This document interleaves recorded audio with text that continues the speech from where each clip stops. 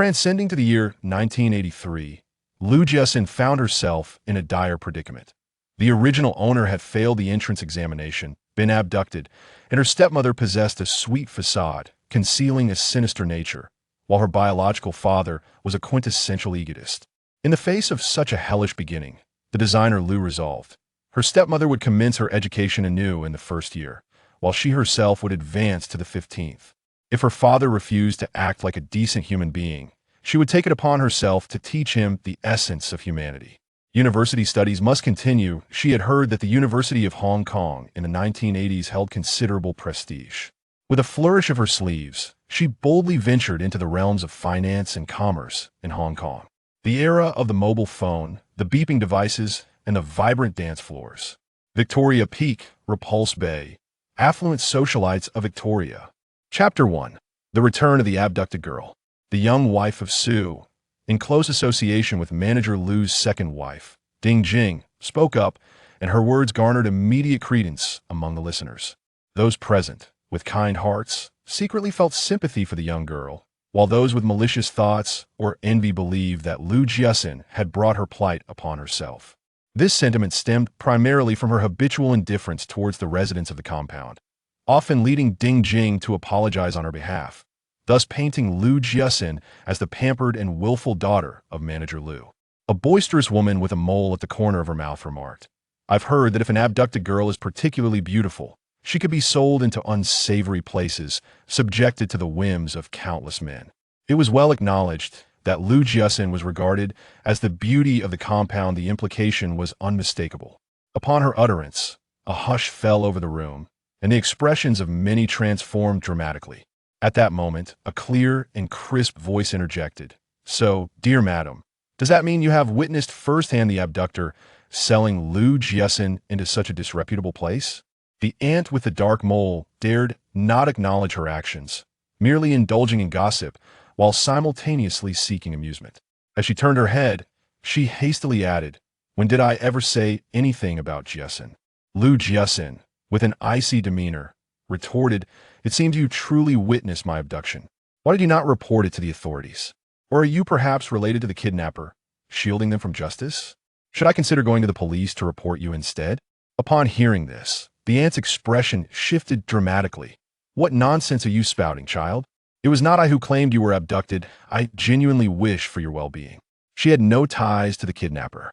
Jiaxin scoffed, "Wish for my well-being?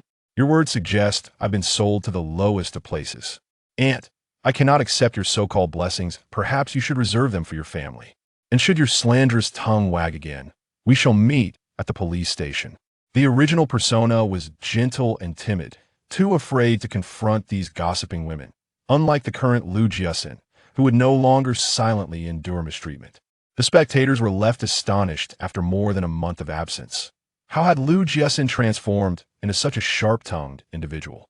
At that moment, a seemingly kind-hearted aunt stepped forward, speaking earnestly, "Jiaxin, my dear, you must not be so prideful. How can you run away from home just because of a poor performance in your exams? Do you realize how much worry you cause your parents?" Upon seeing the elderly lady, Jiaxin displayed a look of disdain. This Aunt Zhao feigned concern for the original owner, yet in truth, she was a sycophant of Ding Jing, covertly spreading rumors to tarnish the original owner's reputation. The trafficker was well acquainted with my background. On the way, he even feigned familiarity, leading me to believe he was a relative from my hometown, and we disembarked from the train in the ancient capital together. Fortunately, I sensed something amiss upon exiting the station and fled, but the trafficker pursued me relentlessly, causing me to tumble down the steps and strike my head against the wall, rendering me unconscious. Believing I was dead due to my lack of breath, he seized my belongings and departed. In reality, I had not perished. I was merely holding my breath. In truth, it was not merely holding her breath. The original owner had truly departed, and then a person from 2023 had inhabited this body, reviving it anew. Upon hearing Jiaxin's explanation, the crowd began to murmur among themselves. Some remarked on her fortunate survival, while others criticized her perceived recklessness. A few, however, expressed skepticism, questioning what it meant to be influenced during the college entrance examination and how a trafficker could possess such intimate knowledge of Jiaxin's background. Aunt Zhao quickly shifted the conversation. How could the trafficker know your origins? Is it possible he hails from your hometown and thus recognizes you? Lu Jiaxin stoked the flames further. Everyone knows how I appeared 5 years ago. It's not just strangers, even my uncle and aunt might not immediately recognize me upon seeing me now. Those perceptive individuals felt a chill run down their spines. This was exceedingly cruel. With a sigh, Lu Jiaxin continued. At that time, I had injured my head and there was a clot of blood in my brain, causing me to forget my identity and where I belonged. Lu Jiaxin immediately halted her steps, her expression darkening as she spoke. Aunt Zhao, please refrain from spreading rumors. My mother passed away 4 years ago. The original owner never referred to that woman as mother, and she certainly would not do so now. Aunt Zhao felt a pang of unease. Something was amiss. Previously, whenever she expressed concern, the child would be deeply moved, and even when she advised her to maintain a cordial relationship with Ding Jing, the girl would merely lower her head in silence, never responding with such defiance as she did now. Seeing her brazenly utter falsehoods, Lu Jiaxin found the old woman utterly detestable, cloaked in a guise of kindness to deceive a young girl, unafraid of retribution. If heaven would not punish her, she would expose the hypocritical facade of this elderly woman. With her eyes immediately reddening, tears streamed down her cheeks as she cried, Aunt Zhao, why do you always speak favorably of that wicked woman? Am I not the one who knows whether she treats me well or poorly? Chapter 2. Breaking the Lock. After dropping such a significant bombshell, Lu Jiaxin chose not to elaborate further. Instead, she beckoned to the awkward young man standing a short distance away. Shuemao, let's head upstairs. Lu's father, the general manager of the department store, had been allotted an 80-square-meter apartment on the 3rd floor. As the sole daughter, the original owner had enjoyed her own room since childhood. Many families in the compound, often crowded into 30 or 40 square meters, envied the original owner for this very privilege. Aunt Zhao, rendered speechless by Lu Jiaxin's retort, wished to explain herself, yet the girl no longer cast a glance in her direction. She had no choice but to change the subject and feign curiosity as she asked, Jiaxin, who is this child? Originally, everyone's attention was focused on how Ding Jing had caused Lu Jiaxin's failure in the college entrance examination. Upon hearing this, they looked at Aunt Zhao in astonishment. Someone who had a grudge against Ding Jing deliberately remarked, Sister Zhao, Jiaxin mentioned that you are quite close to the manager's wife. Why not share with us how Ding Jing plotted against Jiaxin? Upon hearing this, Aunt Zhao's expression immediately changed. Jiaxin is just rambling nonsense out of fear of being abducted. Why are you all following her lead? Jiaxin, you must not speak recklessly. I was merely concerned for you. Lu Jiaxin scoffed, saying whether it's nonsense or not. I know, Ding Jing knows, and even heaven knows. Naturally, Aunt Zhao would not admit it. Seeing the sharpness in her gaze, Aunt Zhao felt an inexplicable sense of unease rise within her. Lu Jiaxin, indifferent to Aunt Zhao's thoughts, turned to the crowd to explain the youth's identity. His name is Shuemao. He was the one who saved me after I lost consciousness. Otherwise, I would have long been buried beneath a mound of grass. When she awakened, she had lost too much blood, her head was spinning, and she lacked strength, and coincidentally, it was pouring rain at that time. Had she not encountered Shuemao, who was out searching for food, she might have faced death once more. In the family compound, Aunt Heiji and Aunt Zhao were the most at odds. Although she had been rebuffed by Lu Jiaxin earlier, she had no guilty conscience. Now, seeing Aunt Zhao being reprimanded to the point of silence brought her great joy, and she regarded Lu Jiaxin with newfound admiration. The aunt with the mole remarked, Jiaxin, why are you so naive? Knowing that your stepmother harbors ill intentions towards you, you ought to have spoken up sooner. With your father safeguarding her, how could she dare to scheme against you? Furthermore, upon regaining your memories, you should have called your father immediately to have him fetch you from the ancient capital.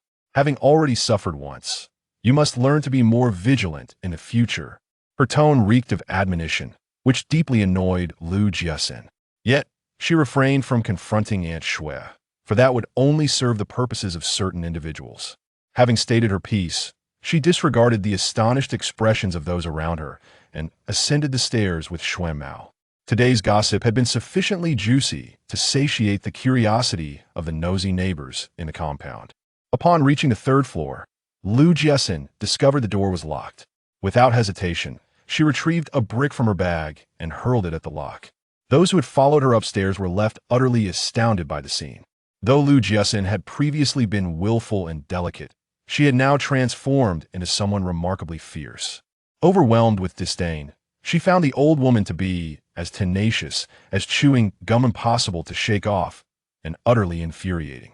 Since the woman had shown no regard for her dignity, Lu Jiaxin forcefully pushed Aunt Zhao away. Caught off guard, Aunt Zhao stumbled back 2 steps, and it was fortunate that others were present to steady her, otherwise she would have surely fallen. Lu Jiaxin coldly regarded her as she clutched her lower back and winced, saying, "Enough of the pretense. The meager benefits that Ding Jing bestowed upon you are hardly worth your exertion." Aunt Zhao, suppressing her pain, replied, "Jiaxin, I have no connection with Ding Jing. You must stop your baseless accusations." Lu Jiaxin let out a scornful laugh and said, "You claim to have no ties with Ding Jing. Am I the one slandering you? Shall I recite the items you have taken for all to hear?" In truth, the original owner was unaware, but those burdened by guilt are easily intimidated. Aunt Zhao's face shifted from pale to flushed, filled with regret for having followed along. Lu Jiaxin cast a fierce gaze upon the crowd gathered at the door and declared, "Ladies and sisters, you must bear witness. Ding Jing and Zhao Siyu have marred my future and nearly cost me my life. They are my sworn enemies, irreconcilable foes." Zhao Siyu was none other than Ding Jing's daughter. Although the original owner had left home of her own accord, Zhao Siyu was undeniably the instigator. Had it not been for her actions prior to the college entrance examination, which deeply traumatized the original owner, securing a place in university within the 49 cities would have been a certainty given the original owner's academic prowess. With the original owner gone, the mother and daughter had incurred a debt of a life. While she could not take vengeance upon them for the original owner, they would find no peace in the days to come. The onlookers were taken aback by the hatred reflected in her eyes. Yet, upon reflection, they could comprehend her sentiments. Severing one's means of livelihood is akin to taking a parent's life, and obstructing one's future is even more egregious. Shui Mao stepped forward and took the brick from Lu Jiaxin's hands. The crowd regarded him as quite sensible, not anticipating that he would continue to strike. With the strength of a young man, he struck the lock several times until it loosened. Lu Jiaxin was thoroughly pleased. As soon as the lock was broken, Lu Jiaxin pushed the door open and, once Shui Mao entered, she locked the door behind them, leaving the crowd outside. She had no concern for what those outside might think. Shui Mao stood in the middle of the living room, gazing around at the immaculate house and the array of exquisite furniture, feeling as though his eyes were insufficient to take it all in. He pointed at the square iron object atop the cabinet, perplexed, and inquired, "Sister Exant, why is your television larger than others?" Lu Jiaxin, who was operating the electric fan, turned to glance at him and replied, "This is a color television." Once the fan was switched on, she retrieved 2 bottles of soda from the refrigerator. She opened one and handed it to Shui Mao, while she opened the other for herself. It was the late summer, nearing autumn, and the heat was nearly overwhelming. A single bottle of icy soda was nothing short of refreshing. Shui Mao accepted the soda, but did not rush to drink it. Instead, he examined the refrigerator with keen interest.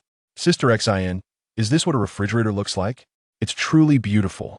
Lu Jiaxin found the refrigerator quite unattractive, yet she recognized its rarity. Only families of considerable wealth could afford such a luxury. Not only was it expensive, but the electricity costs were also substantial. She smiled and said, "There are many more sodas inside. Feel free to help yourself." After finishing 1 bottle of soda, Shui Mao asked with concern, "Sister Xian, what if your father finds out about what you said? Won't he be angry?" That rainy night, witnessing Lu Jiaxin's attire, he had surmised she hailed from a wealthy family after all. Such a dress was far beyond the means of ordinary individuals. It was now evident that her family possessed even more wealth than he had imagined. "Sister, if we were to be sent away, where would we go?" As someone who had once slept on the streets and faced frequent evictions, Shui Mao's greatest fear was to be left homeless, wandering aimlessly. "Rest assured, there's a place to settle." Upon hearing this, Shui Mao immediately felt a sense of relief. With a place to stay, financial concerns were no longer a burden. They could prepare street food and continue selling, earning enough to comfortably sustain both of them. Before Lu Hongjun could utter a word, she promptly ended the call and swiftly dialed another number. This time, It took a considerable while before the call connected. Lu Jiaxin was greeted by an unfamiliar voice. "I am looking for Lu Jiaguang," she stated. Lu Jiaguang was the older cousin of the original owner, with a 28-year age difference between them. He enlisted at the age of 18, a time when joining the military was one of the few pathways for rural youths, and many aspired to this opportunity. It was Lu Hongjun's assistance that ultimately enabled him to fulfill this ambition. After joining the military, he proved himself tenacious and thrived within the ranks. Unfortunately, at the age of 35, he was injured during a mission and could no longer remain in service. At that time, Lu's father, fearing for his safety, was unable to provide assistance. It was the original owner's mother who sought help, allowing him to secure a position at the Railway Bureau in Beijing. Lu Jiaguang held deep gratitude towards the original owner's mother, treating her younger cousin with the affection he would afford a daughter. He would certainly prepare a share for her, just as he did for his own children. The call was answered by a secretary, who, upon realizing it was a young lady on the line, spoke politely. "Miss, our station master is currently in a meeting. If you have any matters to discuss, you may leave a message, and I will convey it to him once the meeting concludes." Lu Jiaxin found the secretary quite agreeable. She did not engage in ambiguity, stating, "I am Lu Jiaxin. Please inform my elder brother that I am waiting for him at home." According to the original owner's memories, this elder cousin was very fond of her. Now, as Lu Jiaxin sought support, Lu Jiaguang was undoubtedly her first choice. Upon hearing the anxious voice of her secretary, Lu Jiaxin felt a warmth in her heart. Subordinates who are concerned about their leader's worries reflect true loyalty. Although her father, Lu Hongjun, may not embody the role of a caring parent, her cousin is indeed commendable. Chapter 3. Ding Jing. In less than 2 minutes, an urgent voice emanated from the phone. "Xin, is that you?" She was capable of controlling her emotions. This was merely a primal instinct. "Xin, where are you now?" "I'm at home. I just called Dad." "Brother, you must come quickly. I have failed my college entrance examination, and that woman has plotted against me. Yet, Dad only listens to her. I cannot contend with her." Hearing this, Lu Jiaguang felt a jolt of realization. He had suspected this all along, but lacked evidence. "I will come over right away. You stay at home and do not go anywhere." "Okay." After ending the call, Lu Jiaxin unplugged the phone line and turned to Shui Mao, saying, "I'm going into the room to fetch something. If someone outside calls for you to open the door, do not let them in without my permission." "Understood." Lu Jiaxin entered her original room, where everything was neatly arranged. Though the items were not in the positions she remembered, she disregarded everything else and pulled aside the straw mat and bedding, retrieving a key from beneath the bedboard. This key had been entrusted to her by her mother just before her passing. Lu's grandmother had passed away early, and Lu's mother had grown up under the harshness of a stepmother. Fearing that her daughter would face similar trials in her absence, she had bequeathed her a house before she died. Lu Hongjun was set to remarry and cared only for his new wife, neglecting his daughter's plight. This house was her refuge. The key felt light in her hand, yet Lu Jiaxin perceived it as incredibly weighty. Her mother had exhausted herself for the sake of her daughter, only for her greatest fear to be realized. The original owner had departed this world before reaching adulthood. Having located the key, Lu Jiaxin proceeded to search for the passbook. In her memory, the passbook was tucked away within a book in the bottom drawer of her desk. Regrettably, after sifting through every book in the drawer, she could not find it, and it was evident that the passbook had been taken. Moreover, she soon realized that not only was the passbook missing, but every valuable item in the room had vanished. Even the wardrobe was left with only 3 pairs of tattered shoes and socks. In just over a month since her disappearance, the contents of her room had been thoroughly pillaged. If this continued, the traces of her existence would soon be erased entirely. Bang, bang, bang. Shui Mao, upon seeing her, spoke in a dialect. "Sister Xin, we should open the door. If we don't, those outside might force their way in." No sooner had he spoken than the knocking ceased, replaced by a voice that was all too familiar. Jiaxin, please open the door. It's your Aunt Ding." Hearing this, Ding Jing's heart raced, but she knew that the original owner had never disclosed this information, nor would she now. Quickly regaining her composure, she replied, "And Shui, please do not spread rumors. Jiaxin sprained her ankle 2 days before the college entrance examination, which affected her performance. Everyone is aware of this." Aunt Shui, unfazed, retorted, "This is not mere fabrication." Jiaxin herself stated it. At that time, Aunt Zhao and others were present, and they all heard it clearly. Ding Jing naturally rejected this claim, insisting that is utter nonsense. Jiaxin's failure in the examination was due to her own misstep in spraining her ankle, and it was unrelated to anyone else. Upon opening the door, she was confronted by Ding Jing, one of the individuals the original owner despised the most. Even though Lu Jiaxin is well aware of this woman's venomous heart, she cannot deny that the woman is indeed strikingly beautiful. Her skin is as white and delicate as snow, with enchanting almond-shaped eyes that sparkle enticingly. Dressed in a form-fitting maroon dress, she accentuates her slender waist. Approaching 40, she appears no different from someone in their 30s, exuding an alluring feminine charm.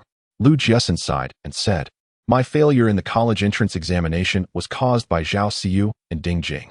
Ding Jing could no longer maintain her poised demeanor and retorted, "Jiaxin, I know you dislike both me and Xiyu. We have endured hardships over the past month, but you cannot unjustly accuse us simply because you did not pass the exam." Though she prioritized her reputation and refrained from disclosing the incident, she secretly yearned for Zhao Xiyu to be publicly shamed. Zhao Xiyu and Fan Yinhua were caught in a compromising position in the alley. In my anger, I scolded her, and she pushed me, causing me to sprain my ankle. Fan Yinhua, the youngest son of Liao Xiangmei, a close friend of Lu's mother, had been designated as the original host's godbrother since childhood. They were engaged in a childhood betrothal, although Fan Yinhua only regarded her as a sister, while the original host genuinely viewed him as her future husband. Witnessing her beloved fiancé with the woman she despised, Zhao Xiyu, was a profound shock for the original host. Tragically, she was an unwitting victim, worrying about the repercussions on Fan Yinhua's reputation after the incident and choosing to bear the burden alone. Even her sprained ankle, she attributed to her own clumsiness. Now that Lu Jiaxin has arrived, she feels no such reservations. Each individual must take responsibility for their actions, and Fan Yinhua is no exception. One must be prepared to face the consequences of their deeds. Zhao Xiyu has become entangled with Lu Jiaxin's fiancé, a scandalous affair that has left everyone breathless. Ding Jing interjected loudly, "Jiaxin, Fan Yinhua is the son of your godmother. How could you drag him into this just to slander Xiyu? How heartless can you be?"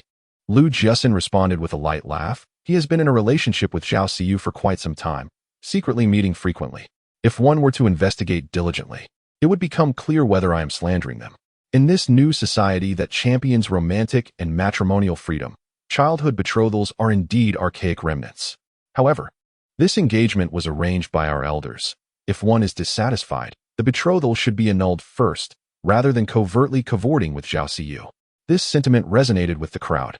While one may disagree with childhood betrothals, it is essential to dissolve the engagement before pursuing a relationship. Individuals like Fan Yinhua are merely engaging in infidelity, and Zhao Xiyu, knowing full well that he is her stepsister's fiancé, still chose to pursue him, an act both despicable and morally corrupt. Seeing the disdainful expressions on the faces of those around her, Lu Jiaxin felt a sense of vindication. The original owner of this narrative, a naive fool, believed that enduring silently for years and gaining admission to university would allow her to escape this loathsome mother-daughter duo. Little did she realize these two, with their venomous and calculating minds, had long been scheming to erase her from this family. Chapter 4. Stepping Stone. Lu Jiaxin addressed the crowd. "I made a vow to my mother that I would attend university. Thus, even when faced with betrayal and a sprained ankle, I quickly gathered my spirits to confront the college entrance examination. I merely did not anticipate that shortly after the exam commenced, I would be plagued by a stomachache. And in the afternoon math class, my foot would throb once more. Furthermore, I have always enjoyed robust health, seldom falling ill, and I have never experienced abdominal pain. Yet, on that particular day, the pain was excruciating." After speaking, she fixed her gaze upon Ding Jing and declared, "It is you. You must have instigated Zhao Xiyu to deliberately speak loudly on the phone, ensuring that I would overhear. Your intent is to disturb my thoughts, preventing me from participating in the college entrance examination. When you realized that I remained unfazed, you resorted to tampering with my food, causing me to suffer abdominal pain during the exam, rendering me unable to complete the questions." Although the original Lu Jiaxin had a fiery temperament and was often unruly, she had pledged to Lu's mother to gain admission to university, resulting in commendable academic performance, ranking third in liberal arts in the final mock examination. In contrast, Zhao Xiyu had fallen to over 30 in the rankings, making any comparison of their achievements futile. Ding Jing was taken aback. The former Lu Jiaxin, known for her explosive temperament, would shout and argue with old Lu at the slightest provocation, often merely a paper tiger. However, the current Lu Jiaxin had transformed into a fearsome wolf capable of inflicting harm. A wave of astonishment swept through the crowd. If true, Ding Jing and Zhao Siyu were indeed malicious. With a sorrowful expression, Ding Jing lamented, "Jiaxin, I have treated you like my own daughter, and Siyu has regarded you as a beloved sister. How can you so unjustly slander us?" Observing Ding Jing's demeanor, as if on the verge of fainting, Lu Jiaxin scoffed and retorted, "You claim I defame you. Then swear an oath that if Fan Yinhuo and Zhao Siyu were to be together, she would live out her days in solitude, dying without anyone to claim her body, left to be devoured by wild dogs on the mountainside." The stomachache and foot pain experienced during the exam were mere fabrications. However, the true reason for the protagonist's poor performance in the college entrance examination lay in the betrayal she had suffered, which left her emotions in disarray. Ding Jing's eyes burned with fury, wishing she could extinguish Lu Jiaxin's life. Why had that human trafficker not sold her into the depths of the wilderness, allowing her to escape instead? The onlookers, witnessing her silent vow of vengeance, began to grasp the gravity of the situation. Lu Jiaxin pressed on relentlessly, "Ding Jing, can you explain why the savings book and all the valuables in the house are missing?" Over the past 4 years since Lu's mother passed away, Lu's father had indeed upheld his promise of depositing 500 yuan annually, in addition to the protagonist's yearly red envelope money. The accumulated amount was quite substantial. Suppressing her rage, Ding Jing replied hoarsely, "The savings book and your valuables were taken by your father." Lu Jiaxin interrupted her, demanding, "What about my entire wardrobe and over 20 pairs of shoes? Now, I am left with only a few tattered socks and 2 old garments. Surely, my father did not collect my clothes and shoes as well." Aunt Shui clapped her hands and interjected, "Ding Jing, I recall your niece visiting 5 days ago. She arrived empty-handed and left with a suitcase and a large bag." Aunt Shui continued, "So, is it true that Jiaxin's claims hold water? Did you intentionally let her discover the affair between your daughter and her fiancé before the exam? And did you tamper with her food to sabotage her performance?" Lu Jiaxin felt immensely satisfied. Aunt Shui, known as a notorious troublemaker in the neighborhood, had now become her powerful ally. Indeed, this was quite favorable. How could Ding Jing possibly admit it? She stated, "During those 3 days of exams, Xi consumed the same meals as I did. I cannot possibly harm my own daughter." And Shui relentlessly pursued the matter. "What about your daughter's involvement with the young man from the Fan family?" Lu Jiaxin was not one to leave matters half addressed. Having commenced this discussion, she would not allow the mother and daughter to regain their footing. "A misunderstanding? 2 years ago, I was bedridden with a severe cold, and coincidentally, Director Fong's mother came to borrow something. You deliberately washed my underwear in her presence. Subsequently, the entire compound buzzed with gossip about my extraordinary laziness, even to the extent of having my stepmother wash my undergarments. How did you explain this to my father? You claimed it was a misunderstanding on Director Fong's mother's part. That very Director Fong's mother was notorious in the compound for her loose lips. Her gossiping rivaled only by Aunt Shui. Ding Jing, before you entered this household, everyone praised my understanding and filial piety. Yet upon your arrival, misunderstandings abounded, and you transformed into a diligent and kind stepmother while I became the irritable, indolent, and unreasonable spoiled young lady. Prior to Ding Jing's entrance, my original self was merely labeled as a bit spoiled. After all, I was a young girl from a privileged background, and being a tad pampered was quite normal." Aunt Shui, visibly agitated, exclaimed, "I have always said she is merely pretending. There are no good stepmothers. You all refused to believe me, and now you see I was right." Lu Jiaxin found this assertion overly absolute. Indeed, there are good stepmothers, albeit they exist in relatively fewer numbers. Most of those present acknowledged Aunt Shui's sentiments, yet they refrained from vocalizing their agreement, uncertain of Lu Hongjuan's stance. Ding Jing understood that the more she explained the situation, the more convoluted it became. With a quivering voice, she said, "Jiaxin, I am aware that you have endured much hardship over the past month, but you cannot tarnish my reputation alongside Siyu." Lu Jiaxin found it impossible to argue with her. Any attempt would only lead to her own disadvantage. "After 4 years of pretense, if you aren't weary, then I find it distasteful to witness." Chapter 5. Lu Hongjun. Ding Jing would naturally not allow her entry, nor could she forcibly evict anyone. She could only exchange a knowing glance with Aunt Zhao. Lu Jiaxin felt a twinge of pity for her former self. That child had always believed Aunt Zhao to be benevolent, never suspecting that the old woman was in cahoots with Ding Jing. The onlookers were merely eager for gossip and dared not offend Manager Lu. They all departed after hearing Aunt Zhao's words. However, Aunt Shui called out as she descended the stairs, "Jiaxin, if you need anything, just shout." Ding Jing's expression darkened. Once everyone had left, she closed the door and revealed her true colors. "Jiaxin, who is this person? You are now a young lady. Do not bring any unsavory characters into our home." Shui Mao was incensed. "What do you mean by unsavory? This stepmother is truly malicious." Lu Jiaxin ignored her and turned to Shui Mao, saying, "Help me gather our belongings." Although many valuable items had been taken from the house, both winter and summer bedding remained. She intended to move to the house purchased by Lu Mu, and taking these items would save a considerable expense. Shui Mao observed her collecting only blankets and a few small trinkets. Puzzled, he asked, "Sister Xn, aren't we taking these books?" If one were to identify the most abundant items in the house, it would undoubtedly be the books. The desk, drawers, and cabinets were all overflowing with literature. "It is rather heavy. I shall retrieve it later." Shui Mao, taken aback, inquired, "Sister Xn, are you not planning to retake the university entrance examination? Time is of the essence when it comes to the Gaokao." Previously, due to memory loss, there was little he could do. However, now that she is preparing to retake, she should first take these books with her. He felt a twinge of concern that perhaps Sister Xin was not planning to retake the examination, for her actions were otherwise inexplicable. Lu Jiaxin glanced at Shui Mao and replied with a smile, "What, do you miss studying? If you wish to continue your studies, once we settle down, I can arrange for someone to enroll you in night classes." She was not particularly intelligent in her past life.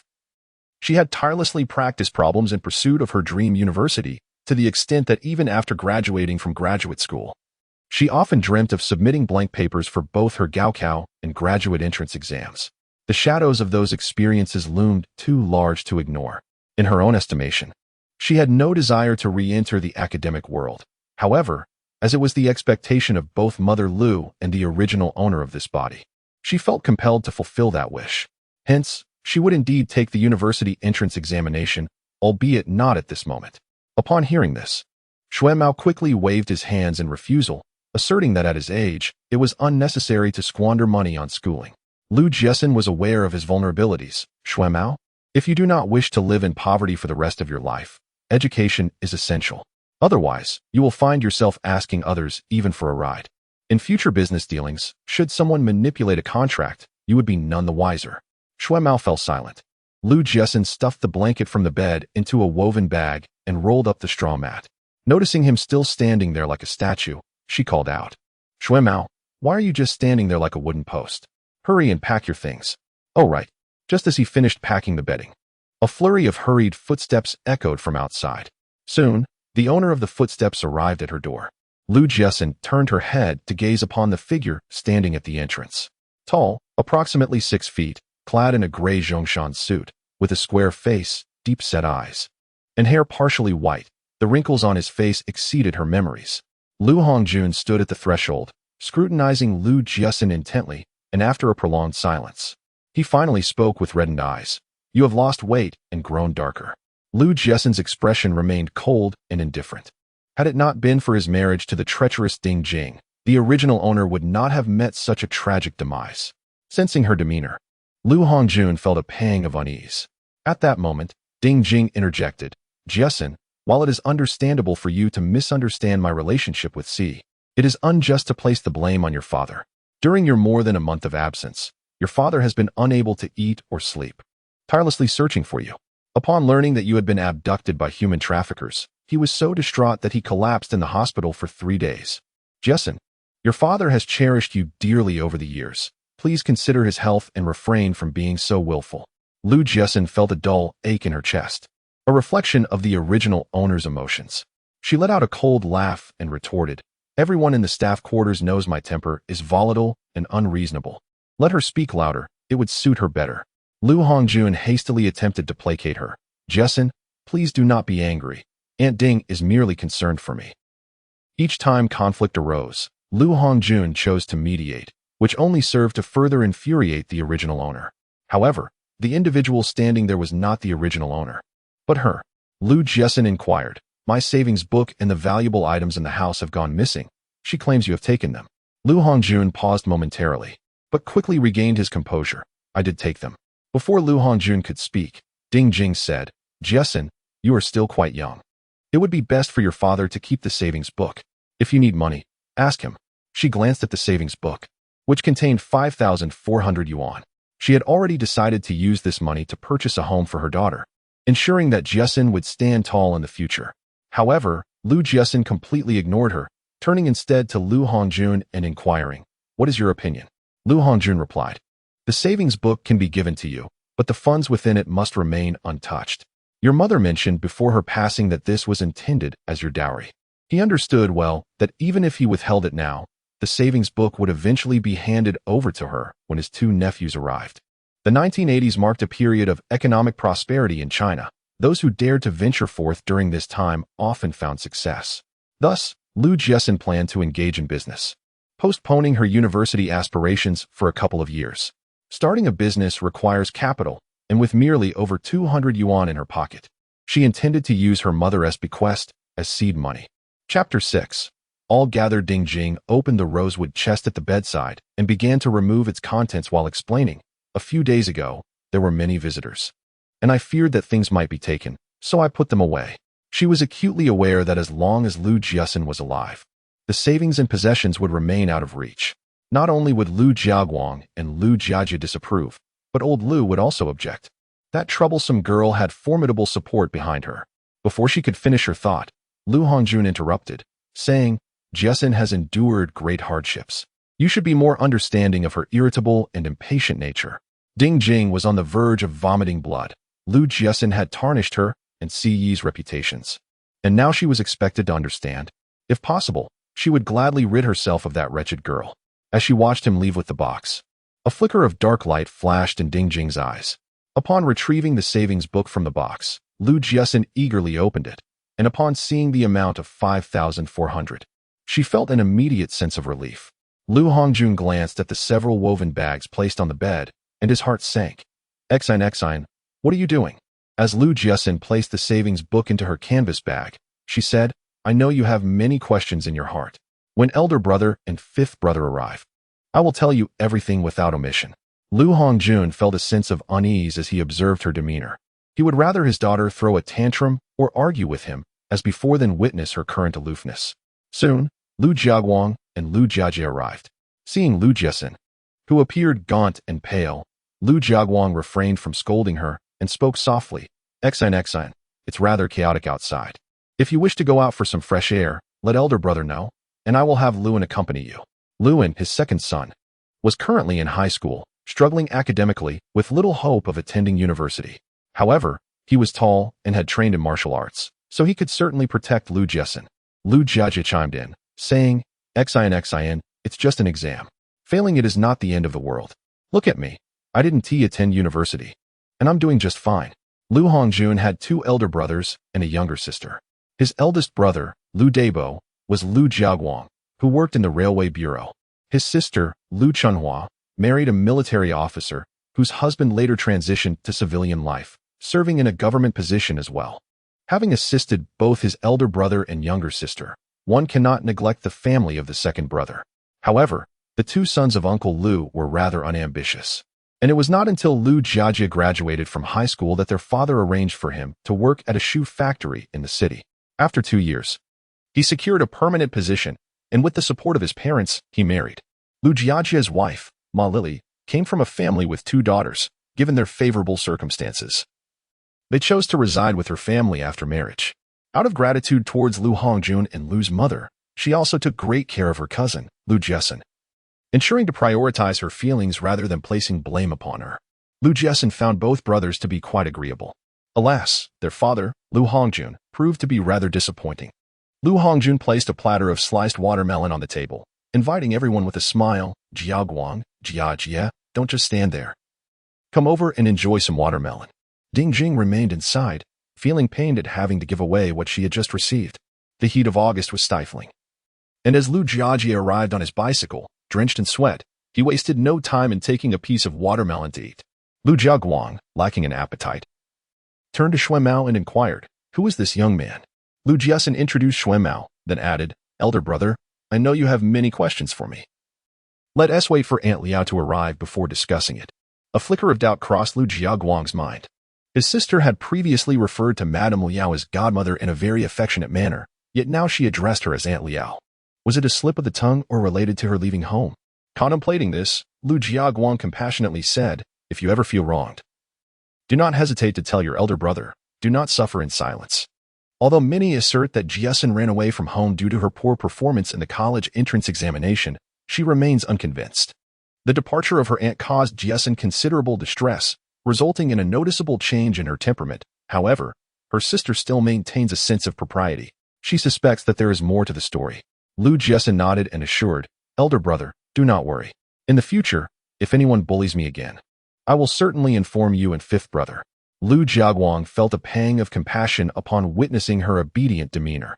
It seemed that the hardships she had endured over the past month had profoundly altered her.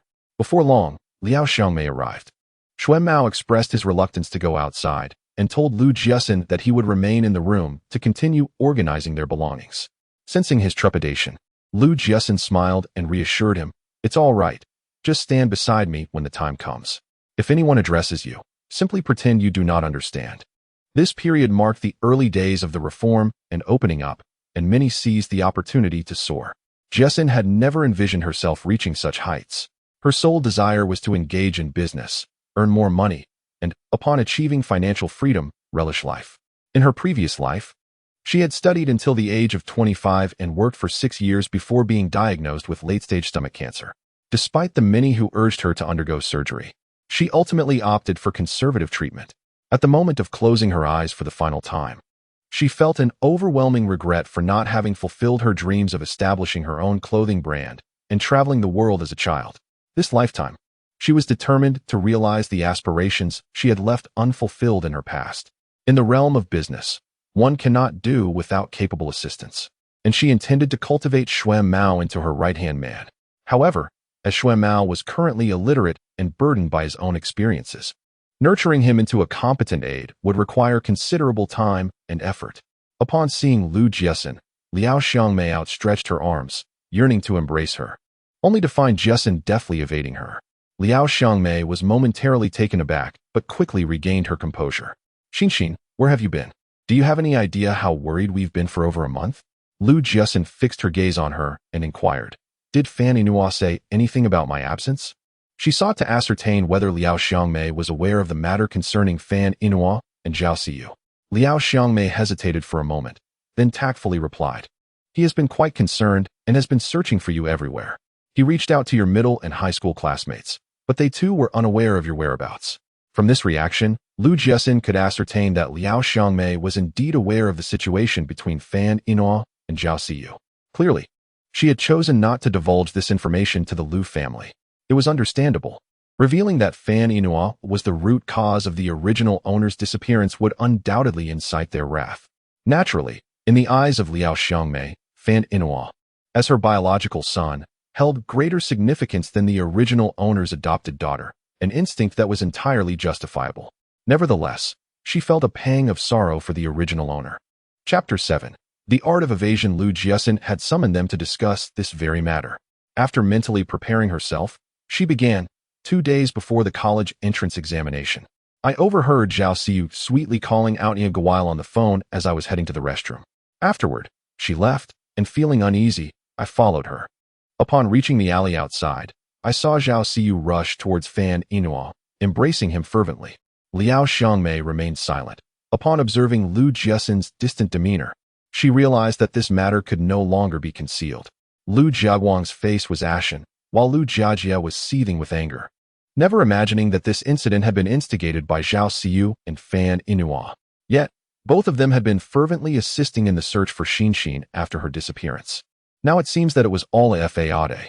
The more he pondered, the more nauseated he became, prompting him to question Lu Hongjun, third uncle. How could you remain utterly oblivious to such a significant matter? How could you be a father like this? When Lu's mother was alive, she maintained excellent relations with relatives back in their hometown, always lending a helping hand whenever possible, and was particularly attentive to him.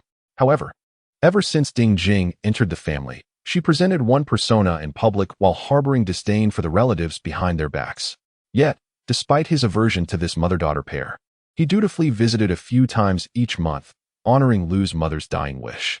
Lu Hongjun felt utterly wronged, for his daughter had never confided in him about the incident. Lu Jiaxin recounted her earlier encounter with Aunt Shui. I was infuriated and wanted to strike Zhao Siyu, but she pushed me, causing me to sprain my ankle.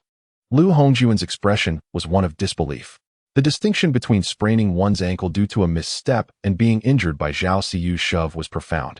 Lu Jiaguang inquired, Xin, why didn't you mention this matter at the time? Lu Jiaxin lowered her head and replied, Inua asked me not to disclose it, claiming that if Uncle Fan and Aunt Liao found out, they would beat him to death. I relented. Lu Jiaguang pressed further, Xin.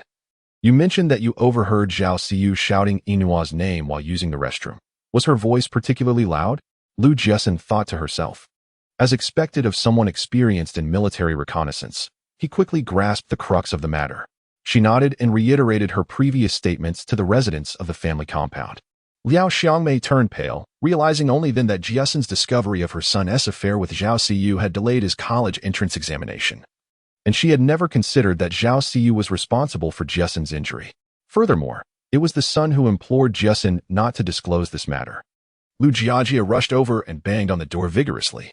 When Ding Jing finally opened it, he demanded, Where is Zhao Siyu now? Upon witnessing his fierce demeanor, Ding Jing, looking quite pitiful, replied, Siyu thought Jiaxin was not home, which is why her voice was raised. It was not intentional. Jiaxin sneered. Did you not just claim to be unaware of their relationship? Jiaxin felt a strong urge to commend him. Lu Jiajia then launched a direct attack on Lu Hongjun. Uncle, we have long warned you that this mother-daughter duo harbors ill intentions towards Jiaxin, yet you chose to disbelieve us. Now look at the outcome. Jiaxin was destined to be a university student, and now she hasn't even passed the vocational examination. Lu Hongjun, though saddened by his daughter's failure, believed that his brothers were being overly hasty. We cannot draw conclusions prematurely without a thorough investigation. Upon hearing this, Ding Jing felt considerably reassured. Jiaxin chuckled and remarked, Are you implying that I am slandering Zhao Siyu? I have often pondered whether I am your biological daughter, or if Zhao Siyu is. She possessed the memories of her former self and understood that each time conflict arose, Lu Hongjun would always take a conciliatory stance. However, having experienced it firsthand, she realized just how suffocating it could be. If she felt this way towards Lu Hongjun, how much more anguish must the original self have endured? Lu Hongjun explained, Jiaxin, that is not my intention. Siyu has always regarded you as her dear sister. How could she not wish for your success in university? She must have thought you were not at home at the time, and it was not her intention for you to overhear. Lu Jiaxin retorted, Fanny Noa is my fiancée. She is well aware of this, yet she still entangled herself with him. Given their demeanor, it seems they have even shared a bed. Father, do you truly believe this is merely a misunderstanding? Lu Hongjun was both astonished and enraged. Xin, is this the sort of language a young lady ought to employ? Lu Jiaxin countered. If she has the audacity to act, why should I not have the courage to speak? Ding Jing felt a tremor in her heart. Lu Jiaguang was rendered speechless in his fury. His own daughter had been thwarted from entering university by his stepdaughter, and instead of recognizing this injustice, he was expected to host a celebration for her stepdaughter's academic achievements. Who could endure such a situation? Lu Jiajia questioned Lu Hongjun. Uncle, given that Jiaxin has endured such grave injustices, you still intend to throw a celebration for that malicious girl? Who, pray tell, is your true daughter? Lu Hongjun denied the claim. Your Aunt Ding wishes to host a celebration for Zhao Siyu, but I refused. However, the Zhao family learned of it and insisted on setting up several tables, to which I paid no heed. Lu Jiaguang composed himself and continued. I discovered that you were taken away by an elderly woman. The police suggest she may be a trafficker. Jiaxin, is that old woman truly a trafficker? Ding Jing nearly exclaimed in outrage. What did this insinuate? Was she being accused of facilitating the abduction of Lu Jiaxin? Lu Jiaxin was adamant that the woman was indeed a trafficker, stating, She spoke in the dialect of our hometown and could accurately name my uncle and aunt. That convinced me to follow her off the train. However, upon exiting the station, I saw her leading me to an inn where she insisted I stay. When I attempted to call for help, she covered my mouth. As I struggled, I struck her chin, seizing the opportunity to escape when she loosened her grip. I heard that she had briefly lost her breath, which allowed me to flee. Ding Jing inwardly cursed herself, contemplating that had she perished or been sold to a remote village by human traffickers, none of these troubles would exist. Chapter 8. With me? Without her? With her? Without me. Lu Jiaguang was astute and inquired. Jiaxin, you mentioned that the traffickers could accurately call out uncles and my names. How did she know? Lu Jiaxin shook her head and replied, I only mentioned that our hometown is in Feng County. The old woman then asked if my father was Lu Hongjun from the 49 City department store. And she also remarked that Uncle Lu Taijun had been the village secretary for over 20 years, well known for his authoritative demeanor in the surrounding areas. And what was the name of the other party? Where is she from? Lu Jiaxin shook her head once more. She did not disclose her name. She merely lamented about her malicious daughter-in-law and her son, who could not tolerate her. She also warned me that stepmothers are rarely benevolent, advising me to be cautious. Given her familiarity with my family, I did not harbor any suspicions. After hearing this, Lu Jiaguang felt that the situation was more complicated than it appeared. What are the names of her son and daughter-in-law? Where do they work? Lu Jiaxin replied, I do not know. She did not say. Did she not mention the city where her son works? Lu Jiaxin shook her head again. No, she did not reveal anything. In truth, the old woman's son worked in Jin City, but she did not disclose the name of the factory or any further details. Her concealment hinted at ulterior motives. As Lu Jiaguang listened, he increasingly believed that the old woman had come prepared. But what could a young girl like Jiaxin have done to provoke someone to such lengths to harm her? He had long suspected that this matter was a trap set by Ding Jing, and now he was certain. Ding Jing was aware that Lu Jiaguang was beginning to doubt her. Unable to provide proof of her innocence, she reacted swiftly, raising her hand to take a solemn oath. If the abduction of Jiaxin was linked to her, may she suffer a fate of torment and demise, and may she live in destitution and solitude until her dying days. Lu Hongjun grasped her hand and said, Xiao Jing, I believe this matter has nothing to do with you. Lu Jiaguang remained silent. He placed no faith in oaths, only in evidence. Should any proof arise, he would not hesitate to see her imprisoned. Lu Jiajia, feeling discomfort, turned away in disdain and asked Lu Jiaxin, Why didn't you call me or elder brother after your escape? We've been nearly frantic with worry these days. Lu Jiaxin explained. I suffered from amnesia and didn't even know my own name, making it impossible to contact you. Lu Jiaguang felt a deep ache in his heart, imagining how much it would pain their late aunt if she were aware of the situation. Lu Jiajia inquired, Then how did you survive for over a month? Lu Jiaxin replied, I was in a coma for 3 days and, lacking funds for a hospital, had to endure it. The makeshift shelter was infested with mosquitoes, making it difficult to sleep. Lu Jiajia was taken aback. A makeshift shelter? How did you end up there? Lu Jiaxin elaborated. Xuemao's parents passed away 3 years ago. His brother and sister-in-law seized all the family assets, claiming he was adopted, and drove him out of the village. He wandered to the ancient capital, surviving on scraps, and when he had nowhere to go at night, he slept in a bridge's arch. It was only by chance that he encountered an old friend of his father, which led to the makeshift shelter. During those days, he spent all his earnings from odd jobs on me, going hungry himself. In truth, her days in the ancient capital were not as dire as she portrayed. The old woman was not a professional trafficker. Upon discovering her unconscious, she merely took her watch, leaving the jade pendant intact. This pendant, made of mutton-fat jade, was exchanged for 80 yuan after she regained consciousness, which she promptly used to undergo medical examinations and procure medication. Subsequently, she rented an apartment and rested for over a week to recuperate. Once her health improved, she and Xuemao set up a stall to sell snacks. Her exaggerated tales of misfortune were a calculated ploy to incite further disdain from the Lu brothers towards Ding Jing and her daughter. Lu Jiaguang was immensely grateful to Xuemao. While rescuing someone is a commendable act, supporting an amnesiac individual is a formidable challenge, especially given his own precarious situation. He sincerely expressed, Young brother, thank you for saving our Xian. If you have any requests, do not hesitate to voice them. We shall endeavor to fulfill them. Lu Jiaxin interjected, Brother, I shall repay this life-saving grace myself. Lu Jiaguang felt that this experience had matured and instilled a sense of responsibility in her. Yet he disagreed with her sentiment. As a student, your priority should be to focus on your studies. I, along with your father, will ensure that Xuemao's matters are taken care of. It was then that Lu Hongjun spoke up. Indeed, Xian. The new school term begins in a little over a week. You should prepare during these next few days. Lu Jiaxin retorted playfully, repeat a year. And just before the exams, have me consume something unsanitary to induce stomach pains, rendering my efforts futile for an entire year. Lu Jiaguang abruptly stood, exclaiming, Jiaxin. What are you saying? You would suffer stomach pains during the exam? Ding Jing, in tears, protested, Jiaxin, I know you've never liked me. But you cannot fabricate lies to slander me. Upon concluding her words, she, with tears streaming down her face, grasped Lu Hongjuan's arm and implored, Old Lu. That day at breakfast, it wasn't just you who ate. CE, and I did as well. If there truly was something amiss with the meal, we would all suffer the same consequences, not just her alone. Lu Jiaxin gazed at her, her tear-streaked visage indeed evoking sympathy. Lu Hongjun embraced her gently, offering solace. I believe you. Jiaxin, we all consumed the same food. Your stomach ache must be a mere coincidence. Lu Jiaxin, unrelenting, retorted, They say when a stepmother enters, a stepfather follows. It seems this old adage holds true. Brother, I can no longer bear to share a roof with that venomous mother-daughter pair. I narrowly escaped this time. I may not be so fortunate again. Ding Jing pushed Lu Hongjun away, wiped her tears, and feigned strength as she declared, Old Lu. If this household cannot accommodate CE and me, we shall leave.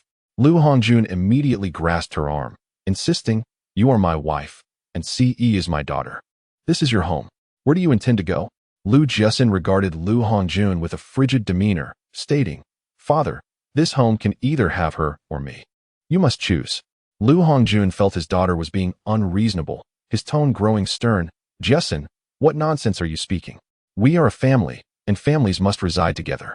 Lu Jiaxin erupted with indignation. What a farce of a family. Zhao Si is seducing my fiancé. And that malicious woman drugged me before my exams to ensure I wouldn't succeed in college. Even the traffickers could very well be her doing. Lu Hongjun, either you have them leave today, or I shall depart. Lu Jiaguang felt that it was no longer safe for his sister to reside with that mother-daughter pair, for it could very well lead to dire consequences one day.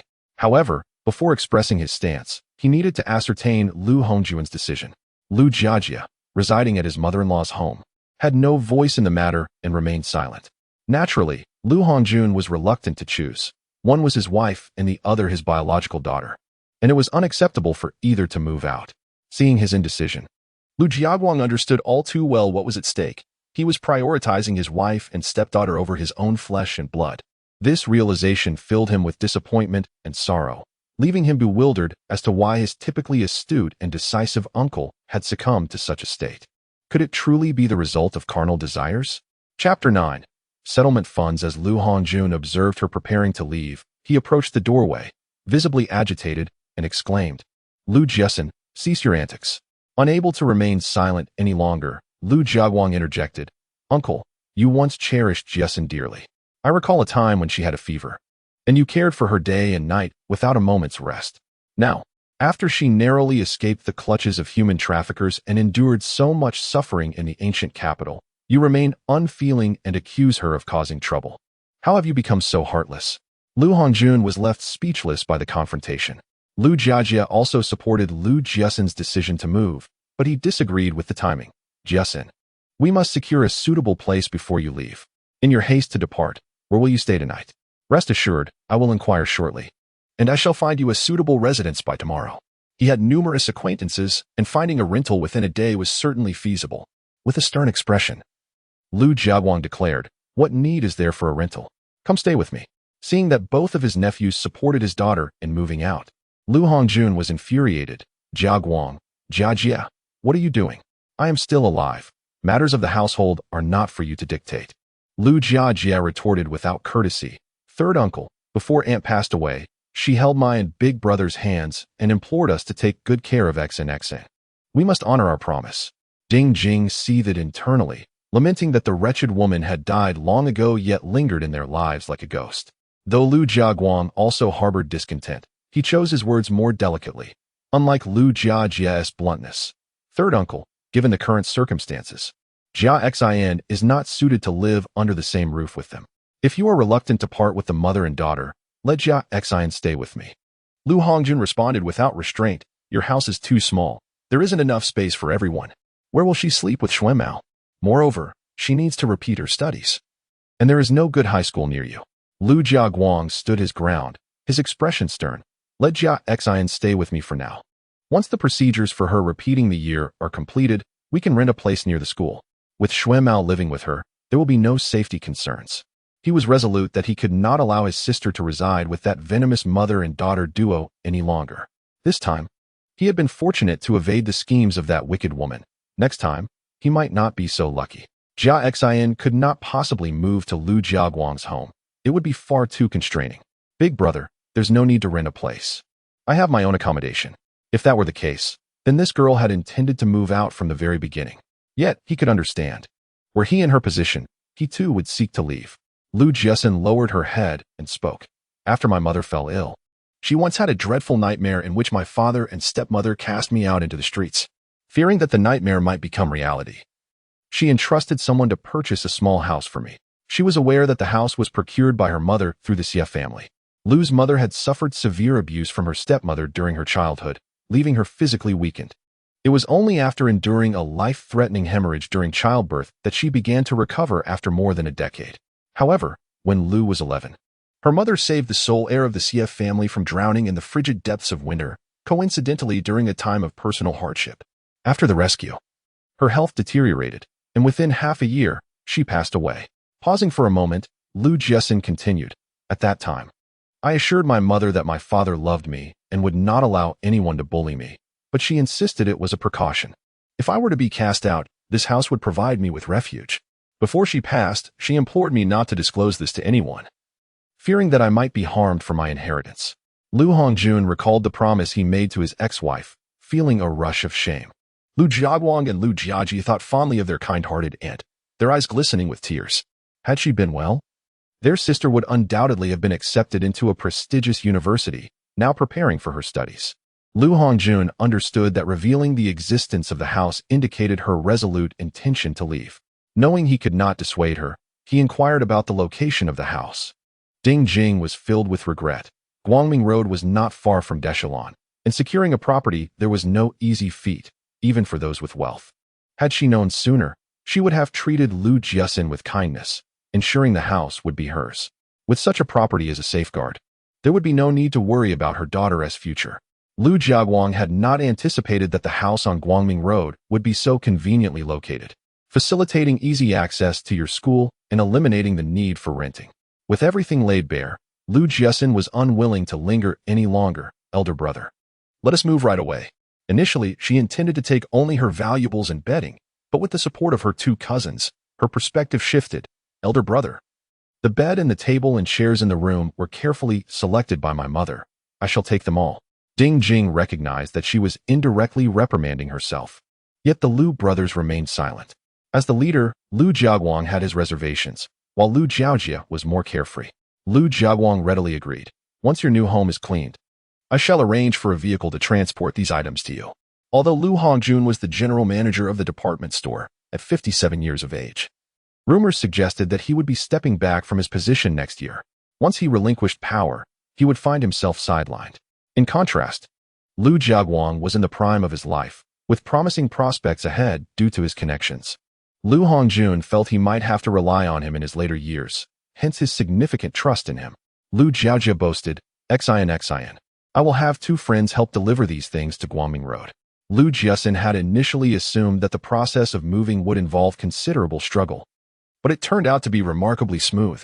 Her spirits soared. Elder brother, fifth brother, come with me to view the house later. Lu Jiaguang nodded and remarked, if the house is in disrepair and uninhabitable, you and Shui Mao can stay at my place for the time being. If that is uncomfortable, you may spend a couple of days at the guest house. Lu Jiaxin politely declined, stating that the accommodations at your unit were too far, and it would be more convenient for her to stay at the guest house on Guangming Road, facilitating her and Shui Mao's cleaning efforts. Lu Jiaguang found this arrangement acceptable. Lu Jiaxin was not foolish enough to move out so readily. She turned to Lu Hongjun and remarked, the house over there is completely bare. If I were to move, I would need to procure pots, pans, utensils, furniture, and appliances. Father, I currently do not even have enough money for meals. Having lived a life of comfort and being young, she had little concept of money, yet she understood that without it, one could hardly make any progress in the outside world. Lu Hongjun grasped her implication and said to Dingjing, go fetch 1,000 yuan. 1,000 yuan, barely sufficient. Before she could protest, Lu Jiajia interjected, third uncle, 1,000 yuan is hardly enough. A decent set of furniture costs several hundred. Upon hearing this, Lu Hongjun conceded and offered 2,000. Chapter 10. Annulment of engagement. Lu Jiaguang felt a sense of frustration when his aunt was present. He had purchased items worth hundreds of yuan for Xinxin without a second thought, yet now he was haggling over the living expenses. Lu Jiaxin, unwilling to engage in a dispute with Lu Hongjun, declared loudly, "What can 2,000 yuan accomplish? The living expenses should be at least 10,000.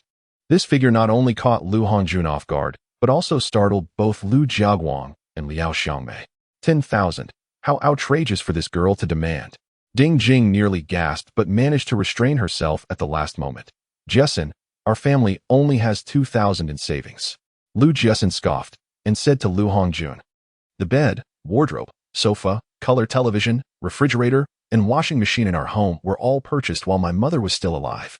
If you refuse to provide the funds, I will relocate these items and document the incidents involving Zhao Siyu's entanglement with Fanny Nua, as well as Ding Jing's attempt to sabotage my college entrance examination by drugging my meals and submit them to newspapers and magazines.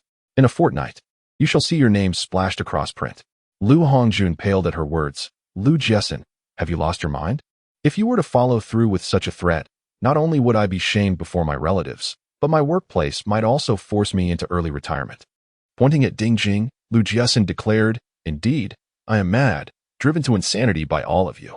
I used to be naive, hiding under the covers in tears whenever I suffered injustice.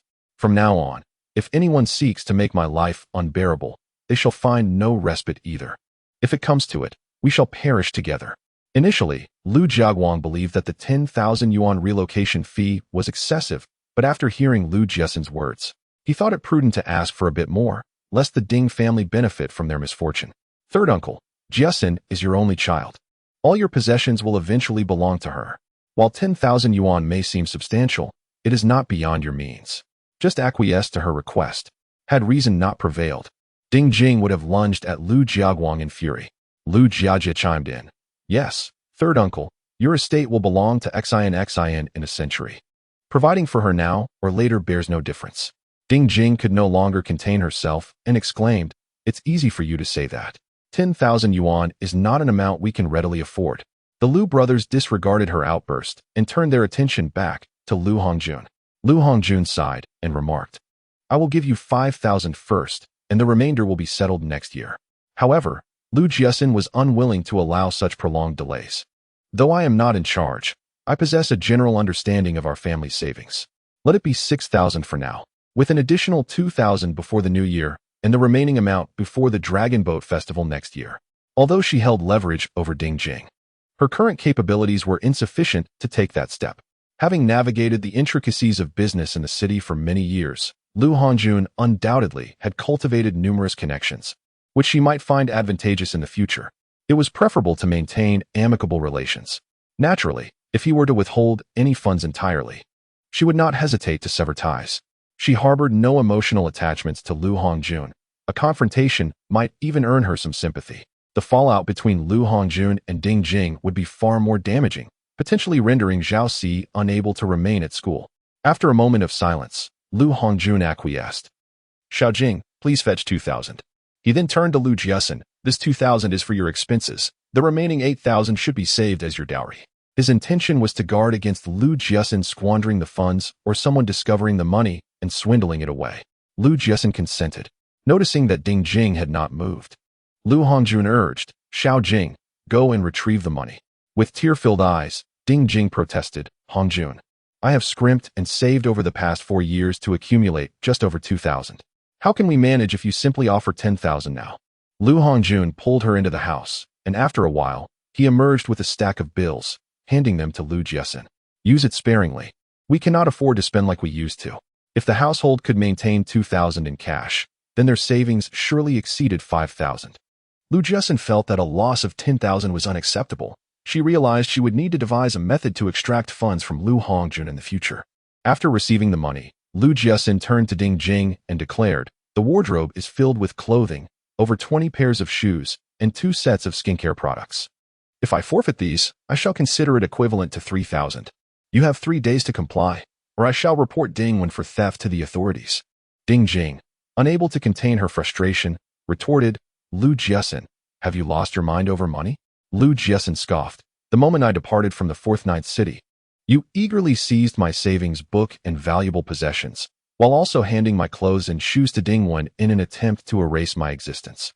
Furthermore, you instructed your lackeys in the family compound to spread rumors that I had been sold to a nefarious place by human traffickers. Ding Jing, all I seek is compensation. Yet you aim to destroy me so that Zhao Siyu may inherit my father's fortune and connections. Ding Jing recognized that Lu Jiaxin's words cut deeper than any blade. Lu Jiaguang's eyes glinted with a dark light as he coldly stated, Xin need not worry.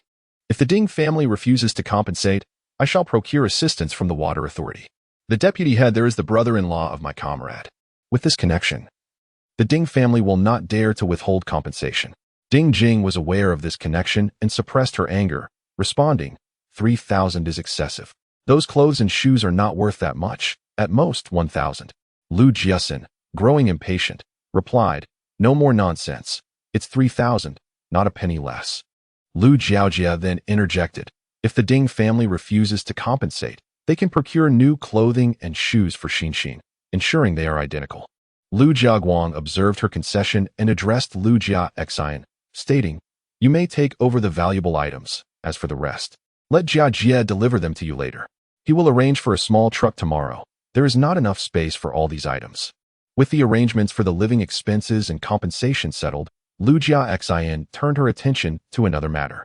She glanced at Liao Xiangmei, who had consistently treated her like a ghost, and said, Aunt Liao, Fan Enua has been in a relationship with Zhao Si for over 6 months. I do not wish to play the villain. With my father and brothers present, we shall dissolve this engagement. She had summoned Liao Xiangmei not only as a witness, but also to take this opportunity to annul the engagement. Upon receiving Lu Jiaxin's call, Liao Xiangmei had realized that this matter could no longer be concealed, and the engagement could not be prolonged. With a heavy heart, she remarked, Xin, it is my failure to guide Enua properly that has caused you distress. Lu Jiaxin retrieved a silver piece lock from her pocket and handed it to Liao Xiangmei, saying, this was the token you gave when our families were engaged. I return it to you now. Liao Xiangmei pressed Lu Jiaxin's hand down gently and replied, Xin, tomorrow I will go to your mother's grave to apologize. You should keep the silver lock as a gift for me. I did not bring the jade pendant that your mother gave me today, but I will deliver it to you tomorrow. Lu Jiaxin placed the silver lock in Liao Xiangmei's hand and insisted, Aunt Liao, this is the piece lock that Fan Enua wore as a child. I cannot keep it. If you refuse to accept it, I shall simply discard it. Liao Xiangmei sighed, took the silver lock, and grasped Lu Jiaxin's hand, saying, Xin, it is Enua's fault for failing to cherish this. Do not allow this to affect the bond between us. Lu Jiaxin firmly declined. Aunt Liao, I have already made a promise to Enua. If I continue to visit frequently, both he and Zhao Siyu might think I have not moved on. Chapter 11. The small house. Lu Jiaxin was aware of the detailed address of the house. Yet she was unfamiliar with the intricacies of Jiaxin and did not know its exact location. Fortunately, Lu Jiaguang and Lu Jiajie were quite well acquainted with the area. They rode their bicycles to guide her and Shuemao there. Sitting at the back of the bicycle, Lu Jiaxin curiously observed the streets on either side. The present-day Jiaxin bore no resemblance to what it would become in 40 years. Towering, verdant trees lined the roads, while the houses appeared lowly and dilapidated, with a web of intersecting power lines overhead. These were all marks of the era. As they traversed the streets, Lu Jiaxin did not spot a single car. The locals either cycled or walked. She felt a pang of regret, wishing she had a camera to capture the scene, as those photographs would undoubtedly become invaluable in 40 years' time. Passing by an elementary school, Lu Jiaxin exclaimed in surprise. It was Guangming Elementary School. This institution would later evolve into a prestigious primary school in Jiaxin, renowned nationwide. Parents who wished to ensure their children did not fall behind from the outset exerted considerable effort to secure a place for them here. Lu Jiaxin inquired, Elder brother, is my house far from here? Not far at all, just a turn away. True to Lu Jiaguang's words. After riding for another 2 or 3 minutes and turning into an alley, they swiftly located the house by following the address. Gazing at the pristine exterior and Cheng Liang's grand entrance, Lu Jiaguang wore a puzzled expression. Xin, are you sure this is the place? It doesn't look like it has been uninhabited for long. My mother provided me with this address. There can be no mistake, Lu Jiajie remarked with a smile. Xin, why don't you take the key and open the door? If it opens, it will confirm that we are indeed at the right place. As it turned out, the original owner had not erred in recalling the address. She swiftly unlocked the door, but upon pushing it open, her eyes widened in astonishment. Before her lay a courtyard, roughly 30 square meters in size, featuring a path running through its center. To the left were 2 flower beds, lush with verdant vegetables, while to the right stood a jujube tree, beneath which rested a stone table and stone benches. Lu Jiaguang, equally taken aback by the courtyard, had assumed his sister, Lu Jiaxin, was referring to a small house, perhaps just a couple of rooms, never expecting it to be a traditional Sihiyuan.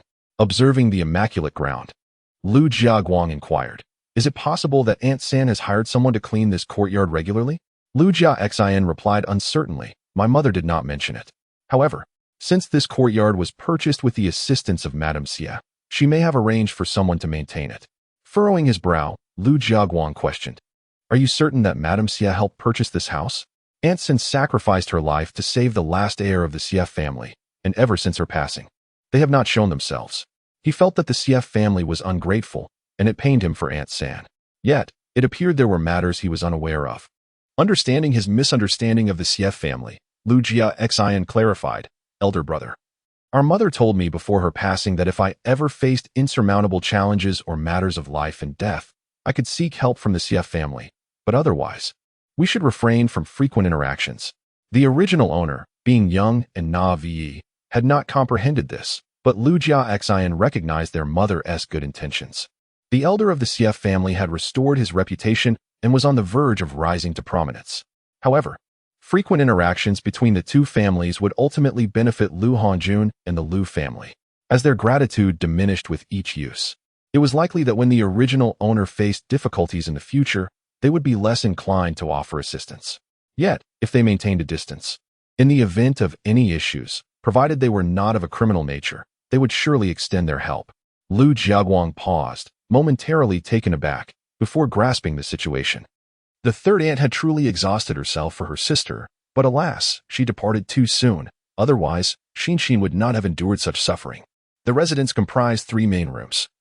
2 rooms, each in the east and west wings, 3 in the back, and 1 room on either side of the ear room, along with a woodshed and a kitchen. Such a quadrangle would be valued in the hundreds of millions in later generations. Xuemao circled the property, internally marveling. This was likely the type of dwelling that the former landlords resided in. However, he understood the sensitivity of the subject and dared not voice it aloud. Lu Jiej patted Lu Jiaxin's shoulder, expressing his envy. "Little sister, congratulations on owning such a vast house at such a young age." After 7 years in the factory, he had yet to receive a home of his own, and his family of 4 still resided with his father-in-law. In previous years, his aunt and her husband had occasionally made snide remarks, but his father-in-law and mother-in-law had not taken them to heart. Recently, however, their attitude had shifted, making their current living situation particularly uncomfortable. Sigh, when would he be able to possess a house like Jiaxin's? Lu Jiaguang, being well-versed in such matters, cautioned Lu Jiaxin. Housing is currently scarce, and with such a large property, it is inevitable that someone may set their sights on it. Xinxin, if anyone expresses a desire to borrow or rent your house, do not acquiesce. It is indeed difficult to refuse, so let it fall upon me. How could Lu Jiaxin possibly agree? What if friends and relatives come to stay and never leave?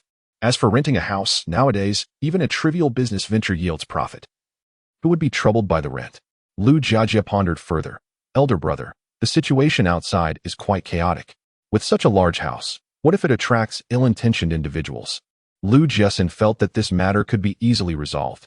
We could set up some traps in the corners. If they dare to scale the walls, we shall send them off to prison.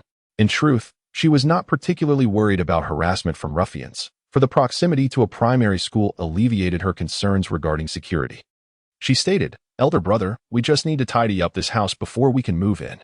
Do you think it would be possible to transfer the furniture and bedding from my room today?" The main house contained furniture, while the other rooms remained empty. She had a place to sleep, but Xuemao did not. She then elucidated her urgency. "I have revealed everything that Ding Jing and Zhao Siyu did. Now, everyone in the compound is aware. Ding Jing harbors a deep-seated hatred for me. By tomorrow, there may be nothing left." Lu Jiajia smiled and said, "Elder brother, I've taken a day off. Leave this matter to me." He was merely an ordinary worker at the shoe factory, unlike Lu Jiaguang, who, as a leader, had numerous responsibilities and could easily take leave. Naturally, he felt somewhat apathetic towards the factory, perceiving little promise in it. Elder brother, fifth brother, thank you both, he added. Lu Jiaguang felt a pang of sorrow. Silly girl, why express gratitude? I am your brother. It is my duty to take care of you. Lu Jiajia patted her shoulder and smiled, saying, from now on, there's no need to express such gratitude. We are family. The two brothers began to assist her in moving the belongings and soon departed, leaving Lu Jiaxin and Shui Mao to tidy up the place. Chapter 12. Moving as they stepped outside, Lu Jiajia remarked, Elder brother, Xian has changed significantly. Lu Jiaguang replied with a nod, indeed. Xian has not only become more resolute, but also speaks up when wronged. That mother-daughter duo will no longer be able to bully her. He felt that her transformation was a positive sign, and the hardships endured had not been in vain. While Lu Jiaxin and Shui Mao were engaged in cleaning, there was a knock at the door. Upon opening it, they found an elderly woman standing there. She had come over, drawn by the noise. I am Li, from the neighborhood committee. Young lady, is this house yours? After examining the woman's identification, Lu Jiaxin responded, this house was left to me by my mother. When I was younger, I feared that my stepmother would take it away from me, so I hesitated to come here. But now, I can no longer endure living under her control, so I have moved here. She held no intention of concealing her family troubles, knowing that the elderly women in the community were well informed. Even if she remained silent, her circumstances would soon become common knowledge. Having seen numerous similar situations at the committee, the elderly woman advised, dear, you should promptly transfer your household registration here. This way, your stepmother will no longer be able to manipulate you through marriage. Lu Jiaxin appreciated the kind-heartedness of the woman. After expressing her gratitude, she added, once I have settled in, I will transfer my household registration. Aunt Li then turned to Shui Mao and inquired, will you two siblings be living here from now on? Lu Jiaxin elucidated Shui Mao's identity. Auntie, I have already recognized him as my sworn brother, and he will reside here with me from now on. Aunt Li meticulously recorded their information and, with a smile, remarked, I live just 2 rooms away. Should you require anything, feel free to seek me out at any time. Lu Jiaxin expressed her gratitude, and after seeing her guest off, she proceeded to tidy up alongside Shui Mao. After more than an hour of labor, both felt hunger pangs. The kitchen was devoid of pots and pans, necessitating an outing for sustenance. With the plethora of small eateries that had recently emerged in the city, the duo swiftly discovered one. Lu Jiaxin ordered braised fish, sought Edgewater spinach, and tomato egg drop soup. While she ate sparingly, Shui Mao possessed a prodigious appetite, consuming 3 bowls of rice and finishing off all the dishes before feeling satiated. Upon exiting the modest restaurant, Shui Mao remarked, the dishes here are rather expensive and not worth the cost, sister. Let us prepare our own meals this evening. Tomorrow, we shall purchase pots and pans to start cooking. Cleaning proved to be quite laborious. After tidying the storeroom, Lu Jiaxin collapsed into a chair, saying, we only need to ensure the kitchen is spotless. We can attend to the 3 rooms in the back when we have more time. The master bedroom boasted a bed, wardrobe, dressing table, and a complete set of furniture. Soon, she intended to transfer her own furnishings into Shui Mao's room, thus avoiding the need for additional pieces. Aware that forbidding him from working would make him uncomfortable, she nodded and said, I shall retire for the night. If you feel weary, do take a rest. This is our home, and there is no rush. Her body had yet to fully recuperate, and even slight exertion left her fatigued. She surmised that her initial neglect of her health had taken its toll, prompting her to consider visiting a doctor for proper recuperation. The room was devoid of bedding, but fortunately, she had brought along several sets of worn clothes intended for washing. Initially, she had contemplated discarding them, yet Shui Mao had suggested keeping them for use as rags, which now proved fortuitous. After enduring 3 days aboard a train, one that was now a green-skinned carriage, not only was the environment exceedingly noisy, but the conditions were also quite deplorable. Moreover, they had purchased hard seats, rendering it nearly impossible to rest adequately. Upon disembarking, they hastened to the family compound, as Lu Jiaxin was anxious about being discovered not to be the original occupant. With her nerves taut, she finally allowed herself to relax and promptly fell asleep. When she awoke, over 3 hours had elapsed. Stepping outside, Lu Jiaxin found the courtyard eerily quiet. Shui Mao, has my 5th brother not yet arrived? Shui Mao paused his work, wiping the sweat from his brow as he replied, no, my elder brother went to borrow a vehicle. Perhaps he was unable to secure one. Lu Jiaxin was concerned about not having moved her belongings today. She would have to sleep on a wooden plank bed, while Xue Mao had no plank at all. After merely a nap, she felt a pang of soreness in her back, fearing that a whole night's sleep would leave her unable to rise. Xue Mao pointed out a pressing issue. Sister, there is no restroom here. I just had an urgent need and couldn't find a place, so I had to go outside. To prevent any misunderstanding on Lu Jiaxin's part, he added, there is a public toilet outside, but it's exceedingly filthy. You would surely find it quite uncomfortable. Lu Jiaxin had indeed overlooked this matter and remarked, then we must procure 2 basins, otherwise it will be quite troublesome to venture outside for the toilet at night. Having lived with her for over a month, Xue Mao knew she had a penchant for cleanliness. Sister, we cannot continue in this manner. Let us set up a stall soon. Once we earn some money, we can hire someone to construct a toilet. Excluding the expenses for transportation and other costs incurred on the road, they currently possess a little over 200 yuan, a sufficient sum to procure items for their small stall. As for Lu Jiaxin's money, it had never crossed his mind. While the two were engaged in conversation, a resonant voice echoed from outside. Exine, Xue Mao, please open the door. I need to bring in some things. On one occasion, Xue Mao, utterly exhausted, had collapsed onto his bed and fallen asleep, neglecting to lock the door. Consequently, the hard-earned pot and half a bag of grain mysteriously vanished. Since then, he had developed the habit of always locking the door, even at home. Lu Jiajie entered, carrying a bedboard, and upon seeing Lu Jiaxin preparing to head out, he called out to her, Exine, you must take care of your health. You have not yet fully recovered. There isn't much to carry. My brothers and I can manage with just a couple of trips. Acknowledging her frail condition, Lu Jiaxin refrained from insisting otherwise. Xue Mao soon entered, balancing 2 wooden buckets, within which lay pots, bowls, and knives, various kitchen utensils. He cheerfully exclaimed, Sister, once we buy rice and flour tomorrow, we can cook for ourselves. Lu Jiaxin was somewhat taken aback, and when Lu Jiajie entered with bedding, she inquired, Fifth brother, did you procure these items? Lu Jiajie responded with a smile, No. They were obtained from the department store by our third uncle. These are all slightly defective goods, quite a bargain. While Lu Jiaxin had only glanced at the contents of the buckets and could not confirm their condition, she had enough experience from her years in the workplace to understand what she needed to know. However, she was surprised to find not only kitchen supplies, but also 2 sets of summer quilts, a thermos, a kettle, cups, toothbrushes, towels, and other daily necessities. Lu Jiajie smiled and said, Exine, these items were all arranged by your third uncle. Is he truly so generous? Lu Jiajie continued with a grin. Even if my elder brother and I wish to purchase gifts for you, we simply lack the means. Exine, that woman is adept at manipulation, and it is only natural for your uncle to be deceived. However, you are his only daughter, and his wealth and possessions will undoubtedly be inherited by you in the future. His and my elder brother's salaries are promptly surrendered upon receipt, leaving them with barely a few coins.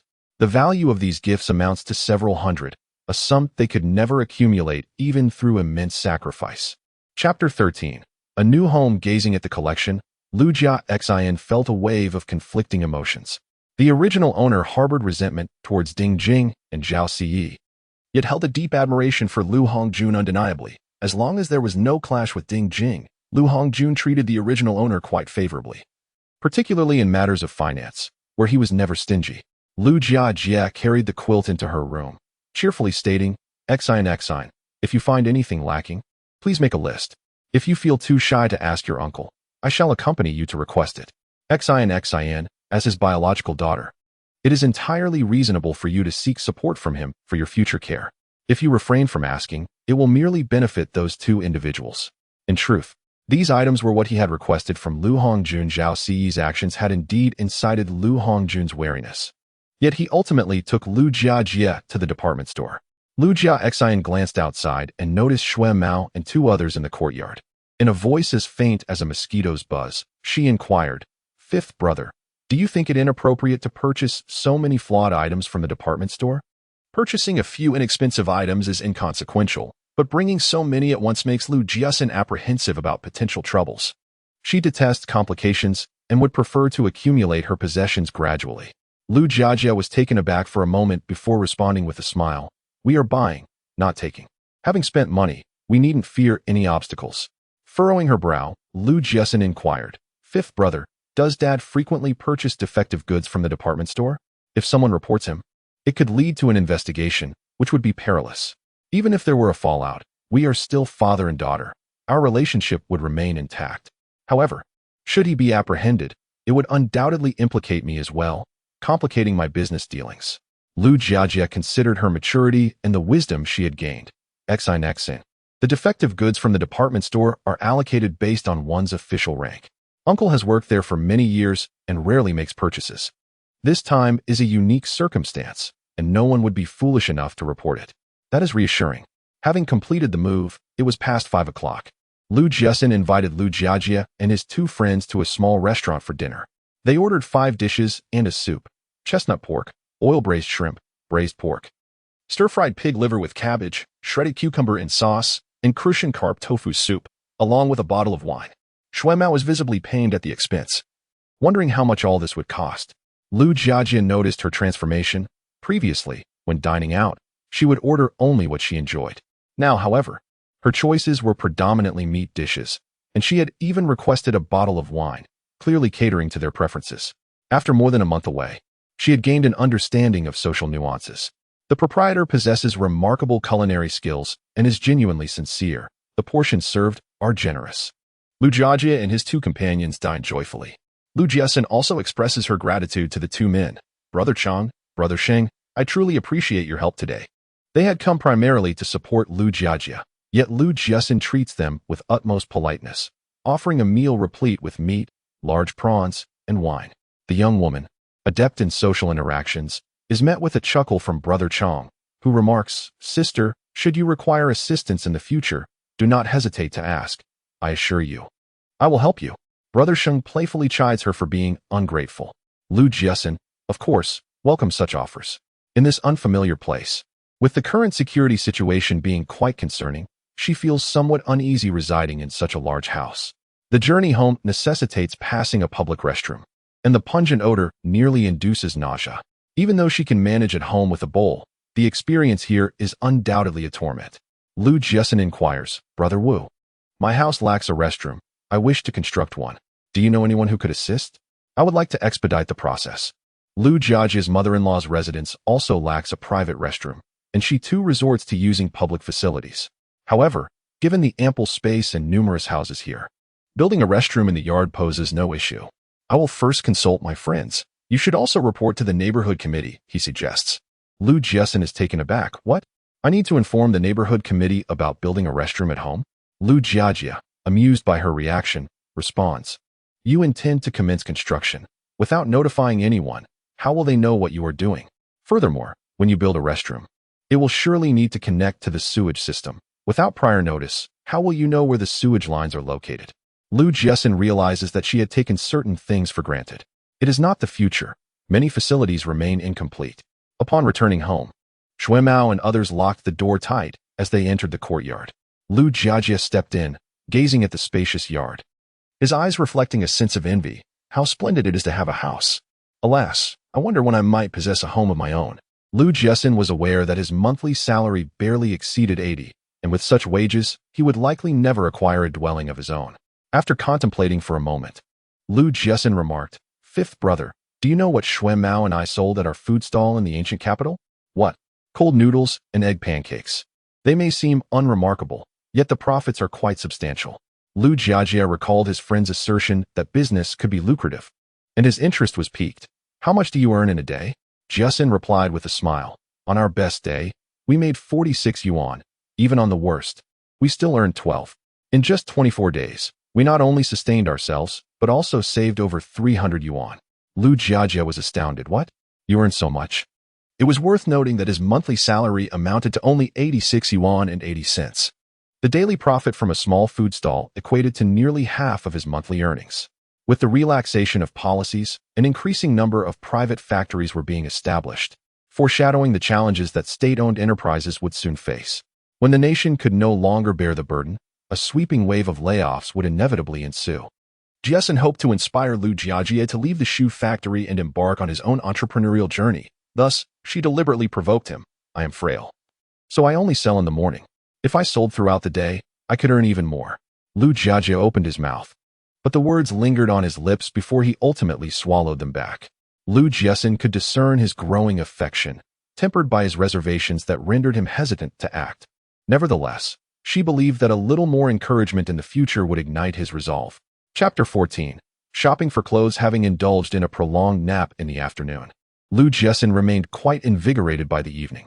The room felt stifling, prompting her to take a mosquito coil and a fan as she stepped outside, where she discovered Lu Jiajia seated beneath a jujube tree. She ignited the mosquito coil and placed it under a stone chair before settling down beside him. Fifth brother. I've napped too long this afternoon. Why haven't you gone to sleep yet, considering you have work tomorrow? Lu Jiajia replied with a smile. I simply cannot find rest. Jiaxin, your courtyard is truly delightful. It is not only cool, but also offers a view of the stars. His inability to sleep stemmed not from restlessness, but rather from the tumult of thoughts spurred by Lu Jiaxin's words.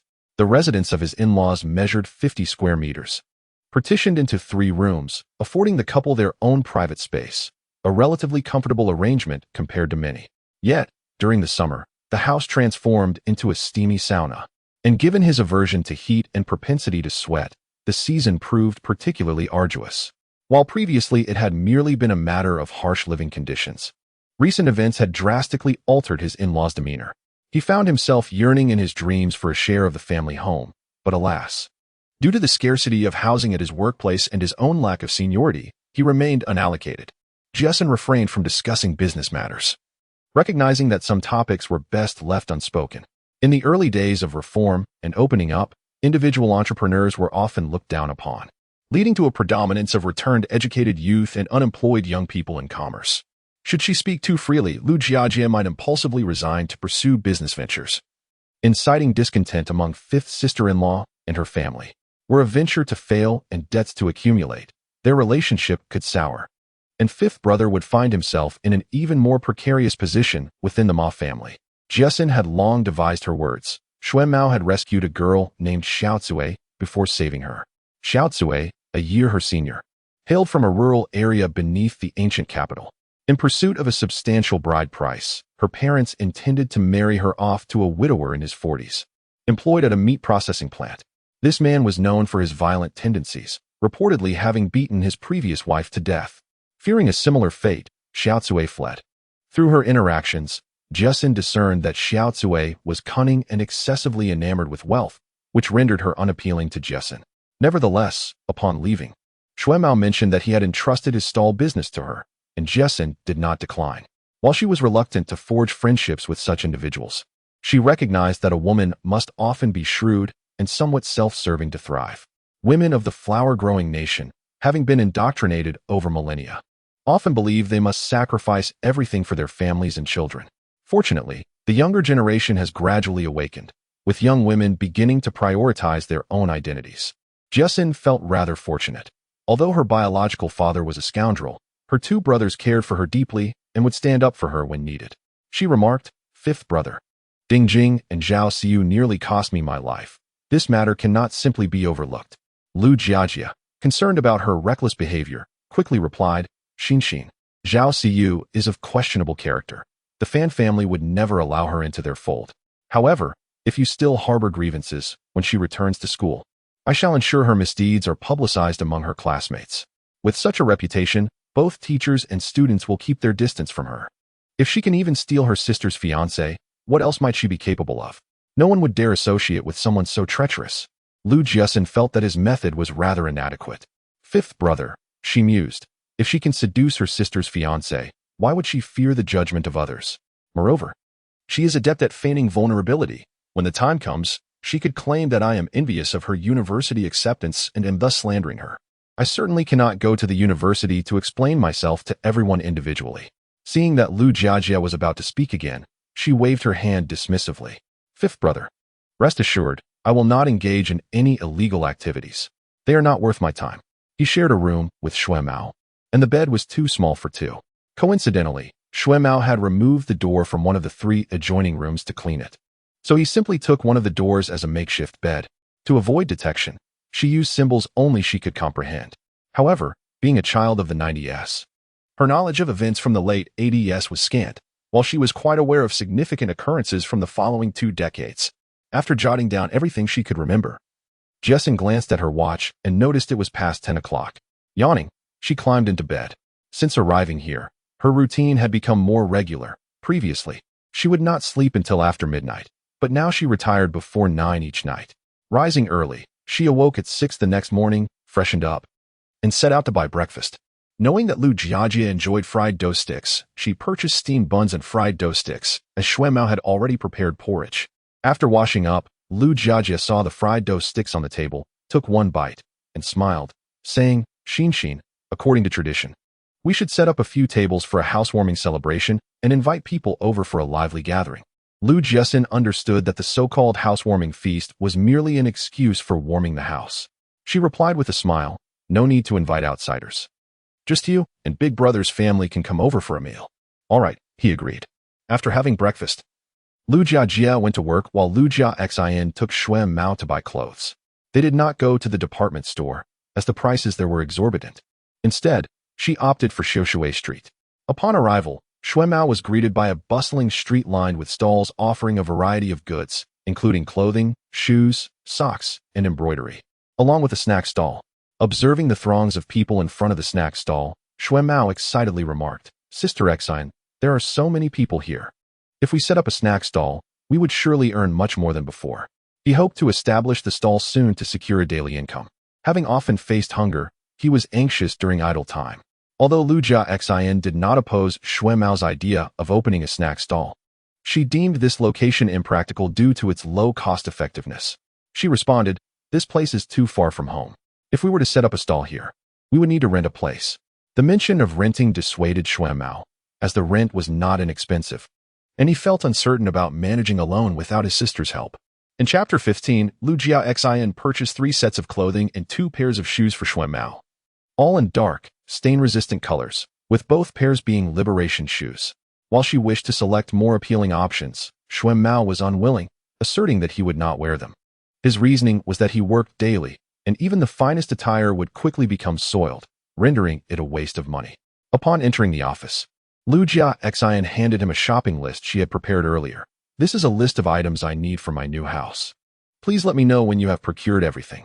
Lu Hongjun glanced at the shopping list and set it aside, maintaining a calm demeanor as he remarked, "I deposited 4,000 yuan into your savings account yesterday afternoon. We currently only have a little over 300 yuan left.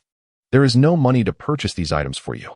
Lu Jiaxin chuckled and replied, 6,000 yuan in savings at home? Father, do you truly believe I am a fool? Just those 3 exquisite gold ornaments from the Ding family are worth several thousand. For you, 10,000 yuan might merely be a trifling sum. I do not trust a single word of your claim that we only have a few thousand in savings." Having spent over 20 years in a department store and serving as a general manager for more than a decade, she knew very well that even without greed, one could accumulate a substantial fortune. Lu Hongjuan's expression shifted dramatically. "Jiaxin, do not speak nonsense. Your Aunt Ding possesses only 1 gold ring. Where would she have 3 sets of gold jewelry?" Lu Jiaxin responded casually, "If you are unaware of her 3 sets of gold ornaments, perhaps they were left to her by a previous partner. Just 1 gold ring? Whom are you trying to deceive? If it weren't for his status, what would a beautiful woman like her see in an old man like him?" When Lu Hongjun married Ding Jing, he had merely a few sets of worn clothes. Thus, any gold ornaments could only have been acquired after their marriage. The question remained, where did she procure the funds? Observing her father's expression, Lu Jiaxin realized that Ding Jing must have been receiving benefits from others behind his back. She had initially thought that such matters were permitted by Lu Hongjun, but was astonished by her audacity. Lu Hongjun quickly composed himself and turned to Lu Jiaxin, stating, "I will purchase the watch and bicycle for you, but nothing else." On this shopping list, aside from the watch and the bicycle, there are also a washing machine, refrigerator, television, electric fan, sewing machine, and recorder. Lu Jiaxin scoffed coldly, questioning why that venomous pair could afford a refrigerator and television while she, their own daughter, possessed nothing. Lu Hongjun, suppressing his frustration, replied that she would find these items useful at home. Unyieldingly, Lu Jiaxin asserted her intention to remain there, anticipating a reunion with her mother soon. Lu Hongjun, feeling a headache coming on, noted that their father understood her grievances from the hardships endured outside. Yet both Ding Yi and Si Yi had clarified that it was all a misunderstanding. Lu Jiaxin, uninterested in debating the morality of that mother-daughter duo, simply demanded, "Just tell me, will you buy these for me or not?" Naturally, Lu Hongjun declined, not due to financial constraints, but because he had already promised to allocate his savings to Jiaxin. He was wary that Liao Xiangmei might take advantage of the situation if he were to purchase so many large items at once. Nevertheless, he recognized his daughter's changed temperament. If her desires went unmet, she would surely create a scene. After a moment's contemplation, Lu Hongjun suggested, "Xin, I will first buy you the watch and bicycle. As for the television, refrigerator, and washing machine, I shall procure them for you next year." Lu Jiaxin was not easily deceived. She insisted, "I need a recorder for my English studies. I may not know how to use the sewing machine, but Xuanmao can, and it will be convenient for altering clothes at home." Acknowledging her willingness to bolster her English skills, particularly given her weaker performance in subjects like mathematics, Lu Hongjun agreed. "I will get you the recorder later, and we can discuss the sewing machine in a few days. What about the bicycle and the watch? It is so hot now that I cannot sleep without a fan." Lu Hongjun felt a bit of a headache and said, "All right, I will bring the fan along with the bicycle in a couple of days. For now, that is all I can offer." Lu Jiaxin understood that it was unrealistic to expect everything at once. She would wait until these items were procured before asking for more. As fifth brother mentioned, if she did not want them, they would only benefit that cunning mother and daughter pair. Lu Hongjun then spoke about the matter of retaking the exams. "I have arranged everything with the school. Classes will commence next Monday." Upon hearing this, Lu Hongjun could hardly remain seated. "Child, how could you not mention such an important matter sooner? Quickly, come with me to the hospital for a checkup." Observing his anxious demeanor, Lu Jiaxin inwardly sighed. Lu Hongjun truly cared for her original self.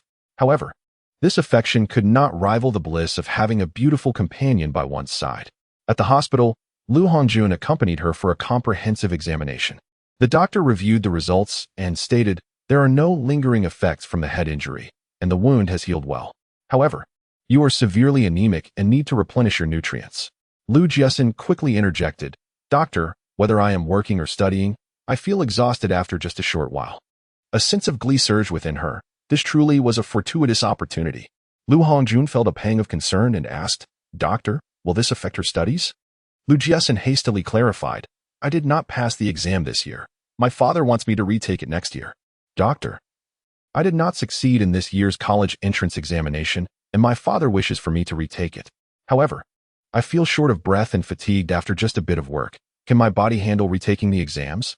The doctor is acutely aware of the significance of the college entrance examination in one's life. It is inconceivable for him to suggest prioritizing health over retaking the exam, as he cannot bear such a responsibility. Instead, he delicately advised, to maintain good health, one must not only replenish nutrition but also ensure ample rest. Lu Jiaxin felt an immense gratitude towards the physician and immediately posed a question to Lu Hongjun. "Dad, do you think my academic pursuits are more important than my health?" Without a moment's hesitation, Lu Hongjun replied, "Health is the foundation of all endeavors. If your health deteriorates, everything else becomes futile.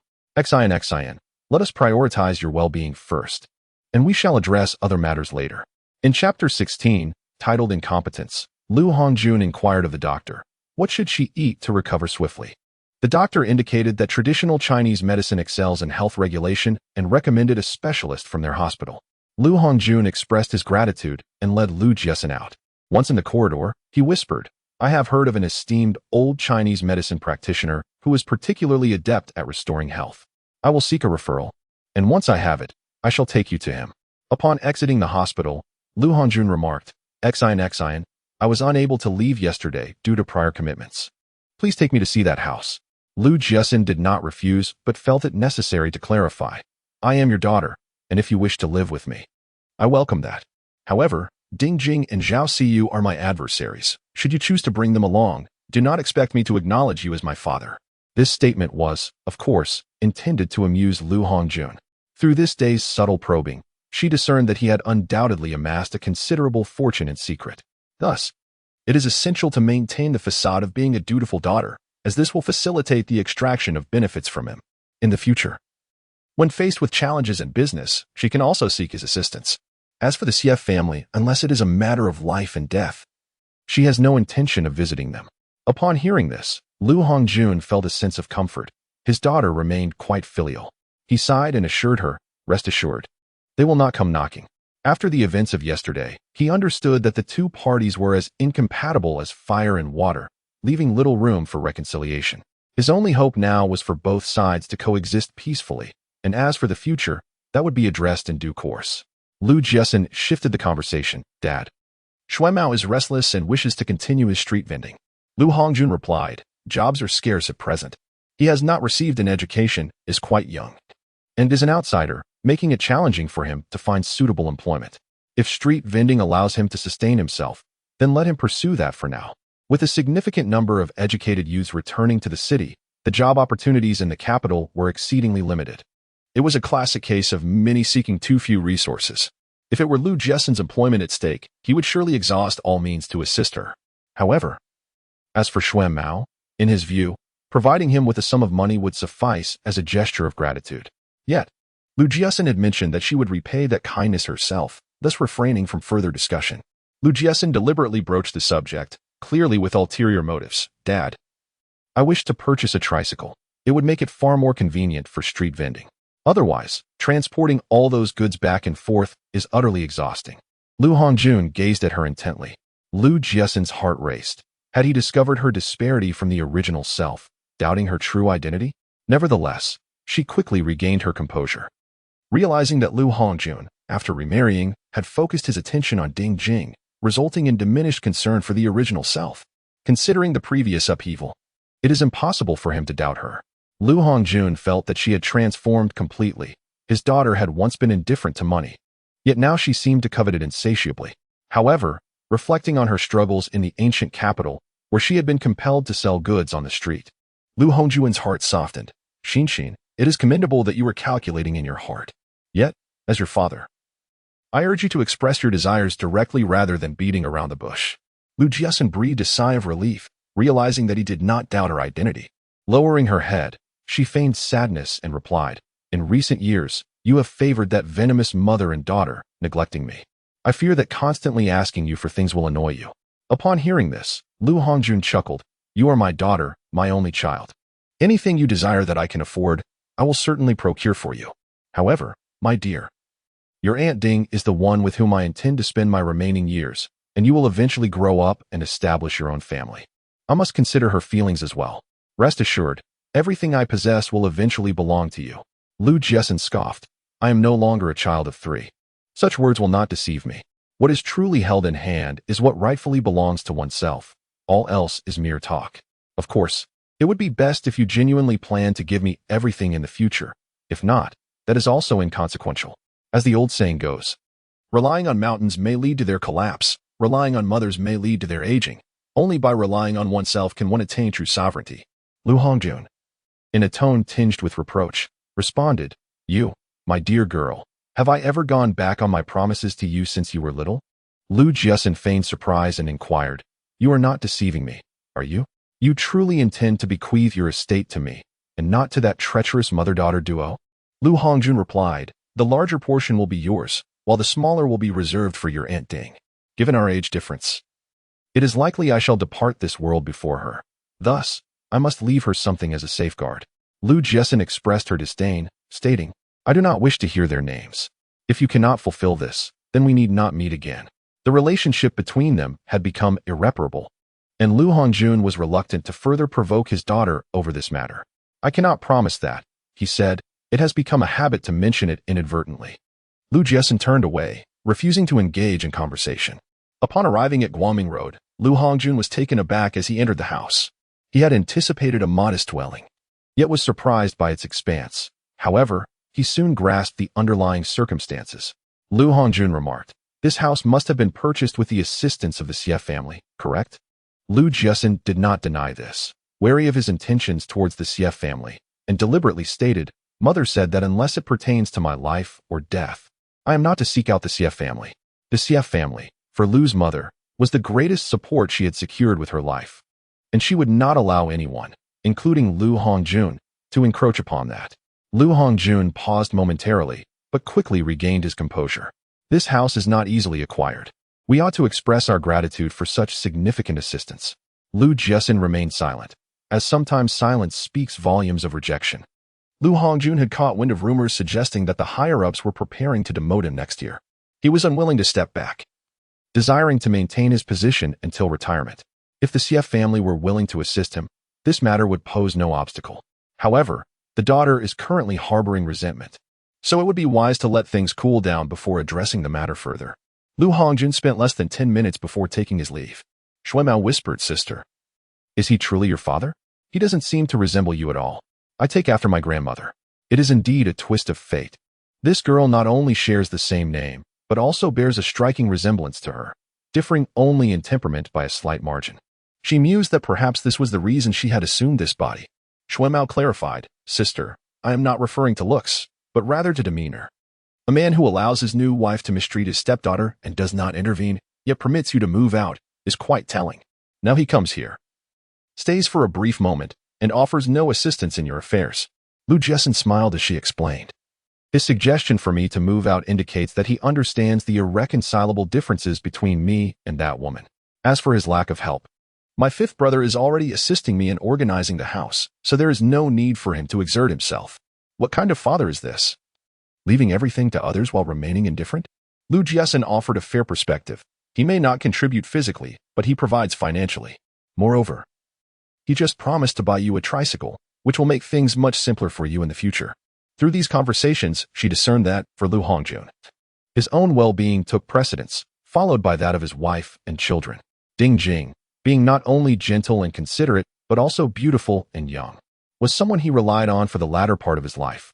Hence, in moments of conflict, he would side with her, ensuring that his daughter did not harbor resentment toward him, allowing him to enjoy familial bliss in the long run. It must be said that he is indeed quite calculating.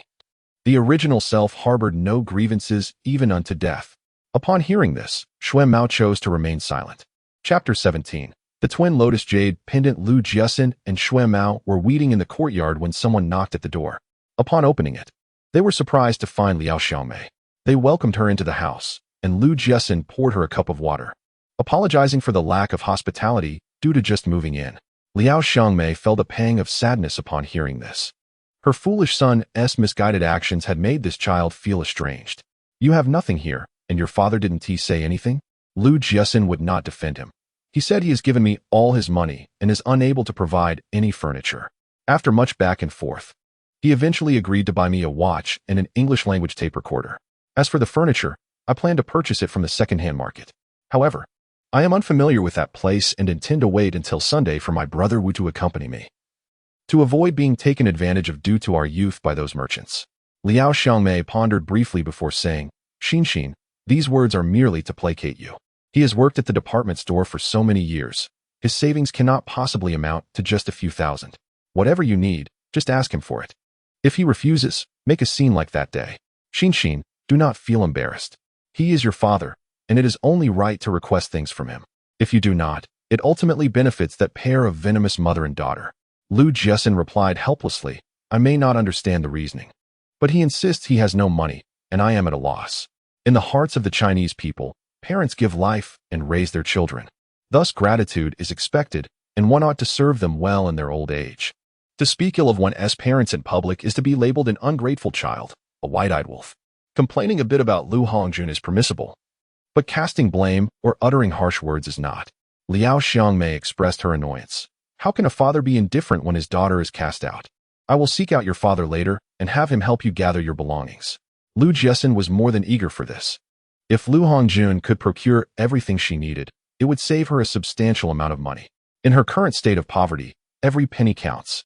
Liao Xiangmei retrieved a small wooden box from her handbag and handed it to Lu Jiaxin, saying, "This is a token your mother once gave you. Take good care of it." Lu Jiaxin accepted it and opened the box, revealing a beautiful double lotus jade pendant. The jade was smooth and delicate, its color pure white with a soft sheen. Reflecting on how she had exchanged 80 yuan for a jade pendant with Shuemao, Lu Jiaxin inquired, "Aunt Liao, my mother had a fondness for jade. Did she ever collect jade ornaments?" Although she had never seen her mother adorned with jade jewelry, Lu Jiaxin was certain that her mother had amassed a collection of exquisite pieces. When someone is particularly enamored with something and has the opportunity to possess it, they cannot help but take risks, regardless of the potential dangers. Liao Xiangmei nodded. "In the 2 years before you were born, Your mother stumbled upon a few items she truly cherished, and she took the risk to keep them. Later, she even mentioned that they would serve as your dowry. What were those items, Aunt Liao? Do you remember? Liao Xiangmei pondered for a moment before responding. Aside from this double lotus and the jade pendant you wear, there was also a bracelet and a Hetion jade hairpin. As for whether she acquired anything else afterward, I cannot say. The situation was quite tense in recent years, and since you were so young, this matter was seldom mentioned. In the present climate of relaxed policies, Lu Jiaxin has grown more assertive and is no longer fearful of being recognized. She possesses 2 jade pendants. One has been sold while she retains the other. However, she remains oblivious about the whereabouts of the bracelet and hairpin, uncertain whether they rest in the hands of Lu Hongjun or have been entrusted to someone else. Liao Xiangmei inquired with genuine concern about which school Lu Jiaxin planned to attend for her repeat year. Given the delays this year, she believed that with Jiaxin's academic prowess, she would undoubtedly excel next year. Lu Jiaxin shook her head and replied, I underwent a comprehensive examination at the hospital this morning. The doctor advised that my current health cannot withstand such an intense study regimen, so I will not be repeating for the time being. Noticing Jiaxin's pallor the previous day, Liao Xiangmei understood her frail condition and had brought nourishing items such as milk powder and honey. This is indeed prudent. Health is paramount. Without it, nothing else matters. Lu Jiaxin expressed her resolve, stating she had no intention of sacrificing herself like Xiaoxia, who, in her attempt to save another's child, lost her own life and left her daughter to suffer at the hands of another woman. She gently declined Liao Xiangmei's concerns. Aunt Liao, you need not worry about me. After all that I have endured, I am capable of taking care of myself. It was not only her who felt this way, even old Fan was incensed. Unable to fathom how someone could err so gravely and yet lack the courage to apologize. Such a lack of responsibility and accountability raises questions about one's future potential. As Lu Jiaxin escorted her to the alley's entrance, she said, Aunt Liao, fifth brother mentioned that we should host a lively gathering to celebrate the new house. I will inform you once the date is set. A smile finally graced Liao Xiangmei's face. For such a significant event as moving into a new home, I shall certainly be there. After bidding farewell to their guest, Lu Jiaxin continued to assist Xuan Mao with the weeding. Xin, Xuan Mao, please come out and help with the belongings. Upon stepping outside, they encountered Lu Jiajia alongside his wife, Ma Lily, with a brand new tricycle parked beside them. Ma Lily possessed fair skin and attractive features, and she worked at a department store. Initially, Lu Jiajia managed to court her thanks to his uncle, Lu Hongjun, who served as the general manager, and the Ma family's desire to have him as their son-in-law, given their lack of a son. However, Lu Erbua and Lu Erbai's objections led to a compromise where the couple had a second son who bore the Ma surname. Unfortunately, their second child turned out to be a girl, and shortly after her birth, the family planning policy was implemented, rendering the initial agreement void. Lu Jiaxin approached with a beaming smile. Fifth sister-in-law, what brings you here? Ma Lily grasped her hands and scrutinized her closely, remarking, you've tanned, lost weight, and your complexion is poor. You must take better care of yourself. Lu Jiaxin nodded in agreement and ushered the couple inside. Once in the courtyard, Lu Jiajia rummaged through the tricycle's cargo and produced a watch and a tape recorder. Xin, he said, your third uncle mentioned he would gradually provide you with the remaining items. Upon receiving the watch, Lu Jiaxin noticed it was a Meihua brand, renowned as one of the top brands domestically. She donned the watch on her wrist and inquired about the rice, flour, and oil among the other items in the tricycle. Who purchased these? Lu Jiajia chuckled. Of course, your father bought them. Additionally, he has promised to send you 36 yuan for living expenses each month. Lu Jiaxin was taken aback. How could he possibly agree to that? Lu Jiajia smiled and said, it was my suggestion, and after much deliberation. It was only when my elder brother called that he finally agreed. When my elder brother intervenes, it is as if one person equals two. Fifth brother, thank you. Although she may not keep this money for long, she is genuinely touched by the sentiment. Speaking of which, I am quite annoyed. Lu Jiaxin chuckled. This is the last time. I want to be so courteous in the future. That is more like it. Chapter 18. Zhao Siyu is assaulted. There were 2 bags of flour, 2 barrels of oil, and an assortment of seasonings including salt, vinegar, and soy sauce. In addition, there was a kettle and 2 thermos flasks. Lu Jiajia explained, yesterday, in a rush, we didn't manage to buy everything we needed. Today, I made a list of items to purchase, though I may have overlooked some. Please jot down anything we miss. All right. She had come along not only to visit Jiaxin, but also to familiarize herself with the surroundings. He felt that reporting the case would be futile, as there had been many abduction cases in recent years with no follow-up. He surmised that there was little hope for Lu Jiaxin's situation. In the past few days, Lu Jiaxin had been so busy that she had completely forgotten about the matter. I will go first thing tomorrow. Then I shall take a leave of absence to accompany you. Lu Jiaxin wished to avoid troubling him further. Fifth brother, you still have work. Constantly taking leave is not ideal. Tomorrow, Xuemao will accompany me, so you need not worry. Very well, should anything arise, just call me or my elder brother. As the couple stepped outside, Ma Lily lifted the snacks in her hand, a gift forcibly bestowed upon her by Lu Jiaxin. Once, it was said that adversity could foster rapid growth, and it appears that the old adage holds true. In the past, when visiting her uncle's home, the child would merely greet her, but today, not only did he welcome her warmly, he also inquired about her two children. Lu Jiaxin sighed, expressing a wish that she would revert to her former self. Ma Lily shot him a disdainful glance, retorting that if she remained the same, she would eventually be devoured by the mother-daughter duo with the surname Ding. Now, having become more assertive and aware of her own interests, she would no longer be easily manipulated by them. Lu Jiaxin nodded in agreement. Suddenly, the sound of knocking at the door hinted that an unwelcome visitor had arrived. Before Lu Jiaxin could speculate on the identity of the caller, a familiar voice rang out from outside. Lu Jiaxin, come out here. You ran away from home, and now you're blaming me for your troubles. How wicked can you be? Lu Jiaxin was taken aback, her anger mingling with amusement. She had been preoccupied with other matters for the past few days and was astonished that Zhao Siyu had come to confront her. Grabbing a stick from the entrance, about the thickness of a baby's arm, she readied herself. As Xuemao opened the door, she swung the stick towards the intruder. With a piercing scream, Zhao Siyu intended to hurl insults, but upon seeing the fierce expression on Lu Jiaxin's face, she turned to flee in terror. Unfortunately for her, her speed was insufficient, and she soon felt the impact of the stick on her back once more. Lu Jiaxin had not yet devised a plan for dealing with Zhao Siyu. But now that she had practically delivered herself to her, there was no way she would let the opportunity slip away. While murder is a crime, delivering a sound thrashing to collect some interest is certainly permissible, as long as no lives are lost, even if Jiaxin files a report.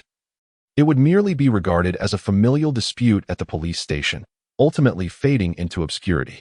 After enduring 3 blows, Jiaxin, terrified to the core, fled while desperately crying out for help. A murder has occurred. Help me, please.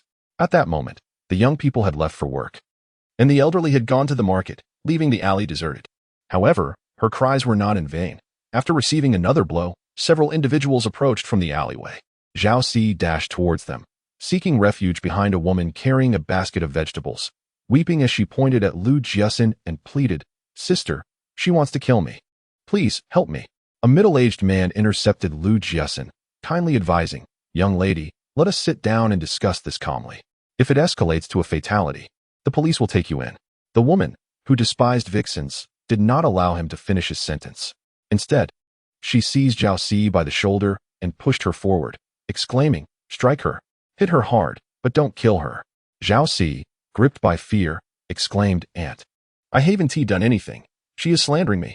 Seizing the opportunity, Lu Jiaxin struck Jiaxin fiercely again, causing her to wail in distress. The nearby man, caught off guard by the woman's audacious maneuver, was momentarily taken aback, but as Lu Jiaxin prepared to strike once more, he quickly stepped in to intervene. Upon realizing she could not reach her target, Lu Jiaxin, still in tears, retorted, "You've been all over Fan Yinhua, practically entangled with him. Yet you have the audacity to accuse me of slander." The woman spat at Jiaxin, declaring, "Dressed up so provocatively, it's clear you are not a respectable girl." Such audacity at such a tender age suggests a deep-rooted upbringing. Jiaxin was struck with indignation, her face besmirched, and in a whirlwind of shock and fury, she fainted. Observing her state, the elder gentleman turned to Lu Jiaxin and remarked, "You have reduced her to this. Let us accompany this young lady to the hospital." The woman, surnamed Wang, interjected loudly, "To what hospital? A vixen like her deserves no mercy, even to the point of death. Depan, I advise you to refrain from intervening." Depan, feeling quite helpless, retorted, "Sister Wang, if a life is lost in this alley, would you dare to step outside at night?" He then turned to Lu Jiaxin and cautioned, "Regardless of the circumstances, such brutality is unjustifiable. If something grave occurs, you may have to pay with your life." Lu Jiaxin, resolute and unyielding, declared, "If she truly dies, I shall willingly pay with my life." Inform her upon awakening that should she dare approach again, I shall strike her so fiercely that her mother would fail to recognize her. Japan called after her retreating figure. Should you refuse to take her to the hospital, when the police arrive, your situation will only worsen. Lu Jiaxin, undeterred, replied loudly, then you may report it. It would be just in time for the authorities to adjudicate whether she deserves such treatment. Upon returning home, Shuimao fretted that Ding Jing might seek retribution. Sister, we ought to swiftly contact our elder brother and fifth brother. In case she comes knocking, we will have allies. Lu Jiaxin dismissed any fear of Ding Jing, stating, if she does come, it would be to my advantage. I shall help her gain notoriety in our alley. She is trained in martial arts since elementary school and knows precisely where to strike to avoid fatal injuries. The beating she received today will cause Jiaxin considerable pain but will not lead to any lasting damage, compared to what the original owner endured. This is merely child's play. Chapter 19. After the assault, the phone rang incessantly before Lu Hongjun finally picked it up. Upon hearing Ding Jing's sobs, he immediately felt a surge of panic. Wife, what has happened? He inquired anxiously. Ding Jing, amidst her tears, replied, C has been assaulted and is currently in the hospital. Lu Hongjun abruptly rose to his feet, his voice filled with urgency. Who did this? Tell me, and I shall ensure they face the consequences. It was Jiaxin, Ding Jing revealed. Lu Hongjun was momentarily taken aback, pausing before responding, Jiaxin? Could there be a mistake? Ding Jing's countenance shifted, her sobs intensifying. Ce herself said so. How could there be any error? Old Lu. Ce is covered in injuries. If you cannot procure justice for her, I will report it to the authorities. Within the family compound, whispers circulated regarding his perceived favoritism towards his second wife and stepdaughter, having cast aside his own daughter. However, if he could secure a suitable arrangement for Jiaxin, such criticisms would dissipate. Yet, should Ding Jing report the incident, it would irrevocably tarnish Jiaxin's reputation. Calm down for now. I am heading to the hospital, Lu Hongjun assured her. Upon arriving at the hospital, he learned from the doctor that although Jiaxin bore numerous injuries, none were life-threatening. And with a recovery period of approximately half a month, she would be well again. Jiaxin lay in her hospital bed, tears streaming down her face as she saw Lu Hongjun. Dad, I went to find Jiaxin today to clarify what happened that day. I never expected her to act like a lunatic, chasing me with a stick. Dad, my entire body aches. Am I going to die? After a moment of silence, she lowered her head and confessed, I fell for anew the first time I saw him, but knowing he is Jiaxin's fiancé, I dared not entertain any improper thoughts. Unexpectedly, anew confessed his feelings for me, and I found myself unable to refuse. We had originally intended to reveal everything to her after the college entrance examination, but to our surprise, she discovered the truth. Initially, she was reluctant to acknowledge it. But Ding Jing pointed out that Liao Xiangmei had already admitted to the matter in front of everyone, leaving us with no choice but to alter our strategy. Lu Hongjun, with an impassive expression, remarked, you intentionally allowed her to uncover this, aiming for Jiaxin not to gain admission to university, am I correct? Ding Jing, indignant, retorted, Old Lu. What do you mean by that? Do you not understand what kind of person C is? She has always regarded Jiaxin as a younger sister. Yet it is Jiaxin's bias that has led to her rejection. In the past, when conflicts arose between Jiaxin and the two of them, Lu Hongjun would scold Jiaxin, trivializing the issue. However, now that his daughter's temperament had drastically changed and was no longer under his control, if he continued in the same manner, not only would his daughter grow distant, but his two nephews would also harbor discontent. Lu Hongjun gazed at the pitiful Jiaxin and coldly stated, what kind of person she is, I truly do not know. Jiaxin stiffened at his words. Ding Jing was equally taken aback. Old Lu had never held such an attitude towards his daughter before. Old Lu, what do you mean by that? Lu Hongjun countered. She claims she wants to explain the events of that day to Jiaxin, yet she is already in a relationship with Fan Anew. What is there to explain? Jiaxin felt as though she might vomit blood from the distress. Ding Jing, understanding that he responded better to softness than to hardness, tearfully implored, Old Lu. While it is true that C has erred regarding her relationship with Fan Anew, matters of the heart are beyond control. Fan Anew harbored no affection for Jiaxin, and compelling them to unite in matrimony would yield no happiness. Lu Hongjun concurred, remarking that Fan Anew, who yearned for more while complacently enjoying his current situation, was hardly a suitable match. C, upon your discharge, sever ties with him. Jiaxin, however, was deeply infatuated with Fan Yinhua and could not bear the thought of parting. "Father, my love for Yinhua is genuine. I shall not break up with him." Lu Hongjun furrowed his brow, expressing his concerns. Fan Yinhua, being the second son of his family, possesses mediocre abilities and questionable character with little promise for the future.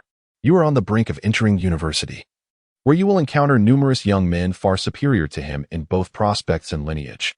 Why should you remain tethered to this crooked tree? Jiaxin vehemently shook her head. "No, I love Yinhua, and he loves me. No one can tear us apart.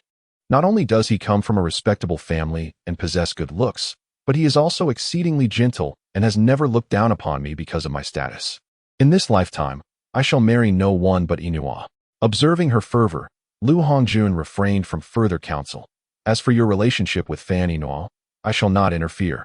But you must not involve the authorities in this matter."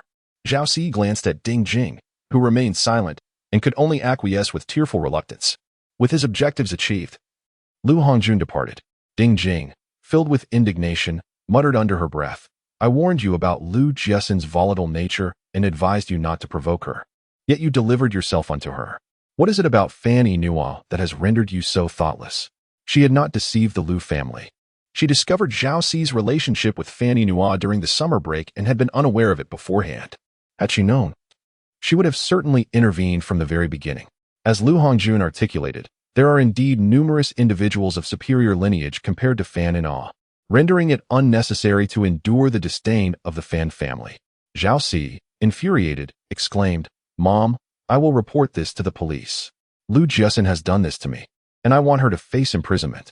Ding Jing, fueled by anger, retorted, "Jiaxin, are you lacking in common sense? With the protection of the Xie and Lu families, reporting her to the authorities will not lead to her imprisonment. Instead, this situation will escalate and ruin your reputation." Prior to her arrival, she was oblivious to the fact that the woman before old Lu possessed such remarkable influence, managing to win over both Lu Jiaguang and Lu Jiajia, who treated that wretched girl as if she were their own sister. Jiaxin wept bitterly. Does this beating mean nothing to me? Though she spoke thus, she understood deep down that Lu Jiaxin had become more ferocious since moving out, making her an even more formidable opponent in the future. Jiaxin wished to see Lu Jiaxin pay the price immediately, not wanting to wait for the consequences to unfold. Ding Jing, expressing a sense of frustration, advised, "If we do nothing now and show weakness to your father, you might still receive compensation. However, if you report this, you will gain nothing and risk earning your father's disdain. In the future, regarding your career and marriage, he will turn a blind eye to you." Jiaxin fell silent. With her father deceased, she had lost her support system, and her life felt akin to being immersed in bitter gall. She was unwilling to continue living in such a manner. Chapter 20. Choosing a date. After Lu Hongjun concluded his affairs, he headed to Guangming Road. Upon seeing him, Lu Jiaxin remarked sarcastically, "Oh, come to support your precious daughter? You've come to the wrong place. If she dares to approach me again, I will ensure she is rendered incapable of self-care." Lu Hongjun remarked, "Xin, Jiaxiyu is merely an adopted daughter.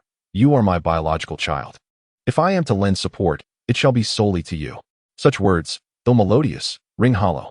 Over the years, the original body has endured countless grievances at home, and he, seemingly blind to her suffering, now attempts to don the role of a caring father, yet it is too late. Lu Jiaxin coldly retorted, "If you truly cared for me, you would send Ding Jing and Jiaxiyu away. But would you be willing to do so?" Lu Hongjun sighed, "Xin, I am married to your Aunt Ding. How could I allow her to be cast out onto the streets? If I were to do so, the Women's Federation would soon come to speak with me." Lu Jiaxin found herself laughing in disbelief, responding without mercy, "Father, there are no perfect solutions in this world. Since you have chosen that venomous pair of mother and daughter, do not seek me out in the future. I shall consider myself an orphan from now on." Lu Hongjun's expression darkened, yet he believed Lu Jiaxin's outburst stemmed from her resentment. "I understand you have suffered, but you must also consider your father. At my age, with my declining health, if I were to divorce Aunt Ding, who would care for me then?" In his memory, Lu Hongjun had always used patriarchal authority to suppress the original body. Lu Jiaxin thought her previous words might provoke him into leaving in anger, only to find him responding with gentle explanations instead. However, she soon realized that Lu Hongjun wished to enjoy the tender affections of his wife while fearing that, devoid of wealth and power, she might abandon him. If that day were to come, he would have to rely on his daughter for support in his old age. What a shrewd calculation he had made. Having come to this realization, Jiaxin shifted her perspective. She remarked, "I can hardly sleep in this sweltering heat. When will you deliver the 2 electric fans?" In truth, she yearned for an air conditioner, yet it remained a scarce commodity, difficult to procure. And its exorbitant power consumption was daunting. Lu Hongjun assured her that he would deliver the fans within the next couple of days. Jiaxin then inquired about the arrival of bicycles, this time requesting 2, one for herself and one for Shuemao. Lu Hongjun responded that he would ensure their delivery this week, although he felt that 2 bicycles were excessive. You and Shuemao only need 1. The more accommodating he became, the more Jiaxin felt disdainful, yet when it came to her requests, she was unyielding. "Please arrange for me an English conversation tutor. Preferably one who has studied abroad and possesses a standard accent." Such an individual was beyond his reach. Jiaxin remained silent, merely gazing at him. Ultimately, Lu Hongjun conceded, promising to make an effort to find someone. While he couldn't procure a graduate, he believed that a student from the foreign language college would suffice. Jiaxin then broached the subject of hosting a housewarming celebration. Fifth brother insists on arranging at least 2 tables. "Father, how many dishes are required for 1 table? Is there anything else we need to prepare?" The housewarming was a significant affair, and Lu Hongjun waved his hand dismissively. "I will discuss this with your 5th brother and let him coordinate with your 5th sister-in-law. You need not worry about it." With her objectives accomplished, Jiaxin's spirits lifted somewhat. Observing her softened demeanor, Lu Hongjun felt that she truly possessed a child's heart. He spoke earnestly, "Xinshin, boys like Fan Anew, despite their good family background and handsome appearance, are indecisive and morally flawed. A union with such a person would not bring happiness." Indeed, this statement holds merit. However, Jiaxin harbors an aversion to his sermons and deliberately counters him with words. Many have claimed that Ding Jing, who previously resided in that vicinity, is a seductress, a temptress who delights in ensnaring men. What was your stance back then? You asserted that those were mere slanders from gossips, that Ding Jing, in her virtue, is akin to a pristine white lotus. If she aspires to maintain her purity, how can Zhao Siyu engage in a relationship with Fan Anew? Fully aware that he is my fiancé? When the upper beam is crooked, the lower beam will be askew. Zhao Siyu's shameless behavior is merely a reflection of Ding Jing's teachings. Lu Hongjun, with a stern countenance, remarked, "Xinshin, regardless of her words, Aunt Ding is your elder. How can you utter such remarks?" Jiaxin, unperturbed by the prospect of discord, retorted, "If you find it unpleasant to hear, then refrain from speaking. Having spent over a month in the ancient capital with naught to my name, I have managed quite well. Even without your financial support, I can sustain myself." Initially, Lu Hongjun felt a surge of anger, but upon witnessing his daughter's nonchalant dismissal of their ties, a sense of unease crept into his heart. "Xinshin, since you wish to avoid this discourse, I shall refrain from it henceforth." Jiaxin, though she listened, did not internalize his words. It was evident that Lu Hongjun was only feigning concern, as he still found her of value. Once she established her own path, she would no longer tolerate such trivial exchanges. In the evening, Jiajia arrived bearing 2 electric fans and a bicycle. His curiosity piqued. "Jiaxin, how did you persuade Uncle San to change his mind and procure these fans and the bicycle so swiftly?" His tone seemed less that of a father and more akin to someone eager to mingle with society. Jiaxin chuckled. "I gave her a sound thrashing. You cannot fathom." Her wails echoed throughout the entire alley. Though the injury was not critical, it would still require a period of 10 days to half a month for recovery. Her decisive action served a dual purpose, to vent her frustrations and to assert her formidable presence within the alley. Jiajia raised his thumb in admiration, exclaiming, "Sister, after you struck Zhao Siyu, not only did Uncle San refrain from reprimanding you, but he also went out of his way to purchase a fan and a bicycle for you. Truly remarkable." He had always recognized Jiaxin's intelligence. After all, one does not rank among the top 5 in an entire school without it. However, in her youth, she had displayed an innocent naivety, and now she exuded the demeanor of an adult, capable of holding her uncle in check. As long as Uncle San remained impartial, neither Ding Jing nor Zhao Siyu posed any real threat. Jiaxin smiled briefly and shifted the conversation, stating, "Today, I purchased a calendar and discovered that Sunday is an auspicious day for moving. 5th brother, let's schedule the housewarming celebration for Sunday. Then it shall be on Sunday. I will call Big Brother tomorrow to inform him," he replied. Lu Jiaxin believed it was her duty to communicate these matters. Fifth brother, I will handle the call to big brother myself. Please help relay the message to sister-in-law. With genuine concern, Lu Jiaxin inquired, is it serious? Have you been to the hospital? She entered the house and emerged with a bag. Noticing Lu Jiajia's reluctance, she insisted, fifth brother, this bag contains apples. Eating steamed apples can alleviate the symptoms of diarrhea. You once said we are family, so there is no need for such formality. Please take them. Let us steam 3 more. Otherwise, little Fatty will start crying again. Lu Jiajia remained silent.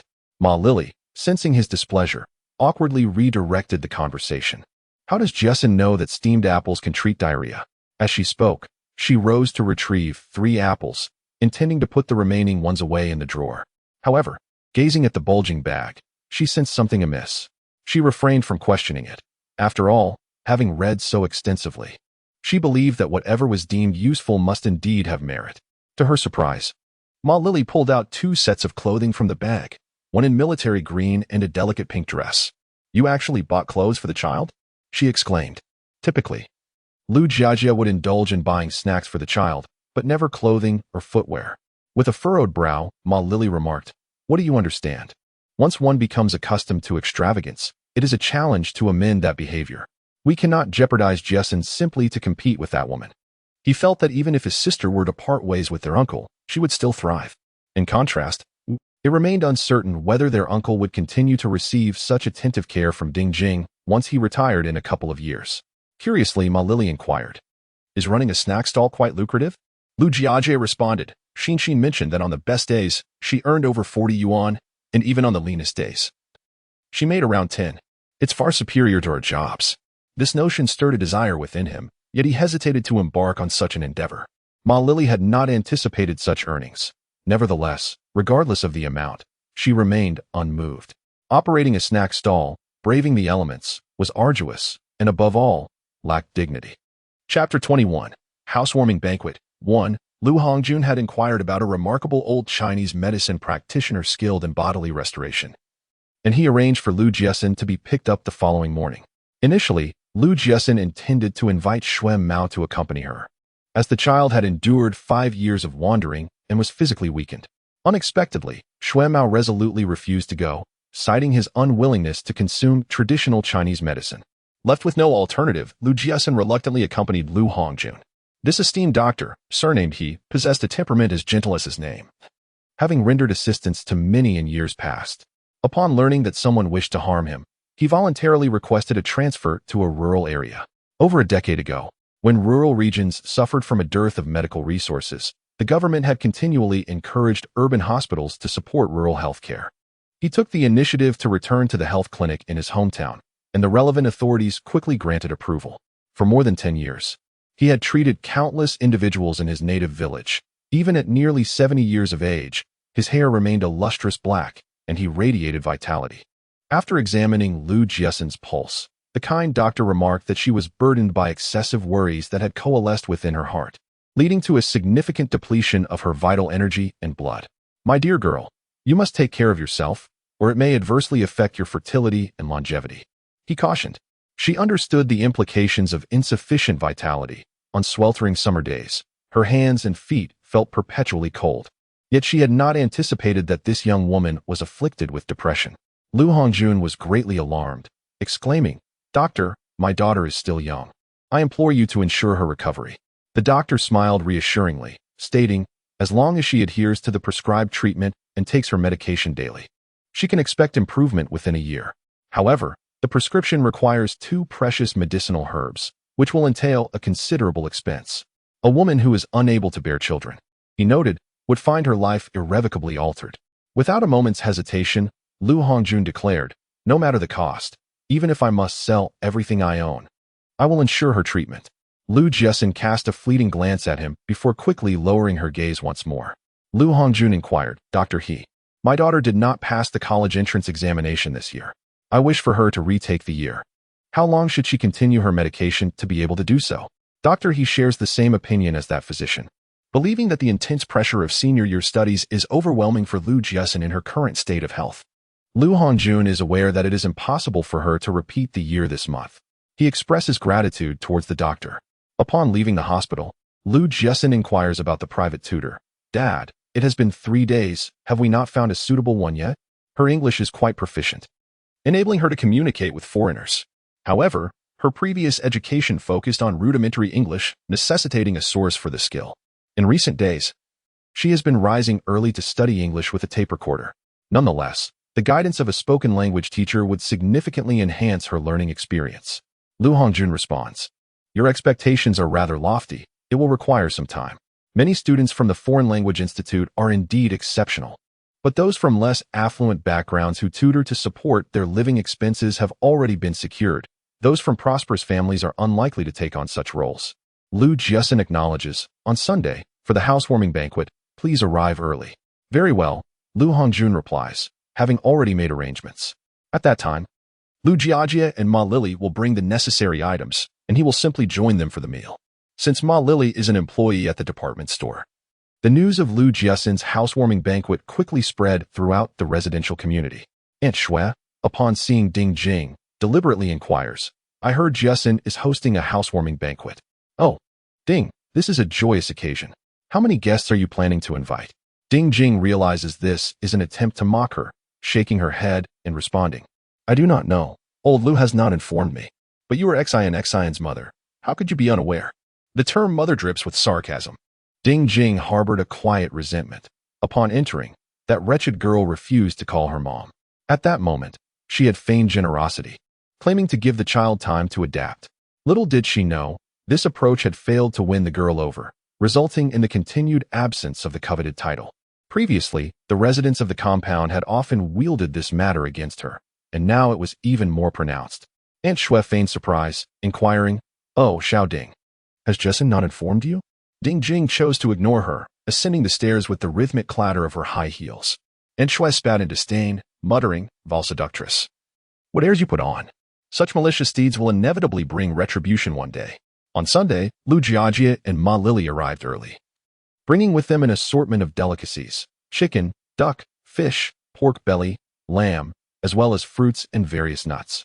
Lu Hongjun, aware of her fondness for prawns, explained, "Jinjin is allergic to shrimp. If we prepare it, she won't be able to resist, and then we'd have to rush to the hospital." He added, "Xin, if you desire shrimp, I shall procure some for you in a few days." Shuemao interjected, "Sister, I've heard that when taking medication, one should avoid consuming stimulating or cold foods. Shrimp is considered stimulating, while crabs are cold. These foods could affect the efficacy of the medicine." Lu Jiaxin pondered for a moment. "But the doctor hasn't he mentioned that?" Lu Jiajie, believing caution to be prudent, advised against it. "You should hold off for now. Once your body is well regulated, you may indulge in whatever you wish." As far as he knew, the medication Lu Jiaxin was taking cost over $4 per dose. And with a year's worth, the total would exceed $1,000 just for the medicine. Fortunately, their uncle held a high position, enjoying not only a good salary and benefits, but also a bit of extra gain. Had it been him, he could not afford such expenses. Upon hearing this, Lu Jiaxin immediately relinquished the idea. The waste of money was one aspect, but more importantly, the bitter taste of traditional Chinese medicine was unbearable. Each time she consumed the medicine, she felt a surge of nausea, and to avoid taking more, she had to endure the discomfort. Chickens, ducks, and fish were all purchased alive, and Lu Jiaxin intended to assist Ma Lily in the kitchen, only to be dismissed. "You go rest. There's enough work for me." Your fifth brother, and Shuemao. Unable to argue with her, Lu Jiaxin washed her hands and retreated inside to retrieve some white rabbit candy, peanuts, sunflower seeds, and red date cake for the 2 children. Unable to resist, she pinched the soft, round face of her little friend, smiling as she said, "Of course you can. My little Feng is wonderful, knowing to share delicious treats with good friends." Receiving such praise, Xiao Feng beamed, her mouth widening in a smile that revealed a row of tiny teeth. As for Chong Chong, he was preoccupied with devouring the red date cake, leaving no room for conversation. Chapter 22, Housewarming Feast. 2. Seeing Lu Jiaxin produce such an abundance of food, Ma Lily was pleased with her generosity. Yet she felt the need to remind her, "Xin, while it may seem like your third uncle has given you a substantial sum, in reality, this money is not easily spent. You should still exercise some restraint." Lu Jiaxin understood her intentions and replied with a smile, "Fifth sister-in-law, I am aware. These items, only the red date cake is my purchase. The rest were brought over by my father a couple of days ago. Lu Jiaji leaned in to inquire. Did you ask your third uncle for them? No, he bought them. Seizing the opportunity, Ma Lily remarked, Xin, your third uncle truly cares for you. Lu Jiaxin nodded in agreement. In the past, I was foolish, always thinking it was difficult for him to earn money, and I never made any demands. Now I understand. If I do not ask, it only benefits that treacherous mother and daughter duo. In the future, should I find myself in need of funds or lacking anything, I shall simply request assistance from my father. Lu Jiajia chuckled heartily. Sister, that's precisely the way to approach it. At that moment, a resounding voice resonated from outside. Old 5, I could hear your laughter from afar. What is the cause of such merriment? As soon as he finished speaking, Lu Jiaguang entered, accompanied by his wife, Wang Xiaojia, and the 3 siblings. Luan and his siblings. The couple had 4 children in total, and their eldest, Lu Ping, had been admitted to the 2nd Medical College of the 49 city last year. Although it was merely a vocational degree, upon graduation, he would be assigned a job, alleviating future worries. Due to the intensity of his studies, he was unable to join them today. Lu Jiajia cheerfully remarked, Eldest brother, Xin has finally had her epiphany. Lu Jiaguang concurred, Xin, you are still young. Your third uncle must support you until you commence your career. Lu Jiaxin was already aware of this. Sister-in-law, work is indeed essential. You may visit me whenever you wish. She then added, Sister-in-law, please have a seat with eldest brother while I go and slice some watermelon. Wang Xiaojia waved her hand, saying, It is not yet hot. We can indulge in it later. Jiaxin, considering your frail health, you must take proper care of yourself. Please take Jinjin and Xiaofeng into the house to rest. The 4 siblings were acutely aware of her condition after her injury, and they felt a profound concern for her well-being. Simultaneously, they harbored resentment towards Lu Hongjun for his harshness, forcing their daughter to move out despite her condition. Lu Jiaxin, who was not particularly fond of household chores, heeded their wishes and instead entertained Jinjin and Qiangqiang with stories. Rather than narrating the tales from Grimm's fairy tales, she chose to recount the adventures from Journey to the West. Her storytelling was so vivid that not only did Jinjin and several of the younger ones enjoy it, but even Luan, who had already read Journey to the West in high school, was captivated by her rendition. Lu Jiajia, fatigued from work, sought respite in the corridor, where he unexpectedly became enthralled by the tale being recounted. The story of the white-bone spirit concluded, leaving Lu Jiajia with a sense of regret for having missed the earlier parts. He yearned for Lu Jiaxin to narrate another tale, yet felt constrained to voice this desire in the presence of his children. Lu Jiaxin had a purpose in sharing this story. Jinjin, what are your thoughts on this tale? Without hesitation, Lu Jinjin replied, Aunt, that white-bone spirit is truly wicked, attempting to consume Tang Seng's flesh. Observing her 10-year-old innocence, Lu Jiaxin turned to Luan and inquired, What do you think? After a moment of contemplation, Luan responded, Aunt, Tang Seng is ineffective and rather temperamental. He is unworthy of being Sun Wukong's master. In my opinion, it would be better for Sun Wukong to embark on the journey to acquire scriptures alongside Sha Monk and Zhu Beiji. As Lu Zhang and Chang Chang were still quite young, Lu Jiaxin chose not to solicit their opinions. This story imparts a crucial lesson. There are many malevolent individuals who masquerade as benevolent. You must be vigilant in the future to avoid falling victim to their tricks. Lu Jiajia, assuming the role of the villain, remarked, Rest assured, Xin, that those venomous mother and daughter will ultimately face retribution. Lu Jiaxin found herself both amused and exasperated by this comment. Ma Lily, in the courtyard washing vegetables, chimed in with a smile, Sister-in-law, I never anticipated Xin would tell stories so captivatingly. My little monkey has been so engrossed that he's running about in a frenzy. The 5-year-old Lu Chong, with his boundless energy, often left her utterly exhausted.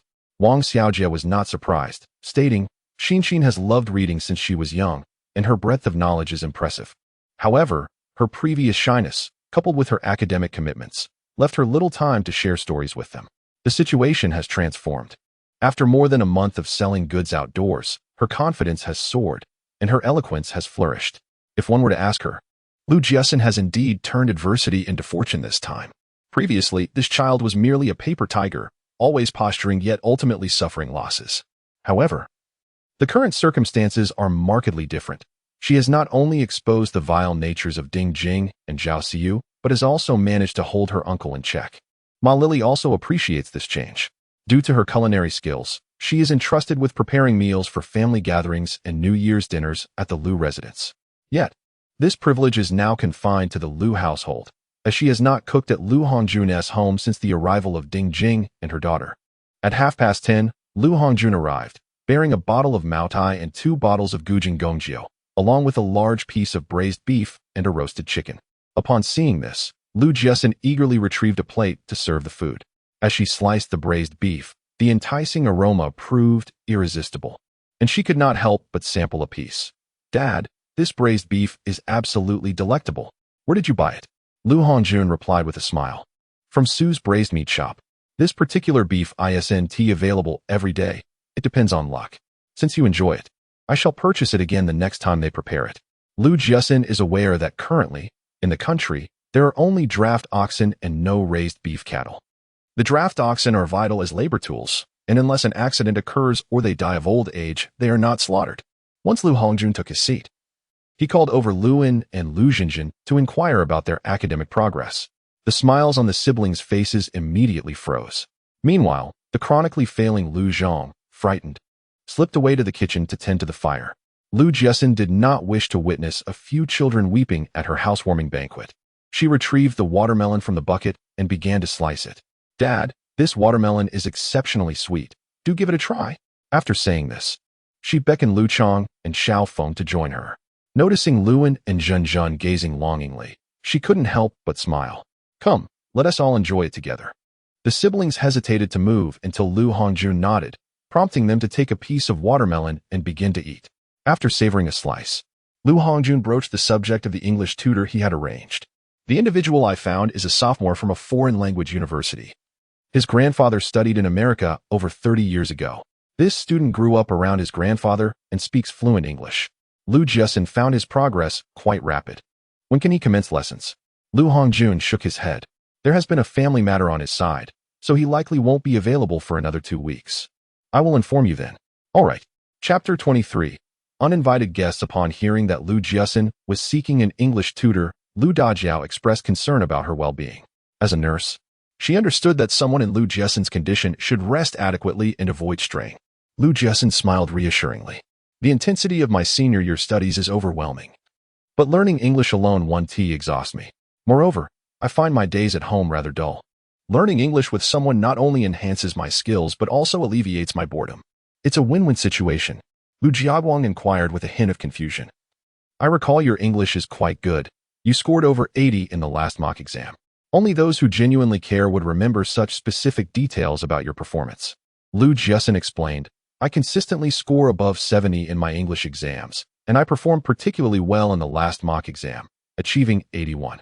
The areas where I lose the most points are listening and writing. If I improve in these 2 weak areas, scoring above 85 in English should pose no challenge." Liu Jiaguang was elated. With his sister's diligent attitude towards studying, once she recovers, there is a good chance she could gain admission to a prestigious university next year. As they were conversing, Liao Xiangmei entered carrying a bag of items. Initially, Liu Jiaxin intended to sever ties with Liao, but upon interaction, she realized the genuine affection Liao held for her. Weighing her options, she decided to maintain contact, though the previous intimacy would not be feasible. Liao brought a plethora of treats, including melons, peaches, and chocolates, all favorites of the original owner. Additionally, she presented a jade hairpin as a housewarming gift. The jade hairpin shimmered with a vibrant green hue, and its phoenix head clasped a string of translucent, round jade beads. It is undeniable that every woman has a fondness for jewelry. Upon seeing it, Ma Lily couldn't help but exclaim, "It's truly beautiful, Aunt Liao. Where did you acquire such a treasure?" Liao Xiangmei's eyes gleamed with nostalgia as she replied, "This hairpin was gifted to me by your third aunt on my wedding day. I know Jiaxin shares a passion for jade, making this gift perfectly suitable for her." Upon seeing the hairpin, Liu Jiaxin immediately fell in love with it. Initially, she hesitated due to its apparent value, but upon learning it was a gift from her mother, she responded without delay, "Thank you, Aunt Liao." Liao Xiangmei glanced at Liu Hongjun and remarked, "Old Liu, Xiaoxia told me that along with this hairpin, there is also a necklace that contains 108 beads." Uncertain of the whereabouts of the jade necklace, Liu Hongjun expressed his lack of knowledge. Liao Xiangmei, skeptical of his words, questioned, as her closest confidant, How could you possibly be unaware of where Xiaoxia's jewelry is gone? Lu Hongjun, could it be that you have given everything to Dingjing? Those are Xiaoxia's relics, meant to be preserved for Jiaxin. Lu Hongjun, with a complex expression, replied, she acquired this residence without my knowledge. Had Jiaxin not disclosed it, I would still be in the dark. As her intimate partner, he understood well the depth of Lu Mu's fondness for jade and jadeite, aware that she had secretly amassed a considerable collection of jade jewelry. However, he held no interest or understanding of such items, and, noticing the minimal expenses, had never interfered. It is only natural for one to have certain preferences. For instance, he himself delighted in collecting stamps. Yet Liao Xiangmei remained unconvinced, snorting derisively. That was Xiaoxia's concern that your remarriage might adversely affect Xin, which is why she prepared this residence for her. In hindsight, her worries were justified. Furthermore, you were Xiaoxia's most trusted individual. I now have reason to suspect that Xiaoxia entrusted you with her possessions, and you, driven by greed, have intentionally slandered me to seize these jewels. He did not seek to tarnish Liao Xiangmei's reputation. Rather, he genuinely believed in the value of those jade items. After all, with his daughter engaged to Fan Inua, Liao Xiangmei intended to pass those jade ornaments to her daughter and subsequently to the descendants of the Fan family. Liao Xiangmei retorted, Lu Hongjun, do not cast unfounded accusations. While these items are indeed beautiful, they hold little monetary value. If I desired, I could easily procure similar pieces from a friendship store or an antique market. Listening to their exchange, Lu Jiaxin lowered her head. She sensed that Mother Lu was not entirely at ease with Liao Xiangmei. Otherwise, she would not have entrusted the Lu brothers and Madame Xie to keep a watchful eye on her original self. Understanding that one should not place all their eggs in one basket, it was evident that the jewelry could not be given to Liao Xiangmei. Observing the quarrel between the two, Lu Jiaguang interjected, if third aunt has entrusted the house to Madame Xie for safekeeping, might she also entrust the jewelry to her? This remark resonated with the others, who found it quite reasonable. Yet, Lu Jiaxin believed that Mother Lu would not act in such a manner. In her heart, the safety and well-being of her daughter were of utmost importance, and she would never trouble the Xie family over trivial matters. However, the whereabouts of the jewelry remained a mystery. At that moment, Lu Jiajia's voice drifted in from the kitchen. I need someone to tend the fire. I cannot manage alone. Sister Lu and Ma Lily hurried into the kitchen to assist, while Lu Jiaguang engaged in conversation with Lu Hongjun, discreetly signaling Lu Jiaxin to comfort Liao Xiangmei. Receiving the cue, Lu Jiaxin promptly took Liao Xiangmei to enjoy some watermelon, knowing that despite any discontent, today was her housewarming feast, and disruptions were unwelcome. Not long after, a figure entered through the door. Upon seeing the newcomer, Lu Jiaxin furrowed her brow and inquired of Lu Hongjun, did you summon her? Though Lu Hongjun had not invited Dingjing, the public questioning by Lu Jiaxin left him feeling embarrassed. Dingjing surveyed the residence, a flicker of envy flashing in her eyes, though it vanished almost as swiftly. Approaching Lu Hongjun with a smile, she said, Jiaxin, I am here to congratulate you. At such a young age, you have established your own household and reside in such a grand abode. You are truly one of a kind in the entirety of the 49 city. Lu Jiaxin lifted a basin of blood-red water from the ground and hurled it towards Dingjing. Were it not for the knowledge that others would intervene, she would have resorted to striking her with a stick instead. The liquid cascaded down Dingjing's hair and cheeks, soaking her floral dress, which began to drip onto the floor. Overwhelmed by the fishy odor clinging to her, Dingjing let out a piercing scream. Chapter 24. Rolling together. Dingjing truly did not anticipate that Lu Jiaxin would resort to violence against her. After all, she was an elder, no matter the provocation. Such actions would surely invite criticism. As tears streamed down her face, she clung to Lu Hongjun, lamenting, Old Lu, I can no longer bear to live. Witnessing her display, the rest of the Lu family nearly retched. Lu Jiaxin was not one to be swayed by such theatrics. She shouted back, if you wish to perish, then go ahead. Hang yourself, smash your head against the wall, drown yourself. If all else fails, you may even swallow gold. Rest assured, when you pass, I shall ensure your funeral is a grand affair, befitting your demise. Lu Hongjun, visibly enraged, demanded, Lu Jiaxin, do you realize the gravity of your words? The antics of crying, creating a scene, and threatening self-harm were precisely what Lu Hongjun relished. Lu Jiaxin swiftly made her way to a corner, seizing a wooden stick the thickness of an infant's arm. Upon seeing her intentions, Dingjing cowered behind Lu Hongjun, trembling with fear. Lu Hongjun blocked Lu Jiaxin's path and admonished, "She is your stepmother and an elder. How can you dare to lay hands on her?" Lu Jiajia attempted to step forward but was restrained by Lu Jiaguang. The two sisters-in-law, upon witnessing the conflict escalate, called the children indoors, forbidding them from emerging. With two brothers present, Jiaxin knew she could not easily be bested.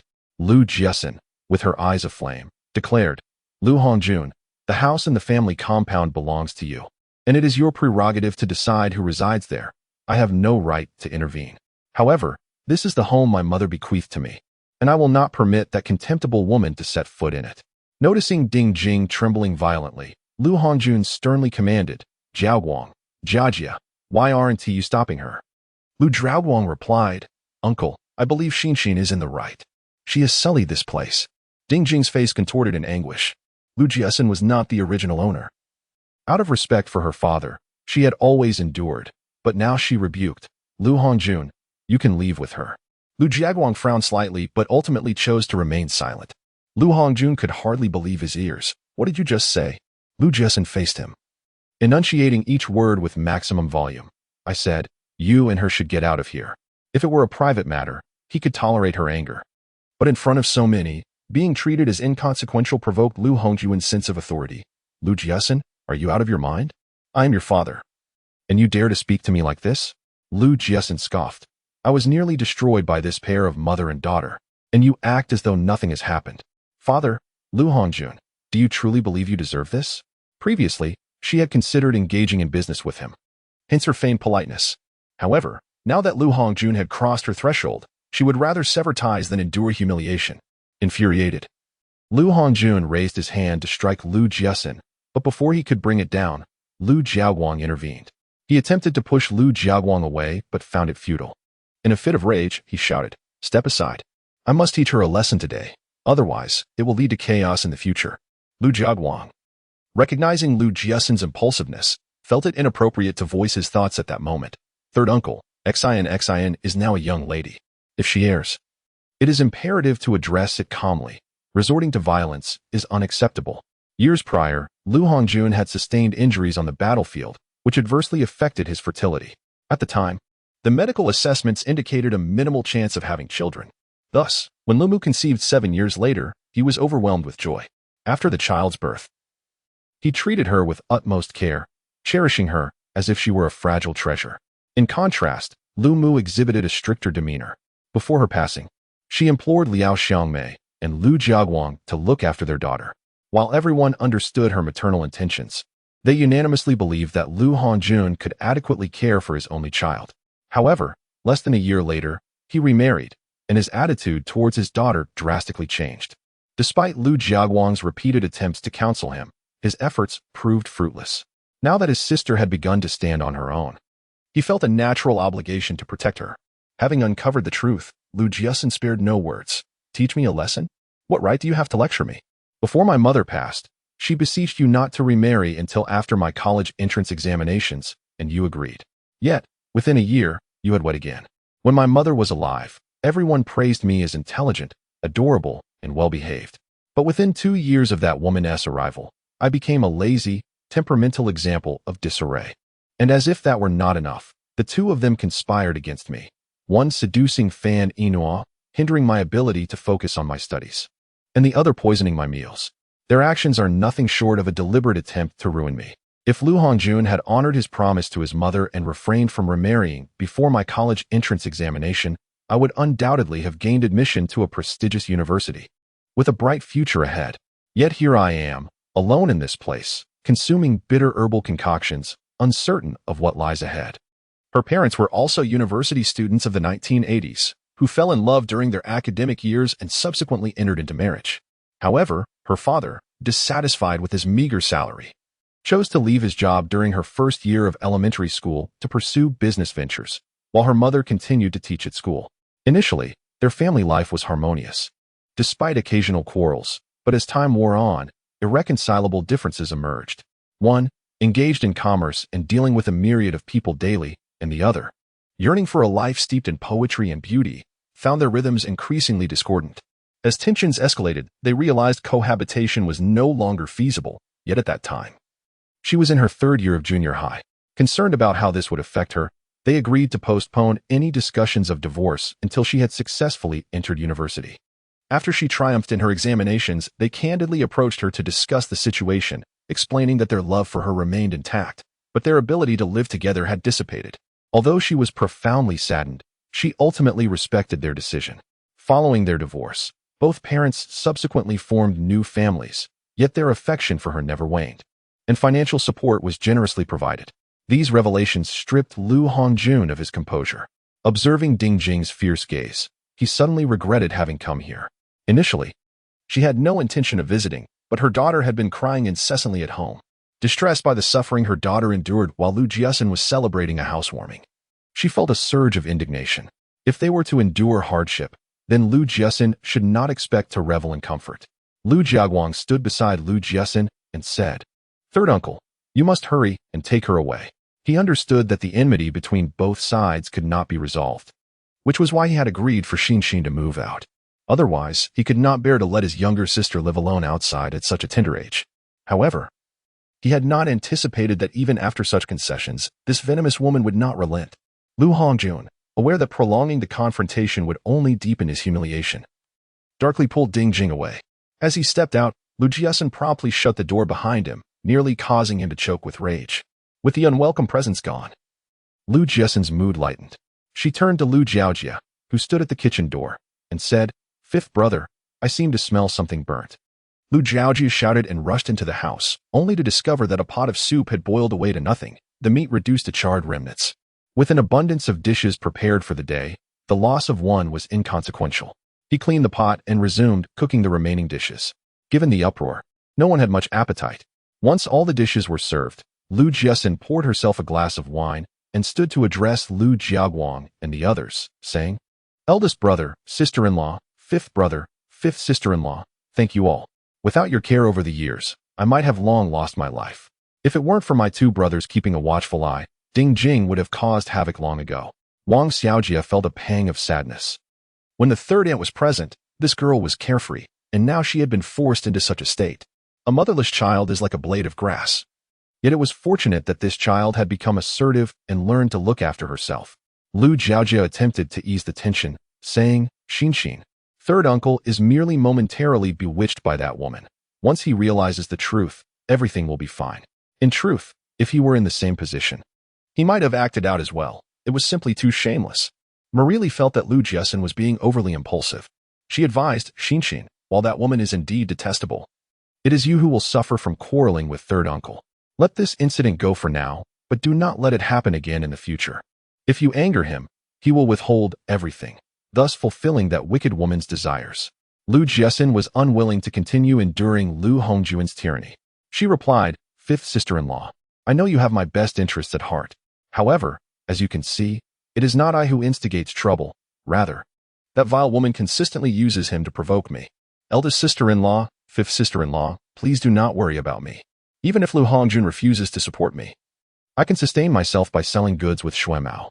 Lu Jiaguang frowned and said, "Xinxin, third uncle has indeed gone too far, but he is still your father, and that fact cannot be altered.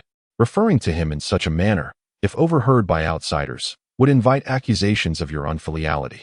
A tarnished reputation could adversely affect your future." Lu Jiaxin was disinclined to argue with Lu Jiaguang about this matter, as the prevailing belief still remained that parents are beyond reproach. She asserted, "Eldest brother, tell him that he has raised me for 15 years. When he grows old and cannot care for himself, I will arrange for someone to look after him. Until then, let us refrain from interaction. Otherwise, should he provoke my ire and fall ill, he must not blame me." Lu Jiaguang wished to offer counsel, but the words stuck in his throat. Wang Xiaojia smiled and said, "Enough of this conversation. The food will grow cold.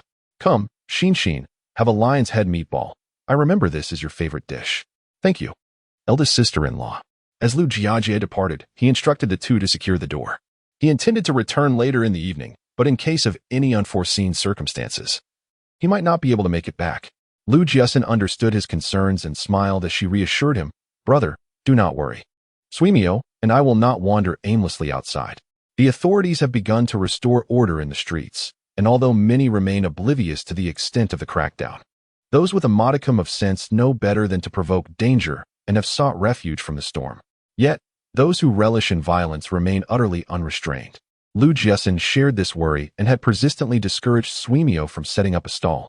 As Chapter 25 unfolds, Lu Zhenjin and Lu Zhang felt a tinge of reluctance when they departed, making plans to visit Lu Jiaxin again next week. While the visit appeared to be for pleasantries, their true desire lay in hearing stories. Lu Jiaxin responded with a beaming smile. Suimio, having secured the door, quietly inquired, "Sister, do you truly wish to sever ties with him?" Despite finding Ding Jing and her daughter detestable, Suimio had yet to reach a point where he felt the need to disassociate from Lu Hongjun. After all, Lu Hongjun had recently bestowed a considerable sum upon Lu Jiaxin, and their current sustenance was also courtesy of him. Noticing a broom lying on the floor, Lu Jiaxin approached to pick it up and set it right before she slowly replied, "I genuinely wish to cut ties with him, but it is not feasible." The difficulty of severing familial bonds is not confined to the present. Even 30 years hence, one would find it arduous to detach from one's original family. A mere lawsuit from parents could compel one to provide for them, regardless of past grievances or neglect. Suimio urged, "Sister, while it is indeed wrong for uncle to favor that woman, he has been relatively kind to you. Should you truly sever ties, it is you who will suffer, and that mother-daughter duo would relish in it." Lu Jiaxin disdainfully remarked, "If it continues like today, with that woman incessantly bothering and repulsing me, it would be better to forego that little venture altogether. Conducting business requires initial capital, and she had originally intended to extract it from Lu Hongjun. However, if the price to pay is to endure humiliation, she would rather invest her time in slowly accumulating her own resources." Shui Mao reflected on Ding Jing's demeanor and concluded that the woman was an adept performer, making it quite challenging for Lu Jiaxin to contend with her. Lu Jiaxin scoffed. "The issue lies not with that woman, but with Lu Hongjun. This man desires both a carefree existence and a dutifully affectionate daughter. Yet such bargains do not exist in this world. Enough of him. Discussing him only dampens the mood." Observing this, Shui Mao swiftly changed the subject, broaching the topic of setting up a stall. "I doubt uncle will send us any more supplies, and financial aid may cease as well. I shall venture out to earn some money by selling goods tomorrow." Lu Jiaxin disagreed. "Currently, the authorities are enforcing public order. Let us wait until the situation improves before we set up our stall. You need not worry. I have yet to touch the 2,000 yuan that Lu Hongjun provided. Delaying your stall operation for a few days will not disrupt our livelihood. Shui Mao, your technique for making jianbingguizi still requires refinement. Practice is essential." While in the ancient capital, they had sold cold noodles, yangfen, and chilled beverages, enjoying great success due to a lack of competition. However, with the shift in weather to colder temperatures, Shui Mao planned to pivot towards selling jianbingguizi, wontons, and steamed buns. The fillings for the wontons and buns could be prepared in advance, and assistants could be enlisted for wrapping them. Yet, jianbingguizi must be made fresh to ensure its delectable taste, a task that could not be entrusted to others. Given her frail condition, even if she were willing, the Lu brothers would prevent her from overexerting herself. Thus, this endeavor would fall solely to Shui Mao. Shui Mao was unfamiliar with this place. Although he yearned to earn money swiftly, he found himself powerless against Lu Jiaxin's disapproval. Were she in his shoes?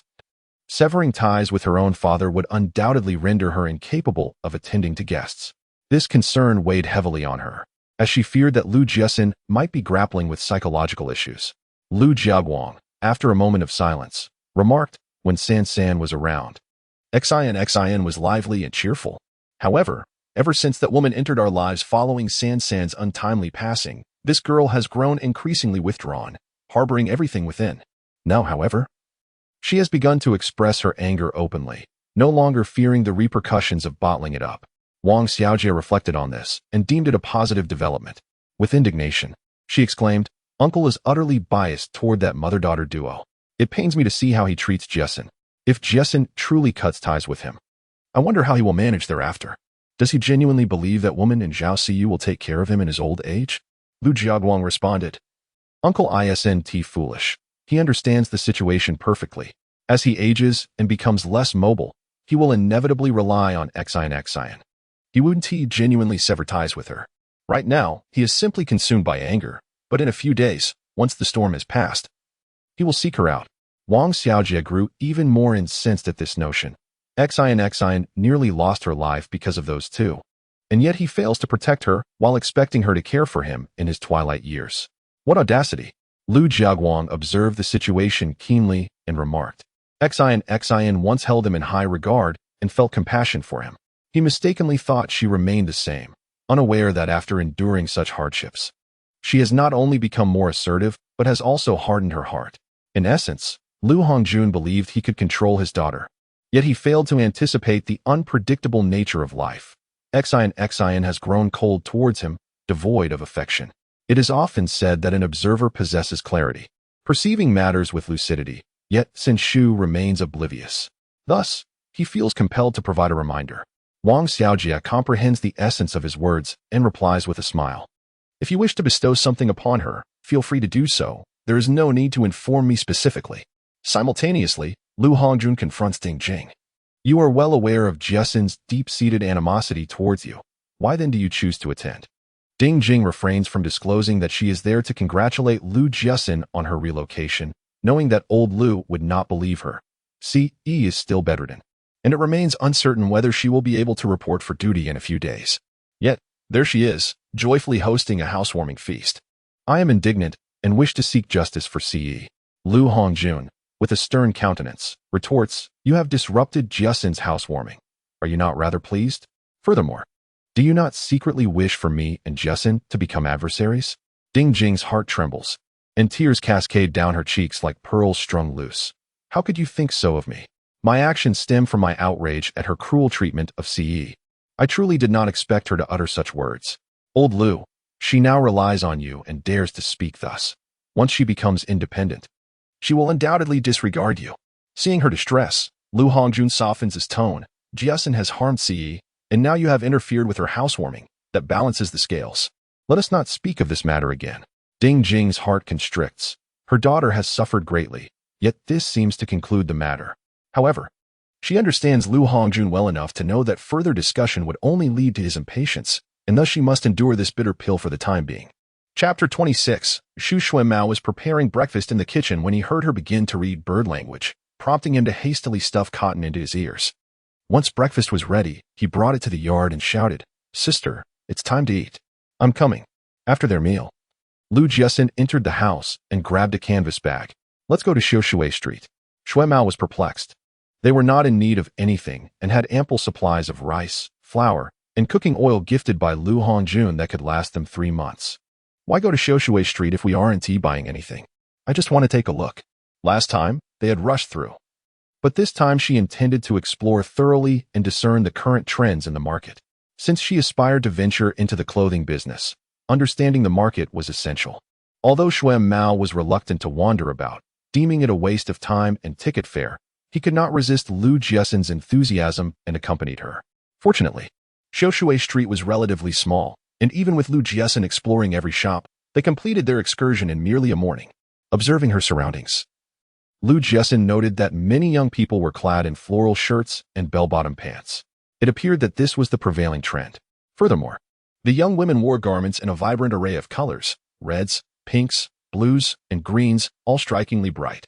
After perusing numerous clothing stalls, she realized there was not a single vendor selling suits or professional attire, indicating a notable gap in the market. As they approached a stall selling women's shoes, Lu Jiaxin crouched down to inspect a pair of leather shoes. The design was acceptable, but they were far too thin, given her current state of weakness. With cold hands and feet, she required much thicker footwear. Excuse me, dear sir, do you have any thicker leather shoes? In the present day, it is no longer fashionable to address one's superior as boss. Rather, terms such as big brother or big sister have become commonplace. As we approach the early 1990s, the trend of calling someone boss emerged. Observing her wearing long sleeves and trousers in the sweltering heat, one could easily discern her frail constitution. He remarked, Sister, all my leather shoes are of the thin variety. If you seek a sturdier pair, you should head to the intersection and make a right. That shop offers every type of footwear.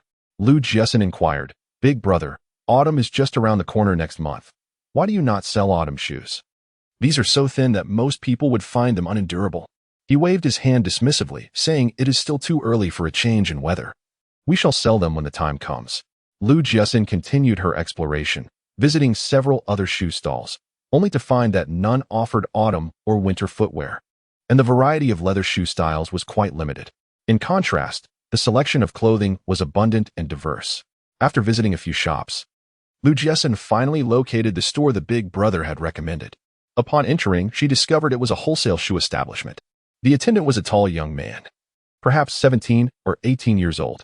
After sizing up Jiaxin, he asked, "Young lady, what are you looking to purchase?"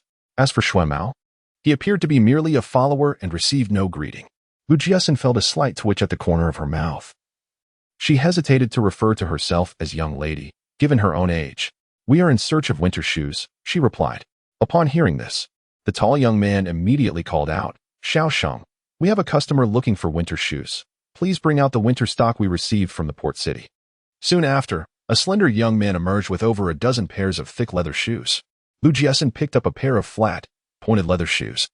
Noting that their design was indeed more appealing than those in the store, she felt the interior and, with a hint of surprise, inquired, "There's only a layer of cotton inside. How can one wear such shoes outdoors in winter? One's feet would surely freeze." The tall young man chuckled and replied, "These shoes are not suitable for winter wear, but they are perfectly fine for autumn, young lady. They are sourced from the harbor city and are quite fashionable. Currently, harbor goods are all the rage. Whether they truly are or not depends on your belief." Jiaxin found the design of the shoes acceptable, yet deemed them too flimsy. Habitually, she asked for the price. Upon hearing that they cost 88, she was taken aback, exclaiming, "That is far too expensive." Shuemao nearly jumped in disbelief. The tall young man, brimming with pride, declared, "Young brother, these shoes are imported from the harbor city. Just look at how stylish they are." While the design was indeed commendable, she felt it was not worth 88. The tall young man insisted, "Do not perceive it as costly. The wholesale price of these leather shoes is 70. After deducting shipping costs and expenses for the journey, there is hardly a profit to be made." Such words were merely for listening. To believe them would be foolish. Jiaxin scrutinized the shoes inside and out, then intentionally asked in Cantonese. The tall young man looked utterly confused. "What are you saying?" Jiaxin set the shoes down and remarked, "These shoes lack any branding. If you cannot comprehend Cantonese, how can I ascertain their authenticity as harbor goods?" The tall young man's eyes widened in astonishment. "Miss, you speak Cantonese?" Jiaxin replied, "Yes, brother. I quite like these shoes. Please offer me a reasonable price." The tall young man gritted his teeth and said, "If you like it, I'll let it go for 68. This is made of lambskin, and I truly haven't made much profit." Jiaxin smiled gently. "Brother, it's better to be honest in business. This pair of shoes is clearly made of synthetic leather." The tall young man was taken aback, exclaiming, "What did you say? These shoes are not made of lambskin, but of synthetic leather?" Jiaxin was at a loss for words. It was fortunate that he hadn't been swindled. The tall young man, still oblivious, called out to a young man named Xiaosheng, giving him a few hurried instructions before pedaling away in a flurry. The price difference between lambskin and synthetic leather is several-fold. For instance, if these shoes were genuinely made of lambskin, they could easily fetch 40 or 50. However, synthetic leather could be acquired for merely 10. The slender young man, looking apologetic, said, "Young lady, I'm sorry, but we won't be selling these shoes. Please look elsewhere."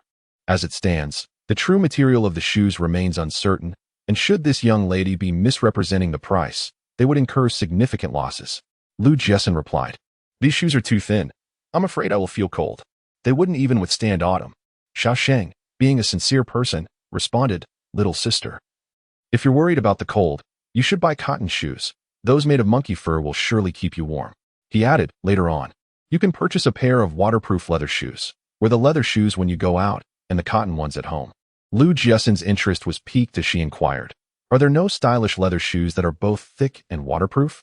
Xiaosheng shook his head, indicating that such shoes were currently unavailable in the market. Chapter 27. Sue Hemming. The mainland has yet to open up, making it unsuitable for suits and professional attire. However, shoes are a different matter. Women are inherently drawn to beauty. If they could acquire fashionable, warm, and waterproof winter shoes, they would not hesitate to pay a premium. With sufficient startup capital, she could venture to Pengcheng to find a factory for production. The immediate priority is to gather the necessary funds. She has over 9,000 in her savings account and more than 2,000 in cash, but this is far from adequate. If she is to embark on this endeavor, it must be substantial. Otherwise, by the time her shoes hit the market, many would have already copied the designs. He was oblivious to the differences between lambskin and synthetic leather, merely perceiving them as expensive. Yet, he could not deny that the shoes were indeed attractive. While waiting for the bus, Xuanmao couldn't help but lament, "Had I known, we should have ridden our bicycles. It would have saved on fare." Xuanmao was unwilling, finding it too costly. "Sister Jiaxin, you go eat at a small restaurant. I'll just have some noodles." Jiaxin felt helpless. She had intended to earn enough to hire a maid for laundry and cooking, but with Xuanmao's attitude, he would undoubtedly oppose it vehemently. Alas, the people of this time had become innately industrious. "It's fine, we can skip this meal." Just after finishing their meal, they heard a knock at the door. Jiaxin was puzzled. At this hour, her elder brother and fifth brother were at work and could not possibly visit. Xuanmao went to answer the door and was met by an unfamiliar face. "Who are you looking for?" The stranger replied, "My name is Su Hemming. I am looking for Jiaxin. Is she home?" Jiaxin thought for a moment and realized she did not recognize the name. "Suya? I don't know anyone by that name." Su Hemming was quite astonished. "How could you not recognize me? Your mother saved my cousin, and this house was purchased with the assistance of my aunt." Jiaxin had an inkling of his identity, yet some matters required clarification. "My mother informed me that Madame Xia's name is Su Hongying." Su Hemming elucidated, "Madame Xia was originally named Suya. She later changed her name to Su Hongying for certain reasons. However, my aunt preferred her original name." Once his identity was confirmed, Jiaxin permitted him to enter. Xuanmao regarded his flamboyant floral shirt and bell-bottom trousers with disdain. A grown man dressed so ostentatiously was quite an eyesore. Jiaxin poured him a glass of water and, without any preamble, directly inquired, "Brother Su, could you provide me with Madame Xia's phone number? I need to discuss something urgent with her." Su Hemming gripped the edge of the table with his left hand and replied, "My aunt is still in the rehabilitation center. You can relay your message to me, and I will assist you." Jiaxin glanced at the watch on his wrist. Not only was he affluent, but he also possessed considerable audacity, flaunting a diamond-studded gold watch so openly. Noticing her silence, Su Hemming asked, "Are you planning to confront that woman surnamed Ding?" "Rest assured, I'll handle it." Jiaxin felt a wave of frustration. One might easily mistake him for a thug. "No, I merely wish to transfer my household registration here. However, I only possess the keys to the house. The property deed is not with me." Only with the property deed could she prove ownership of the house, and consequently, the street office would issue her a certificate. Otherwise, the police station would not process her household registration. Even if Su Hemming had not come today, she would have sought out Madame Xia, as she had entrusted her with the house purchase, and the property deed was likely in her possession. Su Hemming had other matters to attend to. "I will call my aunt shortly. The property deed is indeed with her, and I shall deliver it to you this afternoon." "Very well." Su Hemming inquired if Jiaxin required any assistance. Presently, Jiaxin's sole concern was the initial capital needed to commence her business. However, she had no intention of troubling Madame Xia with this matter, as such connections should be utilized judiciously. Noticing she had no pressing issues to address, Su Hemming departed swiftly. Xuanmao remarked, "Sister, this Su Hemming resembles a street vagabond. I wonder what Madame Xia is thinking, sending such an unreliable person to approach you. Is there anything else to seek from him? Just look at his demeanor. Let us hope he doesn't cause trouble that might implicate you. Perhaps there are no viable alternatives available." Jiaxin was unaware of Madame Xia's circumstances, yet she suspected that her situation might not be particularly favorable. Firstly, her health was frail, having borne only one child, which is deemed inadequate in this era that values numerous offspring. Secondly, her origins were less than illustrious, likely having burdened her husband in the past. While taking a midday nap, Jiaxin was roused, yawning incessantly. Had it not been for Su Hemming bringing the property deed and land contract, she would have remained indifferent. For her, nothing was more paramount than eating and sleeping. Upon entering the main room, Su Hemming retrieved a square, deep brown wooden box from his bag, intricately carved with ancient patterns. This box, clearly aged, could fetch a handsome price in the years to come. After sending Xuanmao and the two younger fellows away, he finally opened the wooden box. Inside lay 2 sheets of paper atop a collection of jewelry. Jiaxin contemplated Liao Xiangmei's words, gazing at the jewelry before her, and inquired, "Su Hemming, are these the pieces my mother entrusted to Madame Xia?" The ornaments were crafted from exquisite jade. Yet Liao Xiangmei had mentioned that Lu's mother possessed a sheep-fat jade bracelet, a jade pendant, and an emerald necklace. None of these items matched her description. Lu Hongjun, the general manager, enjoyed a substantial salary along with numerous benefits, both visible and invisible.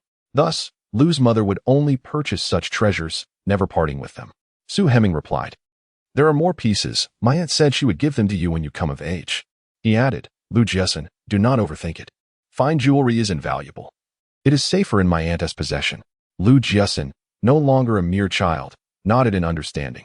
I recognize that Madame Xie acts to protect me. A child clutching gold amidst the bustling market not only risks losing their fortune, but might also lose their life. Su Heming thought to himself how reassuring it was to engage with someone astute. Chapter 28. Appraising timepieces. Lu Jiaxin harbored a fondness for jade and was rather indifferent to diamonds and gold, leading her friends to label her eccentric. Fueled by her passion, she had amassed a collection of exquisite jade pieces, her most prized possessions being a Hitian jade bracelet and a sheep-fat jade bracelet.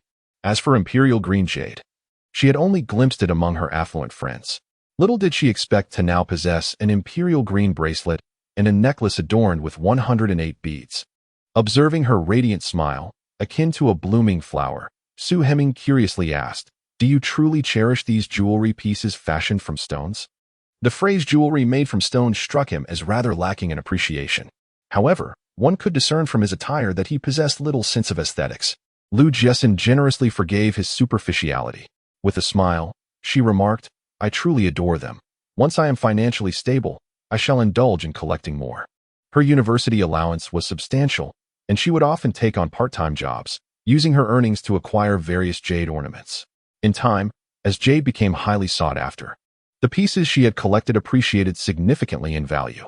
Seeing her genuine affection for the jade, Su Heming chuckled and said, a while back, a friend of mine owed me a sum for some goods, but unexpectedly, the merchandise was stolen, leaving him unable to repay. He offered a set of stone jewelry as collateral, claiming it was a family heirloom. Given our past camaraderie, I accepted it. Since you have such an appreciation for these stones, I shall gift them to you as a token of our meeting. Lu Jiaxin politely declined, expressing her belief in not accepting something for nothing. After all, they were not closely acquainted, and this was only their second encounter. It felt inappropriate to accept such a valuable gift from someone she barely knew. Su Heming, with a touch of bravado, insisted, why be so coy? Just take it. When Lu Jiaxin continued to refuse, he added, my aunt has been in poor health. She nearly lost her life giving birth to Xiaochun. By some stroke of luck, she survived, but she can no longer bear children. Your mother saved Xiaochun, which in essence means she saved my aunt's life. This set of jade jewelry is but a trivial matter. He then added, my girlfriend favors gold jewelry over these stones. Otherwise, I would have wanted to give you something else. Although Lu Jiaxin had a fondness for jade, she preferred to avoid complications. If your girlfriend desires them and learns that they were given to me, it may lead to misunderstandings. Such situations can be quite troublesome, especially when it comes to romantic entanglements. Su Heming waved his hand, indicating that he had parted ways with the other party over a month ago. They were no longer connected. If you consider me a friend and wish to maintain our relationship, then accept this. If not, simply disregard my words. Lu Jiaxin thought that although he seemed somewhat ostentatious, he appeared to possess a sense of loyalty, a quality worth exploring in friendship. Then I shall not be modest. She called out to him, saying, this time, the crackdown on public order is quite severe. You and your associates should exercise caution. If trouble arises, even if Madame Xie could protect you, you would still face significant consequences. She was averse to complications, yet Su Heming's generosity compelled her to offer a warning, lest her conscience be burdened. Of course, if he chose to ignore her advice afterward, that would no longer concern her. Lu Jiaxin looked at him as if he were a fool. Such matters were not meant to be spoken of openly. She felt it necessary to investigate the Su family's background, wondering why he seemed so oblivious to the prevailing circumstances. Su Heming quickly grasped her intent and clasped his hands together, expressing gratitude. Thank you, little sister. Little sister? Lu Jiaxin felt exasperated. She pointed at Su Heming's wrist. Do you understand why one should quietly amass wealth? Because the bird that sticks its head out is shot. Too many people envy and resent it. And that brings danger close at hand. This gold watch, while I am unaware of its market value, surely costs around 70 to 80,000. Presently, an ordinary worker in the city earns merely 70 to 80, wearing such an expensive watch. She left her statement unfinished, allowing Su Heming to ponder the implications. Sometimes, speaking too much yields no results, only when one realizes the gravity of the situation will they exercise restraint. Su Heming laughed heartily and remarked, I am not foolish. How could I possibly wear a Rolex watch worth over 100,000? Little sister, this is a fake, a gift from a friend, merely for fun. Lu Jiaxin gazed curiously at the watch. If it's fake, take it off and let me examine it. Her wealthy friend's partner was a demolition contractor, earning a handsome sum of 50 to 60,000 monthly from rent alone. That man was rather ostentatious, deliberately donning a Rolex to stand out. Indeed, he became the center of attention wherever he went. Su Heming removed the watch and handed it to her, saying, "If you like it, I'll gift it to you." Lu Jiaxin scrutinized the timepiece closely. Rolex watches possess distinctive design patterns, and their anti-counterfeiting features utilize patented technology, which is quite advanced and difficult to replicate. If 30 years were to pass, she could not guarantee the authenticity of the watch, considering the sophistication of counterfeiting methods by then. However, currently, the technology for forgery is not as advanced. Observing the anti-counterfeiting mark, Lu Jiaxin inquired, "You mentioned this watch was a gift from your friend?" Su Heming nodded with a smile. "This watch was a birthday present from my childhood friend a few days ago. Impressive, isn't it? If you desire it, I'll purchase another one." Lu Jiaxin returned the watch to him and sincerely stated, "Brother Su, this watch is genuine." To claim such an expensive watch is fake raises questions about the other person's intentions. It is fortunate that she encountered him. Otherwise, Su Heming might have fallen for it. A jolt of surprise ran through Su Heming. "What did you say? This watch is real? I can assure you with certainty, it is genuine. If you doubt it, you may consult an expert for authentication." Su Heming's expression changed dramatically. He requested paper and a pen from Lu Jiaxin, wrote down a phone number, and said, "You keep the item safe. I will seek someone to authenticate this watch. If you need anything, just call this number and mention Su Gu." After uttering these words, he hurriedly departed. Upon exiting the alley, he dismissed his two underlings and rode his motorcycle to find an elderly man. He removed the gold watch from his wrist and handed it to the old man, anxiously stating, "Please help me determine whether this watch is genuine or not." The old man examined it closely and chuckled. "Rest assured, it is authentic. While counterfeit watches may possess fine craftsmanship and cost a few hundred, a genuine one is worth over 100,000 in the market." Su Heming, although somewhat ostentatious in his actions, was not foolish. Flaunting such an expensive timepiece would undoubtedly attract unwanted attention.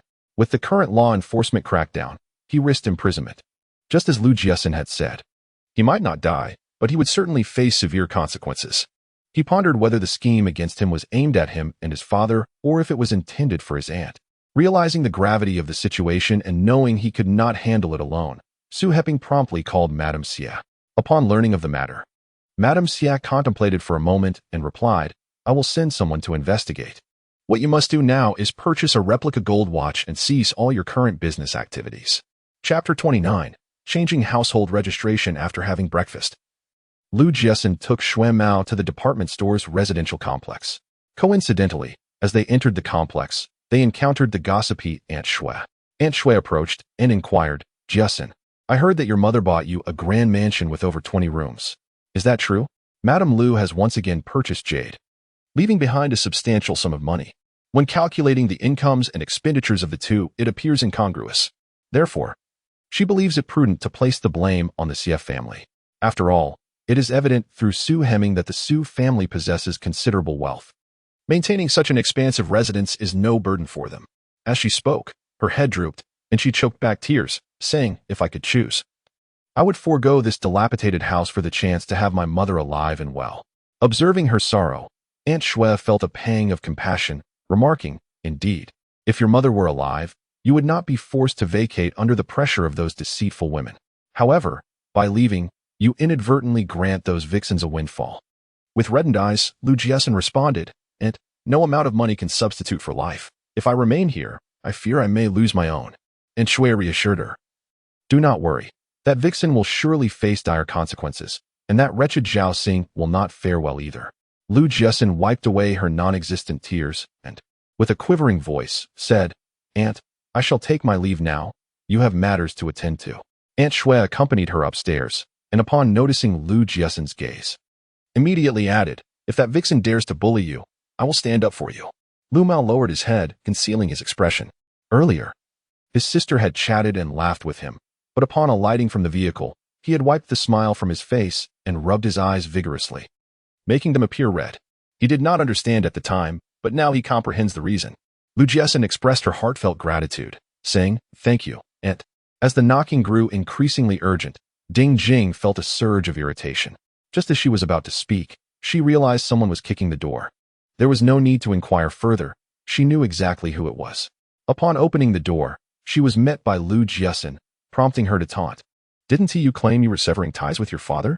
How swiftly you seem to have forgotten your recent declarations.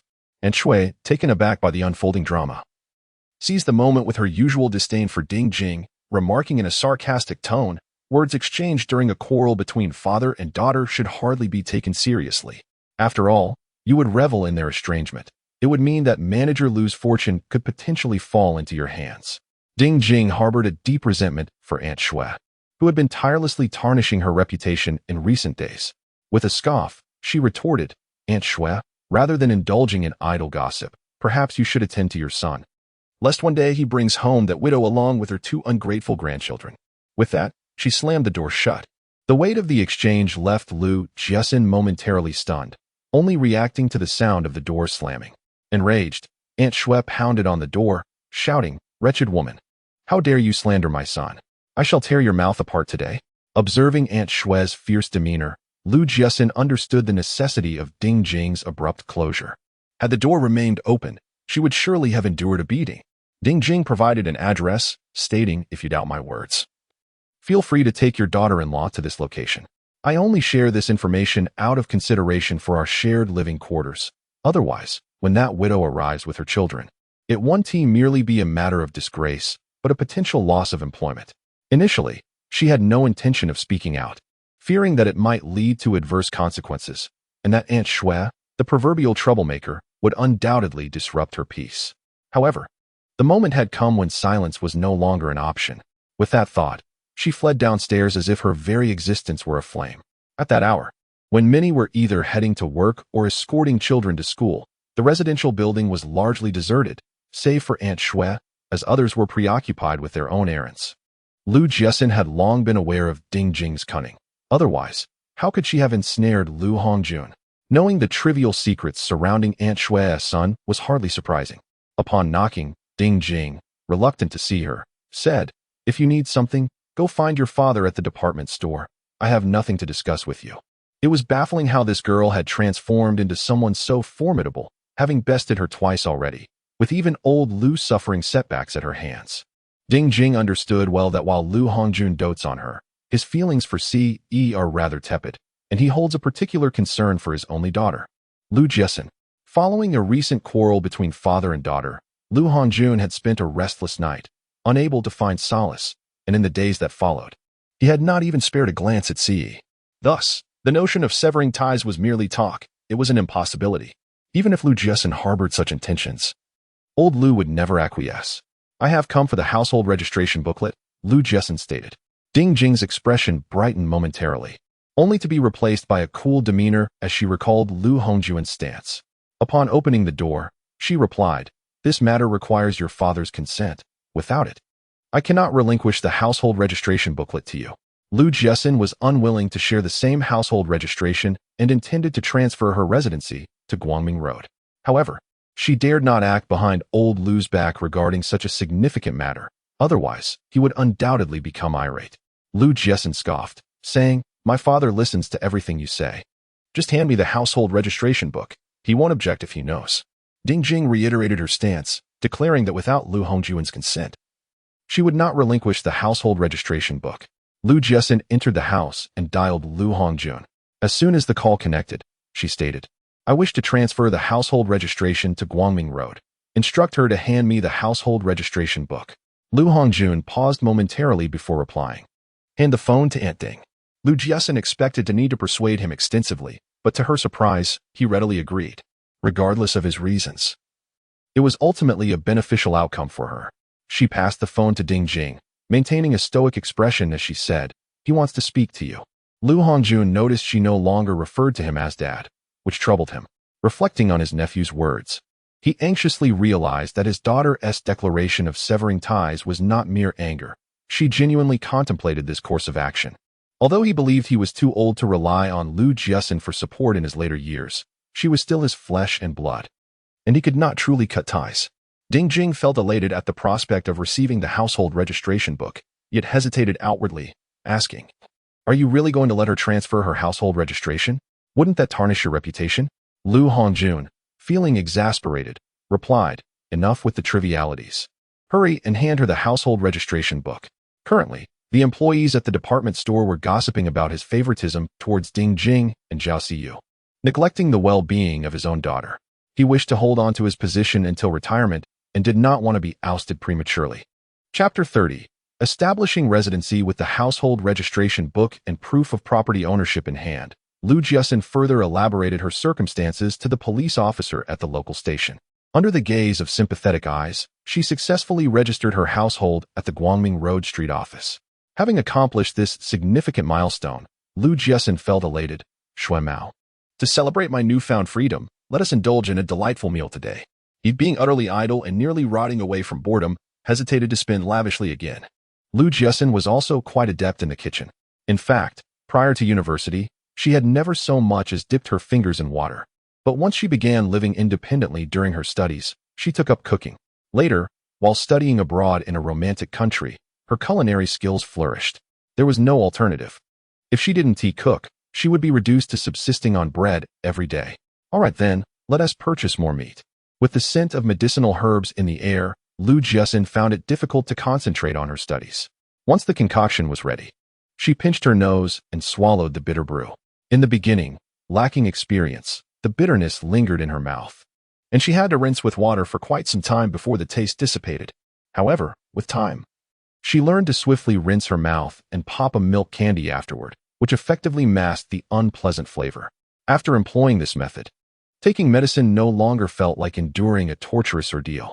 As she observed the rather plump chicken she had prepared, she suggested, Shuemao, let us make half of this chicken into soup and the other half into braised chicken with potatoes. Sounds good. Just as the chicken was placed in the stew pot, Lu Jiajia's voice echoed from outside. Jiaxin, Jiaxin, open the door, it's me. Shuemao hurried to the door and, upon welcoming him in, quietly reminded, fifth brother. Sister Xin is studying inside. Xin, come out quickly. I've brought some delicious treats. Upon hearing his calls, Lu Jiaxin was puzzled as to why he would bring something at such an hour. When she emerged, she inquired, fifth brother, aren't you supposed to be at work? It's nothing. I took a half day off. Lu Jiaxin felt that her brother was lacking in enthusiasm for work, often taking leave at the slightest opportunity. However, as his sister, and being preoccupied with her own affairs, she refrained from expressing her thoughts. Lu Jiajia remarked, Xin, each crab in this basket weighs over half a pound.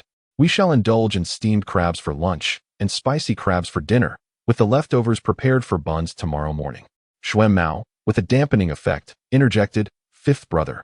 Sister is currently on medication. These crabs are too cooling for her. Instantly, Lu Jiaxin's good mood evaporated, as she cast a resentful glance at Shuemao. Had he remained silent, she would have relished the meal. But now, with his words, her desire to partake vanished. Lu Jiajia smacked his forehead, exclaiming, oh dear. I completely overlooked that. Shuemao, let us steam 6 crabs now, and prepare the remaining 6 as spicy crabs tonight. Both he and Shuemao had hearty appetites, so 3 crabs each would be no issue. Lu Jiaju quickly gestured, no need. If they wish to eat, I shall go buy them. Lu Jiaxin chuckled. Fifth sister-in-law is quite frugal. She wouldn't spare money for crabs for the children. You should save your little stash, lest fifth sister-in-law discovers and confronts you. Lu Jiajia was left speechless, realizing that even a penny could thwart a hero. Lu Jiaxin was well aware of his circumstances. Due to family planning policies, after Ma Lily gave birth to Xiao Feng, she was taken for sterilization, rendering their previous agreement void. The absence of an heir had long been a source of concern for Ma's parents, and upon hearing her words, their demeanor shifted dramatically. However, Ma Lily's brother-in-law's parents were opposed, leaving the matter in a stalemate. Although Ma Lily contributed monthly for food expenses, Ma Dajia had never given her any money. The cost of meals has not increased, yet the number of diners has risen, leading to a marked decline in the quality of food. Strong and Xiao Feng sometimes leave the table still hungry, which causes great concern for Lu Jiajia and Ma Lily. Despite this, Ma Dajia remains unsatisfied, demanding that Ma Lily and Lu Jiajia move out. Ma Lily does not refuse but stipulates a condition: Xiao Peng must adopt the surname Ma, and his household registration must be transferred to his parents' name before she and her husband, along with their child, will consider relocating. Until then, she will not leave. Lu Jiajie is not indifferent to his wife and child, yet the current issue lies in the favoritism shown by his in-laws towards Yin Xiaoping, who always receive the best of everything. Lu Jiajie is momentarily taken aback, realizing the depth of the conflict. She suggests, how about this? You bring fifth sister-in-law and the 2 children over to eat with us. I find it rather lonely dining with Xuemao. Their presence would certainly enliven the atmosphere. Lu Jiajie, seeing her earnestness, decides not to be overly formal, understanding that excessive politeness breeds distance. All right, I will pick them up after work. Xuemao, somewhat puzzled, inquires. Sister Xian, we had 12 crabs for lunch and consumed 4, leaving us with 8. The Ma family consists of only 6 members. So how can Brother Jiajie say fifth sister-in-law and the 2 children won't have enough to eat? Lu Jiajie succinctly explains the Ma family situation. Every household grapples with its own challenges, and her own life is already a tangled mess. Thus, she refrains from elaborating on the Ma family's issues. Xuemao cannot help but reflect on his own circumstances, feeling a pang of discomfort as he remarks, Sister, why do blood relatives resort to such calculations over trivial wealth? Because of selfishness, because of greed. Chapter 31. Understanding the market after work. Lu Jiajie took his child and met with Ma Lily to head towards Guangming Road. Upon seeing Lu Jiaxin, Ma Lily felt a twinge of embarrassment. After all, Jiaxin was still a child, and she felt that coming over for a meal was somewhat of an imposition. However, before she could voice her thoughts, Xiaofeng rushed over to embrace Lu Jiaxin, sweetly calling her aunt. Ma Lily quickly intervened, saying, Jiaxin, what are you doing? You should eat the drumstick yourself. Having chicken meat and soup is quite sufficient. In truth, Ma Lily used to occasionally buy snacks for the children. However, after her nephew Yin Xiaoping moved in, she had not purchased any snacks or meat. Lu Jiaxin smiled and replied, Sister-in-law, have you forgotten? I have always preferred chicken wings over drumsticks. I find drumsticks too meaty and dry. It was indeed peculiar that not only did they share the same name and striking resemblance, but their preferences were also remarkably similar. At times, she pondered whether her past life had merely been a dream. Ma Lily promptly instructed the 2 children to express their gratitude. Among ordinary folk, there were no rigid customs dictating silence during meals. Lu Jiaxin engaged Ma Lily in conversation about the department store, and under her subtle guidance, they began discussing clothing and footwear. Ma Lily remarked, nowadays, many clothes and shoes from the port city are both fashionable and affordable, causing business at the mall to decline significantly. Presently, only skincare products and large appliances are selling well, as these items are not yet widespread, and the quality of outside products varies greatly. Many still prefer to shop at the department store. Although business is not as prosperous as it once was, Ma Lily, being a formal employee with a government salary, remains unconcerned. Lu Jiaxin deliberately remarked, I feel weak and cold these days. I wish to purchase a pair of thicker leather shoes. However, after wandering through Xiushui Street with Xuemao, they failed to find waterproof and fashionable thick leather shoes. Ma Lily chuckled and replied, Your standards are quite high. It is only natural that you cannot find something to your liking. Nevertheless, there is no need to worry. Every year before winter, the department store stocks several batches of winter shoes, so you are sure to find a pair that satisfies you. Are they waterproof and stylish thick leather shoes? Ma Lily pondered her discerning taste and paused before saying, There are thick cotton leather shoes available, but the styles may not be as trendy. Lu Jiaxin continued to inquire, Sister-in-law, I recall that last year the department store's winter shoes were priced around 170 to 180.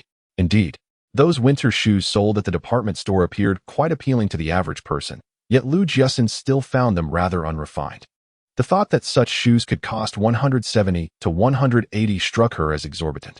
Of course, these shoes were not originally intended for ordinary citizens.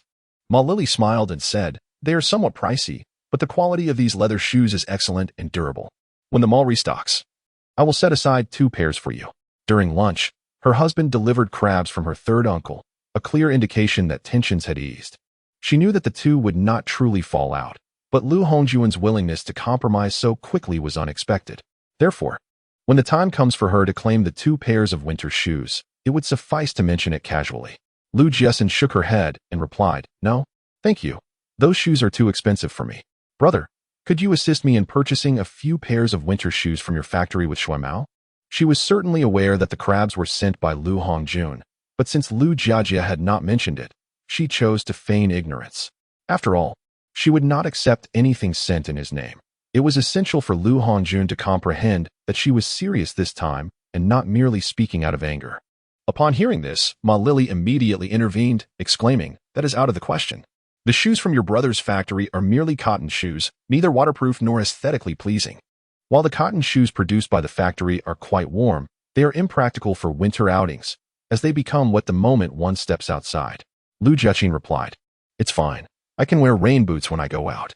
Currently, I have limited funds, so I must prioritize practicality in my purchases." Seizing the opportunity, Ma Lily advised, "Jiaxin, do not let your father provoke you.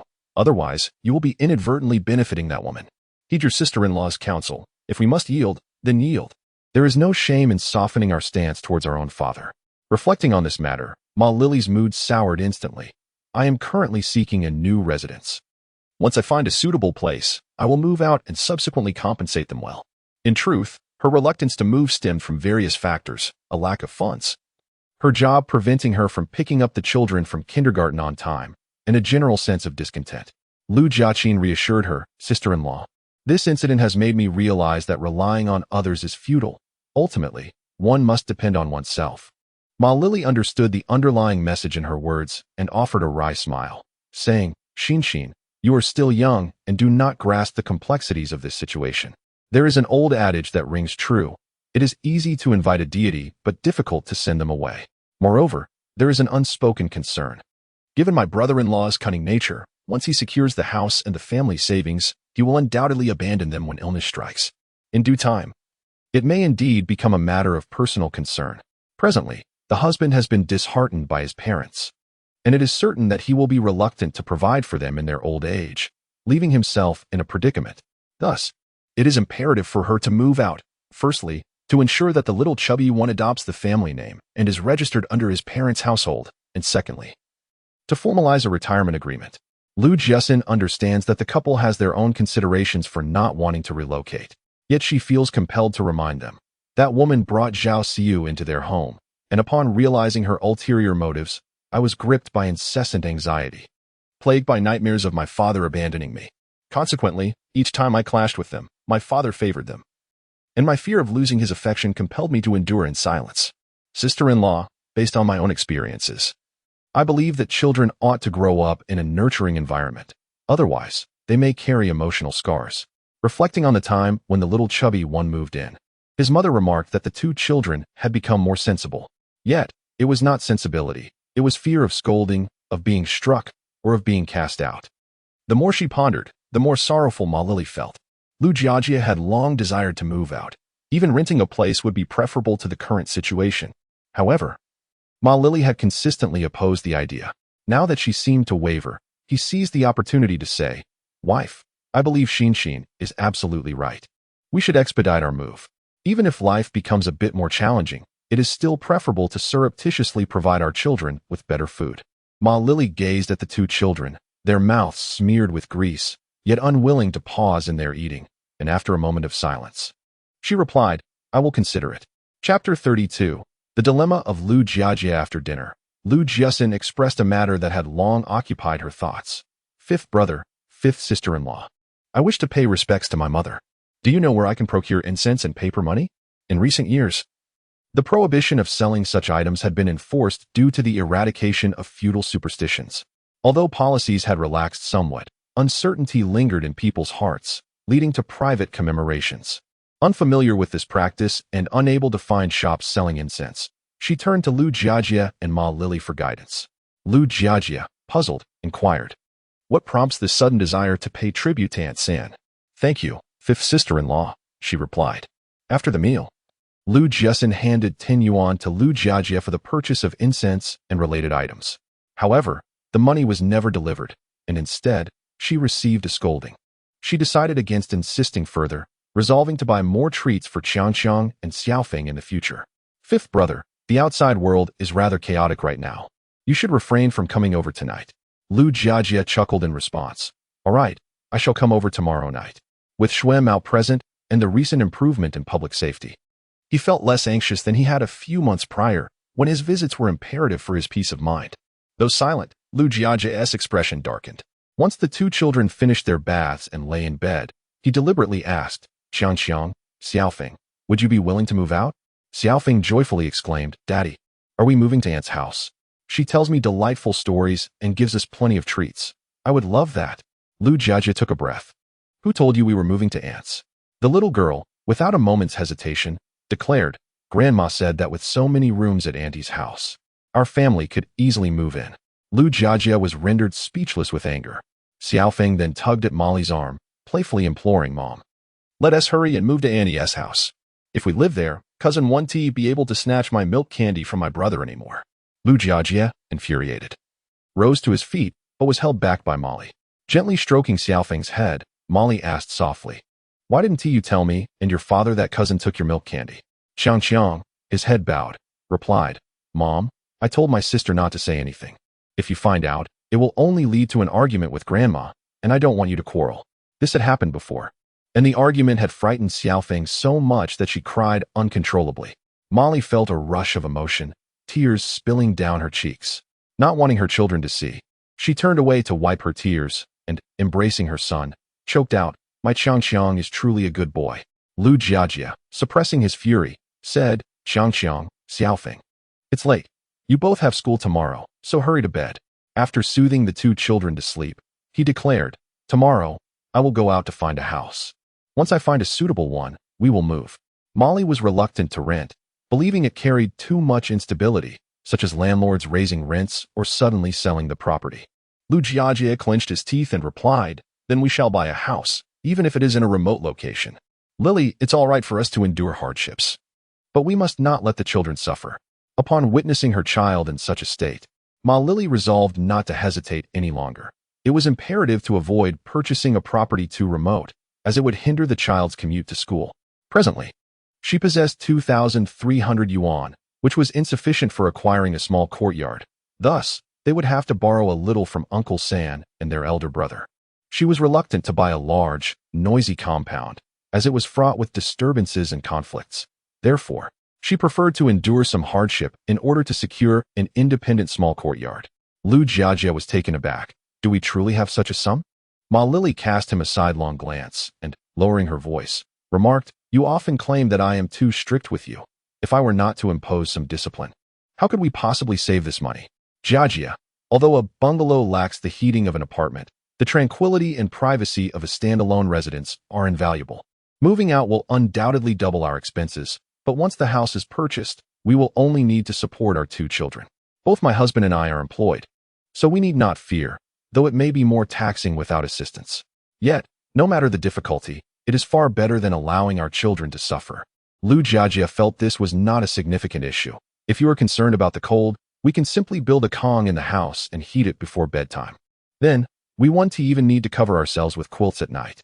The following noon, Lu Jiajie sought out Lu Hongjun to inform him about Lu Jiaxin's intention to purchase incense to honor their late mother. Lu Jiajie said, Uncle San, Shuimao told me that after he saved Xinxin, she developed a high fever that night, calling for her mother throughout. It took 2 days and 3 nights before her fever finally subsided. Shuimao feared she might suffer lasting damage. When she awoke the next day, she was exceedingly weak from blood loss and needed support to walk. Lu Hongjun surmised that Lu Jiaxin had endured considerable hardship in the ancient capital, yet he had not anticipated the extent of her suffering. Lu Hongjun inquired hoarsely what happened next. Lu Jiajie replied, Xinxin's creations were delectable, and her business thrived. However, it wasn't long before she caught the attention of some delinquents. They vandalized her stall, and both Shuimao and Xinxin were injured, taking several days to recover. While it is true that the thugs overturned the stall and harmed people, Xinxin did not set up the stall. It was actually Shuimao who was injured. After listening to Shuimao's account, I began to comprehend the profound changes in my sister. Given all she has endured, it would be unnatural for her to remain unchanged. Yet, she never confided in me. Lu Jiajie felt an urge to retort, but he lacked the courage. Uncle, Xinxin mentioned yesterday that one cannot rely on anyone in this world. The only dependable entity is oneself. Uncle, Xinxin is not merely trying to frighten you. She genuinely wishes to sever ties. Lu Hongjun fell silent for a moment before retrieving an envelope from his drawer. Here are 300 yuan. If Xinxin is lacking anything, please provide for her. Without a moment's hesitation, Lu Jiajie accepted the envelope and then spoke of his plans to purchase a house. The children's food has been snatched away. and my mother-in-law does not chastise Yang Jixiang, instead criticizing Xiangxiang and Xiaofeng for being petty. Uncle, I can no longer endure living with the Ma family. I have discussed with Lily the desire to acquire a small, private courtyard. He specifically mentioned this to Lu Hongjun, hoping for his assistance in gathering information, knowing that Lu Hongjun's connections far surpassed his own. Most importantly, he wished to secure a favorable price. Lu Hongjun nodded. I will keep an eye out and inform you if something suitable arises. Taking a leave today due to poor condition, I shall conclude tomorrow. The newly released book, starting from 1940, holding the interstellar maul to uplift the motherland, is now available. Synopsis: a patriotic and exhilarating tale of a strong female protagonist traversing through time. Han Hui, an exceptional student at the Interstellar Medical Academy, travels back to the year 1940 in Huaxia to save her brother. Unlike the wealthy daughters of Beijing, Tianjin, and Shanghai, or the concubines of the bustling foreign concessions, she becomes the eldest daughter of the Han family in Jiangshu village, confronting a war-torn nation. Initially focused solely on her mission, she evolves to resist the Japanese invasion, root out traitors, and supply vast amounts of resources to the front lines. Throughout the tumultuous years, she experiences the suffering of her homeland, utilizing the interstellar maul to introduce advanced technologies to the nation, aiding pharmaceutical factories in producing world-class medicines, thereby providing solid support for the soldiers. Traversing through 3,000 small worlds, Han Hui matures through various eras, her unwavering belief in striving for the resurgence of her motherland remaining unchanged. Chapter 33. Paying respects to Mother Lu Jiajia brought a basket filled with paper money and candles to the designated place. After setting everything down, he handed an envelope to Lu Jiaxin. However, Lu Jiaxin did not accept it. Lu Jiajia remarked, "This contains 300 yuan. Xin. Didn't you say you wanted to buy a pair of leather shoes? With this money, you can purchase them tomorrow." Lu Jiaxin, with a cold demeanor, refused the offer, stating, "Fifth brother, I appreciate your concern, but from now on, I will not accept a single penny from him." She maintained her dignity. Otherwise, with someone as selfish as Lu Hongjun, seeing her relent over 300 yuan would only reinforce his previous attitude. Xin. Lu Jiajia sighed. "I understand your feelings. However, if you continue to stubbornly oppose third uncle, it will only benefit that mother and daughter duo."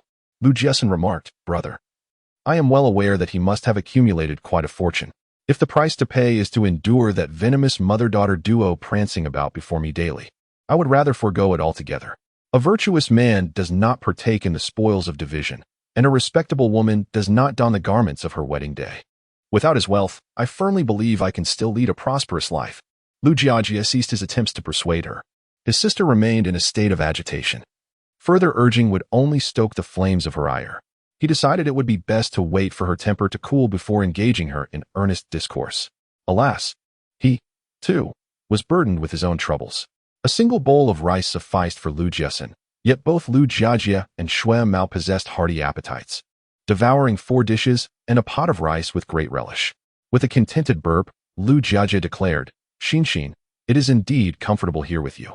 Lu Jiaxin inquired, "Brother, has sister-in-law still not relented?" Lu Jiajia, his face alight with joy, responded, "She has agreed to move out. However, she is reluctant to rent and wishes to purchase a home. Xin, we owe you a debt of gratitude for this." He had previously calculated the family's savings and estimated they could muster at most 15 to 1600.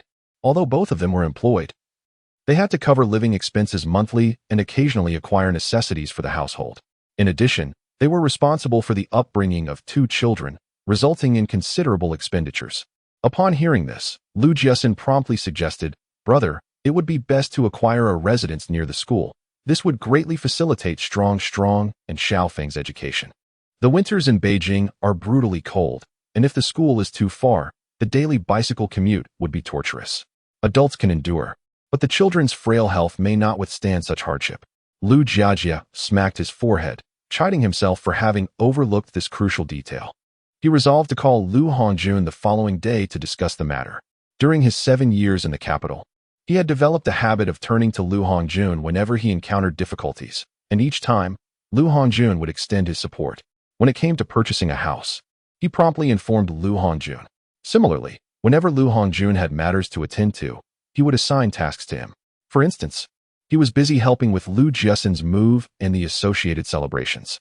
One evening, the three of them gathered in the courtyard, enjoying the cool breeze while engaging in conversation. It was primarily Lu Jiajie who spoke, mentioning that Lu Jiaxin and Shui Mao were both listening attentively. Although Lu Jiaxin was aware that half of what he said was mere boasting, she chose not to expose him, preferring to bask in the pleasant atmosphere. When it came to ancestral worship, not only were incense and joss paper required, but offerings were also necessary. Lu Jiaxin had already purchased the fruits, leaving only the rice and dishes to be prepared. At dawn the next day, Lu Jiaxin and Shui Mao rose early to prepare, while Lu Jiajie slept until 7. Upon stepping out of his room, he was greeted by the enticing aroma of meat. Standing at the kitchen door, he peered inside and inquired about the delicious preparations. Lu Jiaxin smiled and replied, "I made pork and cabbage dumplings along with 3 delicacies dumplings. Fifth brother, which would you like? I can cook it for you right now." Lu Jiajie, with a fondness for both, eagerly requested, "Cook more." After checking everything, Lu Jiaxin prepared to leave with Shui Mao. Noticing that Lu Jiajie lingered in the courtyard, she curiously asked, "Brother, why haven't you gone to work yet?" Though their uncle had not explicitly stated it, he understood the implication. Nevertheless, even without Lu Hongjuan's subtle hints, he had intended to accompany Lu Jiaxin. Just a few months prior, a young woman had encountered a dire situation while visiting relatives in the outskirts, and that had occurred in broad daylight. Although security had tightened and many people were retreating into their homes, he felt uneasy about not accompanying her. 2.5 hours later, Lu Jiaxin stood before her mother's grave. For reasons unknown, upon seeing the photograph on the tombstone, her tears burst forth like a dam that had been breached. Lu Jiajie placed dumplings and a bowl of white meat before the grave, then took a white candle from the basket and lit it, finally retrieving a handful of incense. Lu Jiaxin accepted the incense, knelt on the ground, and while weeping, bowed her head in reverence. After completing her vows, she inserted the incense into the ground before the grave, wiped her tears, and knelt to burn paper money. Once Shui Mao had finished offering incense, Lu Jiajie pulled him away. They did not venture far. They paused at a corner. Shui Mao looked at Lu Jiaxin, who was sobbing uncontrollably, and furrowed his brow, saying, "Eldest brother, why did you pull me out? Sister is still inside." Lu Jiajie replied in a low voice. Xin was nearly harmed by that venomous mother and daughter duo. With no support from our third uncle, she cannot express her grievances to us and can only confide in our third aunt. Once Lu Jiaxin noticed that Lu Jiajie and the others had walked far enough away, she surveyed her surroundings, ensuring no one was watching, wiped her tears, and whispered in a voice only she could hear, "Auntie, Xin will make that pair of wolves pay dearly." Seeing her eyes swollen like peaches, Lu Jiajie handed her a handkerchief, saying, "Do not be distressed. Our third aunt will watch over you from above." Chapter 34. The trap. The journey from Guangming Road to the cemetery required 2 transfers. While changing for the second bus, Lu Jiaxin caught a whiff of an overwhelming aroma. Following the scent, she discovered an elderly gentleman selling roasted chickens. Already feeling hungry, the enticing fragrance made her stomach grumble. Lu Jiaxin inquired, "Sir, how much for one of your roasted chickens?" The roasted chicken is far more fragrant than the one purchased by Lu Hongjun last time. 8 yuan. Upon hearing this, Lu Jiajie nearly jumped up in disbelief. In the market, a plump old hen costs only about 3 or 4 yuan. How can you charge 8 yuan for a chicken that appears to weigh no more than 2 jin? The old man, unfazed, fanned the stove with a palm leaf fan and replied, "The recipe for this roasted chicken has been passed down through generations in my family. There are 8 intricate steps involved, and one must master the art of cooking it to perfection. Young man, 8 yuan for a chicken is not excessive." He refrained from mentioning that, at their peak, his family's roasted chicken had once sold for $5 each, but due to restrictions on their trade, they were forced to close shop. Now, seeing many others venturing into business, he decided to revive this craft as his livelihood was becoming increasingly difficult. Lu Jiaxin inquired, "Grandpa, may I have a taste? If it is delectable, I shall purchase one." The old man chuckled, "Little girl, once you buy it, and take a bite, if you find it unsatisfactory, you needn't pay." When the roasted chicken was taken from the iron pot and presented before her, the aroma intensified. Lu Jiaxin, adhering to her slight obsession with cleanliness, refrained from tasting as she had not washed her hands. She counted out 8 yuan for the old man and declared, just based on this delightful fragrance, "It must be delicious. Grandpa, do you sell here every day? If I wish to indulge again, can I return here?" The old man beamed, "My home is nearby. If you wish to buy, just ask any passerby for Zhang's roasted chicken, and everyone will know." as she boarded the bus with the roasted chicken. Even though it was wrapped in oiled paper and thick newspaper, the enticing aroma could not be concealed. The passengers in the car were salivating at the aroma, and Lu Jie and Shui Mao were no exceptions. Upon arriving home, the two hurried into the kitchen, one igniting the stove to boil water while the other washed the vegetables. Through their concerted efforts, a bowl of vegetable noodles was soon prepared. Lu Jiajie glanced at the pieces of roasted chicken on the table and said, "Jiaxin, divide it into 3 portions. We shall each have a share." With a smile, Lu Jiaxin agreed, reserving 2 chicken wings and a neck for herself while the remaining portions were evenly distributed between the two. Lu Jiajie eagerly tore off a chicken leg, took a bite, and exclaimed in delight, "Delicious, truly delicious." Jiaxin, this 8 yuan was well spent. Lu Jiaxin also took a bite of the chicken wing, and the savory flavor instantly enveloped her palate. The chicken was indeed delectable, with tender, chewy meat that grew more flavorful with each bite. The roasted chicken and the bowl of vegetable noodles were devoured entirely by the 3 of them. Patting his belly, Lu Jiajie remarked, "I initially intended to stop you from buying it, but fortunately, I did not. Otherwise, we would have missed out on this exquisite roasted chicken." His monthly salary was barely over 80, and the cost of the roasted chicken had consumed a tenth of it. However, recalling the 300 yuan that Lu Jiaxin had declined the previous day, he urged her to accept the money. Lu Jiaxin, disliking repetitive discussions, promptly urged him, "Fifth brother, it's already 1:30. Hurry to work and don't be late." Glancing at his watch, Lu Jiajie rushed off to the shoe factory. During the break at work, he boasted to his colleagues about the roasted chicken he had enjoyed that day. Lu Jiaxin was reluctant to discuss matters concerning the Ma family, so she casually conjured a reason. The house was too cramped. With 5th brother coming over, it would be more spacious for sister-in-law and the 2 children to sleep. The Ma family initially had 3 separate rooms, one for the elderly couple, one shared by Lu Jiajie and Ma Lily, and one for the 2 children. However, since Yan Jixiang moved in, the children had begun to share a bed with their parents. The rooms were quite small, with a bed measuring merely 1.5 meters. While they could squeeze in during winter, it became troublesome in summer for 4 people to share a bed, leaving Lu Jiajie to sleep on the floor. Shui Mao promptly went to open the door. Upon entering the courtyard, Lu Jiaxin noticed the gold watch on his wrist, with just a glance. She discerned it was not the same as the last one. Su Heming expressed his gratitude, saying, "Sister Jiaxin, thank you. You have saved my life. I had the watch appraised, and it is indeed genuine." Shui Mao, puzzled, inquired, "If someone gifted you a genuine watch, how could it possibly be a matter of life and death?" Seeing his confusion, Su Heming elaborated, "That gold watch could fetch up to 150,000 on the black market. Wearing something so valuable in public, one could easily become a target for robbery or worse." Shui Mao's eyes widened, his mind racing with the figure of 150,000. What an immense sum. Could it even fit in a room? A glimmer of concern flickered in Lu Jiaxin's eyes. There was certainly something amiss with that watch. Moreover, if her suspicions were correct, it was likely aimed at Suya. As for Su Heming, he hardly seemed worthy of such a hefty price tag. Was it truly plausible that someone would present a watch worth 150,000 merely to incite a plot against his life? The situation must be more intricate than it appeared. Lu Jiaxin had inquired with Lu Jiajie, but regrettably, he was not well versed in the affairs of the Xie and Su families. Shui Mao, filled with uncertainty, remarked, "Can your family still go to the port city?"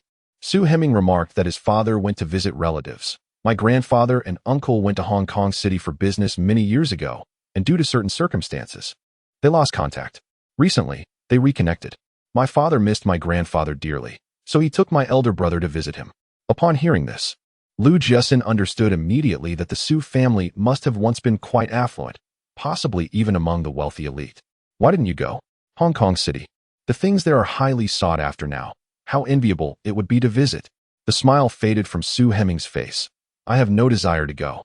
Back then, my grandfather abandoned my grandmother, my father, and my 2 younger aunts to accompany my uncle's family to Hong Kong City. My grandmother, worn out from worry, passed away before reaching 40, and my elder aunt was bullied into disappearance. Since they chose to forsake us then, why should we acknowledge them now?"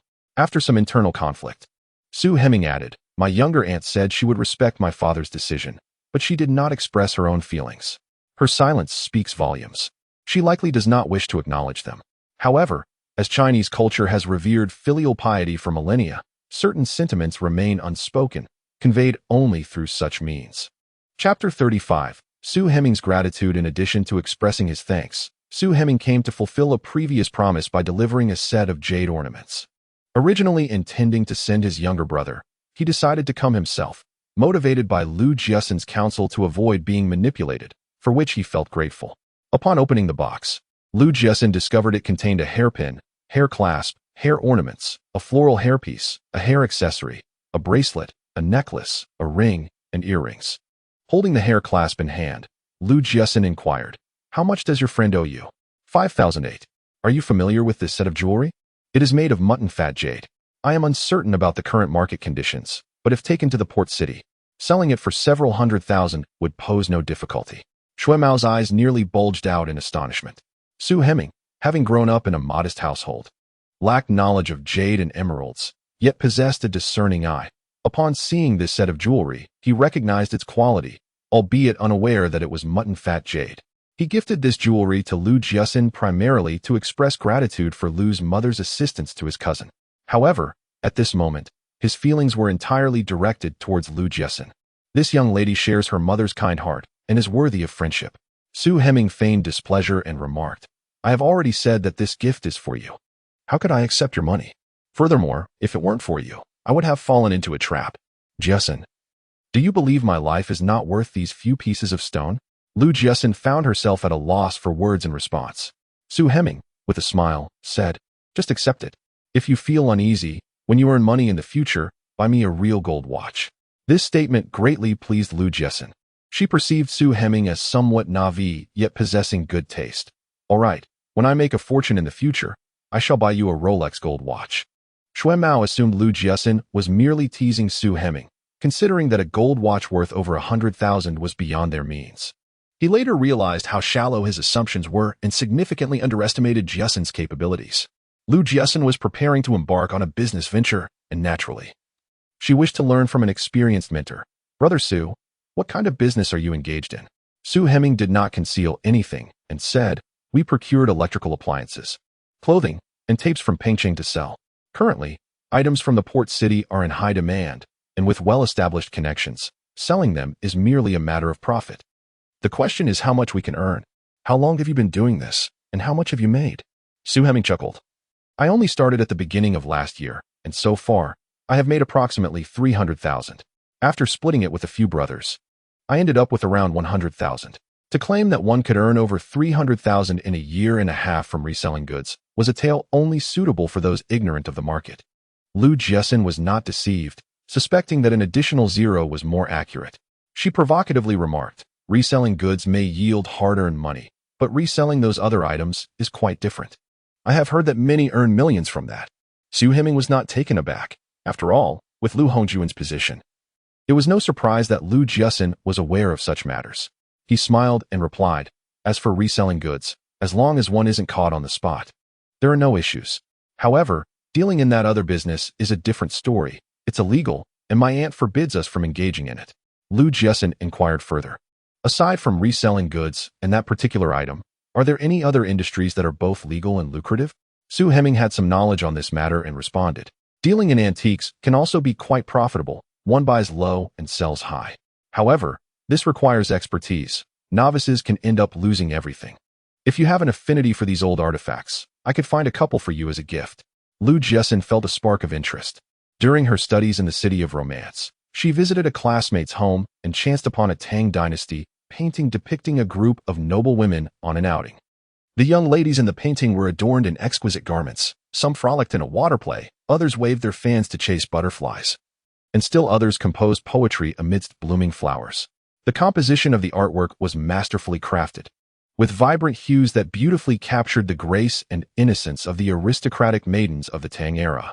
While browsing an antique shop, she fortuitously encountered a seller offering that very painting. The shopkeeper claimed it was a forgery, and the seller, unwilling to part with it at a low price, departed. Her classmate's grandfather, who had a penchant for vividly colored art, was instantly enamored with the piece and, indifferent to its authenticity, purchased it at the seller's asking price. To the grandfather's surprise, the seller, pleased by the swift transaction, revealed that he possessed additional paintings and books he wished to sell. Upon inquiry, Her classmate's grandfather learned that the seller had inadvertently discovered a secret passage in his home, which led him to several artworks and numerous books. Though her classmate's grandfather had no interest in the books, he had a friend who cherished Eastern culture and ended up purchasing the entire collection for $10,000. Subsequently, her classmate's family faced some difficulties and sold off the remaining artworks, yet the painting of the noble women was preserved solely because of her classmate's heartfelt pleas. At that time, the value of the painting had skyrocketed, leaving her astonished at the price.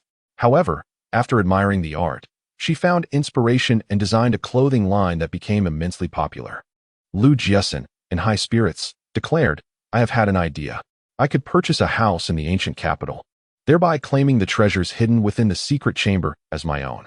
At that time, I will select 1 or 2 items to sell as initial capital, while the rest I shall keep for myself. As for those books, I will donate them to the museum." What brings such joy to your thoughts? After 2 encounters, Jiaxin concluded that the business of reselling goods was conducted by her father and brother, while this fellow was merely a menial laborer. The reason was quite simple.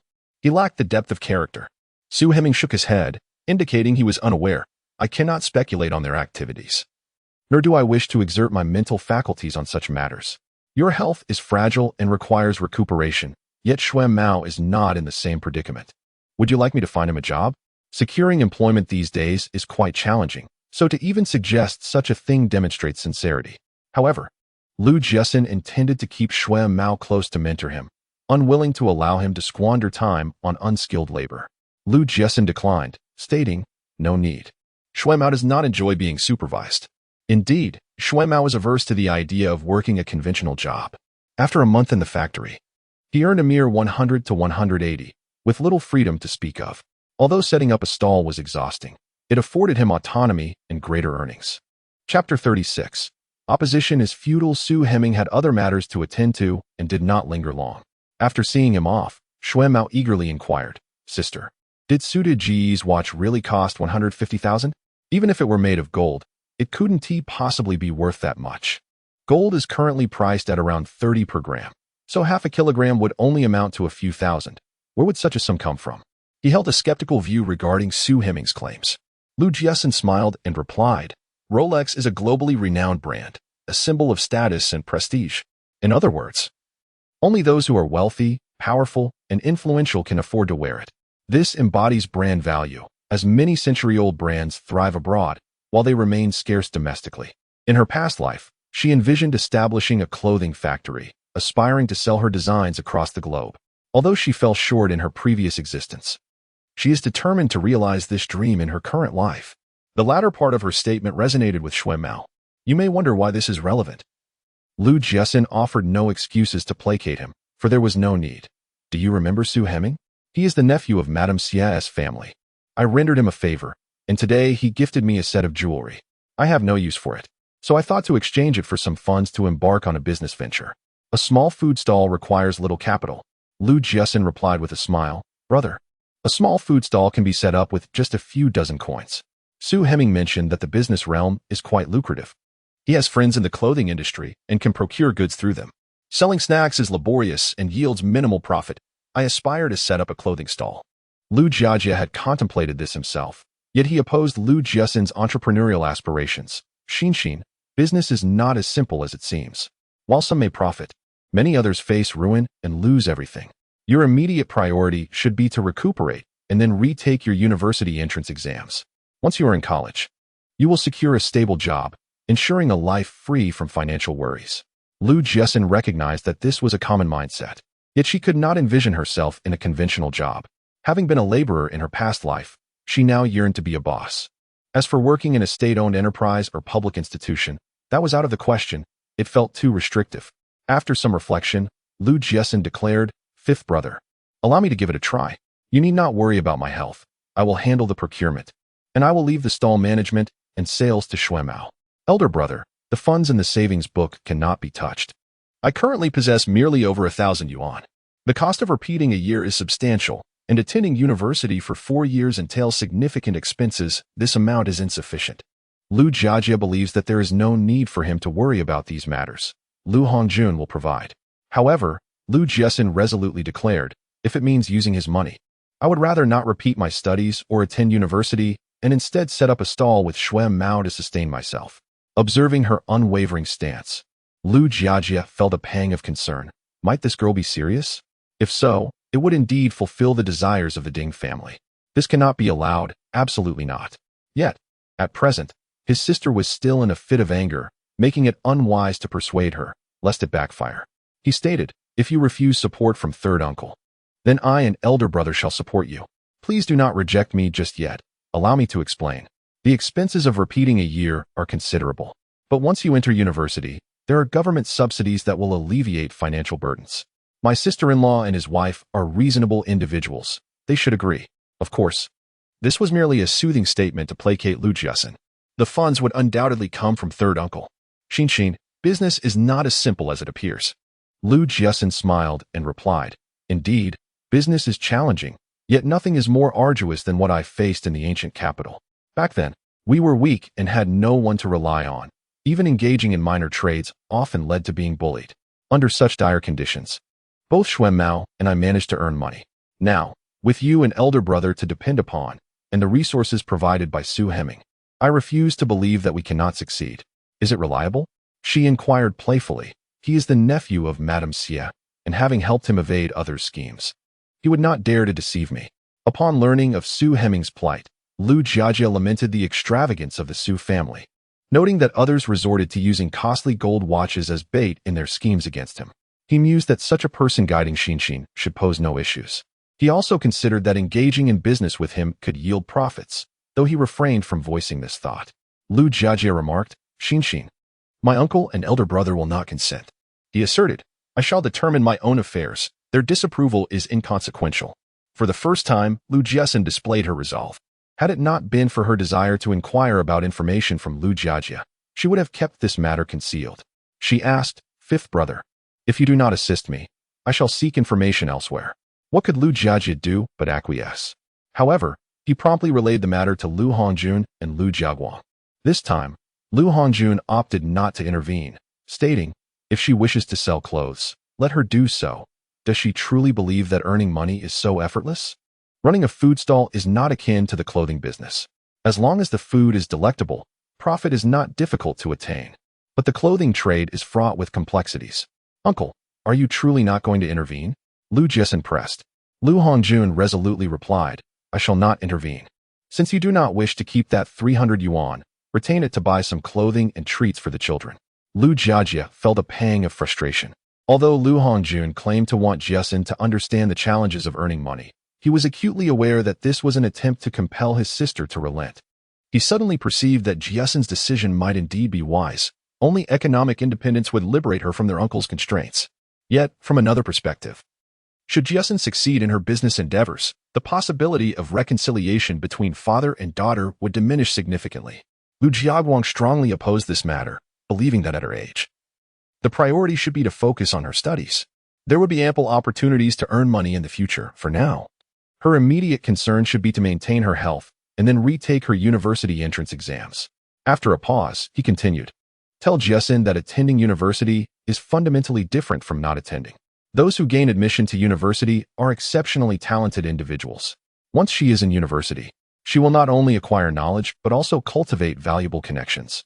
These will be indispensable whether she chooses to pursue a career or venture into business later on. Brother, Xin insists that she must attend university. It is the dying wish of our third aunt. She has been diligently studying English every morning and has not neglected her other subjects. Brother, Xin does not want to rely on our third uncle's money anymore. She desires to earn her own way through school and university." Lu Jiaguang responded, "If she does not want to use our uncle's money, I will support her." Lu Jiajia chuckled wryly and said, "I have mentioned that I will help support her education, but she is unwilling, claiming that we have our own family and difficulties, and she does not wish to burden us.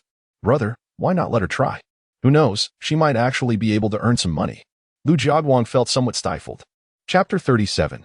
Pledge. Lu Jiajia supported Lu Jiaxin's venture into selling clothes and expressed his thoughts. "The way our uncle treats Jiaxin is based on the assumption that she is currently dependent on him, confident that she would bow to him.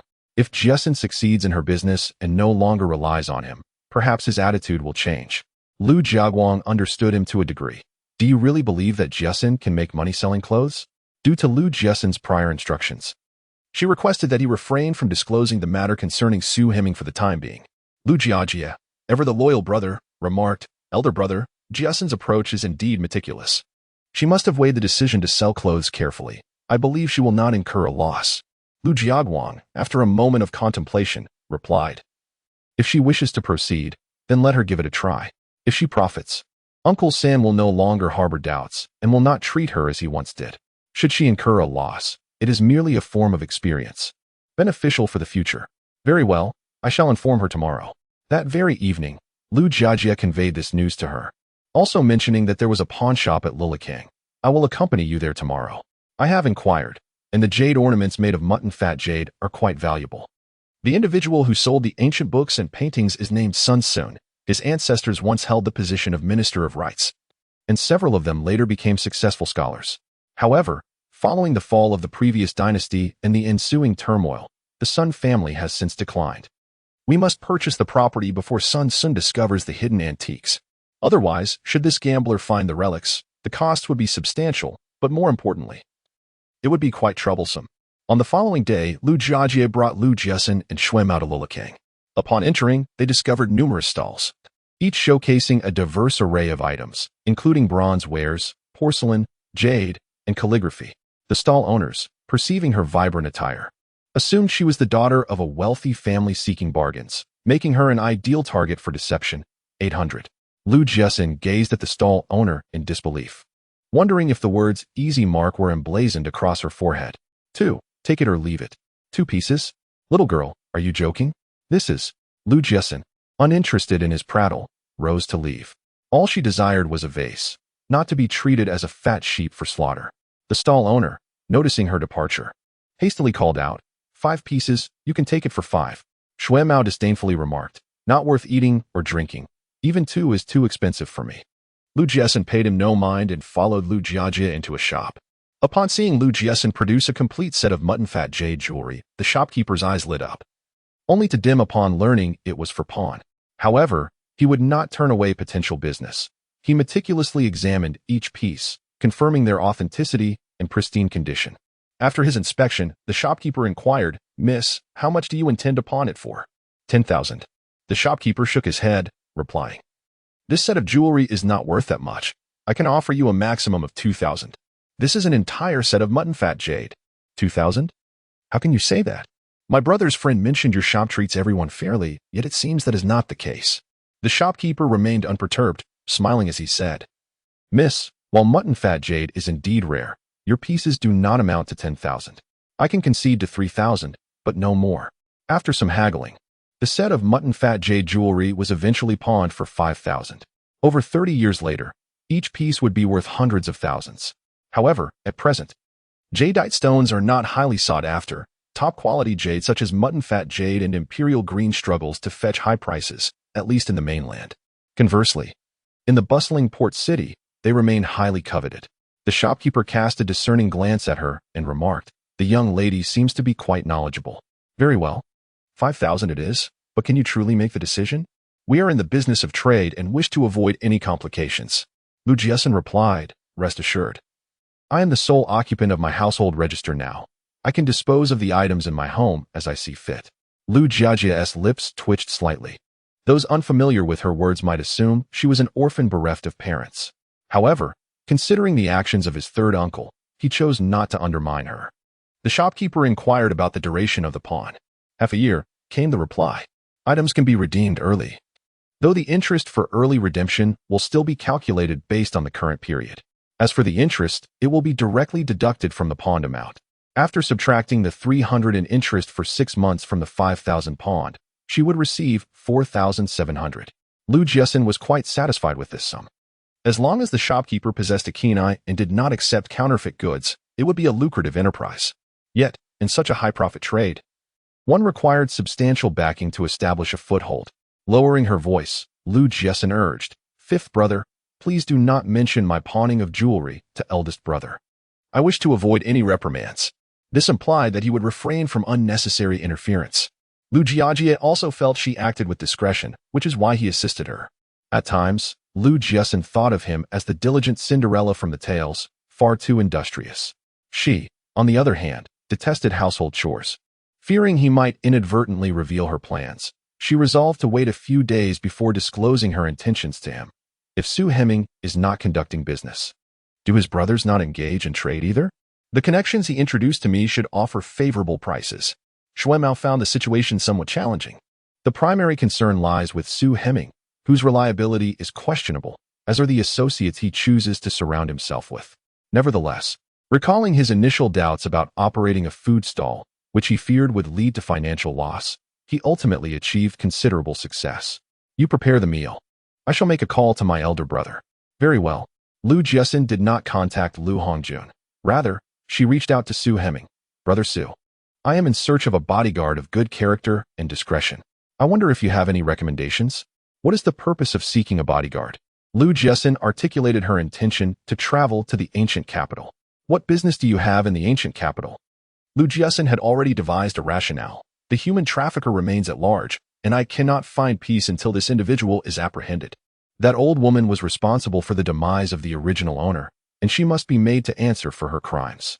With the current crackdown on crime, capturing this old woman would certainly yield results. This opportunity would also allow Xuemao to acquire Sun Xiao's property, achieving two objectives with one endeavor, a most fortuitous plan. Su Heming was aware of her plight, which was why he wished to teach Ding Jing and her daughter a lesson. However, since Lu Jiaxin insisted on seeking vengeance herself, he refrained from intervening further. Sister Jiaxin, I happen to be free at the moment. I shall accompany you on your journey. Lu Jiaxin was adamant against his company, for his flamboyant nature would draw attention, complicating her mission. If you accompany me, my uncles will surely assume you are my romantic interest, and they may harm you. Brother Su, if this poses a burden, please disregard it. In truth, enlisting Lu Jiaguang would have been the most prudent choice, but given his temperament, he would undoubtedly obstruct her pursuit of the trafficker. Time was of the essence, leaving her with no option but to seek his assistance. Su Heping smiled and said, Search? Search, search. Since you've spoken up, I shall certainly assist you. Reliable character, tight-lipped, and skilled, right? Very well, I will give you a response tomorrow. Turning around, Su Heping promptly relayed the matter to Madame Xie. That very evening, when he made the call, Xie Kaishao happened to visit the sanatorium to see old Master Xie and Madame Xie. Having received the call in advance, Madame Xie naturally approached him upon his arrival, taking the briefcase from his hands with a cheerful expression, saying, The dishes have just been prepared. You should rest for a moment, as dinner will be ready shortly. Xie Kaishao unfastened the top button of his coat and, after sitting down, inquired, Where is father? Madame Xie replied, Father has gone next door to play chess with Uncle Zhang, and will have dinner there as well. You need not worry. His health has improved significantly compared to before. Xie Kaishao was well aware that after several years of recuperation, the old man's health had indeed improved. However, as the family's anchor, he felt uneasy and had to inquire daily. After conversing about family matters for a while, Madame Xie shifted the topic to Lu Jiaxin, this child. Upon hearing that the traffickers have not yet been caught, insists on going to the ancient capital to find them. Having learned from her previous misstep, she fears that she and Xuemao might attract the attention of the wrong sort, and thus sought Heping's assistance in finding someone for protection. Chapter 38. The Xie couple. Upon hearing that Lu Jiaxin intended to pursue the traffickers, Xie Kaishao furrowed his brows and remarked, Isn't that reckless? If the police cannot locate them, how can she? Madame Xie sighed and said, This child has undergone a profound transformation in character after the abduction incident. When she wants to find the traffickers, no one can dissuade her. What we can do is to find trustworthy individuals to protect her. Once her condition stabilized, she learned that Lu Jiaxin had gone missing and had called her husband for inquiries. It turned out that he had known about Lu Jiaxin's disappearance right away and had arranged for someone to search for her, but to no avail. Initially, rumors suggested that Lu Jiaxin had run away due to poor performance in her college entrance examination, yet she sensed that the situation was far more complex.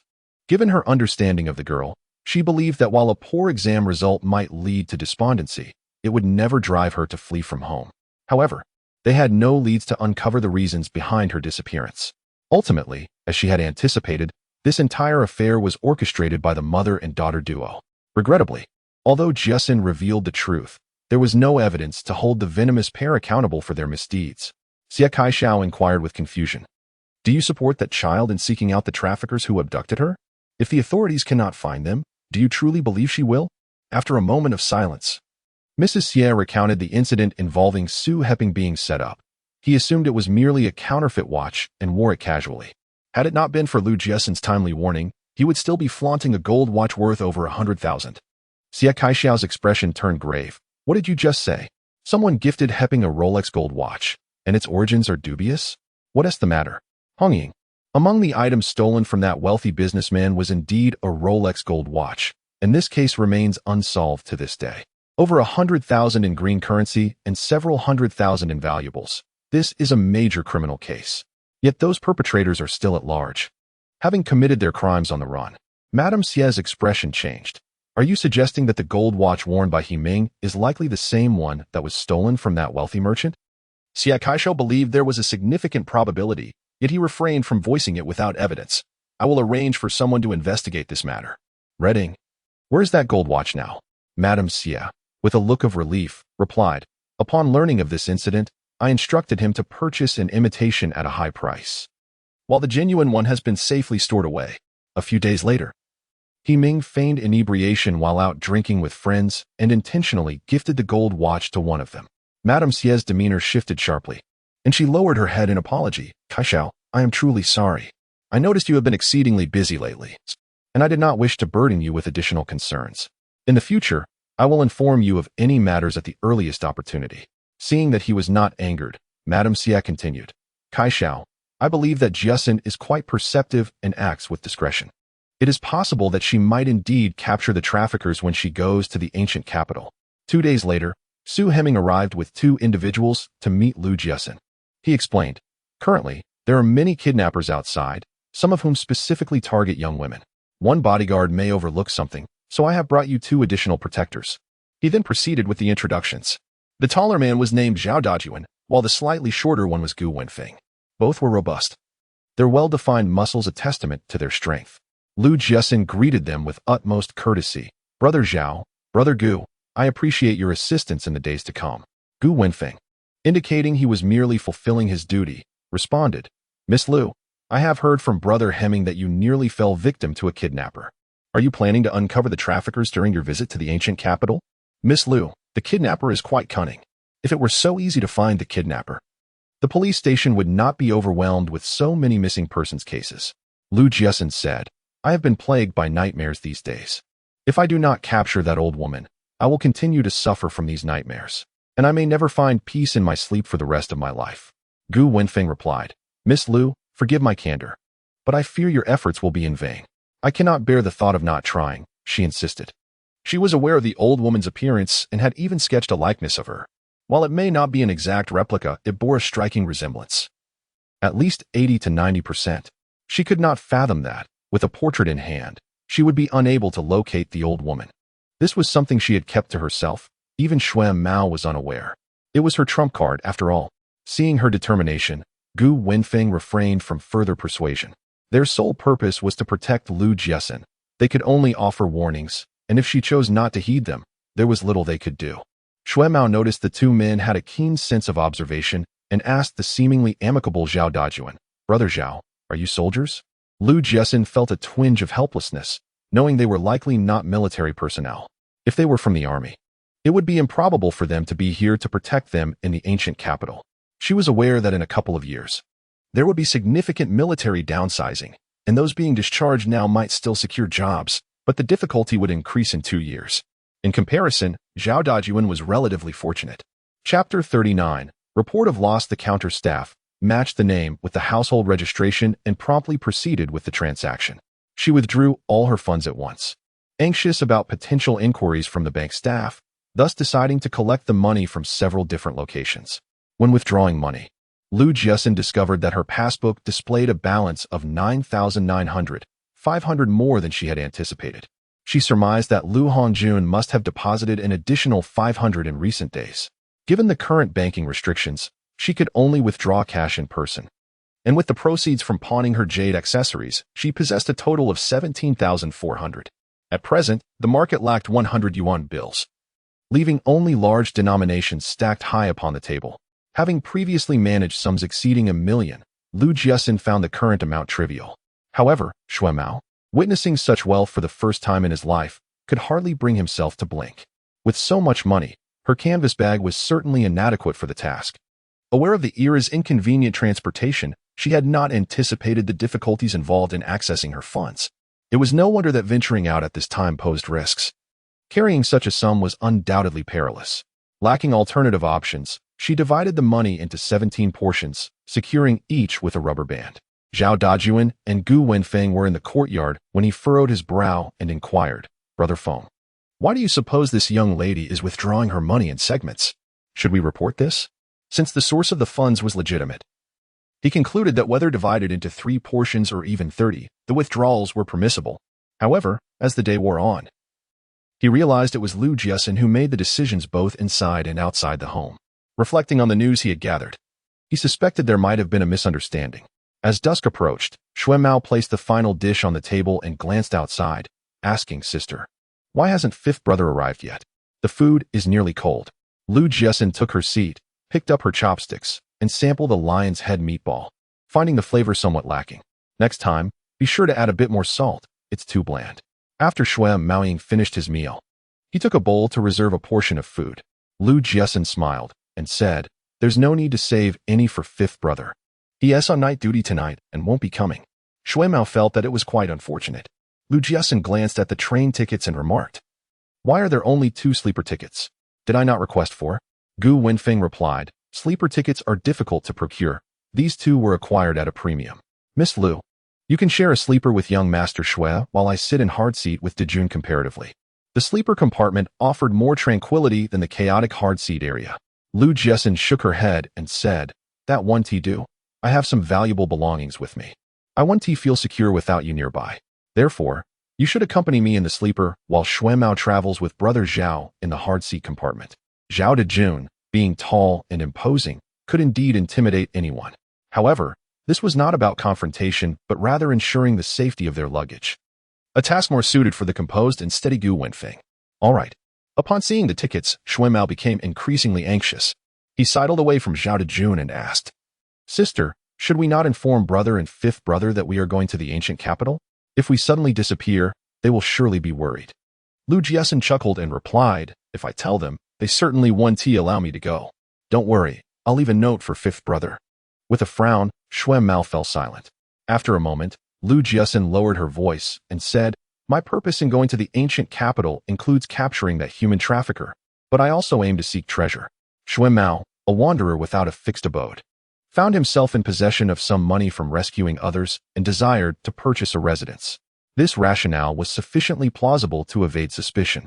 As long as he left no trace, Sun Sun would undoubtedly sell the house.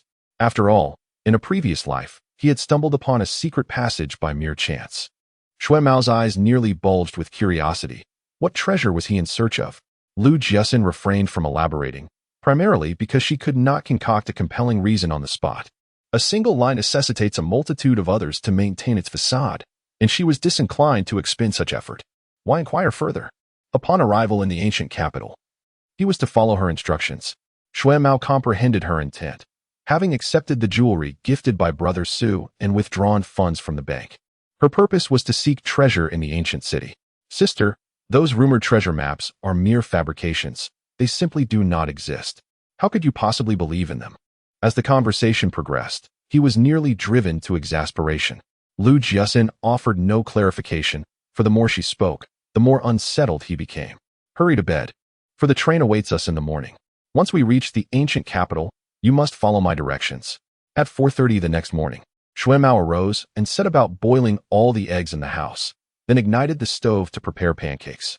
While engrossed in his tasks, he heard a knock at the door. Upon inquiry, he discovered it was Zhao Dajuan, just the person needed to tend the fire. By the time Lu Jiaxin awoke, breakfast was ready. She washed up and began to eat. This journey included not only a change of clothes and footwear, but also 20 packets of traditional Chinese medicine. These had been procured the previous afternoon from the doctor, who had initially intended to prescribe 2 months' worth, but had ultimately declined. As Gu Wenfeng caught a whiff of the medicinal aroma, he regarded Lu Jiaxin with thoughtful intrigue, carrying medication as he stepped outside.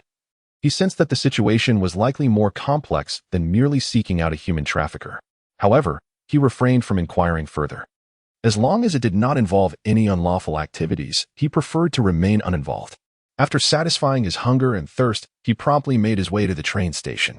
At this hour, Lu Jiajie was also feeling famished. He instinctively headed to the kitchen, only to find the dining table bare and the pot empty. Prior to Aunt Ma suggesting that her younger son be adopted, both Ma father and Ma mother had treated him as if he were their own flesh and blood. He and Ma Lily would quarrel, and both parents would defend him while reprimanding Ma Lily, often leaving him food when he worked the night shift. Yet now, not only did he find their living allowance insufficient, but they also frequently criticized him.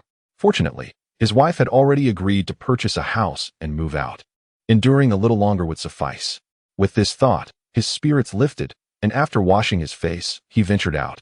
He first stopped at a small restaurant to enjoy a bowl of noodles, then sought friends to inquire about available properties for sale. After a fruitless afternoon of searching, he found himself near Guangming Road. Lu Jiajie possessed a key, one that Lu Jiaxin had given him, anticipating her arrival when he would be out with Mao. So he waited outside. Chapter 40. On the train, upon observing the iron gate shut, Lu Jiajie understood that the two had departed. Recently, a significant crackdown on street delinquents had improved the security in the city. Knowing that Lu Jiaxin would be accompanied by Mao whenever she went out, he felt no cause for concern.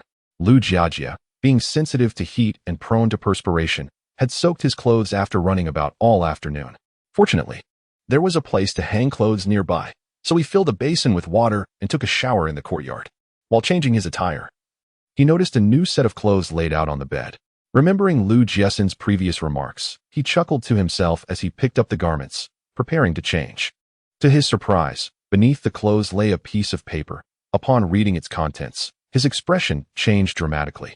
Lu Jiaguang received his call with astonishment, inquiring, "What did you say? Xian has gone to the ancient capital? What is she doing there?"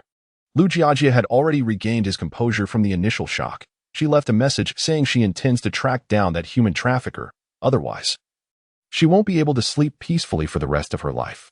Lu Jiaguang, filled with both anger and anxiety, urged, "Quickly inquire with the neighbors to see if she left yesterday or today. If she encounters someone with ill intentions again, her luck may not hold." Regret washed over him for having supported Lu Jiaxin's decision to move out. Had she remained at home, her sudden absence would have been noticed promptly. Lu Jiajie hurriedly reassured him, "Brother, you need not worry. Besides Mao, she has two others accompanying her to the ancient capital. They were introduced by Madame Xie and are capable of protecting both of them." Hearing this, Lu Jiaguang finally felt a weight lift from his heart. "First, go find Su Heming to gather information, then come back to me." Understood. After the two brothers met, Lu Jiajie handed him a letter. Leaning back in his chair, he remarked, "Brother, it seems that our third uncle has truly disappointed Xian. She didn't even bother to inform him about such a significant matter as her trip to the ancient capital. Normally, one would seek help from their parents when faced with difficulties, yet Jiaxin didn't mention it at all. Even if she needed a bodyguard, she sought the Xie family. Not our third uncle." Lu Jiaguang replied. "If you were in Xian's position, would you not feel disheartened?" Lu Jiajie asked, "Brother, should we not inform him about Xian's situation?" Lu Jiaguang felt a surge of anger within. He believed that Lu Hongjun was unable to discern the boundaries of kinship. Yet he realized that such a significant matter could not be concealed, no matter how infuriated he felt. Thus, a call was promptly made, yet unfortunately, there was no answer. The Xie family had arranged for someone to accompany Lu Jiaxin to the ancient capital, ensuring her safety, which alleviated his concerns. As for the human traffickers, he did not believe that Lu Jiaxin could apprehend them. The local police had pursued leads based on the information provided by Lu Jiaxin, but they had yet to find anyone matching her description. The lack of results was anticipated, as traffickers often disguise themselves. There had been instances of young women masquerading as elderly ladies. Lu Jiajie could not help but voice his grievances. "It was so much better when our third aunt was around. We used to gather for meals on weekends. A harmonious and joyful family, envied by all who saw us. Now, if there is anything to discuss, I must go to my uncle at work." Lu Jiaguang was disinclined to discuss Lu Hongjun, for after all, he too was an elder. He deftly shifted the conversation. "Your in-laws are set to adopt your eldest sister's child. You and Lily should consider purchasing a home and moving out. If finances are tight, I still have some funds available." Lu Jiajie would not be hesitant to seek assistance from his brother. "Brother, I am currently in search of a house. Once I find a suitable one, I shall move out." Lu Jiaguang regarded this as a positive development. In truth, He had long wished for Lu Jiajie to establish his own household. A man residing with his in-laws often finds it difficult to maintain his dignity. If you can persuade her, that would be excellent. However, once you move out, you shall be the head of the household and must bear the associated responsibilities. I understand. Elder brother. Alas, I wonder what Xian is doing at this moment. Lu Jiaxin had purchased 2 meat dishes and a vegetable.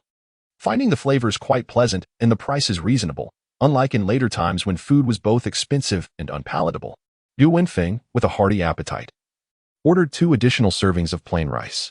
Seeing him eat with such gusto, Lu Jiaxin felt her appetite increase. Opposite them sat an elderly gentleman with graying hair, who had also purchased a box meal. Initially lacking appetite, he suddenly found himself ravenous upon witnessing Gu Wenfeng relish his food. After finishing his meal, the old man sighed. Ah, youth is indeed a blessing. When I was 30, I could consume 2 aluminum boxes of food, and by mealtime, I would be hungry again. Lu Jiaxin remained silent, secretly contemplating that this was because their stomachs held no excess. With ample sustenance, one wouldn't be able to finish even a single box. Gu Wenfeng was not one for idle chatter, yet the old man engaged him with kindness, and he responded, "Everyone ages. It is an inescapable truth." Lu Jiaxin observed him with mild surprise. Zhao Dajuan, unable to conceal his thoughts, would reveal his entire self within a day, yet Gu Wenfeng remained enigmatic. She perceived him as a man with stories to tell. Their sleeping arrangements on the train were favorable, with one in the lower bunk and the other in the middle. When initially boarding, someone had sought to switch with them, but Lu Jiaxin declined. The lower berth offered convenience, and had there been elderly passengers or children, she would have gladly embraced the spirit of selflessness. However, seeing that the request came from a man in his 40s, she felt no obligation to compromise. Gu Wenfeng was clear in his purpose. He was solely responsible for ensuring Lu Jiaxin's safety during this journey. He would alert her to any dangers but otherwise remained reticent. After their meal, the old gentleman engaged Lu Jiaxin in light conversation. The elderly often enjoy sharing tales, and this man was no exception. While she might have been disinclined to listen in the city, on the train, with time to spare, she found it a fitting way to pass the languid hours. As dusk descended, the lights within the carriage flickered to life. The elderly gentleman, weary from his exertions, ventured to the water room to fetch some water. Gu Wenfeng turned to Lu Jiaxin and suggested, "Shall we switch places? You may take the middle bunk." He felt that sleeping on the lower bunk was rather precarious, as many passengers often lost their valuables during the night. The hard-seat carriage was notorious for such incidents, while the sleeping compartment offered a modicum of safety, though not entirely immune to theft. Earlier, Lu Jiaxin had mentioned carrying precious items, and given the weight of her luggage and her visits to several banks, it was surmised that she was transporting a considerable sum of cash. After the lights in the carriage extinguished, a few passengers continued their conversations. A peculiar odor lingered in the air, and Lu Jiaxin tossed and turned until she finally succumbed to slumber in the depths of the night. Suddenly, a piercing scream jolted her awake, and as she sat up, her head collided with the iron frame above. Yet, her attention was swiftly diverted. For Gu Wenfeng had apprehended an individual in a firm grip. "He attempted to steal our luggage, and I caught him red-handed," Gu Wenfeng declared emphatically. In the dim light, Lu Jiaxin's heart skipped a beat upon spotting a military green bag on the floor, though she maintained a composed exterior. "Brother, we haven't lost anything, have we?" she inquired anxiously. Her canvas bag contained 2,000, while the remainder of her funds was secured in the luggage bag. This money was earmarked for purchasing a home. Losing it would render her efforts futile. Gu Wenfeng cast a reassuring glance her way and replied, "Do not worry, nothing has gone missing." The other passengers, alerted to the apprehension of the thief, hastily checked their belongings. Among them, a passenger near the door discovered that over 500 yuan had vanished from his bag. Although the relationship with his aunt is strained, he does not wish to argue with the child. More importantly, he does not want to provoke a quarrel over trivial matters. Upon arriving home and seeing Aunt Ma again, he promptly took the Tonghulu indoors. Lu Jiajie wished to avoid witnessing his aunt's unpleasant demeanor and was about to announce that he would not be having dinner at home when Ma's mother emerged from the kitchen. Upon seeing Lu Jiajie, she scrutinized his attire and asked, "Jiajie, you weren't wearing this outfit when you went out at noon. Where have you been?" Aunt Ma, like a cat sensing fish, exclaimed, "Oh, Jiajie, this outfit is still brand new and fits you quite well. Who bought it for you?" The expression on Aunt Ma's face shifted from pale to flushed, as her 2 sons' academic struggles were her Achilles heel. "My little gang may not excel in studies. but he is forthright, unlike certain individuals who engage in underhanded behavior.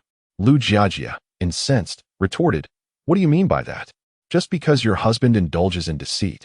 Do you presume all men are the same? I must apologize. I have a cleanliness obsession, unlike your husband, who seems to welcome all sordidness." The term cleanliness obsession was something he had learned from Lu Jiaxin. Aunt Ma was furious. "Lu Jiajia, what nonsense are you spouting? My husband is innocent, and you dare to slander him. I could tolerate jibes about him being a kept man, but to accuse him of infidelity is something I must staunchly defend against.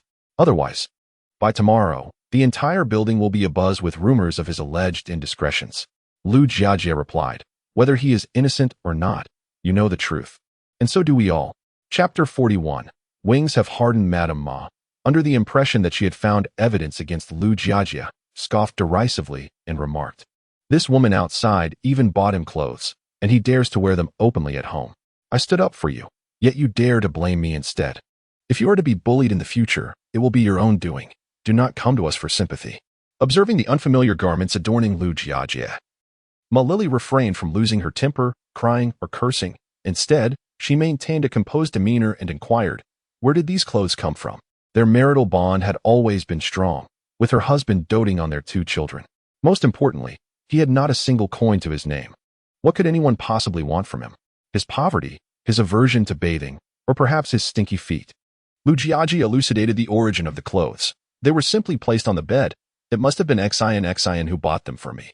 Madame Ma, observing the attire he wore, sneered, "If you are to make excuses, at least choose one that is plausible. How old is Lu Jiaxin? What does she know about buying clothes for you?" Lu Jiajia retorted dismissively, "Sister, just because your child is unaware does not imply that my Xian is the same. Not only is my Xian intelligent and academically inclined, but she also possesses excellent taste." The clothes she previously purchased for Chang Chang and Xiao Feng were praised by many at school, with numerous parents inquiring where they could be acquired. Listening to his boastful tone, Ma Lily felt a mix of amusement and exasperation. Xian has yet to secure a job. It is one thing to buy clothes for Chang Chang and Xiao Feng, but how could she possibly justify buying clothes for you? Lu Jiajia chuckled. Though she is not employed, she has quite a bit of pocket money. Purchasing 2 pieces of clothing is hardly an issue. Ma Lily sighed, feeling somewhat helpless. There truly seemed to be no sense of restraint whatsoever. Madame Ma, observing her lack of ambition, sneered, "Really? Little sister, you actually believe such a far-fetched excuse?" Lu Jiajia's anger flared up once more as he lowered his voice, saying, "Didn't you claim your man was innocent? Fine, I shall confront his lover tomorrow morning. If he ends up with broken arms and legs, do not come looking for me." Madame Ma gazed at him in disbelief. Concerned that the situation was spiraling out of control, Ma Lily swiftly pulled Lu Jiajia downstairs. In a secluded corner, she scolded him in hushed tones, "Lu Jiajia, have you lost your senses? If he truly gets hurt outside, the elder sister will undoubtedly hold you accountable." Yan Feng had been entangled with his female apprentice years ago. Aware of his character, it was hardly surprising that he was involved with another woman now. However, she did not wish for her husband to get entangled in this mess. Ma Lily's eyes brimmed with tears. Lu Jiajia felt a pang of sympathy, yet thinking of the shameless Madame Ma and the biased in-laws, he steeled himself and said, "This weekend, let us take the 2 children to Xinxin's place for a couple of days. There happens to be a large park next to Guangming Road where we can take the children to play." Xinxin's house contained many valuable items, and should word get out that no one was home, these would undoubtedly take advantage. The newly acquired appliances and furniture were all precious. Losing even one would be a significant blow. His visit would also serve to keep an eye on the house. Ma Lily understood his reluctance to endure this. "Isn't it inappropriate for us all to stay at Xinxin's?" Lu Jiajia replied with a smile, "What is inappropriate about it? Xinxin is not a stingy person. Staying there for a couple of days will be perfectly fine. But if you prefer not to go, I won't force you. In that case, I will take the 2 children to the park to play." Ma Lily contemplated her earlier promise to take the children to the park. Yet her incessant busyness had prevented her from fulfilling it. "We must first consult Xinxin. Her consent is essential." "Very well, I shall inquire with her." That evening, Lu Jiajia was on the night shift and retired to rest on Guangming Road after work. Just as he was immersed in slumber, a loud knocking on the door roused him. Reluctantly, he rose to answer it, only to find Lu Hongjun standing outside, his expression a dark storm.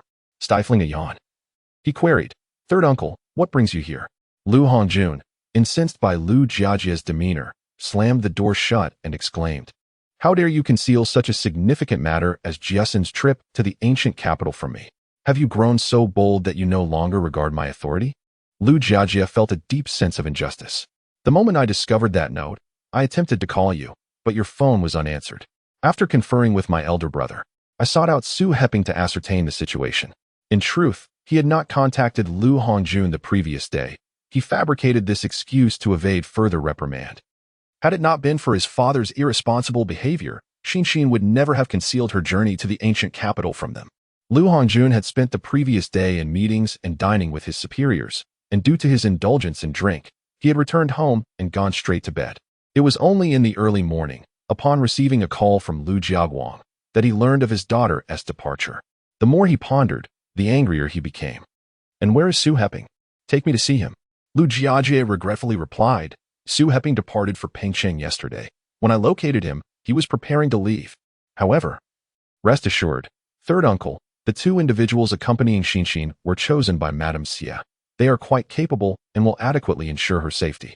Lu Hongjun was further agitated. For Lu Jiaxin's actions were akin to a slap in his face. "You do not reside here. Yet she is embarking on such a significant journey to the ancient capital without your knowledge?" Lu Jiajie lamented, "Had I been aware, I would have certainly intervened and stopped her, but she has revealed not a single word about this matter." He paused momentarily before continuing, "Moreover, I am certain that Xian has even managed to keep this from Xuanmao. That foolish lad cannot keep secrets. It can only be said that his sister has not only become more opinionated, but has also learned the art of concealment. A stark contrast to her previous disposition where every emotion was worn plainly on her sleeve. Although he is the elder brother, there are moments when he feels as though he is the younger one." Suppressing his ire, Lu Hongjun commanded, "You shall take leave and travel to the ancient capital to find them." Chapter 42. Return to the ancient capital upon disembarking from the train. Lu Jiaxin stood at the exit, scanning her surroundings. Noticing that she had halted, Xuanmao inquired, "Sister, what is the matter?" "Nothing much, Xuanmao. Let us first find a place to rent." Zhao Dajuan and Gu Wenfeng exchanged puzzled glances, for had they not come to apprehend human traffickers? According to Lu Jiaxin, the individual in question was likely from Feng County. Why then had he settled in the ancient capital? Gu Wenfeng directly posed the question, "Miss Lu, when shall we head to Feng County?" "There is no rush. We must first ensure that Xuanmao is settled," she replied. Both men were filled with questions. Yet upon observing Lu Jiaxin's reluctance to elaborate, they refrained from pressing further. Xuanmao, having grown up in this area, was most familiar with it. "Sister Xian, we should rent a place and ask Uncle Feng for assistance. He knows many people and should be able to help us secure a rental quickly." This Uncle Feng was a childhood friend of Xuanmao's father, and it was through his aid that Xuanmao had found refuge in a makeshift shack. He has always kept these thoughts close to his heart. Lu Jiaxin responded with a hum and suggested, "If Uncle Feng doesn't have any housing available, we should first consider staying at a guest house." Xuanmao grinned and said, "Being with Sister Xian means enjoying an abundance of delicacies every day. Chicken, duck, fish, and occasionally dining out. It's hard not to gain weight." Afterward, Xuanmao introduced Gu Wenfeng and the others, saying, "Uncle Feng, this is Brother Zhao and Brother Gu." Although Lu Jiaxin had never visited the Feng family during her time in the ancient capital, Uncle Feng had made a special trip to their food stall, which he found quite commendable. Before Xuanmao left for Sijio City, he had sought Uncle Feng's assistance, expressing concern and offering to accompany them. But Lu Jiaxin had politely declined. He had been anxious after they departed, fearing they might encounter danger along the way, but fortunately, a few days later, he received a telegram from Xuanmao confirming their safety. Lu Jiaxin recalled her earlier excuse. "After regaining my memory, I went to the police station to file a report, but there has been no progress. I cannot rest easy knowing that this trafficker remains at large." Uncle Feng shared the common sentiment that such cunning traffickers are difficult to apprehend. "How long do you think it will take?" Lu Jiaxin replied, "Around a month. The place needs to be clean and hygienic, and we must be able to cook." Upon hearing this, Uncle Feng chuckled and said, "I have an old acquaintance whose son works in another city. Recently, his daughter-in-law fell ill, and the couple is preparing to go take care of her. They have 3 rooms available. I'll inquire whether they would be willing to rent them out. However, given your short rental period, the price may be somewhat higher. An increase in rent is acceptable, provided the place is clean, tidy, and allows for cooking." Uncle Feng assured that his old comrade's wife was exceptionally tidy. maintaining their home in an orderly fashion. He promptly escorted them to the residence, and upon learning they intended to rent for a month, the owners readily agreed. In these times of economic strain, being able to lease out a property for some supplementary income is indeed advantageous. Naturally, Uncle Feng's endorsement played a significant role. Having known him for decades, the owners trusted that he would not recommend unreliable tenants. Lu Jiaxin was pleased to find the house impeccably clean and inquired about the rental price. The owners quoted a relatively high rate of 15 yuan per room. Although they were only renting 2 rooms, keeping one for themselves, Lu Jiaxin considered this price somewhat steep, yet it was still more economical than staying at a guest house. Not to mention the convenient location. She remarked, "Uncle, we intend to prepare our own meals, which will require your firewood and utilities. I can offer you an additional 3 to 5 yuan. Would that be acceptable?" Knowing Shuem Mao's frugal nature, she was certain he would prefer not to dine out, and she was reluctant to use another's resources without compensation. The owners readily acquiesced, accepted the payment, and then departed for their son's home. After 3 days and nights without a shower, Lu Jiaxin felt she was on the verge of becoming unpleasantly odorous. Once the rental was secured, her first order of business was to wash her hair and bathe. Shuem Mao set down their luggage and began preparing medicine for her, also enlisting Zhao Dajuan and Gu Wenfeng to procure rice, flour, oil, salt, and condiments. As Lu Jiaxin hung her freshly laundered clothes, the medicine was just warm enough to drink. For dinner, Shuem Mao prepared oil-splashed noodles, a local delicacy. Lu Jiaxin had previously sampled this dish at a small restaurant, finding it authentically delightful and craving more. However, Shuem Mao's rendition lacked sufficient seasoning, rendering it slightly inferior to what she had experienced elsewhere. Shuem Mao gazed at Gu Wenfeng and Zhao Dajuan, each devouring 2 large bowls, and began to feel a twinge of concern. Their voracious appetites were alarming. If this continued, they would surely consume him into poverty. After the meal, Shuem Mao inquired about her forthcoming plans. Lu Jiaxin replied leisurely, "There is no rush. We shall discuss it tomorrow. I have not practiced my English in recent days, so I will dedicate myself to studying." On the following morning, Zhao Dajuan and Gu Wenfeng were practicing martial arts in the courtyard when suddenly, Lu Jiaxin's voice resonated from within the house, reading aloud. However, Zhao Dajuan could not comprehend a single word. Upon learning from Gu Wenfeng that she was speaking English, Zhao Dajuan furrowed his brows and remarked, "Brother Feng, why must we learn the language of the capitalists?" Gu Wenfeng responded, "You must not confine yourself to old habits. When you assume a new position, you must acquire new skills." Zhao Dajuan refrained from further comment. Gu Wenfeng's expression grew increasingly furrowed. Zhao Dajuan bluntly stated, "Miss Lu, we are here to assist you in finding the trafficker, not to accompany you on a property hunt in the ancient capital. My brother Feng and I have numerous matters to attend to. I hope you will cooperate." Lu Jiaxin asked, "Brother Gu, do you have a time constraint?" Gu Wenfeng replied earnestly, "Miss Lu, I wish for you to be forthcoming with me. Only then can we truly assist you." Lu Jiaxin felt his perceptiveness was excessive and, with a stern countenance, retorted, "What do you wish me to disclose? It seems as though you suspect I am deceiving you. If you no longer wish to stay, you are free to leave. I do not insist." Noting her reticence, Gu Wenfeng chose not to press further. Chapter 43. Gu Wenfeng unable to pry open Lu Jiaxin's lips. Gu Wenfeng shifted his gaze towards Shuem Mao. The child, caught off guard, quickly divulged information. Upon learning that Lu Jiaxin remained in good to seek treasure, he was momentarily taken aback. He contemplated numerous possibilities, yet never fathomed that the truth could be so straightforward. Gu Wenfeng, unwilling to squander time, took Shuem Mao to find Lu Jiaxin. "Miss Lu, might I inquire where you intend to search for treasure?" Noticing Shuem Mao lower his gaze in her presence, Lu Jiaxin realized he had inadvertently let something slip.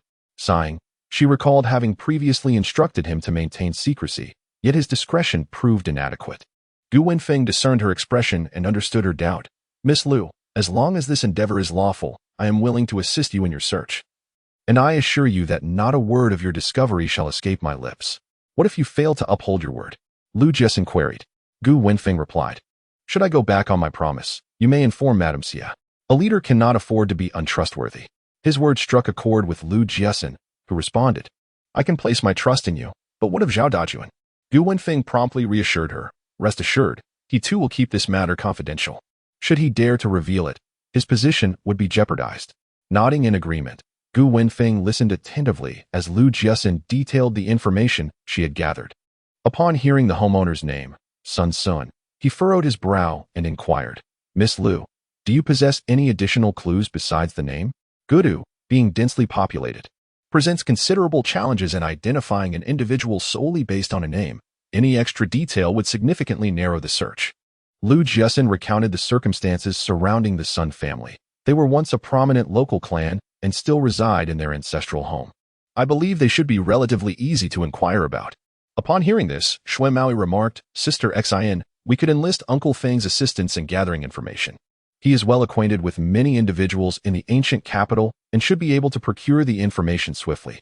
However, Gu Wenfeng promptly dismissed this suggestion, stating, "Since we are on a treasure hunt, the fewer individuals who are privy to this matter, the better.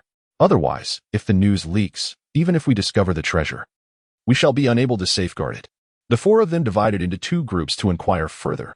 Zhao Dajuan partnered with Gu Wenfeng, while Lu Jiaxin teamed up with Shui Maui.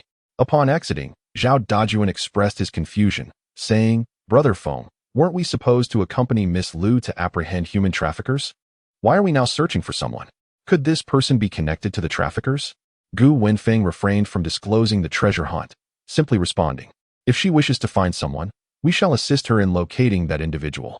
Gu Wenfeng's efficiency in gathering information was impressive, and he quickly relayed, "Miss Liu, this individual named Sun Sun is 39 years old and works as a boiler operator in a cotton factory. He has two older brothers and a younger sister, none of whom survived to adulthood. The circumstances of his family align closely with what you described. Currently, 8 family members reside in the courtyard of the old residence. The house comprises 3 courtyards. Sun Sun's father was one of 3 brothers, and the allocation of the house was determined by drawing lots, resulting in Sun Sun's father receiving the first courtyard." Gu Wenfeng continued, "This Sun Sun has a penchant for gambling. As soon as his wages arrive, he rushes to play cards. All 6 children rely on his wife's odd jobs for sustenance. Their house is reportedly in a dilapidated state, at risk of collapse at any moment. Miss Liu, are you certain there is treasure within that crumbling abode?" Upon hearing that the individual in question had a penchant for gambling, Lu Jiaxin was convinced they had indeed found the right person. She later learned more about the situation during her travels to the ancient capital. The infamous Sun Sun sold a batch of calligraphy and ancient books at a bargain price and soon amassed a fortune, only to meet an untimely demise on the streets. The circumstances surrounding his death are shrouded in mystery, with numerous speculations but no conclusive evidence. "Brother Gu, let us devise a strategy to acquire his property," suggested Lu Jiaxin. However, Gu Wenfeng remained skeptical about the value of the house, advising, "Miss Liu, the Sun family has not lived in prosperity. If there were truly treasures within, they would have claimed them for themselves long ago, rather than allowing others the chance." Lu Jiaxin shrugged her shoulders and replied, "Even if we do not uncover any treasures, Shui Mao has also secured a house, and even a dilapidated one is better than his previous shack. Should we strike gold, we would never again have to worry about our livelihood." Shui Mao finally grasped the situation and exclaimed, "Sister Xin, you pawned the jewelry that Brother Su gifted you and withdrew your dowry money left by our late mother solely to purchase this decrepit house in search of treasure?" Upon receiving an affirmative response, he deemed her irrational. "Sister Xin, this must be Ding Jing's scheme. Do not fall for it."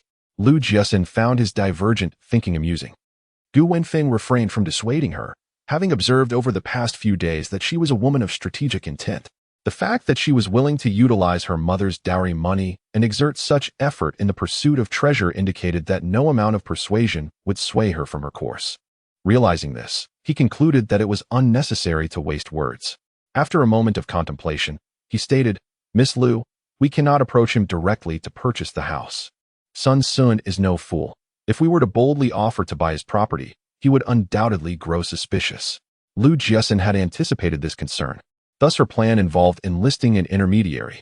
As long as the price is right, she believes that Sun Sun will part with his property, for after all, gamblers are devoid of rationality. However, it would be best to assign this matter to Gu Wenfeng, as her youthful appearance makes it difficult for her and Shui Mao to gain anyone's trust. Gu Wenfeng remarked, "Miss Liu, Sun Sun's house is in a dilapidated state. Merely repairing it will require a substantial sum. A reasonable person would never purchase his property. Even if we engage an intermediary, he will remain suspicious. Do you have any clever ideas?" Gu Wenfeng suggested exploiting Sun Sun's penchant for gambling, compelling his creditors to press him for repayment, thus forcing him to sell the house. This way, they would not have to fear arousing suspicion. Lu Jiaxin's eyes sparkled as she regarded him.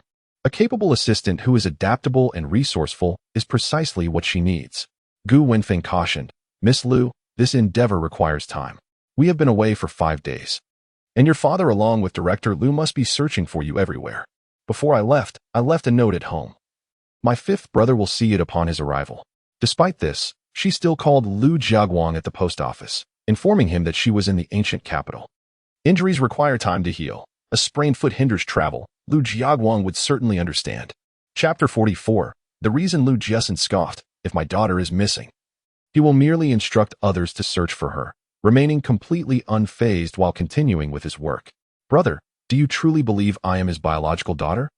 The so-called affection for his daughter is a mere facade. In Lu Hongjuan's eyes, wielding power is paramount, followed by the pleasures of warmth and beauty. With his daughter occupying a distant last place, can he manage alone? Certainly not. Someone must remain to care for him. Due to the complexity of the situation, he harbored concerns that entrusting it to Zhao Dajuan would lead to complications. Thus, he chose to handle it himself for the sake of security. As for the human traffickers, they would report directly upon arrival in Feng County. With so many capable men in the Lu family, her safety was assured. Lu Jiaxin fixed her gaze upon him and inquired, Brother Gu, are you concealing something from me? Initially, she dismissed the thought, but now it felt amiss. A person like Gu Wenfeng would typically assist with purchasing properties or treasure hunting, and as long as the price was reasonable, he would not decline. However, with Sun Sun's compulsive gambling and his neglectful demeanor towards family, coupled with his wife struggling to care for 6 children, his eagerness seemed rather unusual. In what regard? Lu Jiaxin continued, given Sun Sun's gambling addiction and lack of responsibility, if I purchase his property, he will undoubtedly squander the money on gambling again. Consequently, his wife and 6 children would be left homeless. Your disposition should lead you to oppose this. Gu Wenfeng countered, you are aware that if the house is lost, Lu Xiaoya and her 6 children will likely find themselves on the streets. Why then do you wish to acquire this property? After a moment's contemplation, Lu Jiaxin resolved to speak candidly. I will not allow them to be cast out. Once Sun Sun's situation is resolved, I will provide her with funds to purchase a new home. Additionally, I will suggest that they start a stall, which could prove lucrative enough to support the 6 children. Gu Wenfeng, taken aback by her intentions, fell into silence before responding. Sun Sun is indebted by over 900 yuan. He intends to sell the twins to repay his debts. Lu Jiaxin was taken aback, aware of the depths to which a gambling addict might sink, yet shocked by the audacity of selling children to cover debts. Brother Gu, you did not mention this last time. Gu Wenfeng explained. I feared that revealing this would frighten you. Miss Lu, this time he can sell the twins to cover his gambling debts, and next he may sell another child. Ultimately, he might even sell his wife. Such a scoundrel is utterly unworthy of life. However, it is not worth getting one's hands dirty for such a person. Therefore, he plans to have those creditors pressure Sun Sun into selling his house, and then, taking advantage of the government's vigorous crackdown on crime, he intends to have him imprisoned. Sun Sun has accrued substantial gambling debts. If he is captured before settling them, Lu Xiaoya, a vulnerable woman, will be unable to protect their home. By then, the house will surely be sold at a pittance, so it would be wiser to sell it to Lu Jiaxin, ensuring that at least a portion of the money is recovered. Initially, he had no intention of disclosing these matters to Lu Jiaxin, yet he did not anticipate her keen perception. Lu Jiaxin furrowed her brow and inquired, what about Lu Xiaoya's family? Why do they allow Sun Sun to bully her so? The Sun family's reputation is poor, and no city girl is willing to marry him. Sun's father sought someone in the countryside, and Lu Xiaoya hails from a mountainous region, impoverished to the core, with 3 brothers unable to afford brides. In order for their son to marry, they essentially sold Lu Xiaoya to him. To claim it was a marriage is merely a euphemism. Her parents blatantly sold her to the Sun family, rendering her without any standing at home. Fortunately, before his death, Sun's father transferred Lu Xiaoya's household registration to their family, ensuring that their 6 children were registered as city residents and received rations. Otherwise, they would have starved long ago. After a deep sigh, Lu Jiaxin retrieved a bag filled with money from the room and placed it on the table, saying, Brother Gu, here is 17,000 yuan.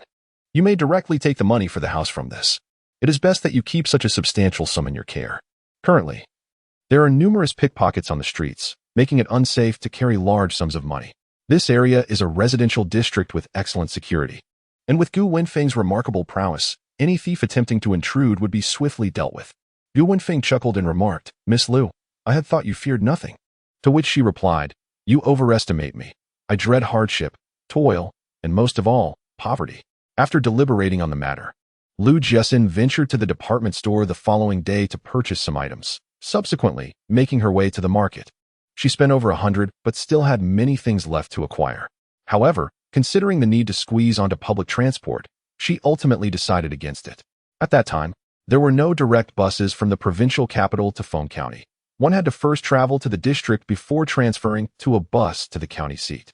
Having pre-purchased her ticket, Lu Jiaxin calculated the time required to reach the station. The two of them located a cart, only to find that their seats were occupied by a young couple. Lu Jiaxin politely addressed them, saying, Excuse me, sir and madam, this is our seat. The man pretended not to hear, while the woman retorted loudly, Do you even understand the rules? The seats go to whoever arrives first. Observing her unreasonable demeanor, Lu Jiaxin let out a cold snort and turned to Zhao Dajuan, saying, Brother Zhao, kindly remove them from the seat. Zhao Dajuan glared at the man, stating firmly, This is our seat, please stand up. The man, intimidated by Zhao Dajuan's fierce gaze, quickly complied. The woman initially attempted to resist, but with Zhao Dajuan's unwavering stare upon her, she ultimately relinquished the seat. Zhao Dajuan then allowed Lu Jiaxin to sit down before offering his own seat to an elderly lady who had just boarded. The young woman was seething with anger. Yet she dared not chastise Zhao Dajuan and Lu Jiaxin. Instead, she vented her frustration on the man beside her for his perceived ineffectiveness. At that time, the notion of exceeding capacity had not yet been established. As they disembarked from the train, the aisle was crowded with numerous passengers. Nevertheless, the train would still come to a halt when it spotted someone blocking its path. A young girl, cradling an infant, boarded, followed closely by a woman carrying 2 hefty bags. Lu Jiaxin rose to offer her seat to the young girl, recognizing the potential danger in her tender age while holding a child. The woman expressed her heartfelt gratitude, unfastening one of her bags to extract 2 pomegranates, which she offered to Lu Jiaxin. When Lu Jiaxin hesitated to accept, the woman smiled and said, These were grown by my parents, they hold little value. So please take them and enjoy. Fruits were an essential part of Lu Jiaxin's daily sustenance, yet the inconvenience of transportation often deprived her of many varieties. Enchanted by the vibrant red pomegranates, she inquired, Madam, are both of your bags filled with pomegranates? The woman chuckled and shook her head, replying, No, one bag contains pomegranates, while the other holds peanuts and sweet potatoes, all cultivated by my parents. After saying this, she firmly pressed the 2 pomegranates into Lu Jiaxin's hands. As Lu Jiaxin peeled one open, she was greeted by the sight of its deep red flesh. After tasting a few arrows, she exclaimed, Madam, your pomegranates are delightfully sweet and tangy. They are truly delicious. Hearing her praise, the woman beamed with joy. The young girl chimed in with a cheerful tone, Sister, these pomegranates are lovingly tended by my grandparents, and everyone who tries them praises their taste. Lu Jiaxin then asked, Madam, do you sell these pomegranates? If so, I would like to purchase some. What are you selling? It's not worth much. If you like me, I can share some with you. Lu Jiaxin thought it unreasonable to take advantage of others. If you are willing to sell, then I shall buy some from you. If not, I cannot take your things for free. The young girl, hearing this, tugged at her elder sister's sleeve and said, Mother, we have plenty, and we won't finish it all anyway. This sister enjoys it, so let us sell her some. After a moment's hesitation, the elder sister asked, Little girl, how much would you like to buy? Can I have half? Before the elder sister could respond, the young girl's eyes sparkled. Sister, if you like it, we can sell it to you at a lower price. My grandparents usually sell it for 2 dimes per pound, and this bag weighs over 50 pounds. You can take it for $8. The elder sister shot her daughter a disapproving look and then smiled, saying, Child, you are being quite ridiculous. Dear girl, you can purchase it for $5. In their household, they sold it for a dime per pound. During a bountiful harvest, it was even lower than that. Thus, charging the little girl 2 dimes was clearly taking advantage of her. The young girl lowered her head in silence. Lu Jiaxin, smiling, withdrew a handful of money from her pocket and counted out $8, pressing it into the elder sister's hand. When the elder sister attempted to refuse, Lu Jiaxin explained, selling at the door is different from selling elsewhere. In the city, such fine pomegranates would fetch 50 cents per pound. Unable to refuse, the elder sister accepted the money and then took a handful of candies from her bag, giving them to the young girl. Here, take this. It's a treat from your sister. The young girl's eyes sparkled with desire, yet she still glanced at her elder sister beside her. The elder sister was reluctant, yet she could not bear to disappoint her daughter. With a hint of embarrassment, she remarked, "My dear, these milk candies are rather expensive. How can we accept them?" Jiaxin gently placed the candies into the little girl's pocket, saying, "It's perfectly fine. If the child enjoys them, let her indulge." The elder sister commented, "Your pomegranates are so delectable, they could easily be sold in the provincial city. At 2 jiao per gene, I'm certain many would buy them." Upon hearing this, Jiaxin felt skeptical. After a moment of contemplation, she replied, "What others say is not always trustworthy. Perhaps the individual making that claim fears a rush of people selling in the provincial city, thus jeopardizing their own sales. Matters like this can only be validated through action. If they don't sell at the market, one can always peddle them in the family quarters of the large factories. As long as the quality is good, there will be no trouble finding buyers." The elder sister, with a naive honesty, said, "It was my cousin and his wife who suggested it. They would have no reason to deceive us." Jiaxin smiled faintly and chose not to pursue the conversation further. After all, greed can corrupt familial bonds. If cousins can betray one another over profit, it is not uncommon for even brothers to turn against each other for the sake of gain. An hour later, they arrived at the district. Zhao Dajuan disembarked, effortlessly carrying his luggage in one hand while the other held the pomegranates. The 50-odd gene of pomegranates seemed light as a feather in his grasp, drawing the attention of passers-by. Jiaxin had assumed that the bus from the provincial city to the district would be quite crowded, but she soon realized her naivety when she boarded the bus to the county.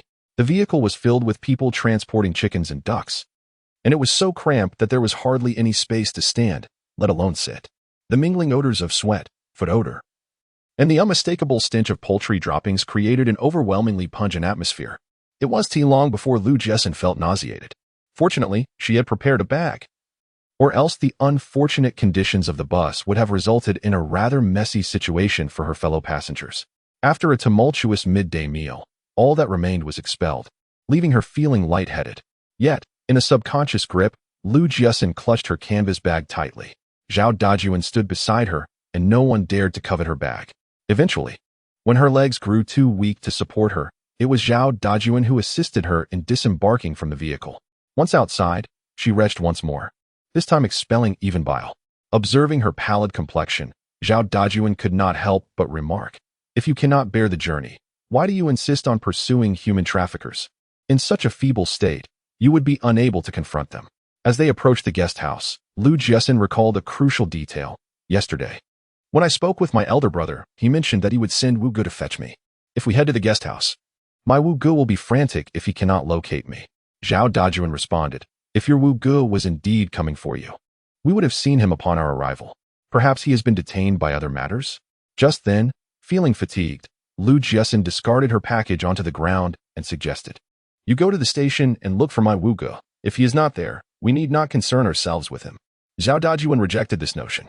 Given Jiaxin's prior abduction, Gu Wenfeng had sternly warned him to keep her within his sight.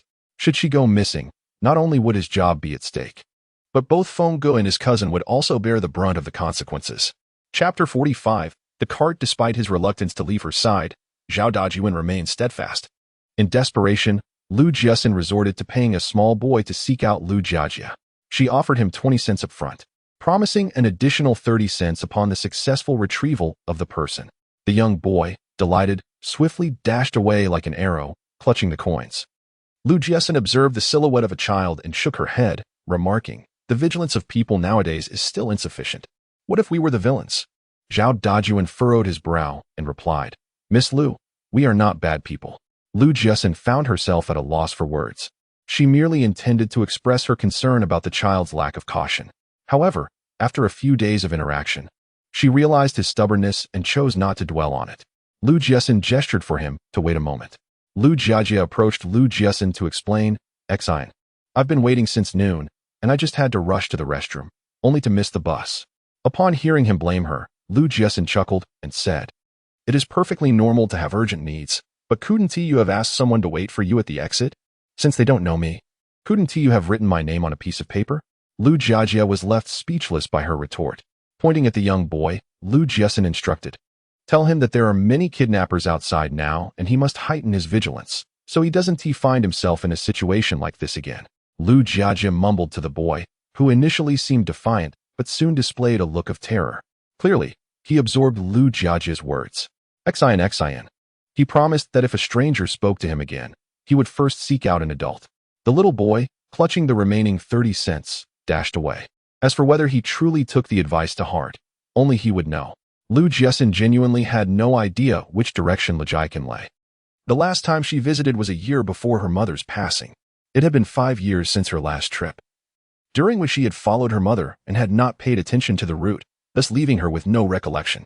Well, you could ask too, couldn't you? Lu Jiaxin observed her lethargy and thought to himself that her discomfort had not dulled her sharp tongue. However, perhaps this was for the best, as it would prevent her from being bullied in the future. I shall borrow a bicycle. Surely this fine gentleman can ride one. Zhao Dajuan affirmed not only his ability to ride a bicycle, but also to drive and repair vehicles. Yet, Lu Jiaxin was reluctant to ride a bicycle, stating, "The road to the village is quite bumpy, and I would surely be nauseated." She cast a glance at him and inquired, "If I recall correctly, it takes over an hour to travel from the county seat to Jiaxin. Can you really carry my luggage and still manage to carry me home?" This seemed quite implausible. Lu Jiaxin felt her tongue growing increasingly sharp, realizing she could hardly argue against herself. "It's not that I'm forbidding you from staying at the guest house. It's simply that you may find the food here unpalatable. Given your current condition, if you were to eat poorly, recovery would be even more arduous." Originally intent on spending a night at the guest house, Lu Jiaxin immediately reconsidered upon hearing this. However, she was still averse to riding a bicycle due to the jarring experience. In the countryside, only the ailing or those with mobility issues would ride in a cart. She considered herself a patient now, thus fitting the criteria. Once Lu Jiaxin departed, Zhao Dajuan kindly advised, "Miss Lu, you ought to temper your temperament. Otherwise, people may not take a liking to you." Lu Jiaxin looked at him in surprise before chuckling. "Those who like you will cherish you regardless of what you do. Those who do not will scrutinize you for any flaw, no matter how amiable or considerate you may be." Zhao Dajuan perceived her reasoning as flawed, asserting, "Adults appreciate children who are understanding and considerate." He believed that Lu Jiaxin had once been favored because she was her parents' only child. However, after Lu's mother passed away, her stepmother's daughter, who was well-behaved, understanding, and considerate, garnered her father's preference. But does being well-behaved necessarily equate to goodness? Perhaps not. If one is excessively compliant, their life may be predetermined by their parents. The rationale is straightforward. Out of concern, they pave a smooth and easy path for you. If one is content to follow this prescribed route, it may be acceptable. However, for those with aspirations and pursuits, it can feel as though they are confined within a cage. Zhao Dajuan sensed a flaw in her thinking. "Don't you feel selfish in this regard?" A few years ago, he would have certainly suggested that Lu Hongjun send this girl for ideological education classes. Yet now, with policies relaxed, the demands are not as stringent. Lu Jiaxin, feeling weak in spirit, responded curtly, "Worry about yourself. I can manage my affairs." After waiting for approximately 20 minutes, Lu Jiaxin finally arrived, pulling a cart. The cart was new, lined with thick hay and bedding beneath, and covered with a straw mat on top. "Why is there no quilt?" Lu Jiaxin said with a mix of amusement and exasperation. "Sister, in such hot weather, you don't need." Before he could finish, he slapped his forehead, acknowledging, "It's my oversight. I should have brought you a blanket." For most people, a quilt is unnecessary in such warm weather. However, Lu Jiaxin was currently frail, and even in this heat, her hands and feet remained icy. Realizing the issue, Lu Jiaxin retrieved 2 garments from her luggage, with pomegranates and other items secured to the bicycle's rear rack. Once everything was arranged, Lu Jiaxin removed her shoes and lay down on the cart.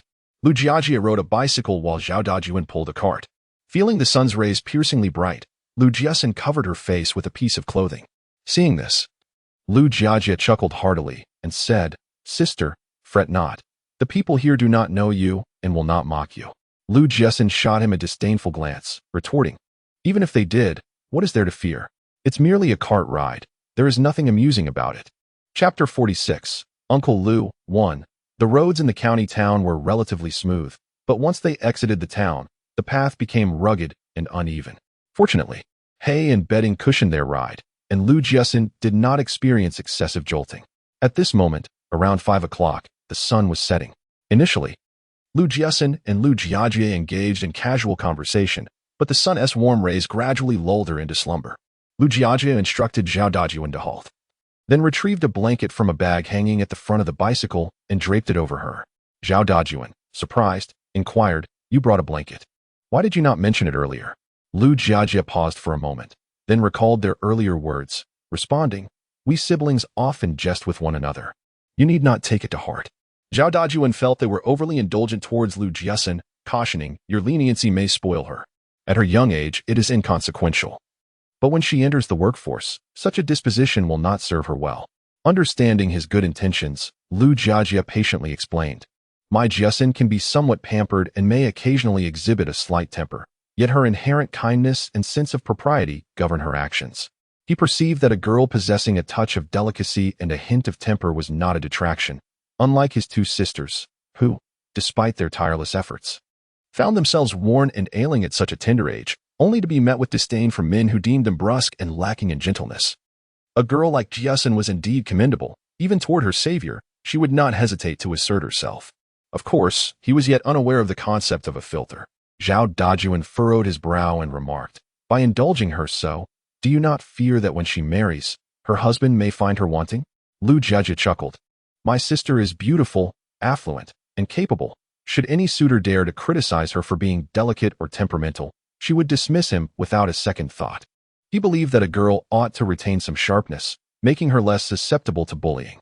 In the past, this girl, though seemingly formidable, was merely a paper tiger, and thus was mercilessly tormented by the Ding mother and daughter. However, having faced life and death, she had emerged stronger and more perceptive. According to his elder brother, this girl had undergone a transformation, distancing herself significantly from her peers.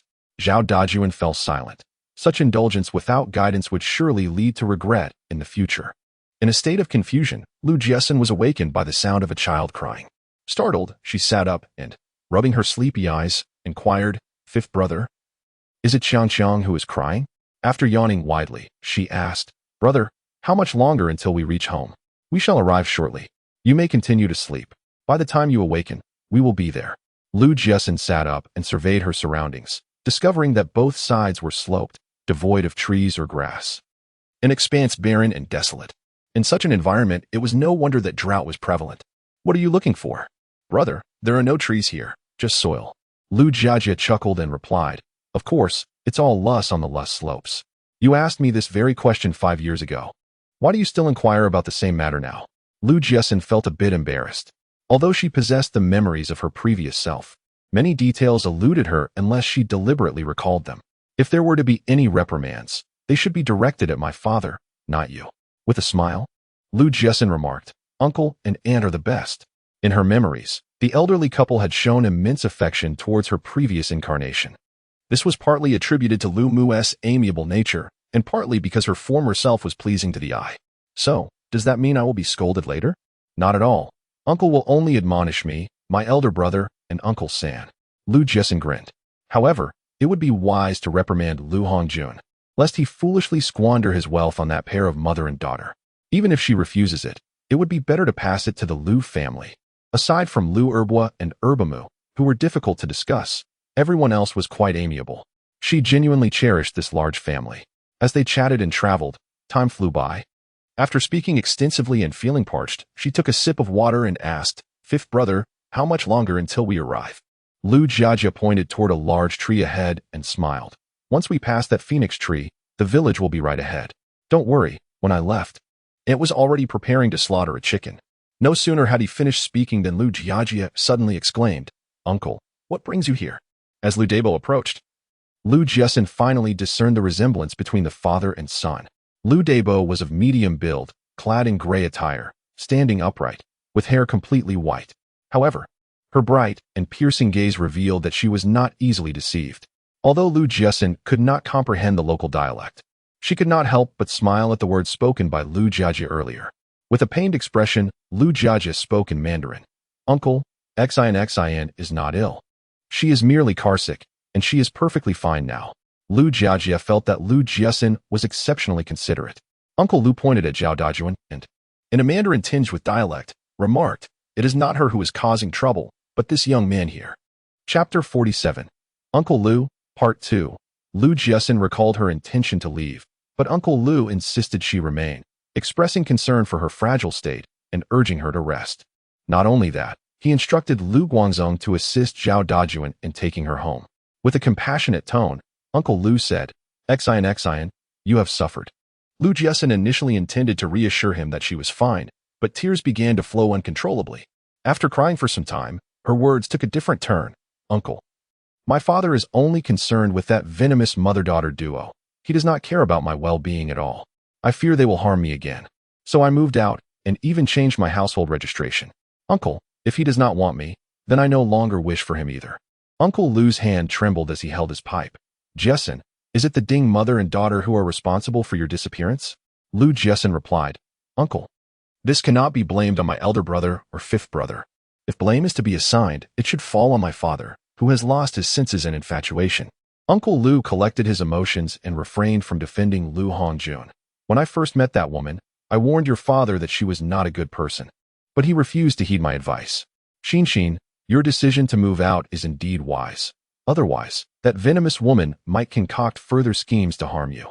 Since your father is determined to shield that mother-daughter duo, it would be prudent to disregard him in the future and seek assistance from your elder brother for any matters that arise. I am curious to see how that woman will react when your father is stripped of his power and influence. Should she abandon him, you need not concern yourself. It would be merely a consequence of his own actions. Lu Jiajia remains silent, while Lu Jiaxin savors the feeling of being favored. However, although Uncle Lu can make such statements, she cannot readily accept them. In our homeland, people tend to prefer children who are considerate and filial. Uncle, if my father grows old or becomes incapacitated and has no one to care for him, I will arrange for someone to look after him. It is out of the question for her to attend to his most basic needs herself, as there is no emotional bond. However, hiring someone to provide care is feasible, especially since Lu Hongjun raised her and funded her education. In the future, she will not lack the means to do so.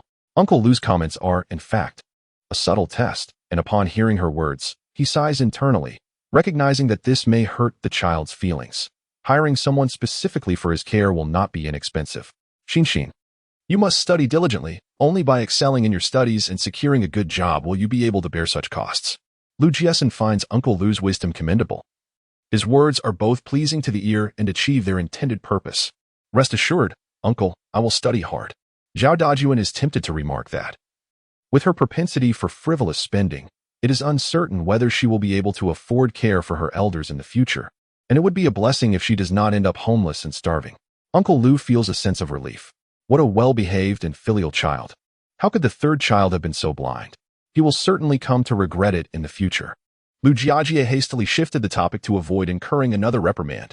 Xin, finding a human trafficker is not an easy task. Do not harbor excessive expectations. Uncle Lu had already discerned the purpose of Lu Jiajie's visit yesterday, sharing the same sentiments. Upon hearing this, Lu Jiaxin retrieved a drawing from her luggage and presented it to them. Uncle, this is the portrait of the trafficker. She speaks with our local accent and is aware of your name, as well as those of second uncle and several of our brothers. Although people from Feng County may know of our family, it is rare for them to know the names of you and our other brothers. This individual must be quite invested in our family. Based on my conjecture, she is likely from Feng County. Uncle Lu took the portrait, examining it in astonishment before asking, Xin, are you certain this is the person who abducted you? Lu Jiajie also regarded the drawing with uncertainty, as he had not seen it during their time in the 49 city. Xin, who did you have draw this? Lu Jiaxin replied with a smile. I drew it myself.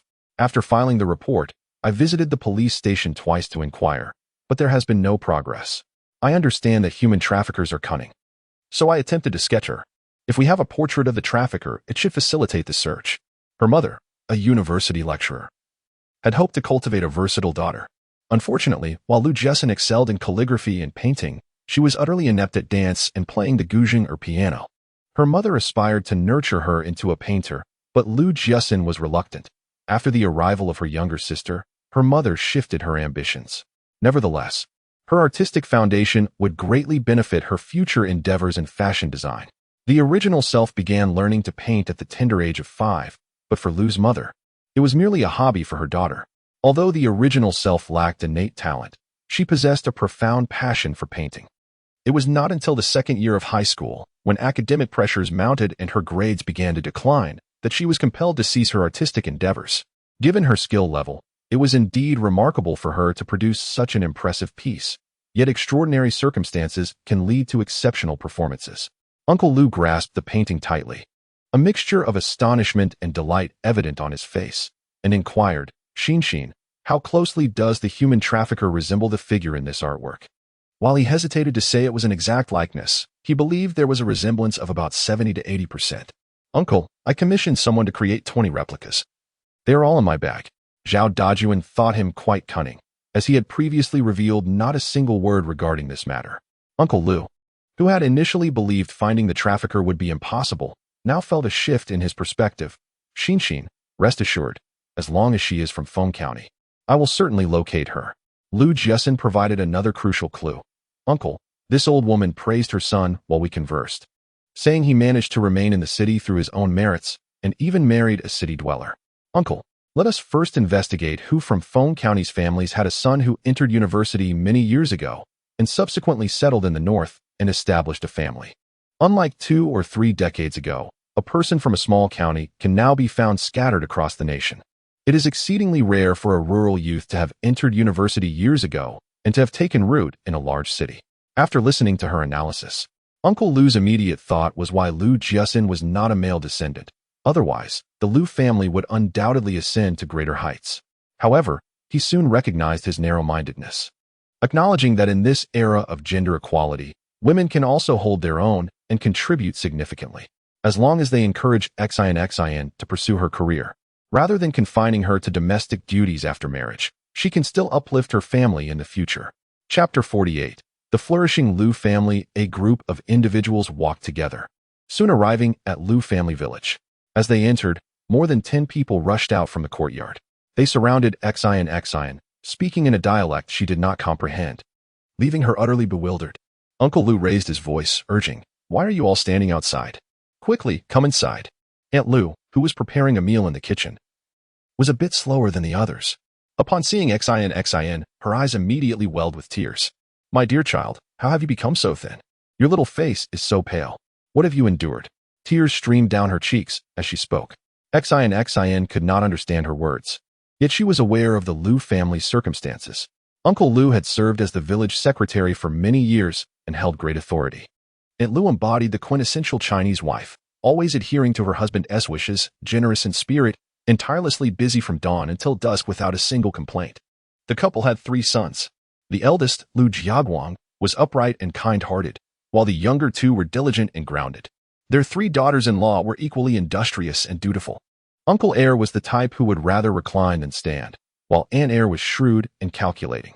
They had 3 sons and 2 daughters. The eldest was hardworking. The second son was adopted by Aunt Heir's brother, and the 2 daughters efficiently managed affairs both inside and outside the home. The laziest of the bunch was Lu Jiajia, who consistently found various excuses to evade household chores. Fortunately, he had once secured a job that motivated him to strive for high school, and after graduating, he moved to the city. At that moment, Lu Jiajia remarked, Xin has just vomited. She cannot eat greasy food.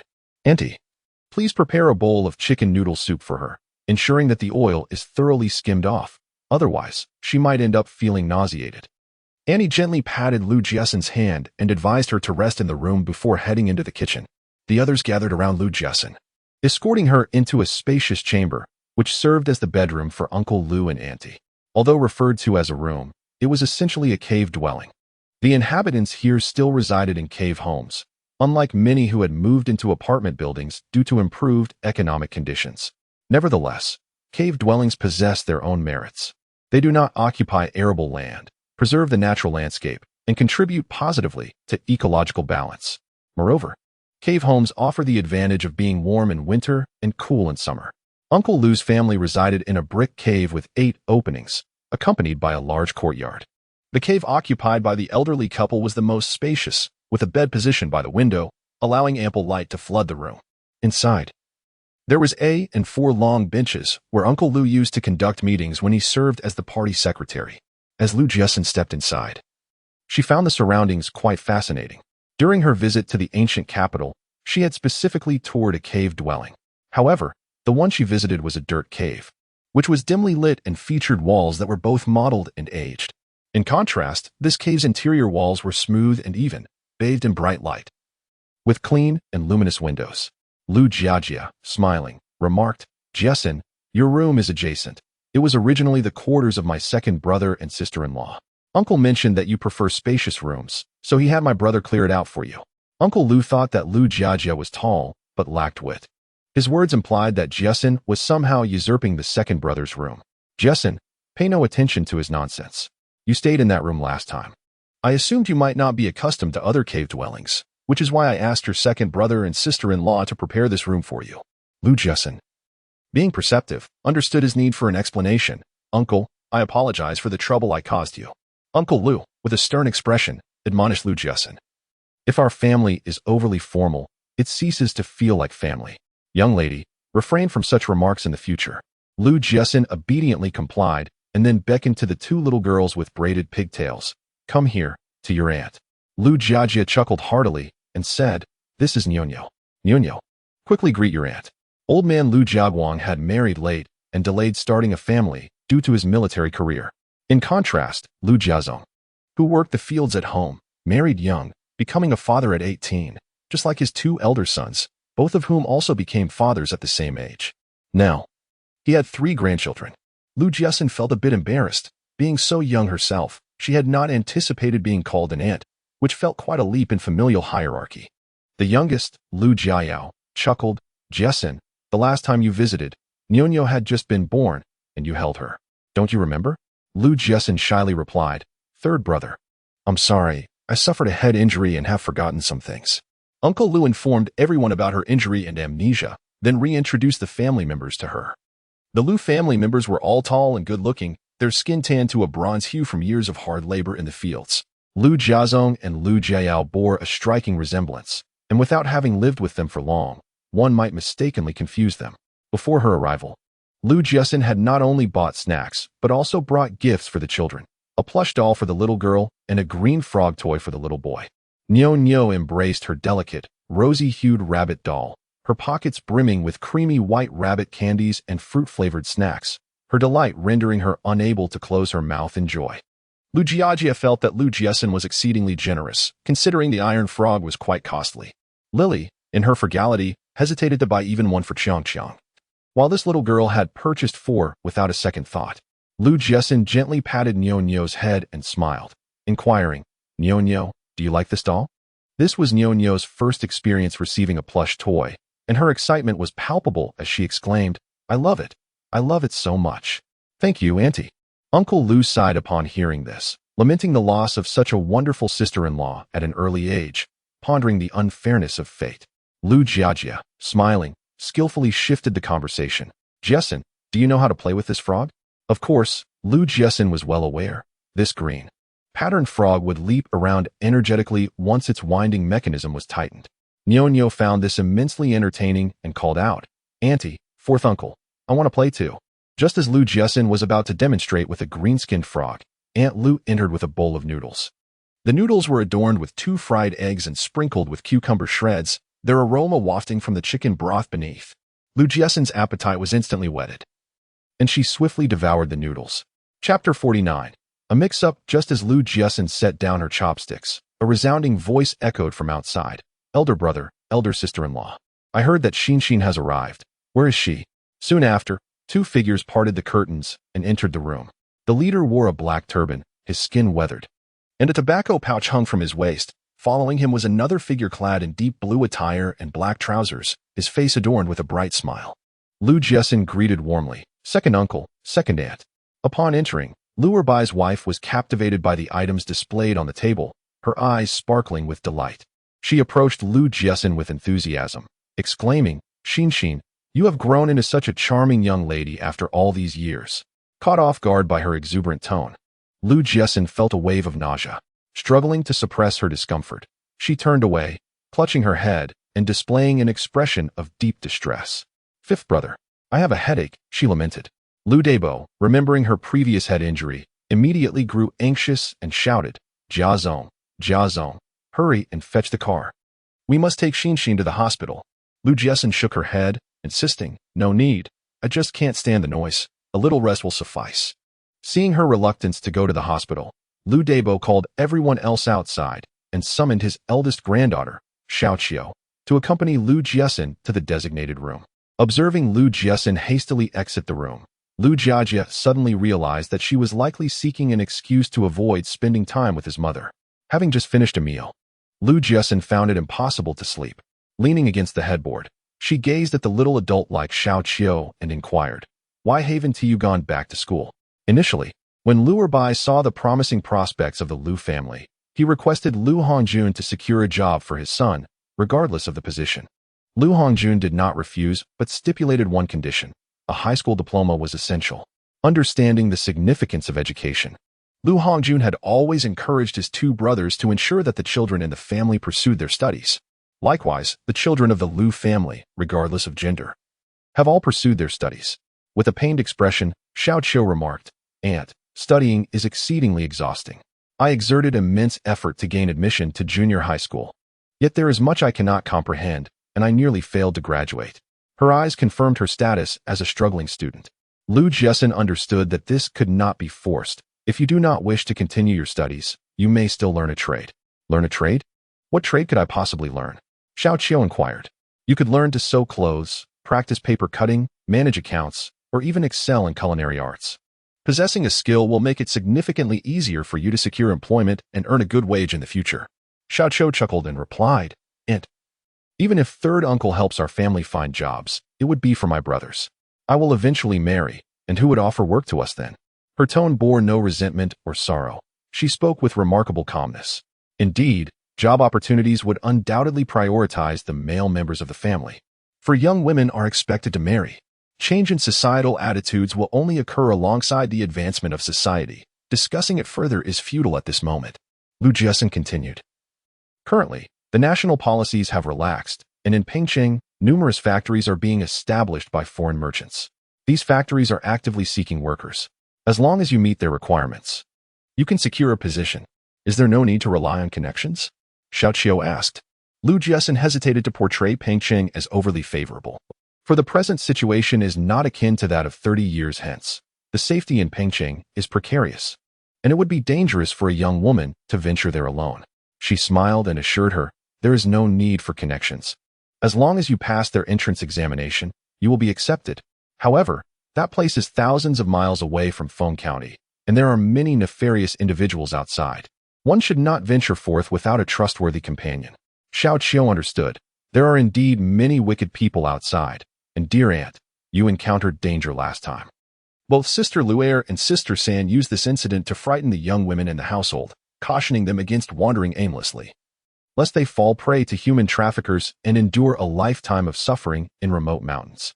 The Lu family treated their sons and daughters equally regarding clothing and sustenance, ensuring they could pursue their education. Under such circumstances, the young women were unlikely to entertain thoughts of escaping. Now, with Lu Jiaxin as a living example, such notions were further extinguished. Lu Jiaxin felt a twinge of embarrassment, not realizing she had become a cautionary tale. Indeed, last time, my impulsiveness nearly cost me my life. However, if accompanied by someone trustworthy, seeking work is permissible. Noticing Xiao's silence, she added fuel to the fire. Working in the city guarantees a monthly salary. And who knows, you might even settle there one day. If you do not seize this opportunity, in 4 or 5 years, you will be married off, leading a life akin to that of your mother. From dawn till dusk in relentless toil, devoid of money, unable to buy your child a candy or a toy, let alone decent clothing. The latter remark struck a chord with Xiao, yet she soon lowered her head again. My parents would never consent. They wish for me to marry into a good family. Lu Jiaxin believed this was not an insurmountable issue, saying, should such an opportunity arise, if your parents disapprove, simply speak to your uncle. If he also opposes, call me, and I will discuss it with him. Xiao nervously twisted the hem of her garment, a sign of her inner turmoil. Lu Jiaxin refrained from further persuasion. Ultimately, the decision must rest with her. It was precisely because she knew that Xiao was a straightforward girl that she wished to lend her a hand. As for the other members of the Lu family, she refrained from speaking much due to their unfamiliarity. Sometimes, one's good intentions may not be perceived as such by others. After finishing his morning routine, Uncle Lu climbed into bed, took the portrait given by Lu Jiaxin and gazed at it for a long while, yet could not recall any impression. Once Aunt Lu completed her tasks and entered the room, she noticed him lost in contemplation over the portrait of an elderly woman, and her expression instantly darkened. Consumed by anger, she snatched the portrait away and scolded, "You old fool, it was one thing to be mischievous in the past, but now that we have great-grandchildren, how can you still engage in such foolishness? You may be shameless, but I still have some dignity for the sake of the children." Just as Lu Jiaxin lay down, she was startled upright by the shrill cries from outside, quickly dressing and stepping out. Xiaoqiu followed closely behind. Upon reaching the courtyard, they discovered everyone gathered outside, with no one entering the house to mediate. She grabbed Lu Guangzong and inquired, "Second brother, what has happened? Just a moment ago, everything was fine. How did it escalate into such a quarrel?" Typically, when guests arrive, even if there are disputes, they would be contained. Uncle Lu and his wife shook their heads, indicating their ignorance of the situation. Just then, the door swung open, and Aunt Lu handed her a portrait, saying, "Xin, your uncle claims that the person in this portrait is the trafficker who abducted you. Is it true?" Lu Jiaxin, confused, responded, "Yes. This is indeed the trafficker who took me. Aunt, do you recognize this person?" Noticing her swollen eyes, she wondered if this individual could be a relative of Aunt Lu's. However, she quickly dismissed this speculation. If it were true, then uncle and fifth brother would surely be acquainted with them. Chapter 50.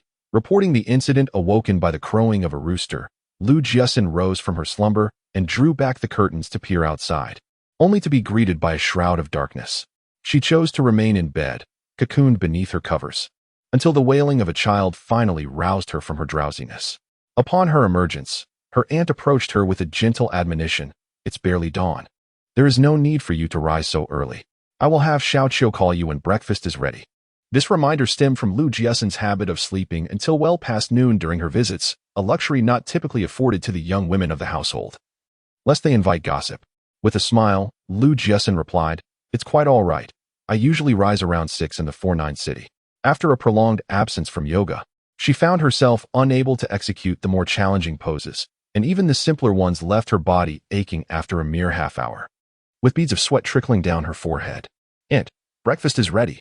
Wiping the perspiration from her brow, Lu Jiaxin washed her face before taking her seat at the table. She was met with a large bowl of dumplings presented by her aunt, prompting a mixture of amusement and exasperation. "Aunt, I cannot possibly eat all of this. A third will suffice. Should you not finish, it can be saved for later," her aunt replied.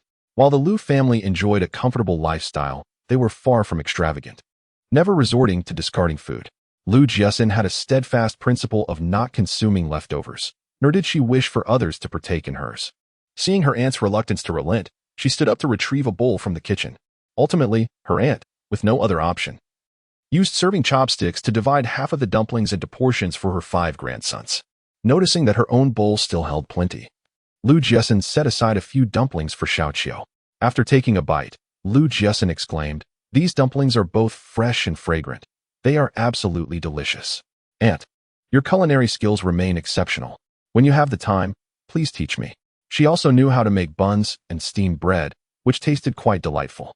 However, the mutton had a gamey flavor that rendered it inedible due to inadequate preparation. Aunt chuckled, her wrinkles smoothing out with joy. "To make delicious dumplings, the filling is crucial. Later, I will teach you how to season it properly." Lu Jiaxin responded with a bright smile. Having just finished their meal, Lu Jiajie arrived with his brother and 2 nephews, while Uncle Luer and Aunt Lucy did not join them. Without further ado, Uncle Lu began assigning tasks, pairing them into groups to gather information from various communes. The focus was to discover which family's son had been admitted to university 17 years ago and remained working in the north, with each group receiving a portrait. Lu Jiakai from the second branch inquired, "Jiaxin, did you truly draw this?" "Yes, it resembles her quite closely," she replied. Upon hearing this, Lu Jiakai felt reassured. "Rest assured, Jiaxin, as long as she is from Feng County, we will undoubtedly find her." Feng County comprises 19 communes. After excluding Uncle Lu, there are still 8 able-bodied men in the family, so they decided to first visit the 4 nearest communes. Meanwhile, Uncle Lu planned to accompany Lu Jiaxin to report to the county police. Once everything was clearly stated, they set off. Zhao Dajiwen's task was to protect Lu Jiaxin, naturally following closely behind her. Uncle Lu, being of advanced age, took charge of pulling the cart. If they did not uncover any leads today, they would have to continue their search the following day. Jiaxin refrained from overexerting herself and obediently took her seat on the cart. Having rested well the previous night, she felt invigorated, listening to Uncle Lu recount tales along the way. More than an hour later, they arrived at the county town. Upon observing the dilapidated houses and the narrow wooden door, she incredulously inquired, "Uncle Lu, is this truly the Public Security Bureau? Surely you jest?" Even when Uncle Lu explained that it was the back entrance, she still found it rather shabby. Reflecting on the current state of the nation, she thought that public institutions seemed to possess equally worn-out facilities. Upon entering the Public Security Bureau, Jiaxin noticed a middle-aged man in an old-fashioned military uniform sweeping the floor. Upon seeing the three enter, he paused his task and asked, "What brings you here?" Jiaxin replied in standard Mandarin, "We are here to report a case." The tone and demeanor of the man indicated that he was undoubtedly a figure of authority. A superior was preferable. As long as he took her case seriously, the trafficker would soon be apprehended. "What case are you reporting?" "A trafficking case." "Who was trafficked?"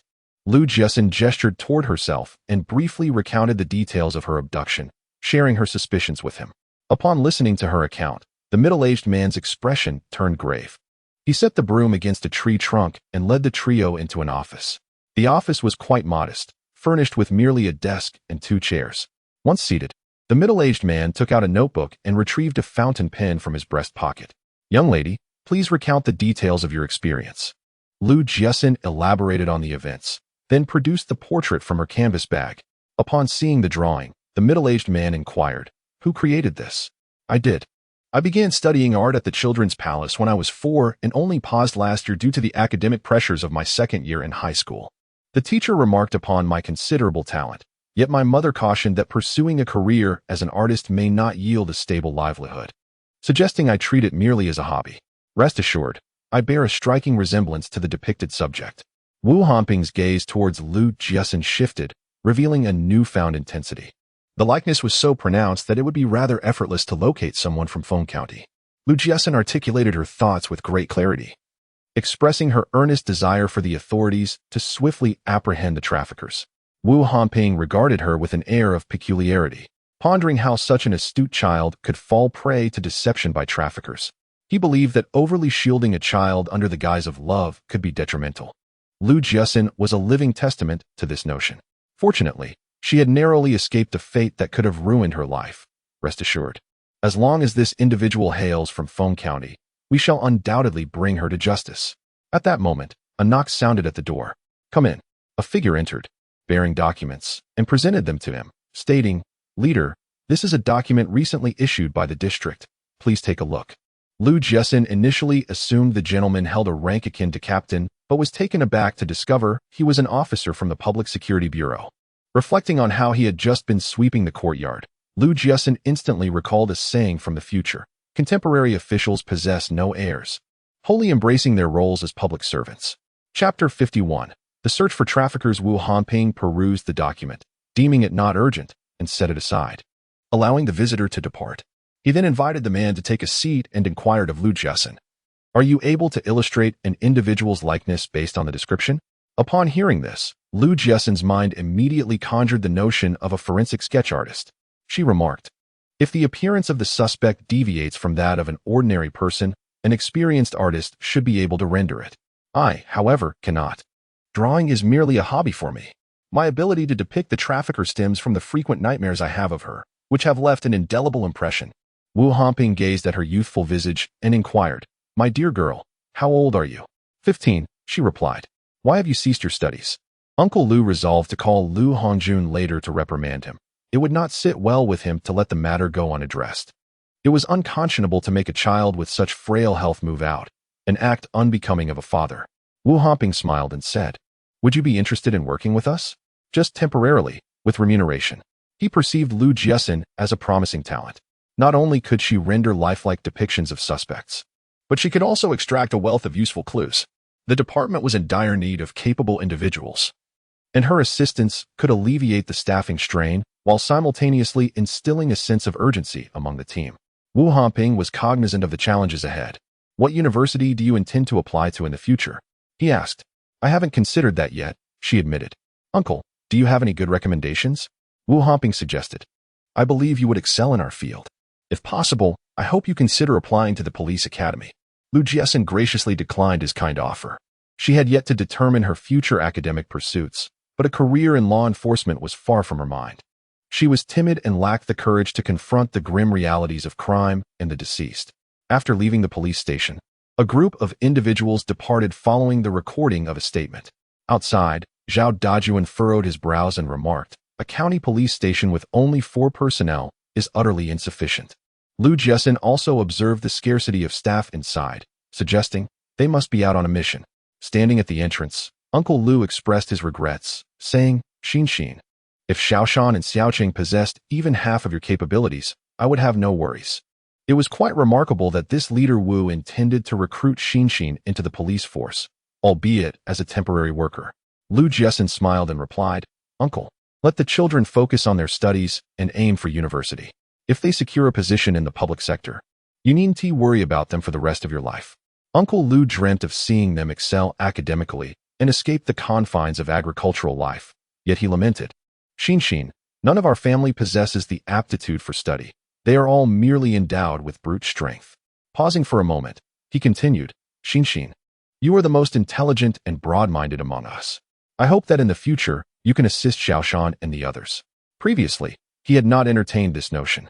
But after hearing Lu Jiawan's words and witnessing today's events, Uncle Lu felt confident in his niece's promising future.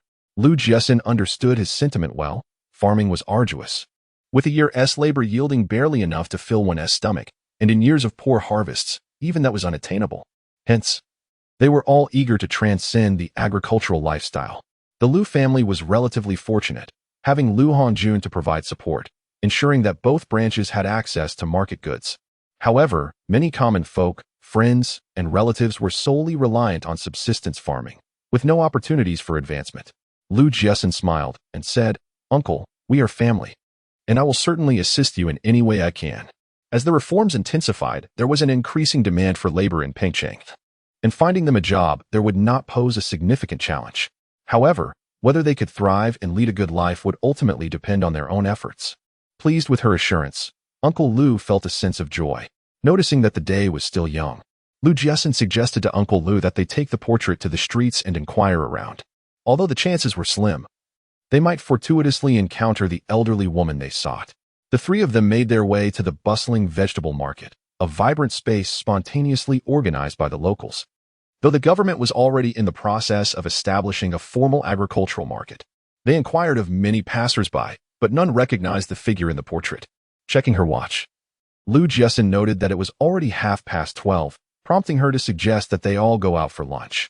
While there were numerous small eateries in the 49 city, Feng County had yet to see such establishments.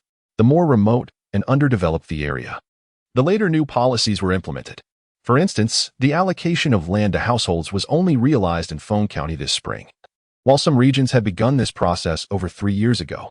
"Uncle, let us dine at the state-owned restaurant," Lu Jiaxin proposed. The state-owned restaurant employed 2 waitstaff, and Lu Jiaxin thought that the well-dressed elderly woman might have dined here before, so she took out the portrait to show to one of the round-faced waitresses.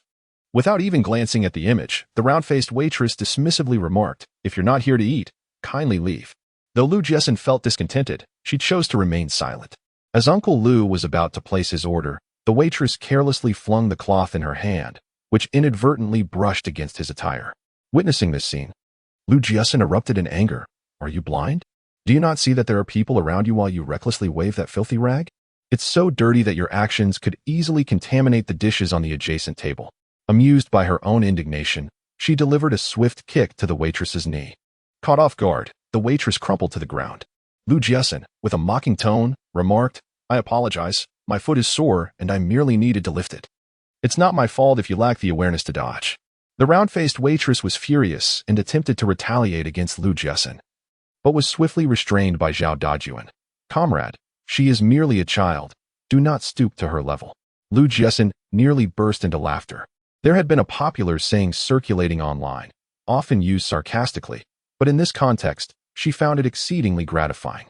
The round-faced waitress, intimidated by the imposing figure of Zhao Dajuan, hesitated to escalate the situation further and decided to retreat to the kitchen.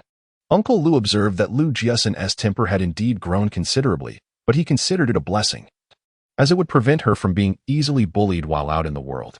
He addressed the waitress. "Miss, my child may have spoken out of turn, yet your conduct was undeniably inappropriate." The round-faced waitress nearly choked on her indignation. After all, at her age in the countryside, one would typically be married with children. However, recognizing that both Zhao Dajuan and Lu Jiaxin were not to be trifled with, she swallowed her anger and prepared to retreat to the back kitchen. Lu Jiaxin called out to her silhouette, "Are you intending to spit in our food?" The nearby diners, upon hearing this, lost their appetite. The round-faced waitress stiffened, vexed by the obstinacy of the girl. "What nonsense are you spouting? I merely entered to wash my face." Lu Jiaxin retorted with a cold huff. "Who can say? There have been instances in the city where individuals have committed such vile acts, only to be caught by patrons on the spot. They face dire consequences, being dismissed on that very day." As the diners cast their gazes at the round-faced waitress, she, infuriated, tossed the cloth she was holding onto the counter and took a seat, her silence betraying her capitulation. Uncle Lu ordered 8 steamed buns and 2 dishes, braised pork and spicy sour shredded potatoes. After a while, the chef brought the dishes to the counter. Though the round-faced waitress was seething, she recognized she had encountered an immovable obstacle. With a scowl, she announced, "The braised pork is ready." Uncle Lu prepared to rise and fetch the dishes. The round-faced waitress felt a pang of trepidation. Unable to swallow her pride, she hollered to the slender waitress, "What are you waiting for? Bring the dishes over." Those who frequently dined at the state-run restaurant with such amiable service were certainly not ordinary folk. Even if they were not locals, she dared not provoke them. The slender waitress, relishing the sight of her discomfort, did not hold a grudge. Approaching the counter with the dishes in hand, she cheerfully remarked, "Miss, this braised pork is our chef's specialty. I assure you, once you taste it, you will crave more." "One should never strike a smiling face," Lu Jiaxin remarked amiably. "Then I must savor it properly. If it truly is as delicious as you say, I shall return." "Please do come again," he replied. Lu Jiaxin took a bite and said to Uncle Lu, "The braised pork my 5th brother prepared at my home last time tasted quite similar to this." Hearing this, Uncle Lu immediately picked up a piece of braised pork and took a bite. It was sweet, yet not cloying, fragrant and tender. "Is your 5th brother truly such a skilled cook?" he inquired. Lu Jiaxin chuckled. "Uncle, you should have faith in my brother's culinary abilities. It was his remarkable cooking that won him my sister-in-law." The braised pork made by her brother was delectable because she had prepared ample ingredients. If he were to cook now without such provisions, the flavor would undoubtedly diminish significantly. Although the state-run restaurant had somewhat steep prices and the service was lacking, the food was genuinely substantial. The 2 dishes were generously portioned, and the steamed buns were as large as a man's fist. Lu Jiaxin felt full after just 1 bun, while Uncle Lu managed to eat 2, leaving the remainder to be devoured by Zhao Dajuan. Observing his hearty appetite, Lu Jiaxin mused that if he were to work at a factory, that meager salary would barely sustain him. Marrying would necessitate a diet of coarse grains and portion control. This thought quickly passed through her mind. It was of no concern to her. Upon exiting the state-run restaurant, Uncle Lu said, "Xin, you must temper your temperament. When out in public, it is wise to restrain your emotions, otherwise you may find yourself at a disadvantage." He had refrained from intervening earlier, as the server's attitude had been exceedingly poor. Certainly, it is significant to note that even if the situation escalates in Feng County, it is of little concern. The circumstances outside are markedly different. Lu Jiaxin smiled and assured her uncle, "Rest assured, I am well aware of the situation." If she were to travel far without any support, she would certainly endure the circumstances. However, at present, with her uncle and Zhao Dajuan by her side, she felt quite fearless regarding any potential hostility from the attendant. The act of carrying the portrait and inquiring about it seemed entirely a matter of chance. He believed that following Lu Jiaxin's lead to various communes would yield greater efficiency. Lu Jiaxin nodded and expressed, "Uncle, I wish to visit the supply and marketing cooperative to purchase a few items." Upon reaching the cooperative, Lu Jiaxin procured cups, basins, sweetened canned goods, and soda. Uncle Lu advised against her purchasing canned goods and soda, stating, "Just buy the cups and basins. Refrain from acquiring anything else. It's a waste of money." "But uncle, I desire to eat," she replied. Observing the array of items at the counter, Uncle Lu regretted bringing only a few coins, rendering him unable to assist with the payment. Lu Jiaxin settled the bill and then retrieved the portrait from her canvas bag to show the saleswoman. "Miss, have you ever seen the person depicted in this portrait?" Lu Jiaxin remained undeterred and added, "Could you kindly inquire with your colleagues?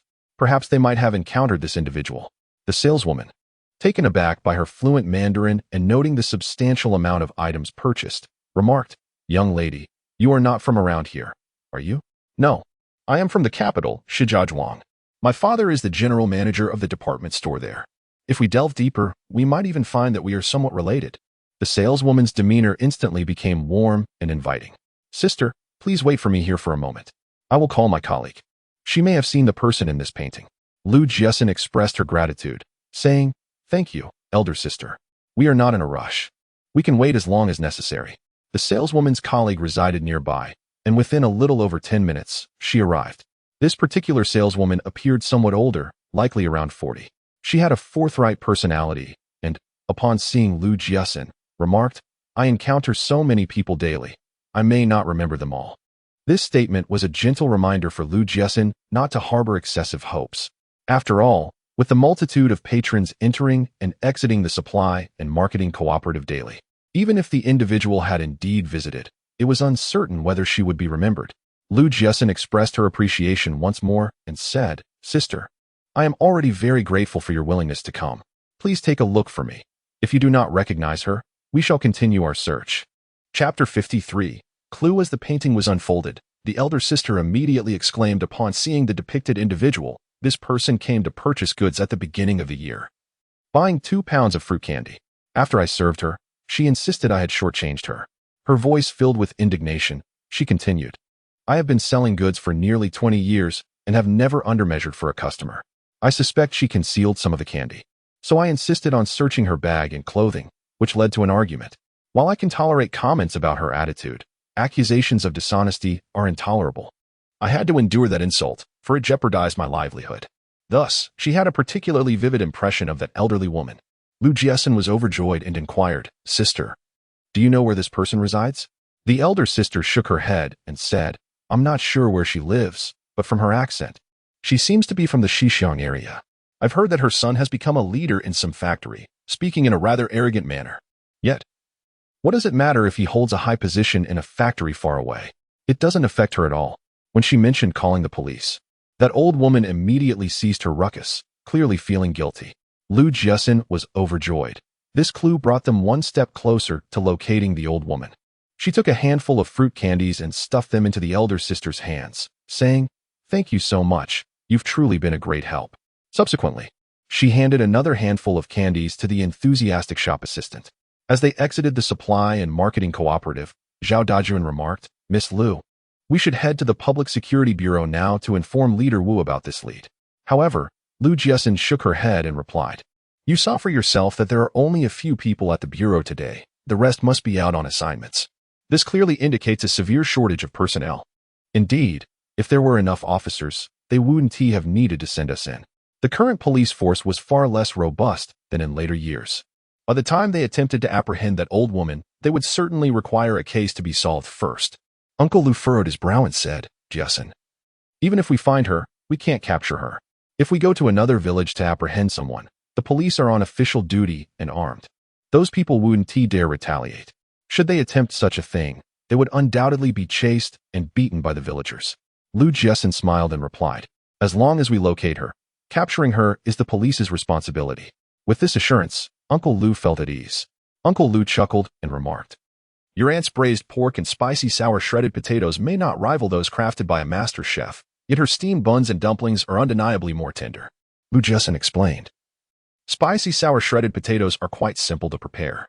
I shall stir-fry some for you this evening, and I assure you, the flavor will be no less delightful than that of the chefs." "Ah, then I shall look forward to indulging in them tonight," he replied, as they strolled and conversed. Time seemed to slip away. Lu Jiaxin brought up her aunt's culinary prowess once more, saying, "Uncle, if someone in the family were to learn your aunt's cooking skills, they could easily establish a restaurant in the county, thus creating an additional source of income." Uncle Lu responded with a hint of reproach towards Lu Hongjun, questioning why he did not teach the children, allowing them to believe anything was achievable. Xinshin, opening a restaurant is not as simple as it appears. He was acutely aware that current policies differed from those of the past, yet the memories of previous years still instilled a sense of trepidation within him. What if circumstances reverted to how they once were? Thus, He continued to hope that the children would pursue employment in factories or public institutions. If that failed, they could contentedly cultivate the land at home. While not a path to wealth, it offered stability.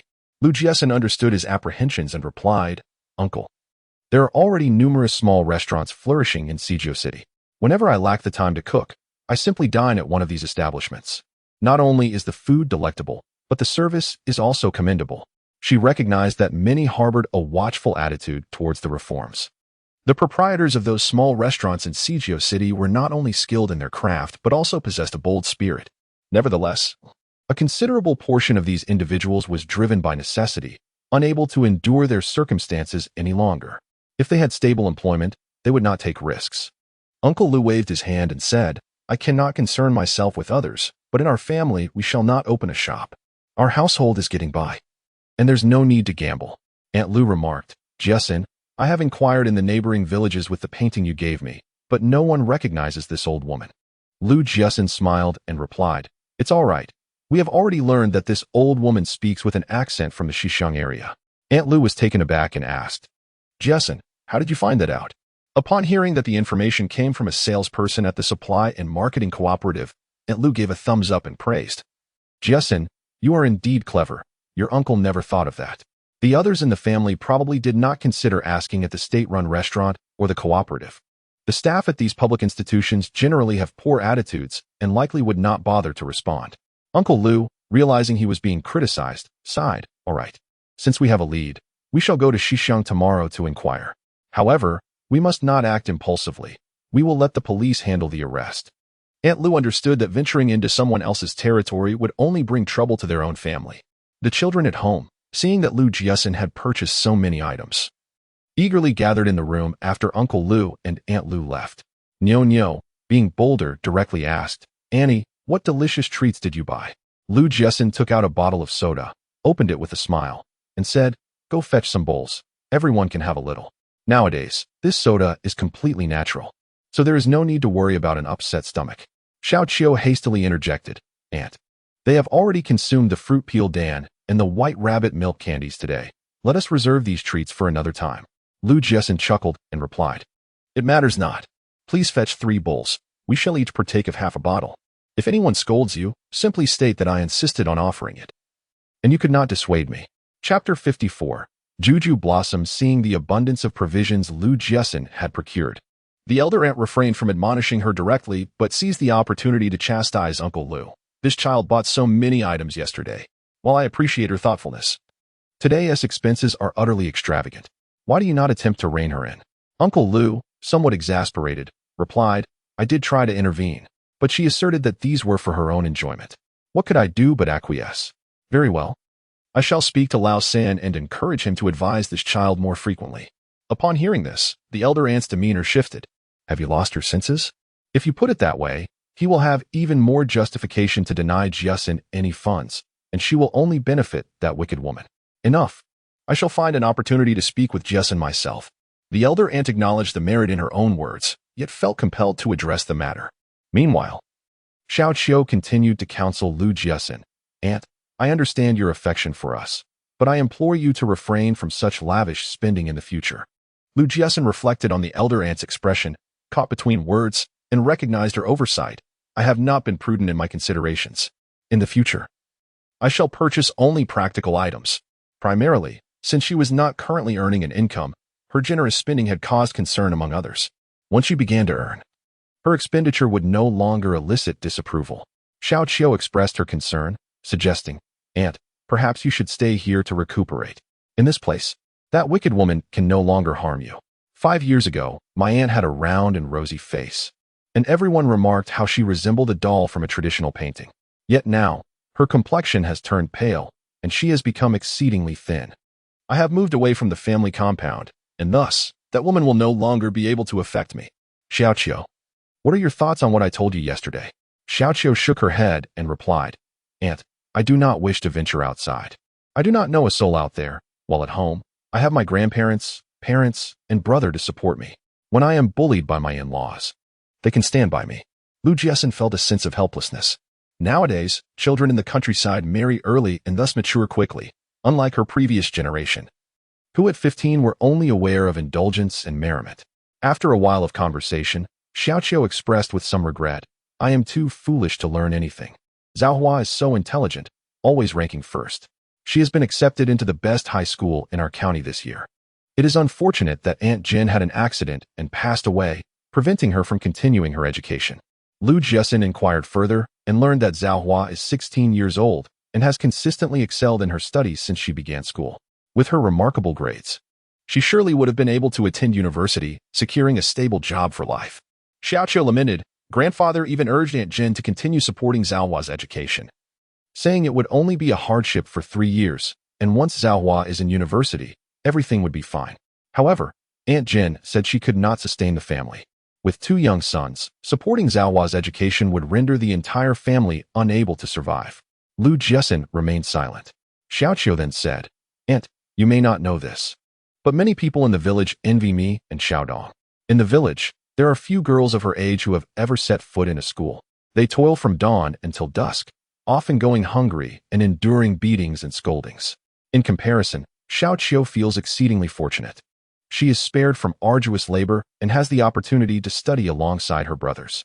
Unfortunately, her mind struggles to grasp the lessons, otherwise, she might have secured a place in a vocational school and enjoyed the benefits of public employment." Lu Jiaxin smiled and remarked, "Xiaoqiu, it is perfectly fine if you do not venture outside, but you must learn a trade. With a skill to rely upon, no future husband would dare to mistreat you. Should he still choose to be unkind, it would be best to part ways. Possessing a skill ensures that, even in the event of a divorce, you can support yourself and your children." However, she refrained from expressing this notion, as Xiaoqiu was still quite young, and such talk seemed ominous. Xiaoqiu felt a flicker of interest but hesitated to voice her thoughts. "Neither my elder brother nor my second brother has learned a trade. If I bring it up, my 2 sisters-in-law may object." Lu Jiaxin, perceiving her concerns, responded with a smile, "As long as your mother is supportive, you need not worry about your sisters-in-law's opinions." The following day, Uncle Lu, accompanied by second brother Lu and Lu Jiajie, set off to West Town to gather information. Lu Jiaxin had intended to join them, but was dissuaded by Uncle Lu, who insisted that the journey would be too taxing for her health. Reflecting on her condition, she reluctantly decided to stay behind. After lunch, with little else to occupy her time, she turned to Xiaoqiu and said, "I wish to meet Zhaohua. Could you take me to find her? It would be a shame for someone with such excellent grades to drop out. After all, the expenses for a single semester at a high school in a small county are likely minimal. If this girl possesses a strong will and the ability to resist, she may be able to lend her assistance. However, if she is weak and blindly obedient, it would be best not to expend any energy on her." Without further contemplation, Xiaoqiu readily agreed. Regrettably, fate was unkind, for Zhaohua had gone to her grandmother's house early that morning. The neighbor shook her head and remarked that the girl was there to meet someone. Lu Jiaxin's eyes nearly bulged in astonishment. She recalled Xiaoqiu mentioning that Zhaohua was a year older than her. At merely 16 years of age, the prospect of marriage seemed quite unusual. The neighbor continued, "I have heard it is the son of the commune secretary. If this arrangement materializes, that family will not only offer a substantial bride price, but also guarantee a job for Zhaohua's elder brother." A sense of unease settled in Lu Jiaxin's heart. In many regions, there exists a prevalent bias favoring sons over daughters, and ironically, it is often the mothers who place greater value on their sons while undervaluing their daughters.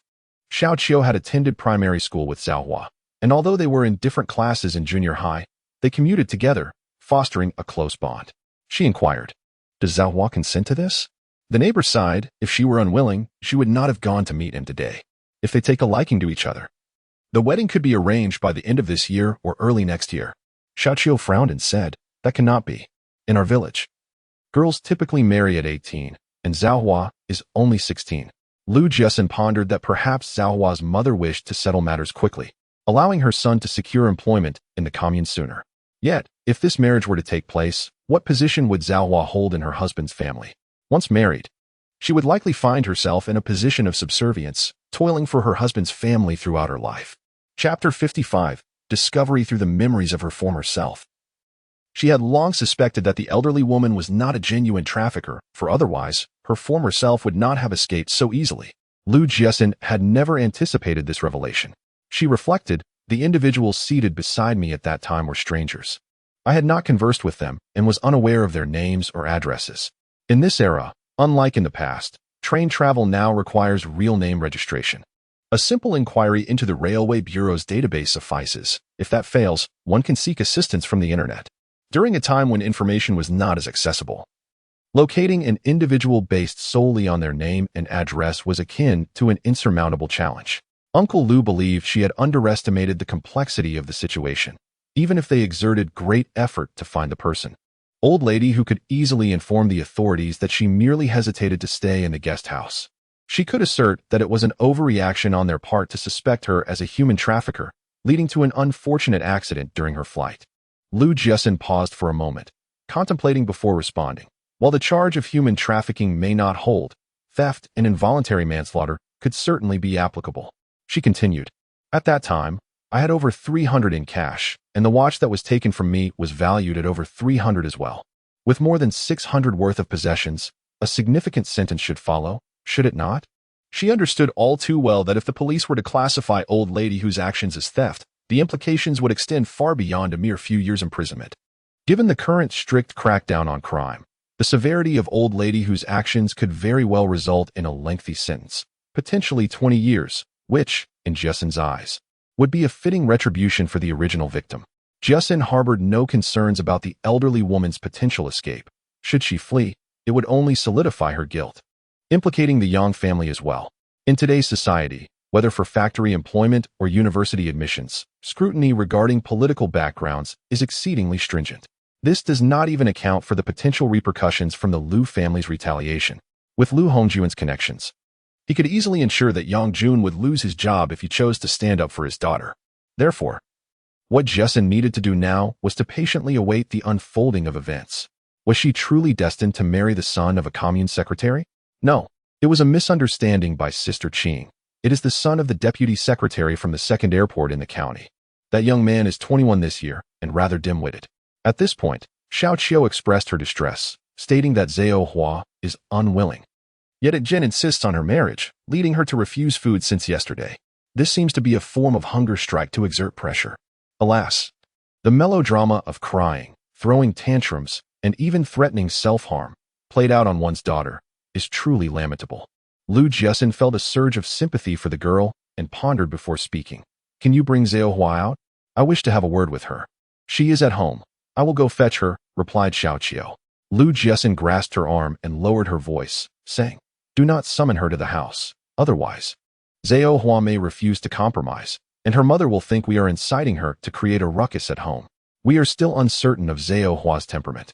If she is indiscreet or weak-willed, she might reveal our conversation and bring chaos upon us. The matter of the traffickers has already troubled both the main and secondary branches of the family. I do not wish to add to their burdens." Xiao Qiu acknowledged the validity of her concerns. Aunt Jin seems utterly obsessed. Should this escalate at home, while the aunt may escape blame, their mother would undoubtedly chastise her severely. Half an hour later, Lu Jiaxin met Zhao Hua on the hillside behind the village. The girl had slightly dark skin, stood at a similar height to Lu Jiaxin, and wore a single long braid, her hair shining with a deep luster. However, her face was marked by sorrow, and her eyes lacked luster. Zhao Hua was taken aback upon seeing Lu Jiaxin. Earlier, Xiao Qiu had mentioned needing to speak with her, though it was inconvenient at home, thus arranging to meet here. She happened to be on her way to work in the fields and had taken a detour to come over. Xiao Qiu introduced, "This is Zhao Hua, my aunt. She knows that you have achieved excellent results and have been accepted into the best high school in our county. She wishes to meet you." Zhao Hua, upon seeing Lu Jiaxin's fair skin and the beautiful dress she wore, revealed a bitter smile.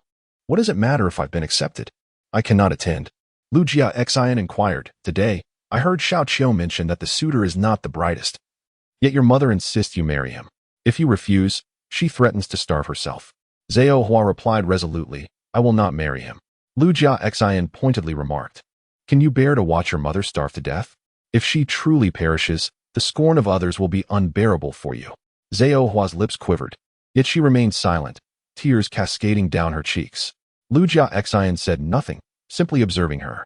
Xiao Qiu supported her, stating, "Your mother is trying to pressure you with this tactic. She wouldn't dare die, especially with your two younger brothers still so small and unmarried." Lu Jiaxin continued to remain silent. Even Xiao Qiu understood this truth. Zhao Hua, being intelligent, was undoubtedly aware as well. It was merely a matter of her resolve. After a considerable pause, Zhao Hua wiped her tears and said, "You are absolutely right. My mother would not want to die. She believes forcing me to marry that fool will bring money to build a house and secure a job for my elder brother. Yet, to marry that fool, I would rather die." A resolute glimmer shone in her eyes as she spoke. Lu Jiaxin offered a suggestion. "If your mother is starving herself, you should join her in fasting. That way, no one can claim you are unfilial." Xiao Qiu thought the idea was rather poor, yet she could not conceive of a better solution. On her way home, Lu Jiaxin observed Xiao Qiu's troubled expression and smiled, asking, "Speak your mind. It will spare you the discomfort of holding it in." Only then did Xiao Qiu voice her thoughts. Lu Jiaxin remarked, "This time she has compromised and agreed to marry. In the future, if her family encounters difficulties, will her mother not come seeking assistance? If they do not help, she might threaten to take her own life. If they do assist, her life and her husband's household could be more bitter than gall." Xiao Qiu shivered, realizing she had not contemplated such implications. She could not yield. Otherwise, her life would be irrevocably altered. Lu Jiaxin stated that if Zhao Hua dared to risk everything to resist, she would support her continued education. However, if she chose to compromise and marry, she would not intervene further. Chapter 56. No evidence. The aunt expressed her concern, saying, "I cannot fathom what Dejin's wife is thinking. Is not a son a treasure? How can a mother bear to let her daughter marry a fool for the sake of her son?" Lu Er Saw, having overheard in the village, commented, "I heard he is not a fool but works at the second machinery factory. It's just that he is a bit slow-witted." Yet, the aunt dismissed this notion, asserting, "If he merely reacts slower than others and holds a job at the factory, how is it that he cannot find a bride? This family wishes to find a clever daughter-in-law for their son, so that their offspring may inherit some intelligence. Indeed, when it comes to cleverness, few girls from neighboring villages could compare to Zhao Hua. Well, our Jiaxin is on par with her." The police leaned towards Lu Jiaxin's account, as she had no motive to slander old lady Hu. However, the issue remained that aside from her statements, there was no concrete evidence, rendering the case somewhat challenging. Although it was not explicitly stated, Captain Sun subtly conveyed this sentiment to Uncle Lu. "Is that all?" Uncle Lu furrowed his brow and replied. She mentioned that she indeed encountered a young girl on the train, but they did not speak as they were strangers and parted ways upon disembarking. Uncle Lu continued, "Today's train will arrive in 3 days. Rest assured, once she reaches Feng County, I will accompany you." Lu Jiaxin inquired, "Has the police in Jincheng interrogated her?" Uncle Lu tapped his smoking pipe thoughtfully and shook his head, saying they summoned her for questioning but gleaned little information. However, with the expertise of the police, they should be able to extract the truth from her. Lu Jiaxin remained less optimistic. "Uncle, her younger son Yang Jun is an official, and her eldest grandson is a college student with a promising future. Unless we can recover my lost watch from her, which would serve as irrefutable evidence, prying the truth from her will be exceedingly difficult. If she confesses, her younger son's prospects will be irrevocably tarnished, and her eldest grandson's employment opportunities post-graduation will vanish. For the sake of her son and grandson, the old lady is unlikely to admit guilt." Uncle Lu fell silent. Were he in her position, he would prefer to sacrifice himself rather than bring shame upon his descendants.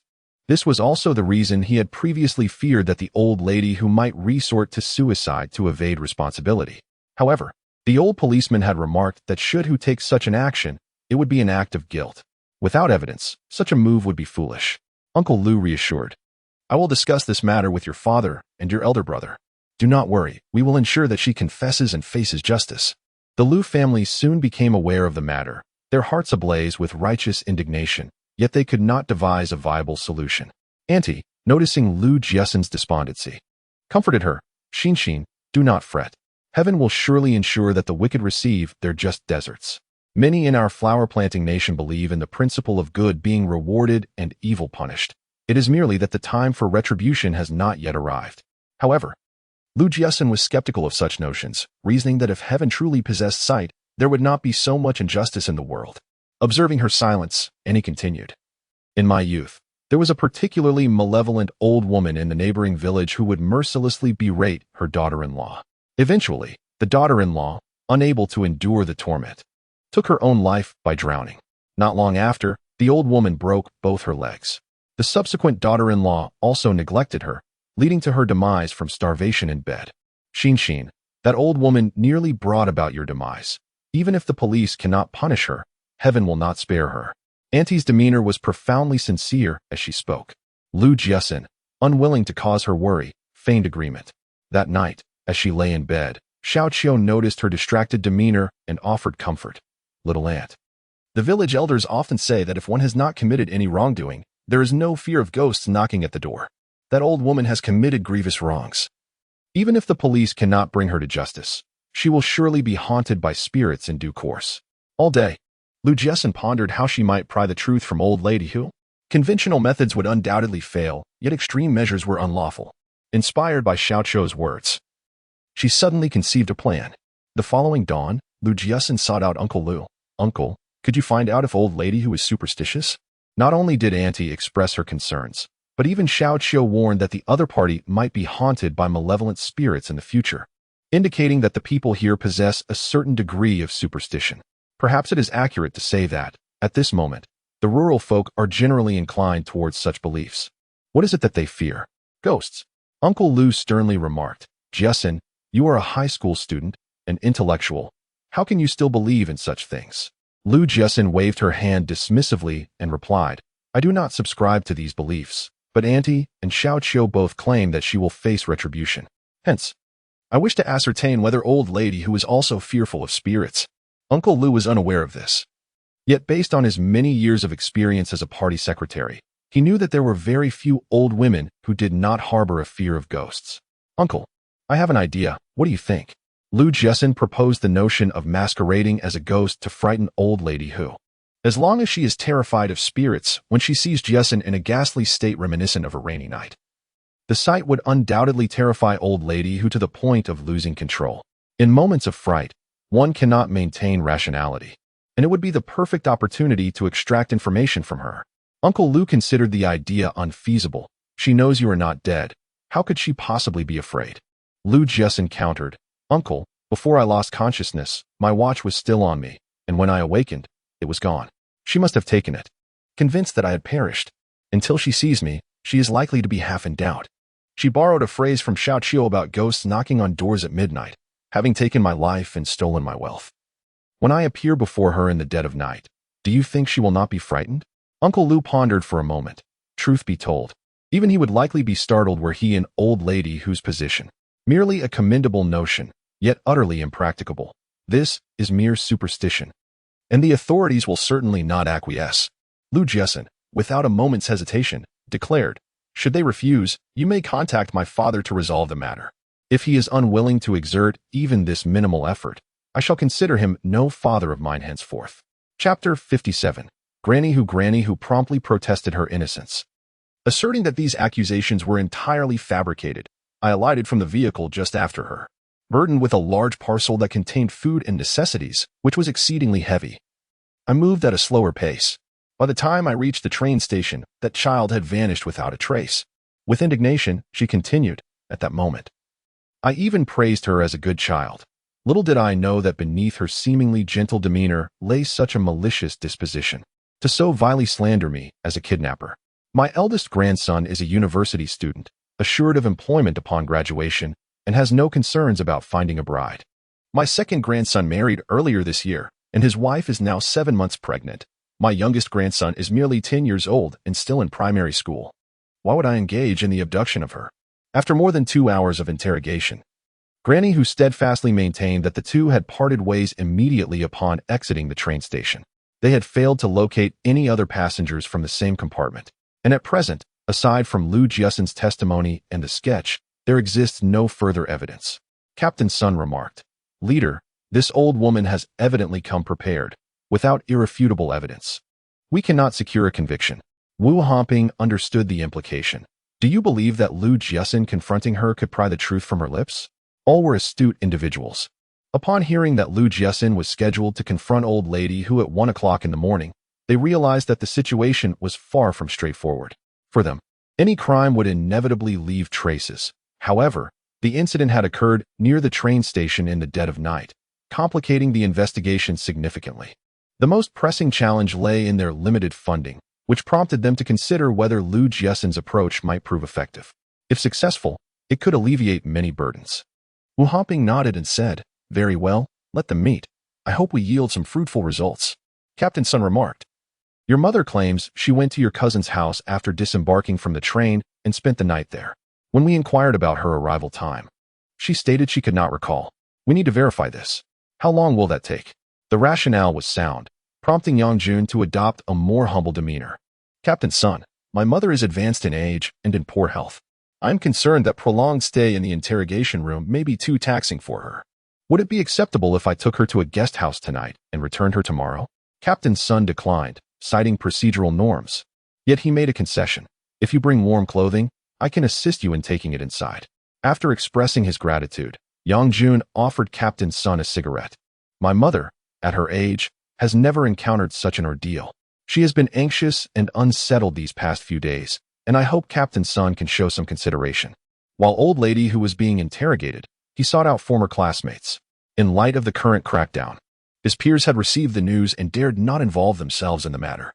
Nevertheless, considering the bond shared among classmates, a reminder was offered. If her mother is innocent, she ought not to engage in unnecessary actions, for the more one does, the easier it becomes for others to find incriminating evidence. Captain Sun, aiming to maintain composure, not only confiscated the cigarette, but also spoke eloquently. Comrade Yang, rest assured, we shall not condone any malefactor, nor will we wrongfully accuse an innocent person. Should we establish your mother's innocence, not only will she be released immediately, but we will also impose severe penalties on the accuser. With a heart full of concerns, Yangjun departed. Turning back, Captain Sun submitted the cigarette. Leadership, he appears quite anxious. He likely fears that old lady who may not withstand the interrogation. He suspected that old lady whose calm demeanor was closely tied to Yangjun, and that even her statements had been meticulously crafted by him in advance. Moreover, the prolonged interval posed significant challenges. Should Lu Jiaxin awaken and report to the police, this case might have already been resolved. The extended duration had considerably heightened the difficulty of solving the case. Around 8 o'clock in the evening, Lu Jiaxin arrived at the police station accompanied by Uncle Lu and several others. Noticing that she was carrying a suitcase, Captain Sun cautioned, Miss Lu, you cannot bring any items when you meet old lady Hu. Lu Jiaxin promptly assured him that she would carry nothing during the meeting, and then made a request. Captain Sun, could you arrange a room for me? Assuming she required rest, Captain Sun escorted her to her room. The space, furnished with merely a bed, a long table, and a chair, was rather rudimentary, serving as their usual sleeping quarters. You will have to make do, he stated. Lu Jiajia furrowed his brow at the sight of the bed. Unlike others, he was acutely aware of his sister's mild obsession with cleanliness. During every gathering, it is customary to prepare a communal chopsticks set on the dining table. Lu Jiaxin found this practice quite agreeable and expressed her gratitude to Captain Sunday. As long as there are chairs and tables available for her to apply makeup, she did not mind if the bed appeared somewhat disheveled or unkempt. Uncle Lu and Lu Jiajia were assigned to a room nearby. Once inside, Uncle Lu quietly inquired, what is in this box, Xin? The box had been given to her by Lu Jiajia earlier, thus he was the only other person aware of its contents. Lu Jiajia explained that it was a makeup kit. Xin mentioned her need for these items, and I sought assistance from a classmate to borrow them from the art troupe. The supply store only sold basic items like moisturizing cream, and did not stock lipstick or eyebrow pencils. Fortunately, his classmate's uncle was a leader in the art troupe, which facilitated the borrowing of the necessary items for Lu Jiaxin. Acknowledging that these products were borrowed rather than purchased, Uncle Lu refrained from further comment. After seeing the guests out, Lu Jiaxin began to apply her makeup. The quality of the cosmetics was subpar, but given the circumstances, she had no choice but to make do. Upon exiting the office, he noticed that the light in Lu Jiaxin's room was still on. His curiosity piqued. He wondered what secrets this girl harbored, hoping she could indeed coax the truth from old lady Hu. Chapter 58. A revelation. As the night deepened, the moon retreated behind the clouds, and the stars vanished from sight. The townsfolk had succumbed to slumber, enveloping the entire county in an unusual tranquility. Old lady Hu lay restlessly on her army cot, tossing and turning, unable to find sleep. She reflected on the words she had spoken during the day, convinced that she had made no missteps. Yet, the fierce gazes of the two police officers lingered in her mind, their demeanor suggesting a lack of trust in her statements, leaving her feeling anxious and unsettled. Recalling her son's words, old lady Hu murmured in a voice meant only for herself, once I exit the train station, I will part ways with that wretched girl. What has befallen her is beyond my knowledge or understanding. Repeating this mantra, Her restless heart gradually found solace. Juner was indeed correct. The troubles of that girl had no bearing on her. She was the victim of slander. At that moment, the door creaked open gently, and a shadow stealthily entered the room. Old lady who, initially turned towards the interior, felt a chill and instinctively turned back, only to find a figure slowly approaching her. Just as she was about to voice her inquiry, the room was abruptly illuminated, revealing Lu Jiaxin, clad in white and smeared with blood, standing at the foot of her bed. A ghost. With a piercing scream, old lady whose eyes rolled back, and she fainted. Lu Jiaxin pinched her acupoint, and when she regained consciousness, she ominously intoned, "Who I bear you no grudge, so why must you harm me? Why must you harm me?" The last phrase was deliberately elongated. Outside the door, Captain Sun shuddered at the chilling tone of her voice. Moments ago, when he had gone to summon Lu Jiaxin, he was taken aback by her appearance as she emerged from the room. It was then that he realized the purpose of her suitcase. It undoubtedly contained cosmetics.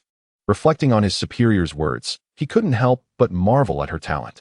Inside the dimly lit room, old lady who could only perceive a vague silhouette. She was so frightened that she kept inching towards the bed, pressing against the wall as if she wished to merge into it. "I never intended to harm you. I truly never thought of hurting you." Lu Jiaxin continued to raise her voice. "Who I? To whom do you wish to sell me? To whom do you wish to sell me?" The last word she uttered was suddenly pitched higher, adding an eerie potency in that dim, foreboding space. Captain Sun shivered. This girl was quite adept at invoking fear. If only she could be admitted to the police academy. It would be a boon to have such a talented individual among them. Old lady who, now gripped by terror, lost her composure. Trembling, she stammered, "I never intended to sell you. I merely wish for you to marry my nephew." As she spoke, tears streamed down her face. "My nephew has yet to find a bride. If you were to be his wife, not only would the child have someone to care for him, but he would also never have to worry about sustenance for the rest of his life." Lu Jiaxin felt an urge to silence her permanently. Noticing her silence, old lady who quavered, "Miss Lu, I apologize. I realize I was wrong. I should never have entertained such malicious thoughts, but I genuinely never intended to take your life." Before she could finish speaking, a foul odor filled the air, unmistakably indicating that Hu had lost control of her bladder in fear. Hu trembling, knelt on the ground, bowing her head and pleading for mercy. "Miss Lu, I beg you, spare me. I implore you." Outside, Captain Sun, hearing the escalating tension, worried that the situation might turn fatal, hurried into the room, turned on the light, and approached Hu. Before he could utter a word, Hu darted behind him, pointing at Lu Jiaxin and loudly exclaiming, "Captain Sun, there's a ghost, a ghost." Captain Sun produced a silver bracelet and secured Hu Laotai's hands. His expression grave as he declared, "Hu you are accused of trafficking women, and I am officially arresting you." Lu Jiaxin, filled with disdain, retorted, "There are no ghosts in this world. It is your own conscience that is haunted. Fortuitously, I survived. Otherwise, you would have roamed free." At this thought, Hu felt her legs weaken, yet she attempted to salvage her plight. "I did not traffic women. I am innocent." Captain Sun scoffed. "There is no need for your futile struggle. You just confessed to attempting to abduct Lu Jiaxin to serve as a bride for your nephew, intending for Lu Jia to support your nephew and his offspring. We all heard you clearly outside. Who would have imagined that her intent to abduct Lu Jiaxin was for her nephew, not for her grandson? After so many years of marriage, she still harbored thoughts of her maternal family's nephew. In a state of panic, Hu repeatedly insisted, "No, I never intended to abduct her. I was merely speaking nonsense." Lu Jiaxin, her expression devoid of emotion, stated, "Old woman, with charges of trafficking women, attempted murder, and the theft of substantial property. You shall face your reckoning." With that, she turned to leave the room.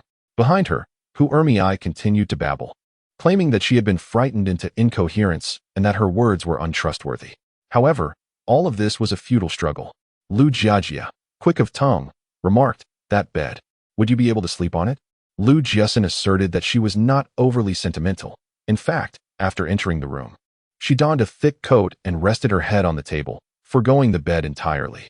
However, Uncle Lu was entirely devoid of sleepiness and inquired, "Where did Jiaxin learn such things? It appears rather unsettling." Despite knowing that it was all a fabrication, his hair had stood on end moments earlier, which justified Grandma Hu's fright. Lu Jiajia, puzzled, shook his head and remarked, "Although I often visit, Exine speaks little. She never discloses what she has learned or what friends she has made.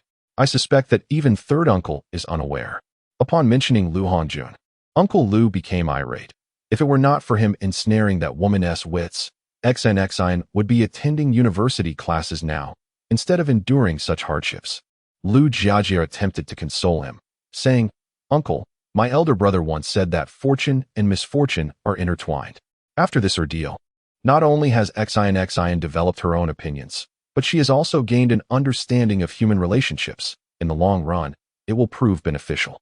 Despite such reassurances, the fact remained that his niece had narrowly escaped death. Without life, nothing else matters. Uncle Lu felt that once they reached the capital, he must deliver a thorough reprimand to third uncle. Lu Jiajia chuckled, "Uncle, rest assured. Jiaxin has become quite formidable. Not only can she hold her own against that woman, but even third uncle would find it difficult to gain the upper hand in her presence." Uncle Lu inwardly cursed, lamenting third uncle's foolishness and the absurdity of his actions. Chapter 59. The case is solved. Lu Jiaxin was roused from her slumber by the cacophony outside. Yawning, she adjusted her attire and stepped outside, where she beheld a middle-aged man tugging at Captain Sun's collar. Captain Sun did not indulge the opposition. With a swift shoulder throw, he sent the adversary crashing to the ground, then dusted off his hands. "I advise you to behave, or else I shall take you in as well."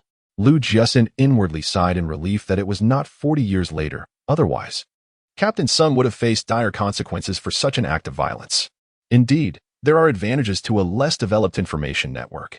Young Jun, defiant, shouted, "What benefits did you gain from the Lu family that you would coerce a confession?" Sun Ziqiang, maintaining a stern demeanor, replied, "We are conducting our duties impartially and have not laid a finger on your mother. She confessed out of her own guilt." Yang Jun exclaimed loudly, "Impossible. My family lacks for nothing. How could my mother ever be involved in trafficking young girls? I demand to see my mother. I must see her today." Had he approached the matter with decorum, Captain Sun might have allowed the mother and son to meet. As it stood, the mere shoulder throw without further violence was already a display of restraint. Captain Sun stated, "Hu Ermei is suspected of 3 charges: trafficking women, causing bodily harm through negligence, and theft. No one is permitted to visit her." Yang Jun, feeling thwarted, stormed off in indignation. Lu Jiaxin approached Captain Sun and inquired, "What charges will be laid against that old woman?" The case had been unraveled with little effort, primarily due to Lu Jiaxin's contributions. Thus, Captain Sun treated her with great respect. Rest assured, she faces a minimum of 20 years. It was fortunate that Lu Jiaxin had survived and managed to provide a likeness of the perpetrator. Otherwise, Hu Ermei would have evaded justice. Lu Jiaxin understood that Yang Jun was undoubtedly the accomplice, and Hu Ermei would never betray him. Thus, this case reaches its conclusion. The true perpetrator has met justice, providing solace to the spirit of the deceased.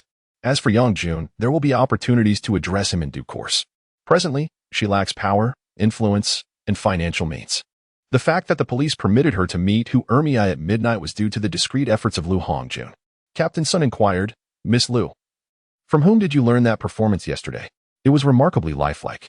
Indeed, even a staunch skeptic, confronted by a bloodied figure clad in white at the dead of night, would surely be struck with terror. Lu Jiaxin responded, "My stepmother applies makeup daily, and I inadvertently learned by observing her on several occasions. However, such a look is exceedingly time-consuming. It took me 4 hours to perfect it. Her makeup from the previous night was a form of special effects, though it was not as realistic as Captain Sun suggested. Rather, it was rather crude. It was merely Hu Ermei's guilty conscience and the fleeting light that spared her from detection." Captain Sun praised Lu Jiaxin's impressive skills, expressing, "Comrade Lu, I sincerely hope you consider applying to the police academy. Given Lu Jiaxin's acuity and talent, her enrollment would undoubtedly enrich their ranks with a competent female officer." However, Lu Jiaxin shook her head, stating, "My aspirations lie elsewhere. Life was too arduous in my past. This time, I seek a more leisurely existence." She had set her sights on achieving financial independence by the age of 25, after which she would embark on a journey around the globe to save her life. Captain Sun felt a tinge of disappointment. Uncle Lu was quite taken aback. So soon? Initially, he had hoped Lu Jiaxin would stay a few more days, but upon hearing her words, he refrained from further persuasion. As they journeyed halfway, Lu Jiaxin instructed Lu Jiajia to walk ahead with Zhao Dajuan. She quietly conversed with Uncle Lu, saying, "Uncle, I heard from Xiaoqiu that Zhaohua's academic performance is exceptionally good. If she continues her studies, she is bound to gain admission to a university. Uncle Lu assumed this was a casual remark from their previous meal. Indeed, that girl possesses the aptitude for learning, and persisting in her studies will surely lead her to higher education. Alas, she is unfortunate. Her father has passed, and her mother is unwilling to support her. He continued, in my view, the two sons, the elder being 14, are fully capable of sustaining the family, while the younger can also share in the burdens. If only Dagon's wife were willing to support her, 3 years of education could be manageable. Yet, she is short-sighted, insisting on exchanging her daughter for money and labor. Lu Jiaxin inquired, Uncle, how much would it cost for a year of high school in the county? Uncle Lu pondered for a moment and replied, food can be brought from home, and the meal expenses are minimal. The primary costs are tuition and school supplies, which would amount to over 200 for the year. After speaking, he felt something was amiss and asked, Jiaxin, why do you ask? Although she had met Zhaohua only once and found her character resolute, it was insufficient to ascertain her true nature. Uncle Lu praised, Zhaohua is diligent and filial, a good child indeed. However, she can be quite stubborn. She went 3 days without food and refused to accept anything secretly offered to her. The experience of hunger is indeed unpleasant, and her ability to endure for 3 days demonstrates remarkable willpower. After careful consideration, Lu Jiaxin said, Uncle, Zhaohua is certainly capable of studying. Can we assist her in continuing her education? Uncle Lu immediately understood. He realized why she had suddenly brought up Zhaohua. She had been waiting for him to respond. You wish to help her? Lu Jiaxin nodded and remarked, according to your calculations, the expenses for high school amount to a little over 200. So let's estimate it at 300. Over 3 years, that comes to merely 900 yuan. I spend several hundred each year on clothing, shoes, and socks. I can certainly reduce my purchases and use the saved money to support Zhaohua. If Zhaohua gains admission to school, it would be akin to a carp leaping over the dragon gate, transforming her destiny. Should she be unable to continue her studies, given her mother's disposition, she would undoubtedly be coerced into marriage and motherhood, which would essentially ruin her life. Uncle Lu was taken aback by her words, feeling both astonished and gratified. Xin, this is something you must discuss with your father. His approval is essential. Lu Jiaxin did not naively assert that she alone could make the decision. After all, at present, her sustenance relied entirely on Lu Hongjun. Uncle, this is a virtuous act, and Zhaohua is one of our own. I trust that father will agree. However, we will need your assistance in persuading Zhaohua's mother. Uncle Lu felt a warmth in his heart, appreciating his niece's genuine kindness. After I see you off tomorrow, I will call your father. If he consents, I shall speak with Zhaohua's mother. Previously, when Zhaohua dropped out of school, he lamented the waste of her excellent academic performance and even visited Zhaohua's mother to encourage her, offering to lend money if it was insufficient. Unfortunately, even then, Zhaohua's mother refused. Chapter 60. Saving a life is worth more than building a 7-story pagoda. The Lu family learned that old lady who had confessed, feeling that their prior efforts had not been in vain, which filled them with joy. Aunt Lu, in particular, clasped her hands in gratitude, thanking the heavens for ensuring that justice was served against the wicked. Uncle Lu, upon witnessing the scene, could not help but exclaim, it has been declared that we must eradicate all forms of feudal superstition. Why then do you persist in these antics? He lamented the absence of oversight. For had this occurred a few years prior and been reported, his position as village secretary would have been precarious. Lu Jiaxin, with a smile, interjected, Uncle, please refrain from admonishing Auntie. In truth, we owe our thanks to her and Xiaoqiu. Had they not suggested that harm begets retribution, I would have never conceived of this solution. Indeed, it has been evidenced that a significant portion of the populace in this land holds firm beliefs in spirits and deities. Though she herself harbors disbelief, even in her current circumstances, she maintains a respect for the faiths of others. Uncle Lu found himself at a loss for words. Steering clear of Lu Jiaxin, the women of the Lu household began to discuss the case. Aunt Lu was the first to express her bewilderment. Is her nephew not a fool who cannot find a bride? Must he resort to abducting someone else's daughter?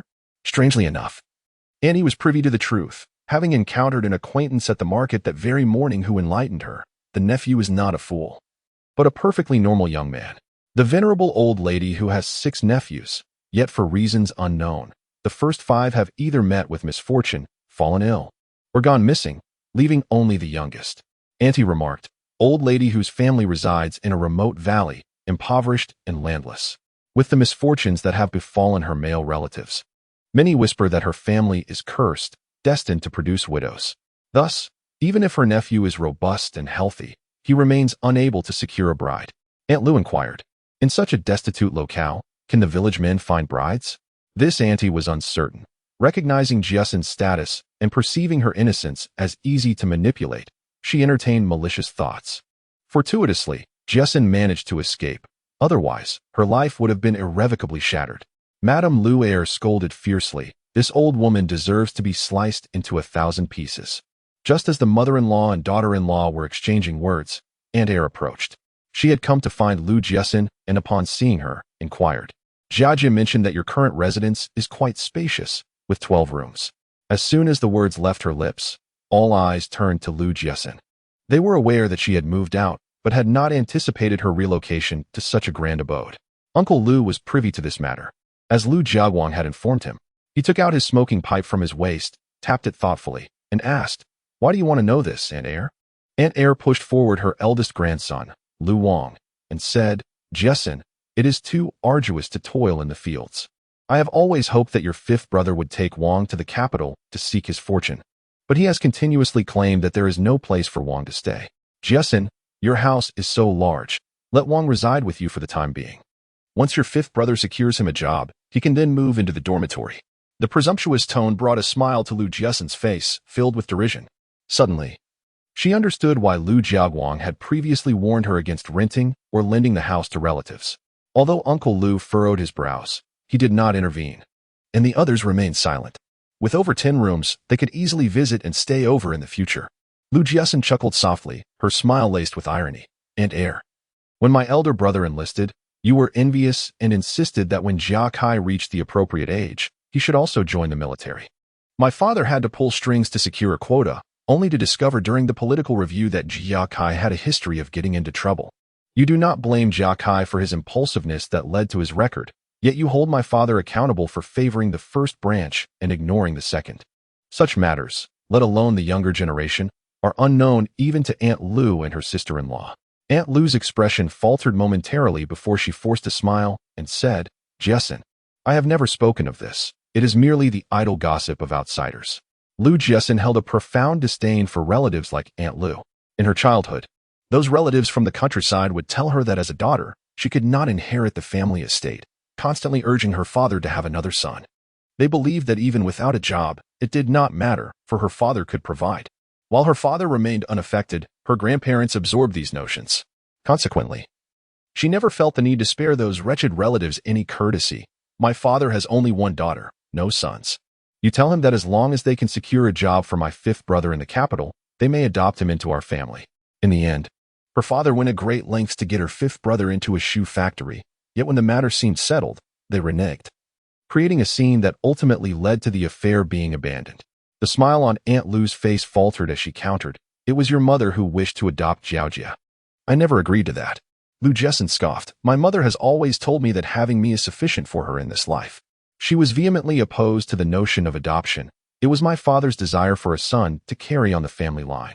"Aunt, while it is understandable that you do not wish to adopt my fifth brother, considering his prospects and your hopes for his filial piety, why must you tarnish my mother's memory? My mother is no longer with us. Why cast aspersions upon her?" Lu Hongjun harbored antiquated beliefs about having a son to provide for him in old age, yet when Aunt Lu and her husband reneged on their promise, he was furious but chose to remain silent, fearing that escalating the matter would tarnish his reputation. However, Mother Lu has never harbored such intentions. Her kindness towards Lu Jiaguang and Lu Jiajia stems from a desire to provide support for her daughter in the future. With the backing of her maternal family, the young lady would not be easily bullied by her in-laws. Naturally, Aunt Lu would not concede to this notion. Lu Jiaxin scoffed, saying, "Do you think I am unaware of your little schemes? You intend to let Lu Wang reside in my house first, then later concoct excuses for him to stay indefinitely, ultimately making it seem justified for him to occupy my home once he marries and starts a family here." Mother Lu maintained a cordial relationship with the second branch through her persistent concessions, hoping that Lu Jiajia would look after the original host more closely. However, since she did not require such support, she had no intention of indulging the second branch. Lu Jiaxin, with a semblance of a smile, remarked, "Aunt, If you were to swear an oath claiming you never had such thoughts, you might find yourself without anyone to care for you in your old age. Aunt Lu'er dared not take such an oath, for she indeed harbored designs on Lu Jiaxin's house. Once a girl is married, she is like water that has been spilled. Such a spacious residence should naturally be reserved for the male heirs of the Lu family. As for the money spent by Mother Lu, it was not from the third son's coffers. Observing Uncle Lu's rising anger, Aunt Lu'er felt a twinge of fear and took her grandson away. Lu Jiaxin, however, would not let the matter rest. She raised her voice, declaring, "My mother is kind-hearted and generous, but I am not like her. I am petty and hold grudges. Should anyone dare to take what is mine, I will ensure their fingers are severed." Hearing this, Aunt Lu'er felt the weight of her words and pulled her inside, saying, "Child, how can you speak in such a manner? Do you not care for your reputation?" Lu Jiaxin retorted, "Aunt, do you truly believe that refusing her would lead to her acquiescence? It is uncertain whether tomorrow, when we depart, she might push a Wang onto the vehicle. Certainly, even if Aunt Lu were to take such an action, it would be impossible for her to allow Wang to reside with him. It is not out of cold-heartedness, but rather a matter of principle. Leniency in such matters could lead to further transgressions." Aunt Lu was momentarily at a loss for words. Given the temperament of the second branch of the family, it is indeed plausible that such an act could occur. However, Lu Jiaxin's disposition is exceedingly sharp, prompting her to speak earnestly to Lu Jiaxin. "My dear, one must not be too strong-willed. A forceful character may find it difficult to be accepted by a husband in the future." Lu Jiaxin lowered her head and softly replied, "Aunt, I do not intend to marry. When my mother was alive, everyone praised my father for his affection towards his wife and children. Yet, less than a year after her passing, he remarried, and I became a target for everyone's scorn. Men are inherently fickle and unfeeling. I shall spend my life alone. And when I grow old and immobile, I will bring my own life to an end." Aunt Lu's face turned pale. "Child, how can you harbor such extreme thoughts? Your father is merely an exception. There are still many good men in this world." While she does not deny the existence of good men, Lu Jiaxin reflects that one can never truly discern between good and bad until faced with adversity. It is not that she is averse to marriage. Rather, she insists that any potential partner must possess abilities and resources that match her own. Casual dating may be acceptable, but marriage is another matter entirely. With the numerous cases of spousal murder in later years, she has no desire to become one of those statistics. Wishing to avoid further discussion with Aunt Lu on this topic, which spans decades of ideological divide, Lu Jiaxin stifled a yawn and said, "Aunt, I am quite tired. I only managed a brief nap last night, and now I am utterly exhausted." Aunt promptly sought out Uncle Lu, conveying the details of their conversation. With a furrowed brow, she expressed her concerns, saying, "Old man, the third child has truly caused this misfortune for the girl. If Xiao were to see her in this state, it would break her heart. The last time she visited, the child was so obedient and well-mannered, unlike now, when she is covered in thorns. While these thorns serve to protect her, they also inflict wounds upon herself." However, Aunt Lu held a differing perspective, asserting, "Jiaxin's transformation is solely the doing of the third child. As the old saying goes, to untie the bell, one must have the one who tied it. We must encourage the third child to comfort Jiaxin more." Uncle Lu believed that a dual approach would yield better results. "I shall call the third child tomorrow. If he remains unyielding, we shall visit the capital in a couple of months." Uncle Lu wished to accompany them. Yet his spouse harbored concerns for their home and the livestock that could not bear to leave behind. Reluctant to venture alone, he found the meals prepared by his daughter-in-law unpalatable, but with his spouse now relenting, he found no further objections. As evening descended, Jiaxin arranged to meet Zhaohua on the hillside behind the village. Perhaps due to 3 days of hunger, the girl appeared rather unwell. After a nod of acknowledgement, Jiaxin inquired, "Zhaohua, I heard from Xiaoqiu this afternoon that your mother has relented and is no longer pressuring you to marry."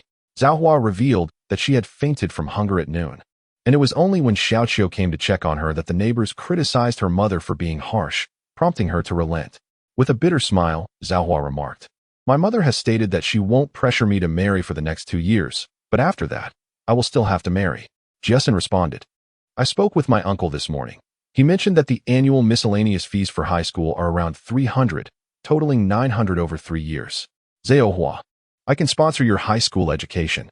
What did Aunt Jiaxin say? Upon hearing about the sponsorship, Zhaohua felt as though she were hallucinating. Xiaoqiu, both surprised and delighted, exclaimed, "Aunt, Are you really going to sponsor Zhao Hua's high school education? You aren't deceiving us, are you? Lu Jiaxin chuckled. Why would I deceive you? What do you possess that is worthy of my deceit?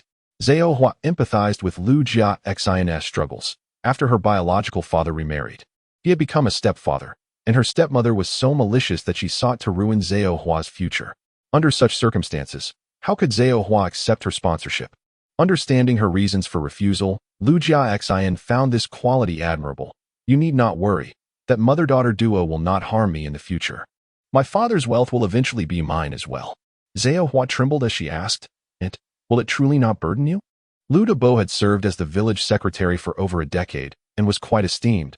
He would certainly be able to convince Zhao Hua's mother regarding this matter. With a thud, Zhao Hua knelt on the ground, bowing 3 times to Lu Jiaxin, tears streaming down her face as she declared, and Jiaxin, I will work tirelessly to repay you in the future. Xiao Qiu observed with an odd expression, although Aunt was of a similar age to her. Her tone resembled that of an elder. Indeed, she was an elder. Noticing the pallor on Zhao Hua's face, Lu Jiaxin advised, this is a special circumstance, but you must take care of your health. Your well-being is the foundation of your endeavors. If your health fails, you will not be able to attend university. Zhao Hua nodded repeatedly, her demeanor reminiscent of a bird keenly observing its prey. She refrained from directly giving Zhao Hua the funds, concerned that her mother might discover the money had been taken, for she never underestimated the greed in others. Lu Debo furrowed his brow and remarked, Jiaxin, your father has yet to agree, has he? Lu Jiaxin fell into silence before speaking. If Zhao Hua does not continue her studies, her mother will inevitably force her into marriage. And if she becomes despondent, a vibrant life may come to an abrupt end. By supporting her education, I am essentially saving her. Uncle, as the old saying goes, saving a life is more meritorious than erecting a 7-story pagoda. If my father disagrees, then I shall fund her myself. You'll fund her yourself? Where will you obtain the money? Lu Jiaxin replied nonchalantly, I'll earn it. During my month in the ancient capital, I managed to save over 300 yuan from being penniless, and after purchasing the train ticket, I still have more than 200 left. Uncle Lu frowned and stated, you must focus on maintaining your health and studying. You are not permitted to set up a stall. Lu Jiaxin immediately assured him, Uncle, I can discern priorities. Rest assured, my support for Zhao Hua will not compromise my own well-being. Uncle Lu felt reassured but preferred that Lu Jiaxin not seek to earn money herself. Your current focus should be on your health and studies. Do not concern yourself with anything else. I will discuss this matter with your father. He should agree. All right. Chapter 61. Calculations before dawn. Lu Jiaxin rose to find her aunt bustling in the kitchen. It was only from Xiao Qiu that she learned her aunt had begun making pancakes before 5 o'clock. These pancakes were meant for her journey. After freshening up, Lu Jiaxin entered the kitchen, but before she could steady herself, she was shooed out by her second aunt. The smoke is overwhelming. Go wait in the room. After a while, her aunt placed a bowl of lamb dumplings in front of her. Hurry and eat. You need to be well fed for the journey ahead. Lu Jiaxin spoke with a hint of guilt. Aunt, I feel as though I have disturbed your rest during my stay these past few days. Although she acquiesced verbally, she had no intention of returning in the near future. The arduous journey had already taken its toll, and she had no desire to endure such discomfort again. While Lu Jiaxin was tidying up her belongings, Lu Jiajia and Uncle Lu Er arrived. She chose not to go out to greet them, as it was ultimately Lu Jiajia's affair if Lu Wang decided to accompany them. Upon noticing that both Uncle Lu Er and Aunt Er were dressed in new clothes, presumably for labor rather than as guests, Uncle Lu inquired, Er, which family are you visiting today? Uncle Lu paused momentarily. However, as the couple's intention to visit their grandchildren was legitimate, he felt no grounds to oppose. Lu Jiaxin remained silent, understanding that grandparents wishing to see their grandchildren were beyond reproach. Yet, she felt it necessary to clarify certain matters to avoid future complications. Fifth brother. Where do fifth sister-in-law's family reside in the tightly packed area of Jiaxin? Had it been Uncle and Aunt Lu, she would have readily offered them accommodation at her home. But with the current parties, she preferred to maintain a respectful distance from those who might harbor ulterior motives. And Er, without a second thought, interjected, Jiaxin, your house is quite spacious. We can stay with you for a few days. Uncle Lu Er, visibly displeased, remarked, I am your second uncle. We are family. Lu Jiaxin refrained from responding, merely glancing at Lu Jiajia. Given the events of the previous day, Lu Jiajie had never contemplated allowing his parents to stay at Lu Jiaxin's place. Father, mother, that house is quite far from my father-in-law's home. I shall rent a room in the guest house adjacent to the family compound, thus facilitating your visits with Xiangxiang and Xiaofeng. Uncle Lu decisively proclaimed, Heir, you and your wife must either stay at the guest house or seek lodging with Hongjun or Jiaguang. Xinqin's residence is the dowry bestowed upon her by the third sister-in-law. It is off-limits to anyone's covetous intentions, lest I be forced to sever ties. Uncle Lu has been under Uncle Lu's authority throughout his life, and now, even as he speaks, he dares not contradict him. Aunt Lu has prepared 2 bags of provisions for Lu Jiaxin, which besides edibles, include local goods and specialties. Unable to decline, Lu Jiaxin had no choice but to place them on the cart. Lu Jiajie also had a considerable amount to transport, and the cart was filled to capacity. Midway, as Lu Jiajie sought to assist Zhao Dajuan momentarily, he was instead pulled aside by Aunt Heir. Lu Jiaxin lowered her gaze. With the temperament exhibited by both Uncle Heir and Aunt Heir, it is indeed a testament to Uncle Lu and Aunt Lu that their 4 children have grown up well. Uncle Lu paid them no mind, and upon reaching the bus station, he took Lu Jiaxin aside, inquiring, Jiaxin, are you certain you wish to sponsor Zhao Hua through high school? You must understand that once you commit, there is no turning back, otherwise, Zhao Hua might struggle to bear such a blow. To instill hope only to have it dashed can lead to madness for one with a fragile psyche. Lu Jiaxin confidently assured him that she would not waver. Uncle, I believe in myself, and I hope you can trust in me as well.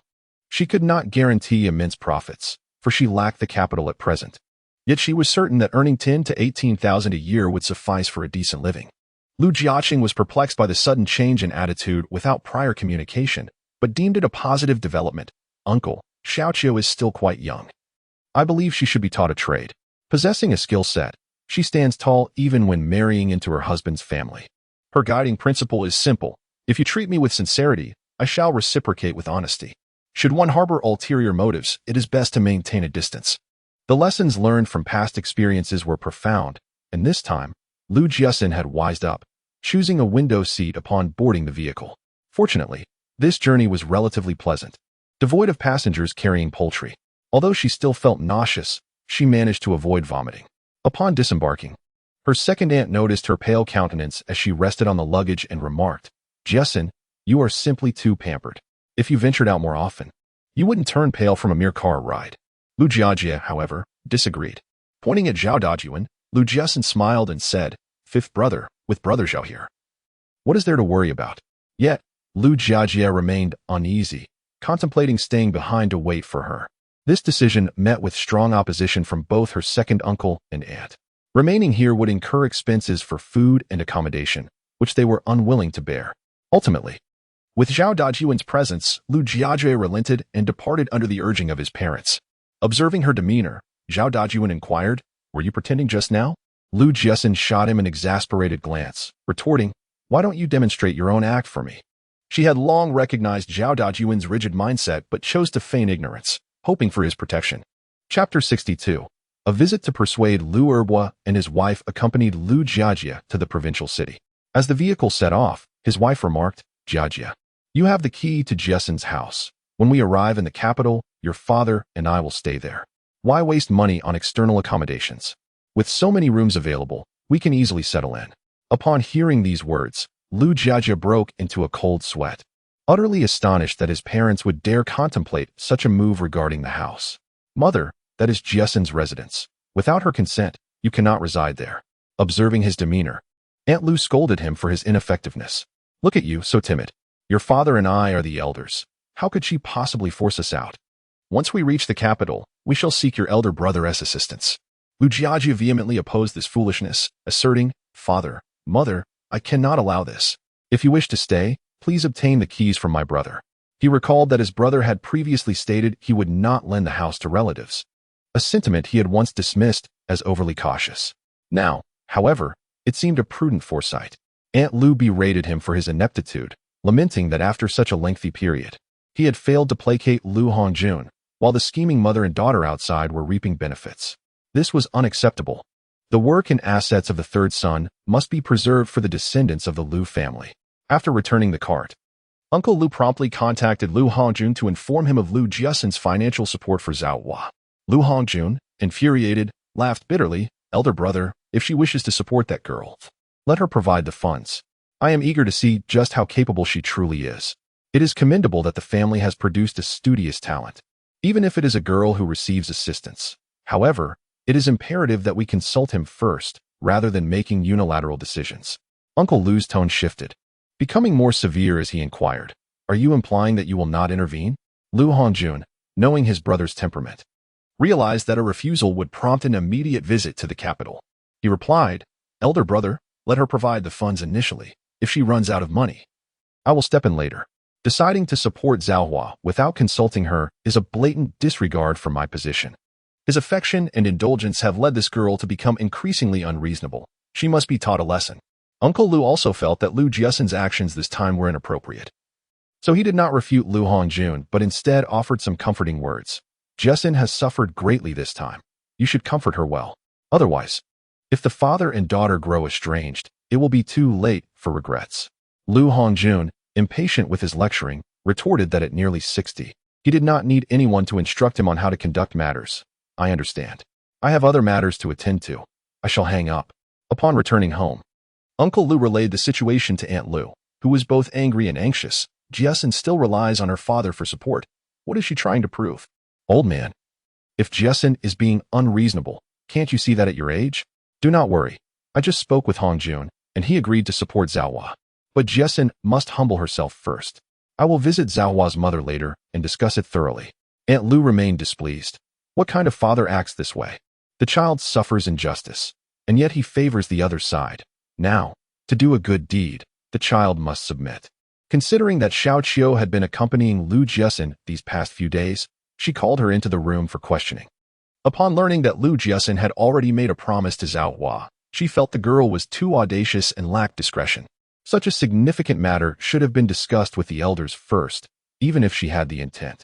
In truth, Xiao Qiu had anticipated being blamed for the incident. Yet she had no regrets as long as Zhao Hua could attend school, even if it meant facing scolding or punishment. Observing her granddaughter's attitude, Aunt Lu felt powerless and said to Uncle Lu, head of the household, "When you see Dejin's wife later, be sure to tell her that it was the third child who supported Zhao Hua. Furthermore, the funds must solely be allocated for Zhao Hua's education. Otherwise, we shall not concern ourselves with it." Uncle Lu, understanding her apprehension, suggested, "In a while, accompany me. This money certainly should not be handed over to Zhao Hua's mother. For once in her possession, it would likely remain unutilized. Henceforth, we shall provide 30 yuan at the commencement of each semester and 10 yuan monthly during the academic term, thus preventing her from harboring ulterior motives. A widow's home is rife with gossip. Who knows what rumors might arise should I alone visit Zhao Hua's family to discuss matters. If the old woman accompanies me, the villagers will have little to fabricate." Andy did not decline but felt her own ineptitude in persuasion. Thus, she entrusted the task of convincing Dejin's wife to Uncle Lu. "Let us go together. You will handle Dejin's wife, while I will have a serious discussion with Zhao Hua. Having spent the money, it is essential for the child to remember the kindness of the family." Upon their arrival at Zhao Hua's home, her mother was in the midst of cooking. Zhao Hua's mother had bumped her forehead against the stove, leaving a dark mark. Upon seeing the two elders, she welcomed them inside. Due to the heat, she wiped her brow, inadvertently adding more dark streaks to her face. Auntie, who was particularly fastidious about cleanliness, could not help but turn her head at this sight. Nevertheless, despite her disheveled appearance, her home was immaculate. Uncle Lu entered the room and, without any preamble, stated directly, Jiaxin learned that Zhao Hua had been admitted to the best high school in the county, but had to drop out due to a family crisis, which she found regrettable. She contacted Hongjun to discuss this matter. Upon learning of it, Hongjun expressed his willingness to support Zhao Hua's continued education. Uncle Lu, once known as Taitu, had embraced literacy during the national campaign against illiteracy and later adopted the name Taijun when Lu Hongjun changed his name. It was through his earnest pursuit of cultural knowledge that he ultimately ascended to the position of team leader. Aunt furrowed her brow and remarked, "Why is there no one to labor? You are as useless as having grain without a purpose. Even with a full granary, work can be done both in the morning and after school." The claim of no one working was merely a pretext. Zhao Hua's mother simply did not wish for her daughter to continue her studies. The 200 yuan annually was barely sufficient for miscellaneous school fees and textbooks, with the family still needing to provide for food. Were it a son, she would toil endlessly to support him, but a daughter would eventually marry into another family, enduring hardships only to benefit someone else. She had previously tried to persuade her husband, but to no avail. At that moment, Zhao Hua entered with her two younger brothers. The eldest, Lu Yuliang, remained silent, while the younger, Man Song, spoke up. "Mother, I will stop studying. Let my elder sister continue. She has such good grades and is sure to get into university. I cannot focus on my studies, so I shall stay home and work." Uncle Lu felt a sense of pride, while Man Song's compassion for his sister was evident. In comparison, Yuliang seemed to lack the same depth of concern. However, Zhao Hua's mother scolded, "You are merely 10 years old. How can you possibly assist with anything if you abandon your studies? Your sister, on the other hand, is capable of managing both household and external affairs with great skill." Upon noticing Zhao Hua's bowed head in silence, Aunt's heart ached for the child. She exchanged a meaningful glance with Uncle Lu and led the three siblings outside. Chapter 63. Zhao Hua returns to school with the children absent. Uncle Lu spoke candidly. "Dagon's wife, I am aware of your intentions to use Zhao Hua as a bargaining chip to secure a job for Yu Yang, while simultaneously acquiring a substantial bride price." Zhao Hua's mother felt a burning shame. Indeed, that was her plan, but one must maintain dignity. She did not wish to be labeled as one who sold her daughter. As she wept, she lamented, "Uncle Taijun, Dagon is gone, leaving me, a mere woman, unable to support this household. Zhao Hua is my elder sister. She must assist me in holding this family together." Uncle Lu refrained from imparting grand philosophies, fully aware that such words would bear little weight for Zhao Hua's mother. Zhao Hua is a bright child, consistently ranking first throughout elementary and middle school. If she continues her studies, she is bound to gain admission to a university. As a university student, she will receive government subsidies. Upon graduation, she will secure a stable position in public service, ensuring a steady monthly income. Zhao Hua is diligent and filial. Once she starts working, she will undoubtedly support you and her two younger brothers. Zhao Hua's mother hesitated, replying, 3 years of high school and 4 years of university mean that it will be 7 years before she can provide for me." Uncle Lu perceived her short-sightedness, particularly given that Zhao Hua had been born of her womb. Today, as university graduates emerge as officials, once she enters the workforce, she can endeavor to secure a job with rations in the city. After a brief pause, he continued, "My son Agwang has 4 children to support, yet he contributes 10 yuan each month towards our elder care. When Zhao Hua begins her career, she should also allocate a portion of her earnings for your support. This money can be used to aid her 2 brothers.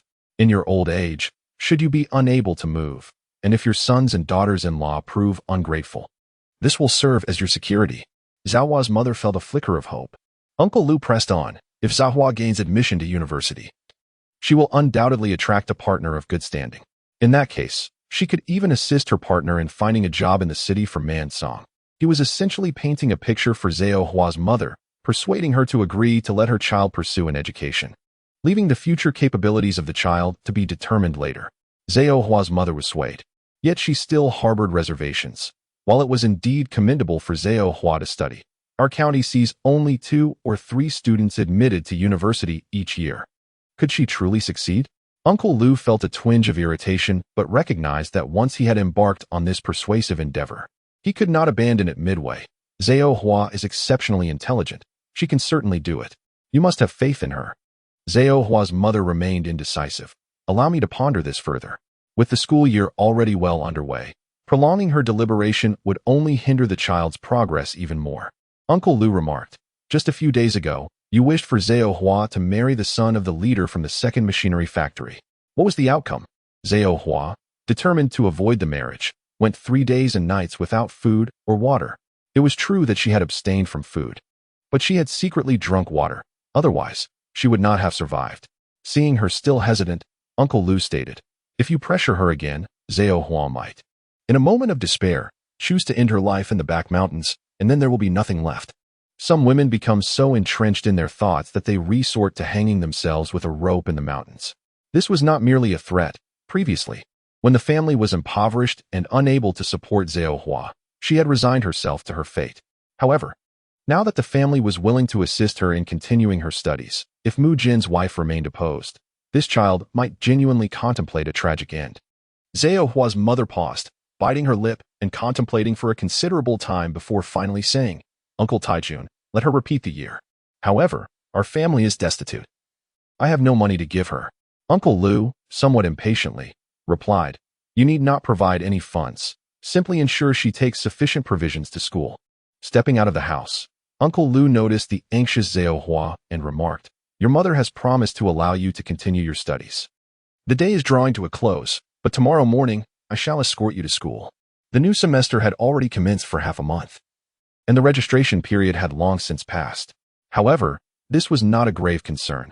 With a word to the authorities and instructors, one could likely secure some leniency. Auntie Lu helped her up and said, Child, we are merely conveying a message. You must express your gratitude to your Uncle Hongjun of the Red Army, for it is he who has financed your education. Zhao Hua echoed her thanks to Lu Hongjun, yet in her heart, her deepest gratitude was reserved for Aunt Xinshin of the Lu family. Had she not suggested sponsoring her continued education, neither the old branch secretary nor Uncle Hongjun would have intervened in this matter. She resolved that once she was capable, she would surely repay Aunt Xinshin's kindness.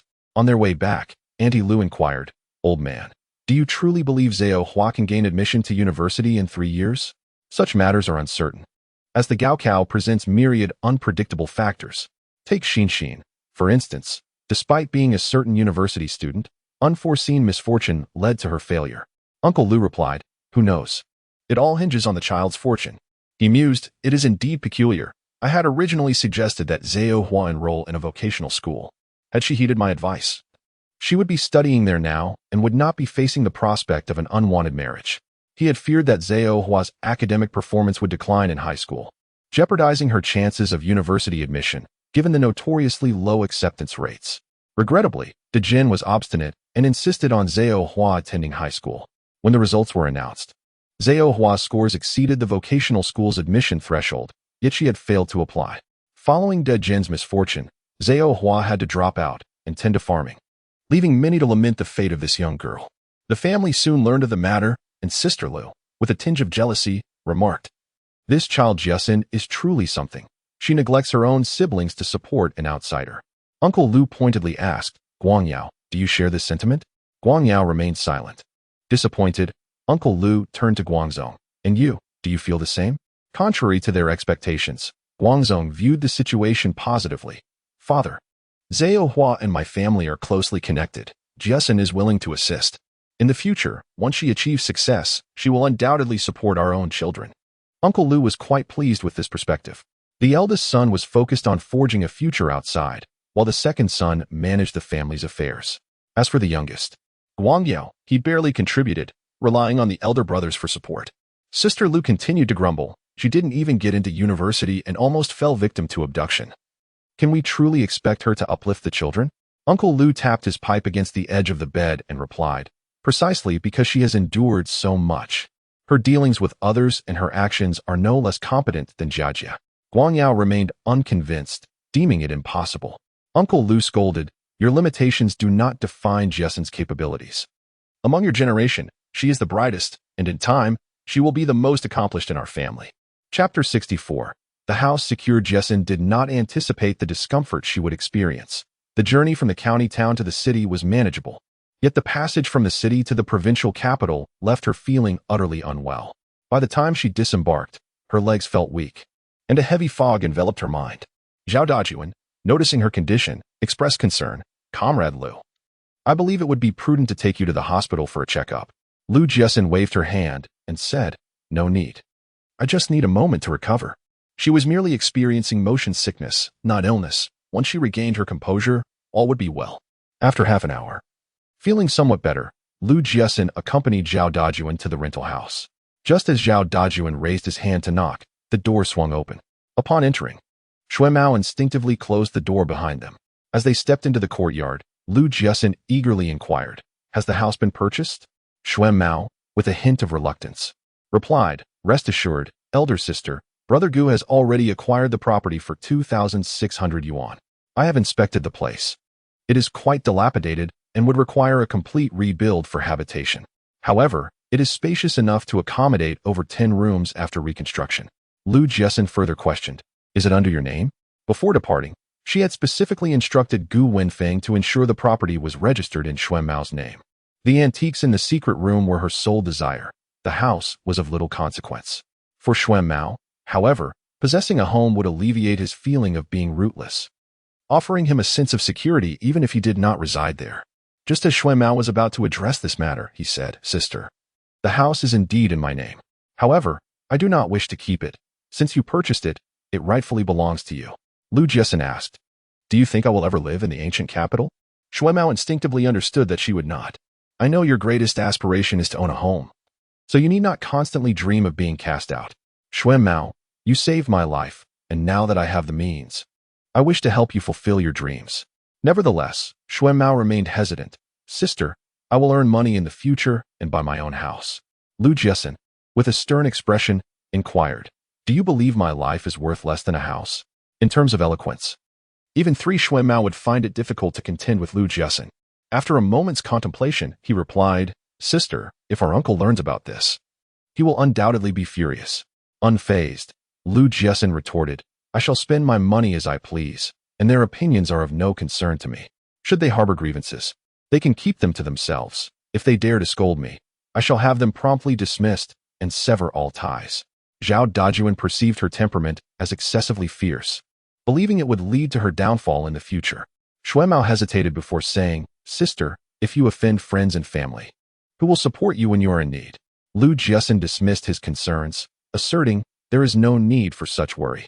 Those who genuinely care for you will only offer advice, not blame, even if they disapprove of your actions. As for my second uncle and aunt, who are merely self-serving, no matter how well you treat them, they will only take advantage." Her guiding principle was simple: if one does not provoke me, I shall not provoke them. But if one does, I shall not show mercy. As long as reason prevails, she can coexist peacefully. Those who are unreasonable can remain where they belong. Recognizing that reasoning with her was futile, Shui Mao shifted the topic. "Sister, have the human traffickers been found?" "Yes," she replied. "I devised a method to make her confess." Although the verdict has yet to be delivered, the police have indicated a minimum sentence of 20 years. Given her age, she will likely spend the rest of her days behind bars. Shui Mao deemed this a fitting retribution, lamenting only the fact that he could not confront the old woman himself, as he would have relished the opportunity to give her a piece of his mind. "Sister, what would you like to eat? I shall prepare it right away." Lu Jiaxin currently lacks appetite. Yet abstaining from food is not an option. Having just vomited in the car to the point of near exhaustion, she requests some congee. The thought of greasy food alone is enough to induce nausea, so she can only consume something light at this moment. Alas, the demands of business require constant travel, and this persistent motion sickness is quite troublesome. A remedy must be devised to overcome this ailment. He is convinced that Lu Jiaxin will return empty-handed this time, a result that utterly surprises Gu Wenfeng.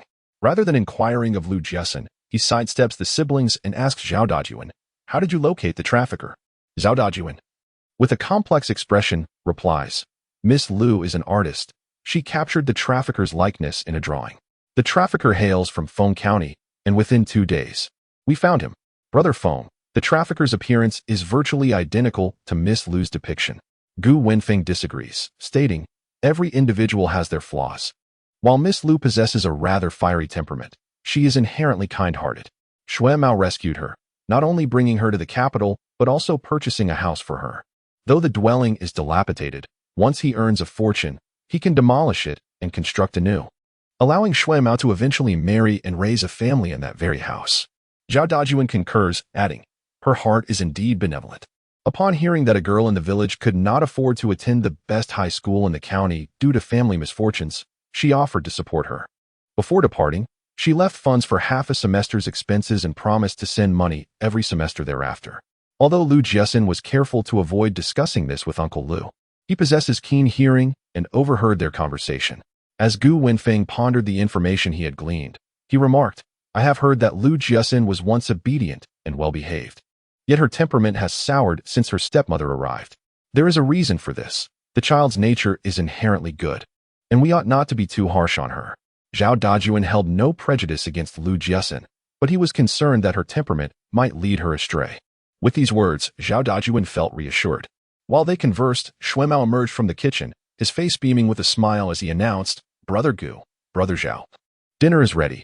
Please wash your hands and prepare to eat." The acquisition of Sun's residence was not without its challenges, as they were initially targeted by thugs. However, After Gu Wenfeng single-handedly dealt with 6 of them and had them escorted to the police station for severe punishment, no one dared to cast their eyes upon them again. Chapter 65, The Dilapidated House. After dinner, Jiaxin expressed her desire for a stroll and specifically requested Gu Wenfeng's company, while Mao was left behind under the pretense of an excuse. As they walked along the road and reached a more secluded area, Jiaxin inquired, "You haven't disclosed the treasure-seeking matter to Zhao Dajuan, have you?" Gu Wenfeng shook his head, until Jiaxin expressed her stance. He had not revealed a single word to Zhao Dajuan. Although Gu Wenfeng had his suspicions, he still asked, "Miss Liu, might you enlighten me as to why?" After a moment of silence, Jiaxin replied, "Through our interactions over the past few days, I sense that with Zhao Dajuan's character, once the treasure is found, he would likely insist that I donate it." Gu Wenfeng was taken aback. "Miss Liu, why do you think so?" She elaborated, "Well, Zhao Dajuan possesses both integrity and capability. Yet he has a penchant for occupying the moral high ground and dictating others. Such individuals are those I detest the most. You may test the waters first." Jiaxin hoped that Gu Wenfeng would stay to assist her. Thus, she was willing to extend this favor. Gu Wenfeng, known for his discretion and formidable capabilities, also possessed connections in the ancient capital. The last piece of information was utterly unexpected for her. Nevertheless, it was fortuitous, for in times of difficulty, one could find support. That evening, Gu Wenfeng engaged in conversation with Zhao Dajuan, steering the discussion toward antiques. He recounted a tale of a comrade whose family possessed a treasured heirloom. However, due to the numerous family members living together and the ensuing quarrels, his childhood friend's father decided to sell the heirloom, using the proceeds to purchase homes for his 3 sons. "What kind of treasure?" Gu Wenfeng inquired. It was the imperial edict of Emperor Yongzheng, penned by his own hand. This emperor's calligraphy is highly esteemed and reportedly holds significant research value. Zhao Dajuan furrowed his brow and replied, "Brother Feng, did you not advise your comrade to donate the item? Difficulties are temporary and can be surmounted, but once the item is sold, the opportunity for research is lost." Gu Wenfeng silently lamented that Zhao Dajuan could not remain. The heirloom from his comrade's family had been passed down through generations, and he was suggesting its donation. If Jiaxin were to discover a treasure in that house, the situation would be even more complicated. After all, they had invested considerable time and resources. Could one truly expect them to part with it? Furthermore, the decision to donate rested solely with them. That may be so, but one must ensure that he remains oblivious to the treasure hunt, Gu Wenfeng mused.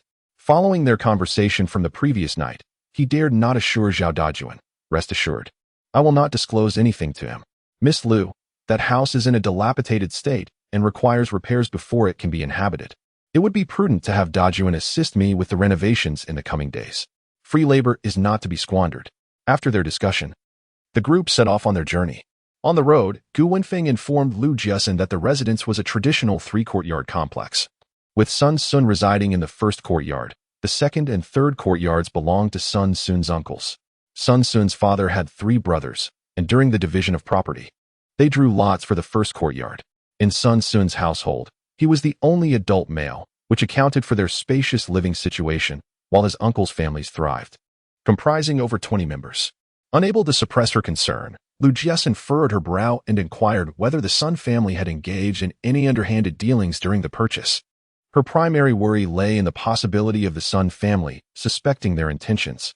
Gu Wenfeng chuckled and reassured her, stating that the property was officially registered under Maoming, publicly declared to be for his establishment of a family. Upon later investigation into Mao's background, they concluded that he had encountered a stroke of luck. With the Sun family harboring no suspicions, she felt a sense of relief.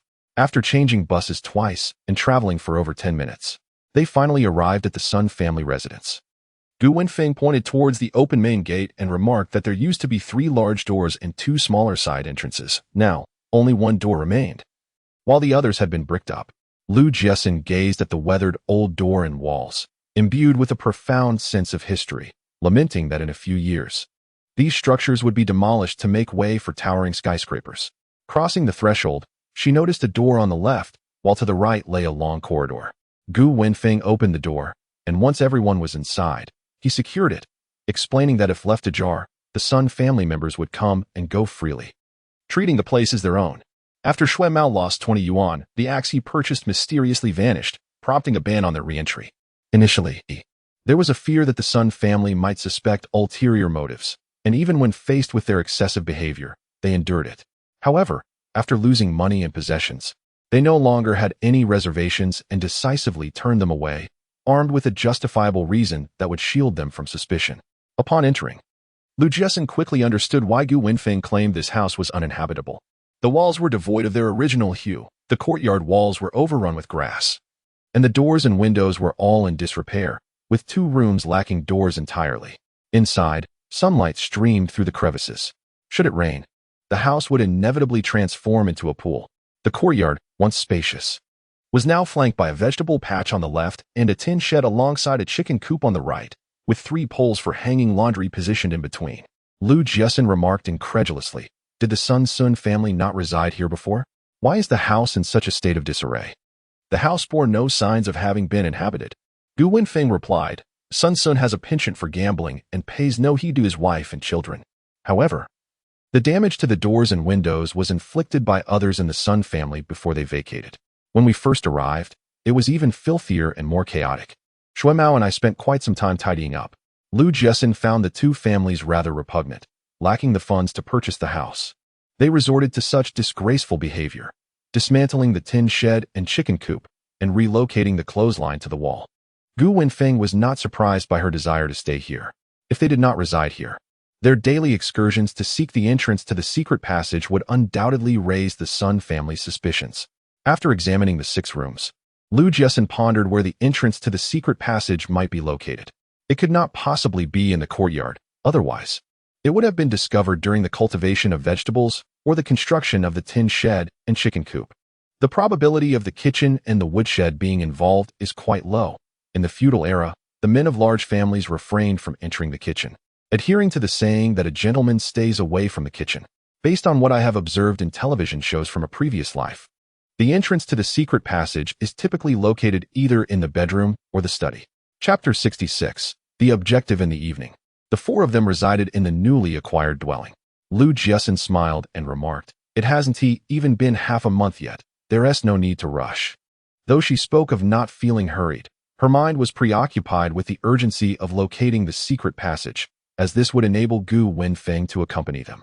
This elder brother not only possessed remarkable abilities and was tight-lipped, but also had extensive connections. Having him along to Pengcheng could prove invaluable. The following day, Lu Jiaxin and Shui Mao ventured out to procure pots, bowls, and other utensils, while Gu Wenfeng and Zhao Dajuan went to purchase tools for renovating the house. Although they could have hired someone to deliver the items, Lu Jiaxin preferred to maintain a low profile and refrained from additional purchases. Zhao Dajuan said, "Miss Lu, you are unwell and shouldn't be exposed to the cold. Phone, and I will repair your room first." Zhao Dajuan was undoubtedly diligent in his work. Yet their differing worldviews suggested it would be best to part ways early on to avoid any potential discord. Dinner was prepared by Shui Mao, with Zhao Dajuan assisting in lighting the fire, while Lu Jiaxin and Gu Wenfeng speculated about the possible locations of the entrance to the secret passage. Lu Jiaxin stated, "Brother Gu, I believe the entrance to the secret passage is most likely in one of 2 places, the study or the master's bedroom. Therefore, we need to ascertain which of these 6 rooms serves as the study and which is the bedroom. The more detailed the information, the better, allowing them to analyze and derive useful insights while minimizing unnecessary detours. Targeted excavation would save time, effort, and resources." Gu Wenfeng, observing her excitement, could not help but pour cold water on her enthusiasm. "Miss Lu, are you so certain that there are treasures hidden in this residence? What if the news is false and there is nothing at all?" Lu Jiaxin refrained from arguing, merely smiling as she replied, "If it turns out to be false, then it is merely my misfortune. However, I will require your assistance in this endeavor." Gu Wenfeng chose not to respond further. That evening, as Lu Jiaxin lay in bed, she pondered the possible locations of the secret passageway's entrance. Her initial thought was of the 3 Kong beds, where the entrance could be concealed beneath, both discreet and secure. Yet, this was merely her preliminary suspicion. She needed more information for validation. While they were preoccupied, Lu Erbua and Lu Erbamu arrived in Sijio City, accompanied by Lu Jiajia. Upon seeing her in-laws, Ma Lily was taken aback and filled with indignation. She could not believe that Lu Jiajia had not informed her of such a significant matter in advance. Despite her dissatisfaction, she forced a smile and welcomed them into her home. "Ma Mu, having retired and now at home, immediately noticed a change in her expression as the two entered. She had previously interacted with them on 2 occasions, both of which were rather unpleasant. "What brings you here?" Although the matter of adoption had caused some rifts between mother and daughter, she believed that her daughter would not conceal such a significant issue. Hence, the only conclusion was that her daughter was unaware of their visit. Though Lu Erbamu felt discomfort, she was in the Ma family residence and chose not to display her displeasure. Lu Erbo explained, "Do not blame Lily. It was Jiaxin who mentioned that Xinshin had moved out, and we were concerned, so we came to check on her." Ma Lily looked at them in astonishment, wondering when they had begun to care so much for Jiaxin. She was well aware that the second and third branches of the family had not been on good terms due to past adoption issues. Upon hearing this, Mother Ma felt relieved, as she had initially feared that the two were discussing the matter of adopting a daughter. Although this was a family affair, she was somewhat apprehensive about Aunt Lu's tendency to meddle. She echoed Aunt Lu's sentiments, declaring that it was indeed inappropriate to push one's own daughter aside for the sake of another's child. Aunt Lu, sensing a kindred spirit, joined forces with Mother Ma to castigate Lu Hongjun and Ding Jing. With a common adversary in sight, the modest dinner, though not lavish, was filled with warmth and camaraderie. After the meal, Uncle Lu and Aunt Lu, noticing that it was getting late, suggested it was time to depart. Upon leaving the family compound, the elderly couple headed towards the bus stop. Observing this, Ma Lily quickly pointed in another direction, exclaiming, "Father, Mother, the guest house is over there." Aunt Lu retorted, "What guest house? Are you burning through money? With such a spacious home as Jiaxin, can't we accommodate the two of us?" Ma Lily was preparing to purchase a house and was frugal to the point of wishing to stretch every penny.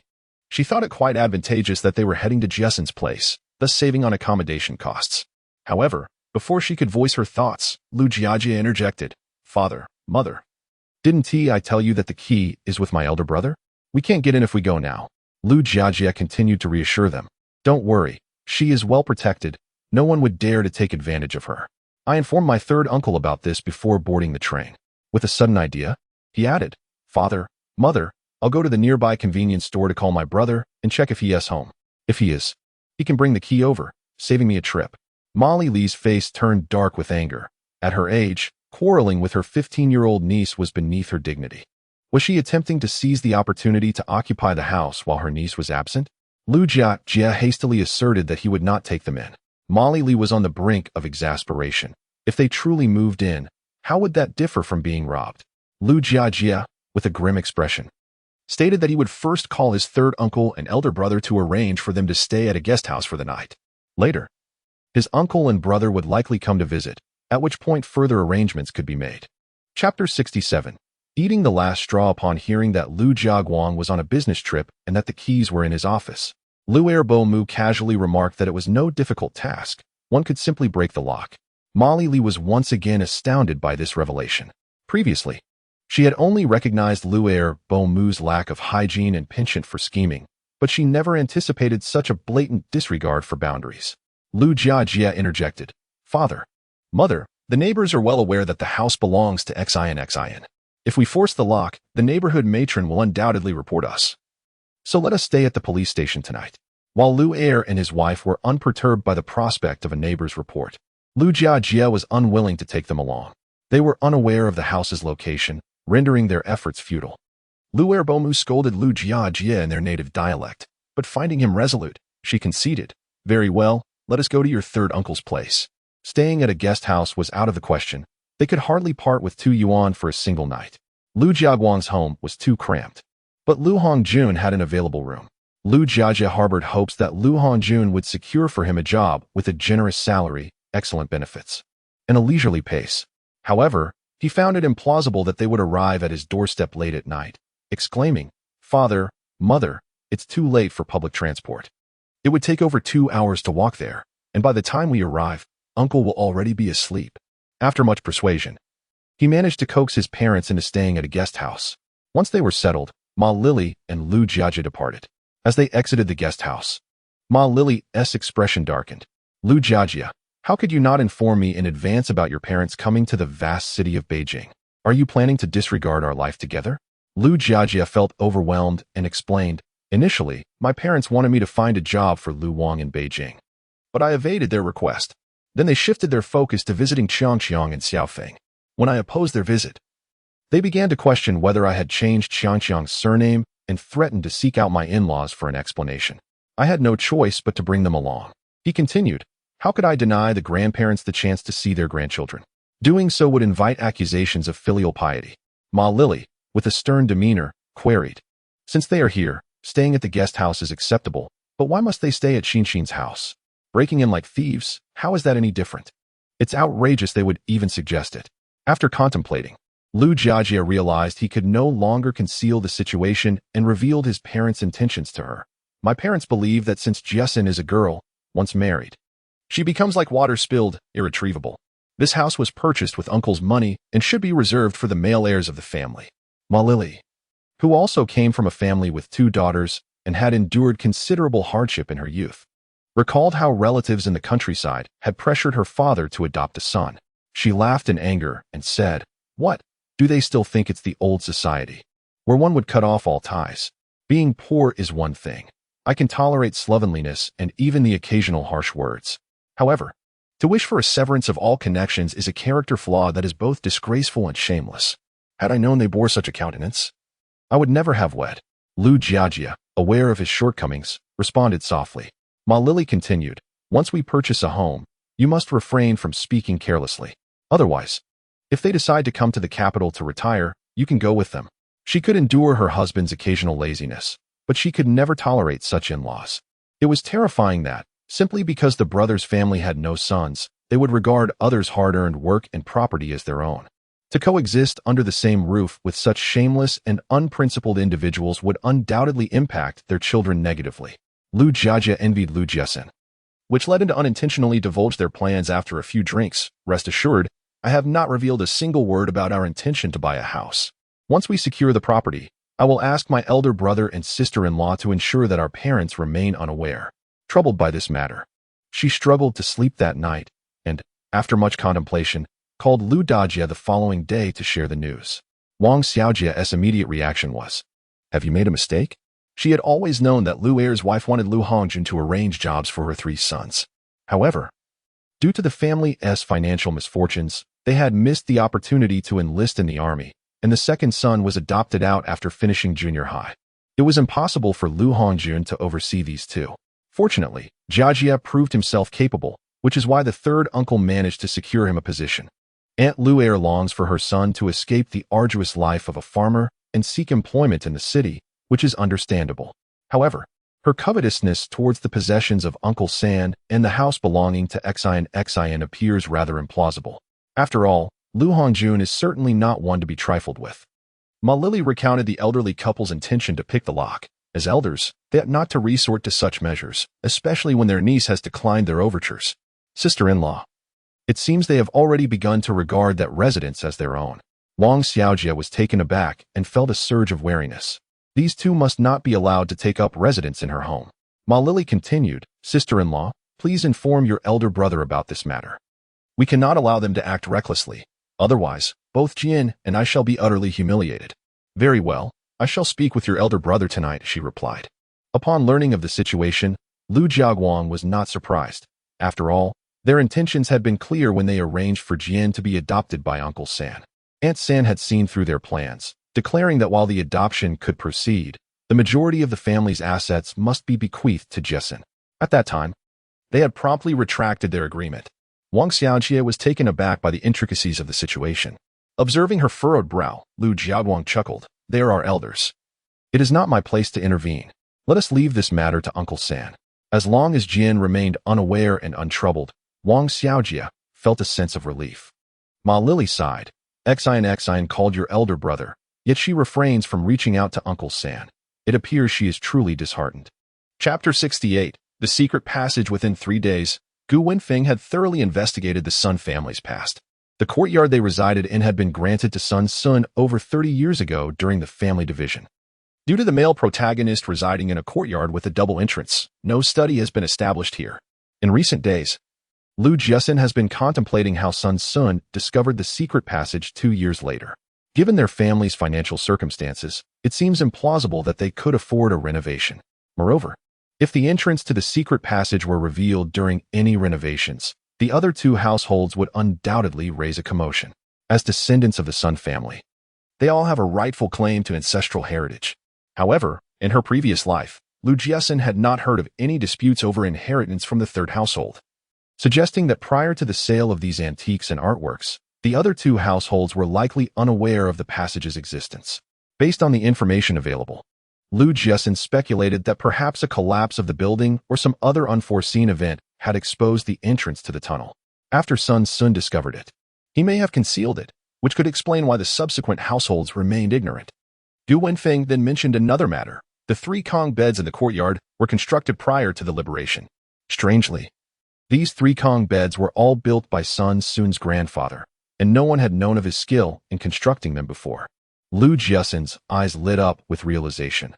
Could it be that Sun Sun's grandfather met with an untimely demise and did not see his family before passing? Gu Wenfeng nodded and replied affirmatively. Yes, he had gone to buy grain and encountered fleeing soldiers from the enemy. Those individuals behaved like bandits, committing acts of arson, murder, and plunder, ultimately leading to his tragic fate. Previously, Jiaxin had questioned why the Sun family was oblivious to the existence of the secret passage. But now she understood. I suspect that the entrance to the secret passage is most likely hidden within the Kong in my room. Gu Wenfeng refrained from making further deductions, reasoning that if the Kong in Jiaxin's room had been dismantled without revealing the secret entrance, they could dismantle the other two instead. When is Zhao Dajun leaving? Jiaxin inquired.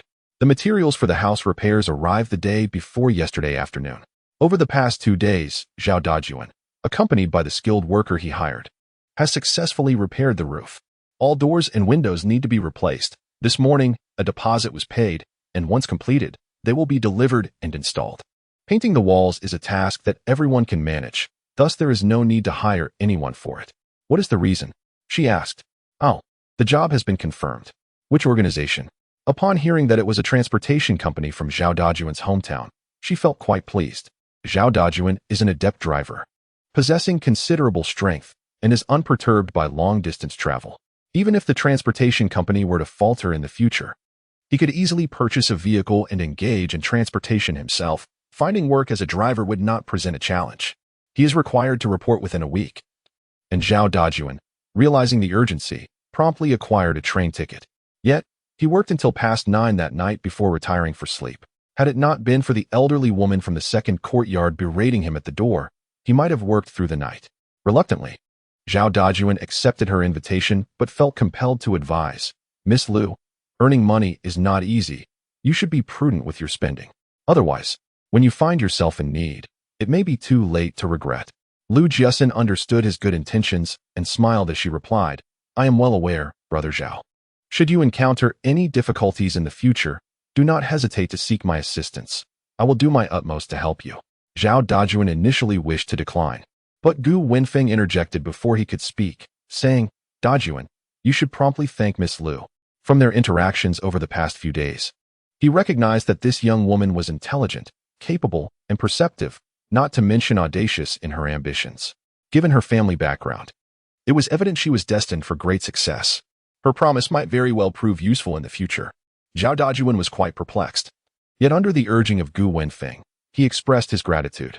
Gu Wenfeng had purchased a sleeper ticket, with the fare covered by Jiaxin. Once seated, he felt that his luggage was taking up too much space, so he placed the dried fruits and provisions gifted by Jiaxin into his bag. To his surprise, upon unzipping the bag, he discovered an envelope resting atop.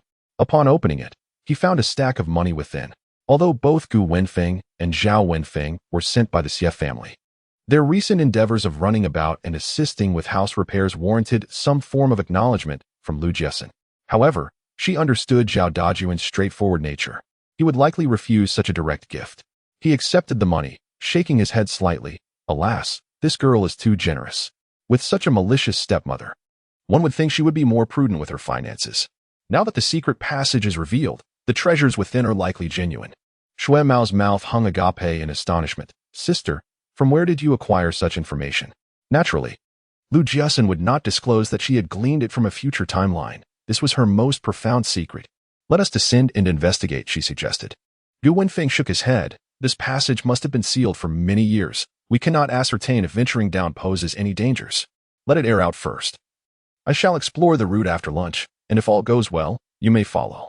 Upon hearing this, Lu Jiaxin understood his concern regarding potential suffocation due to poor ventilation in the passage.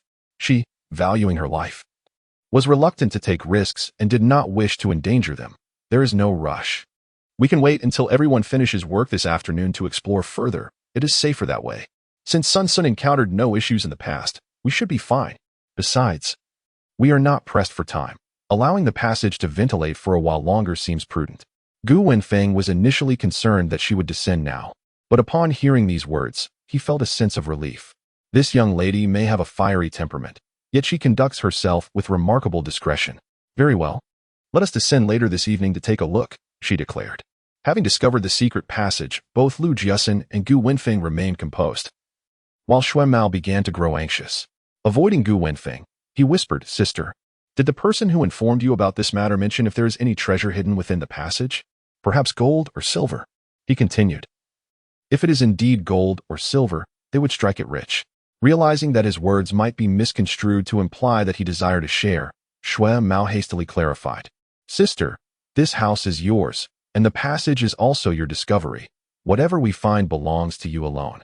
Lu Jiaxin smiled and replied, "If it is gold or silver, we shall divide the spoils into 3 parts, one for each of us." She too hoped for the presence of precious metals and jewels, as they would be more easily liquidated. Unfortunately, based on her understanding, the passage contained only paintings and books, devoid of any gold or jewels. Otherwise, Sun would have directly sold the gold and silver for cash instead of venturing to an antique shop to sell paintings. She was not merely appeasing Xue Mao. Her intention was to prepare for an equitable division among the 3 of them.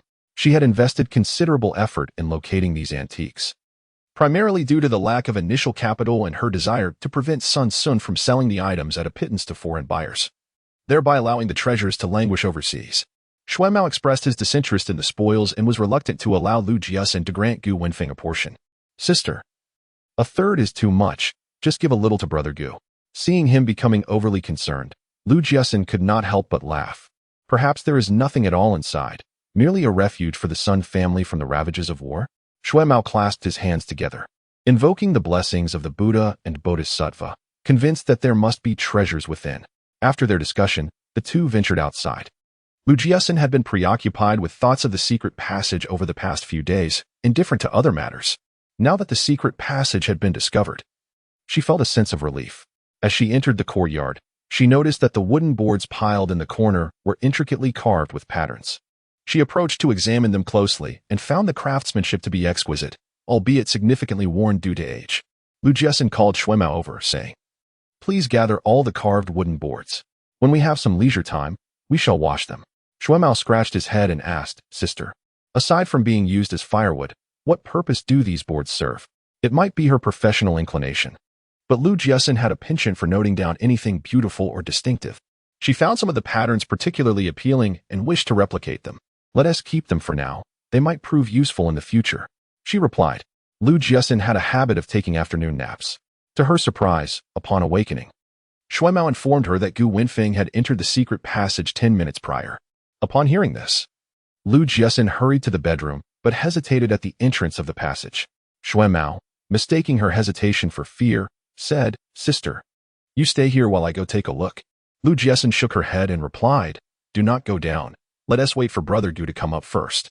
Xue Mao, ever obedient, despite his anxious fidgeting, remained at the entrance of the secret passage. The delay in her plans to come to the ancient capital, coupled with Xue Mao's aversion to studying, had led to this situation. However, she was resolute that he would not remain illiterate, thus insisting on his attendance at night school. Xue Mao realized he could not escape his fate. He said, "Sister, I am attending night school, but I need to sell breakfast to support myself." The 2 exchanged words, until they suddenly heard faint footsteps from below. Instantly, they fell silent and turned their gazes downward. After a while, Gu Wenfeng climbed up, and Xue Mao, feeling somewhat apprehensive, inquired, "Brother Gu, what treasures lie within the secret passage?" Zhao Dajuan observed Lu Jiaxin, noting her calm demeanor, and remarked with a smile, "Miss Lu, the secret passage contains no gold or silver, only 10 camphorwood boxes. 8 of them hold books, 1 contains calligraphy and paintings, and the last is filled with various jars." Lu Jiaxin was aware of the ancient texts and paintings, but was unaware of the porcelain within. The fact that the Sun family's ancestors had concealed such items in the secret passage indicated their valuable nature. The more she learned, the more she felt the Sun family was foolish for selling such treasures for a mere 10,000 green coins. Shuai Mao, somewhat disheartened, asked, "Only books and paintings? No gold or silver?" Gu Wenfeng was also taken aback by the contents, yet he acknowledged that even books and paintings were preferable to having nothing at all. "No, only books, paintings, and bottles," he replied. Lu Jiaxin, noticing Shuai Mao's disappointment, gently laughed. "Gold and silver have their price, but antiques are priceless. Shuai Mao, if those paintings and calligraphy are authentic works by renowned masters, they are worth far more than gold and silver." After saying this, she turned to Gu Wenfeng and stated, "Brother Gu, we must swiftly retrieve these items and rebuild this hearth." She was concerned that if it took too long, the Sun family might grow suspicious upon hearing any noise. Due to the narrowness of the secret passage, they could neither carry nor shoulder the items. Only two could lift them. "I will go down," she declared. Gu Wenfeng, with a hint of helplessness, remarked, "Miss Lu, it's dark down there. It would be prudent for you not to descend, lest you stumble or hurt yourself. I shall fetch the carrying pole and rope. Once the items are brought up, you shall see them." Understanding her resolute nature, he ceased to persuade her further, but cautioned her to tread carefully to avoid any injuries. After retrieving the pole and rope, Lu Jiaxin followed Gu Wenfeng down. Meanwhile, Shuai Mao remained above to guard against any unwelcome visitors. The entrance to the tunnel was rectangular, measuring over 80 centimeters in width and approximately 1.5 meters in length. The secret passage descended more than 8 meters below. After traversing about 20 meters, Gu Wenfeng abruptly halted, pointing towards a rightward arched wooden door, his voice barely audible as he whispered, "The items are within. Exercise caution as you enter." Lu Jiaxin shone her flashlight upon the wooden door, contemplating how, after all these years, it remained intact, its material a mystery. Gently, she pushed the door open, and Gu Wenfeng stooped to enter. Following closely, Lu Jiaxin stabilized herself and illuminated the space with her flashlight, revealing a room of approximately 7 to 8 square meters, filled with 10 camphor wood boxes stacked neatly. In a hushed tone, Lu Jiaxin inquired, "Which box contains the calligraphy and paintings? Let us lift it first." Gu Wenfeng indicated the leftmost box atop the stack and stepped forward to retrieve it, kindly opening it for her inspection. After a brief glance, Lu Jiaxin approached and opened the exposed box, discovering it contained an array of neatly arranged books. She carefully picked up a book and illuminated it with a flashlight, revealing an array of traditional characters arranged in the classical format, read from right to left. Gu Wenfeng pointed to the box at the upper right and remarked, "This box contains various bottles. I do not comprehend their significance, yet they are all quite exquisite." Lu Jiaxin, having grasped the nature of the secret passage, expressed her desire to proceed without lingering, gesturing towards the box at her feet. "Brother Gu, let us lift it up first." "Very well," he replied. Lu Jiaxin reiterated, "Porcelain is easily shattered, so please be cautious when lifting it." After speaking, she grew increasingly uneasy about the precariousness of their task in this dark and shadowy passage. A misstep could lead to the ruin of an entire box of porcelain. Noticing her sudden silence, Gu Wenfeng gently reminded, "Miss Lu, our courtyard has grown unexpectedly quiet. I fear that the family behind may come to knock on the door. Let us hasten to lift the box, and we can return later with Shuai Mao for the rest." Lu Jiaxin felt that his considerations were thorough. "I shall heed Brother Gu's advice." As soon as the shoulder pole rested upon her shoulder, she sensed something amiss. "Brother Gu, wait a moment. This weight feels off. It should not contain paintings." Gu Wenfeng acknowledged, "There are only 5 sets of paintings. The rest consists of paper, brushes, and some peculiar stones." "Peculiar stones?" Lu Jiaxin pondered, suspecting they might be ink or inkstones, but she dared not make assumptions without having seen them first. The darkness of the passage was not conducive to seeing clearly. Even if ink or inkstones lay within, the box remained surprisingly light, weighing perhaps 3 or 4 pounds. It was likely the box was simply too large, otherwise, Gu Wenfeng could easily carry it on his back. Aware of the fragility of ink, Lu Jiaxin proceeded with caution. Upon reaching the exit of the hidden passage, she whispered to first carry the paintings and calligraphy upstairs, and then use a basket to transport the items in batches. Although this approach was somewhat cumbersome, it indeed maximized the protection of the contents within the box. Gu Wenfeng remarked, "You go ahead, I shall wait here." After Lu Jiaxin ascended, she heard a voice from outside shouting, What mischief are you up to, keeping the door closed in broad daylight? She recognized that voice. It belonged to the elderly Mrs. Sun from the second courtyard. That old woman was insatiable in her quest for advantage, and not a single neighbor held her in esteem. Shuemao shook his head and said, I don't know. When the old woman from the second courtyard suddenly knocked. I told her you and Brother Gu were napping, and that she could discuss any matters later, yet she began to shout. Bang, bang, bang. After a series of knocks, Mrs. Sun's voice rang out again. Open the door. If you don't, I'll summon the neighbors to come and see. Jiaxin quickly washed her face and dried it, then removed her outer garment, ran her hands through her hair, and hurried to the kitchen to grab a kitchen knife before opening the door. Brandishing the knife, Jiaxin glared fiercely at Mrs. Sun and demanded, Do you have the audacity to repeat what you just said? Seeing her threatening posture, Mrs. Sun instinctively took a step back. Due to Mrs. Sun's shouting, a small crowd had gathered. One person among them asked, Miss, let us discuss this calmly. Please put down the knife. However, Jiaxin had no intention of lowering her weapon. She retorted to Mrs. Sun. The reason I keep the door closed in broad daylight is precisely to guard against you two thieving families. Having just moved in, my brother went out to purchase some items without securing the door, resulting in the sudden disappearance of the axe and kitchen knife he brought back, along with over 30 yuan from his bag. My brother, being honest, did not hold you accountable. Had it been me, I would have immediately reported it to the authorities. The elderly Mrs. Sun, infuriated, exclaimed, Who are you calling a thief? We have not touched your belongings. Jiaxin, brandishing the knife, confronted her. If you are not here to steal, why did you persistently pound on my door? My brother feared waking me and did not open the door. Yet you uttered such vile words. Speak clearly, or I shall chop you up. Startled, Mrs. Sun shivered but quickly retorted. Killing incurs consequences. If you dare to harm me, prepare to face the repercussions. Jiaxin smirked maliciously. I am insane. Killing you incurs no penalty for me. Shuemao's eyes nearly bulged out in shock. In an effort to intimidate the old woman, she had resorted to fabricating her insanity, showcasing her commitment to the act.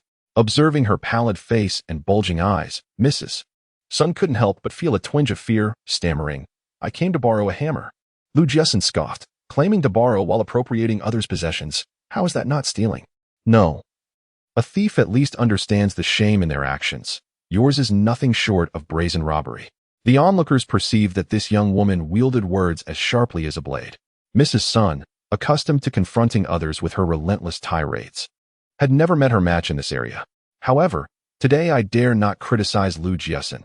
If I truly provoke this lunatic, I might end up inflicting wounds upon myself, suffering greatly, and even bearing the medical expenses. Meanwhile, this mad woman would merely be confined. Upon seeing her flee, Jiaxin disregarded the opinions of others and promptly shut the door. Noticing Shuemao hesitating to speak, she smiled and inquired, What troubles you? Sister, you need not speak so harshly of yourself. Jiaxin believed that dealing with someone like old Lady Sun required a special approach. Before we depart, she should be deterred from visiting us again. Shuemao, it does not matter what methods we employ, as long as the outcome is favorable. She added, as long as we do not break the law. Jiaxin smiled and replied, Thank you, Brother Gu, I am aware. It was fortunate to have Shuemao with her. Had all three descended, the old woman would undoubtedly have grown suspicious if no one responded to her incessant knocking. Having such a meticulous individual by her side truly alleviated many concerns. Jiaxin felt compelled to make an attempt. Perhaps Gu Wenfeng would agree to stay and assist her. Though the hope was slim, it was worth the effort. Chapter 71. All treasures. Gu Wenfeng brought up this box of treasures in several trips. The box containing the calligraphy and paintings held 5 pieces of artwork, along with the expected items, Xian paper, ink sticks, and an inkstone. Among the various inks and inkstones, one was intricately carved with a 5-clawed golden dragon. In ancient times, the 5-clawed dragon symbolized the emperor, known as the true dragon son of heaven, a manifestation of the celestial dragon. In the feudal society, it was stipulated that only the emperor's personal items could bear the 5-clawed dragon motif, while other royal family members and ministers were restricted to using the 4-clawed or 3-clawed variants. This regulation symbolized the unassailable supremacy of imperial authority. Jiaxin suspected that this inkstone might have been offered as tribute to the emperor. Certain affluent individuals possessed a penchant for such symbolically significant items, and with the right buyer, they could command a high price. Shuemao surveyed the stones, furrowing his brow. Sister, Can these truly fetch a high price? He found the concept rather enigmatic. These items were not something he would bother to pick up even if he stumbled upon them on the road. And he would consider it an encumbrance if they were offered to him. Jiaxin inhaled the fragrant aroma emanating from the inkstone and smiled, saying, "It may not sell for a high price now, but in the future, wealth alone may not suffice to acquire it." Presently, the antique market had not yet heated up, and the dealers in the mainland were notoriously aggressive in driving prices down. Hence, to achieve a worthwhile sale, one would need to venture to Pengcheng. However, she intended to sell only one painting as seed capital, while the remainder would be kept in her collection.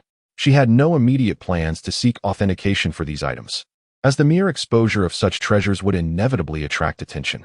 Gu Wenfeng remarked, "Miss Lu, you stay here to guard the items. Shui Mao and I will bring up the remaining boxes."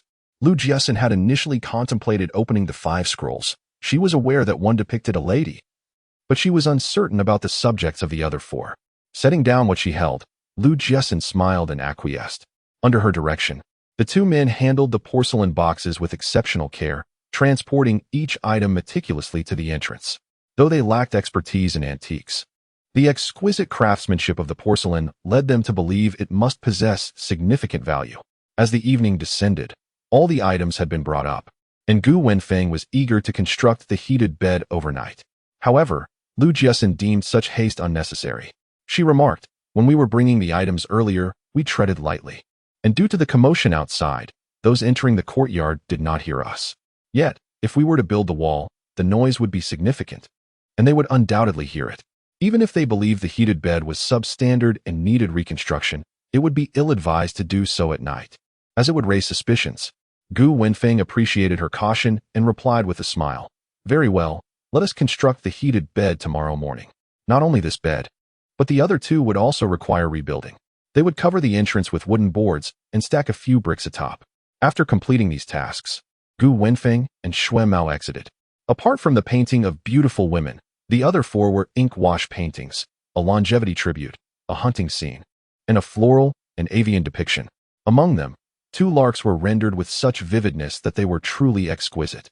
Upon seeing the signature of the floral and avian painting, Lu Jiaxin was astonished. The artist was none other than the emperor of the Song dynasty, renowned for his calligraphy and painting skills. Although this emperor ultimately met a tragic fate as a fallen monarch, his artistic prowess remained unparalleled, leading to immense demand for his works in subsequent generations, each fetching astronomical prices, provided they were authentic, of course, and not mere copies.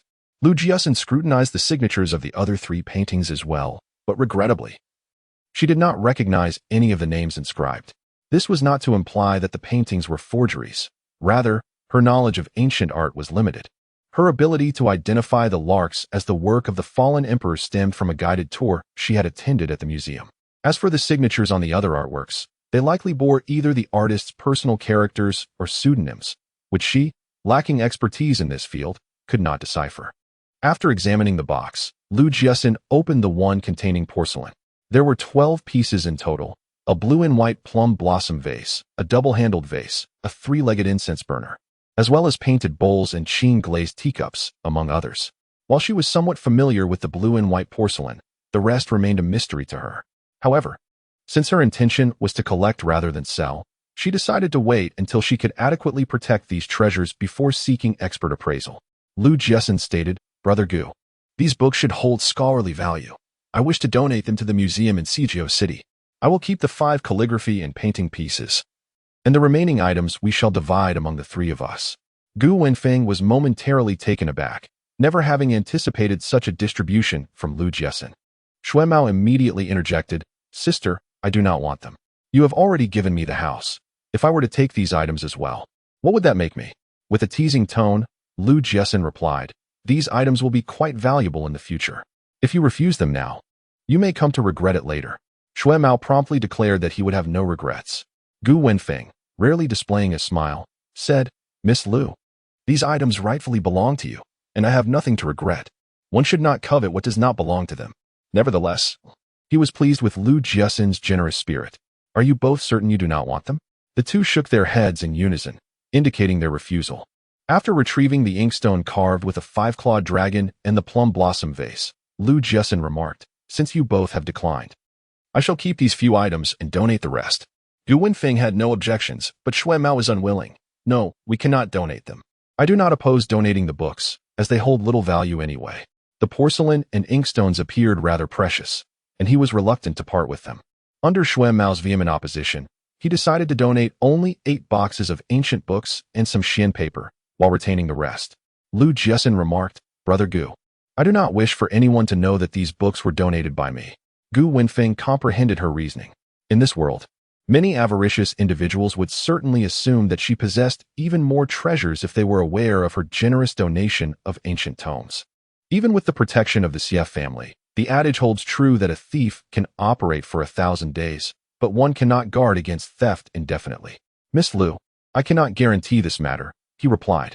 If you seek absolute security, it would be best to have the leaders arrange it. Without hesitation, Lu Jiaxin acquiesced. Such a trifling matter would hardly pique Xie Kaixiao's interest. Otherwise, his perspective would be too narrow. Chapter 72. Arrangements. Gu Wenfeng shook his head and said, Some paths are rugged and bumpy. Porcelain is fragile, and if not placed in specially designed boxes, it may sustain damage. Lu Jiaxin smiled and replied, Next year, I will purchase the 2 courtyards behind. That way, it will remain concealed. Both the entrance and exit were exceedingly discreet. It was merely by chance that Sun Sun had discovered the entrance. She did not think that the other branches of the Sun family would be so fortunate as to uncover the exit.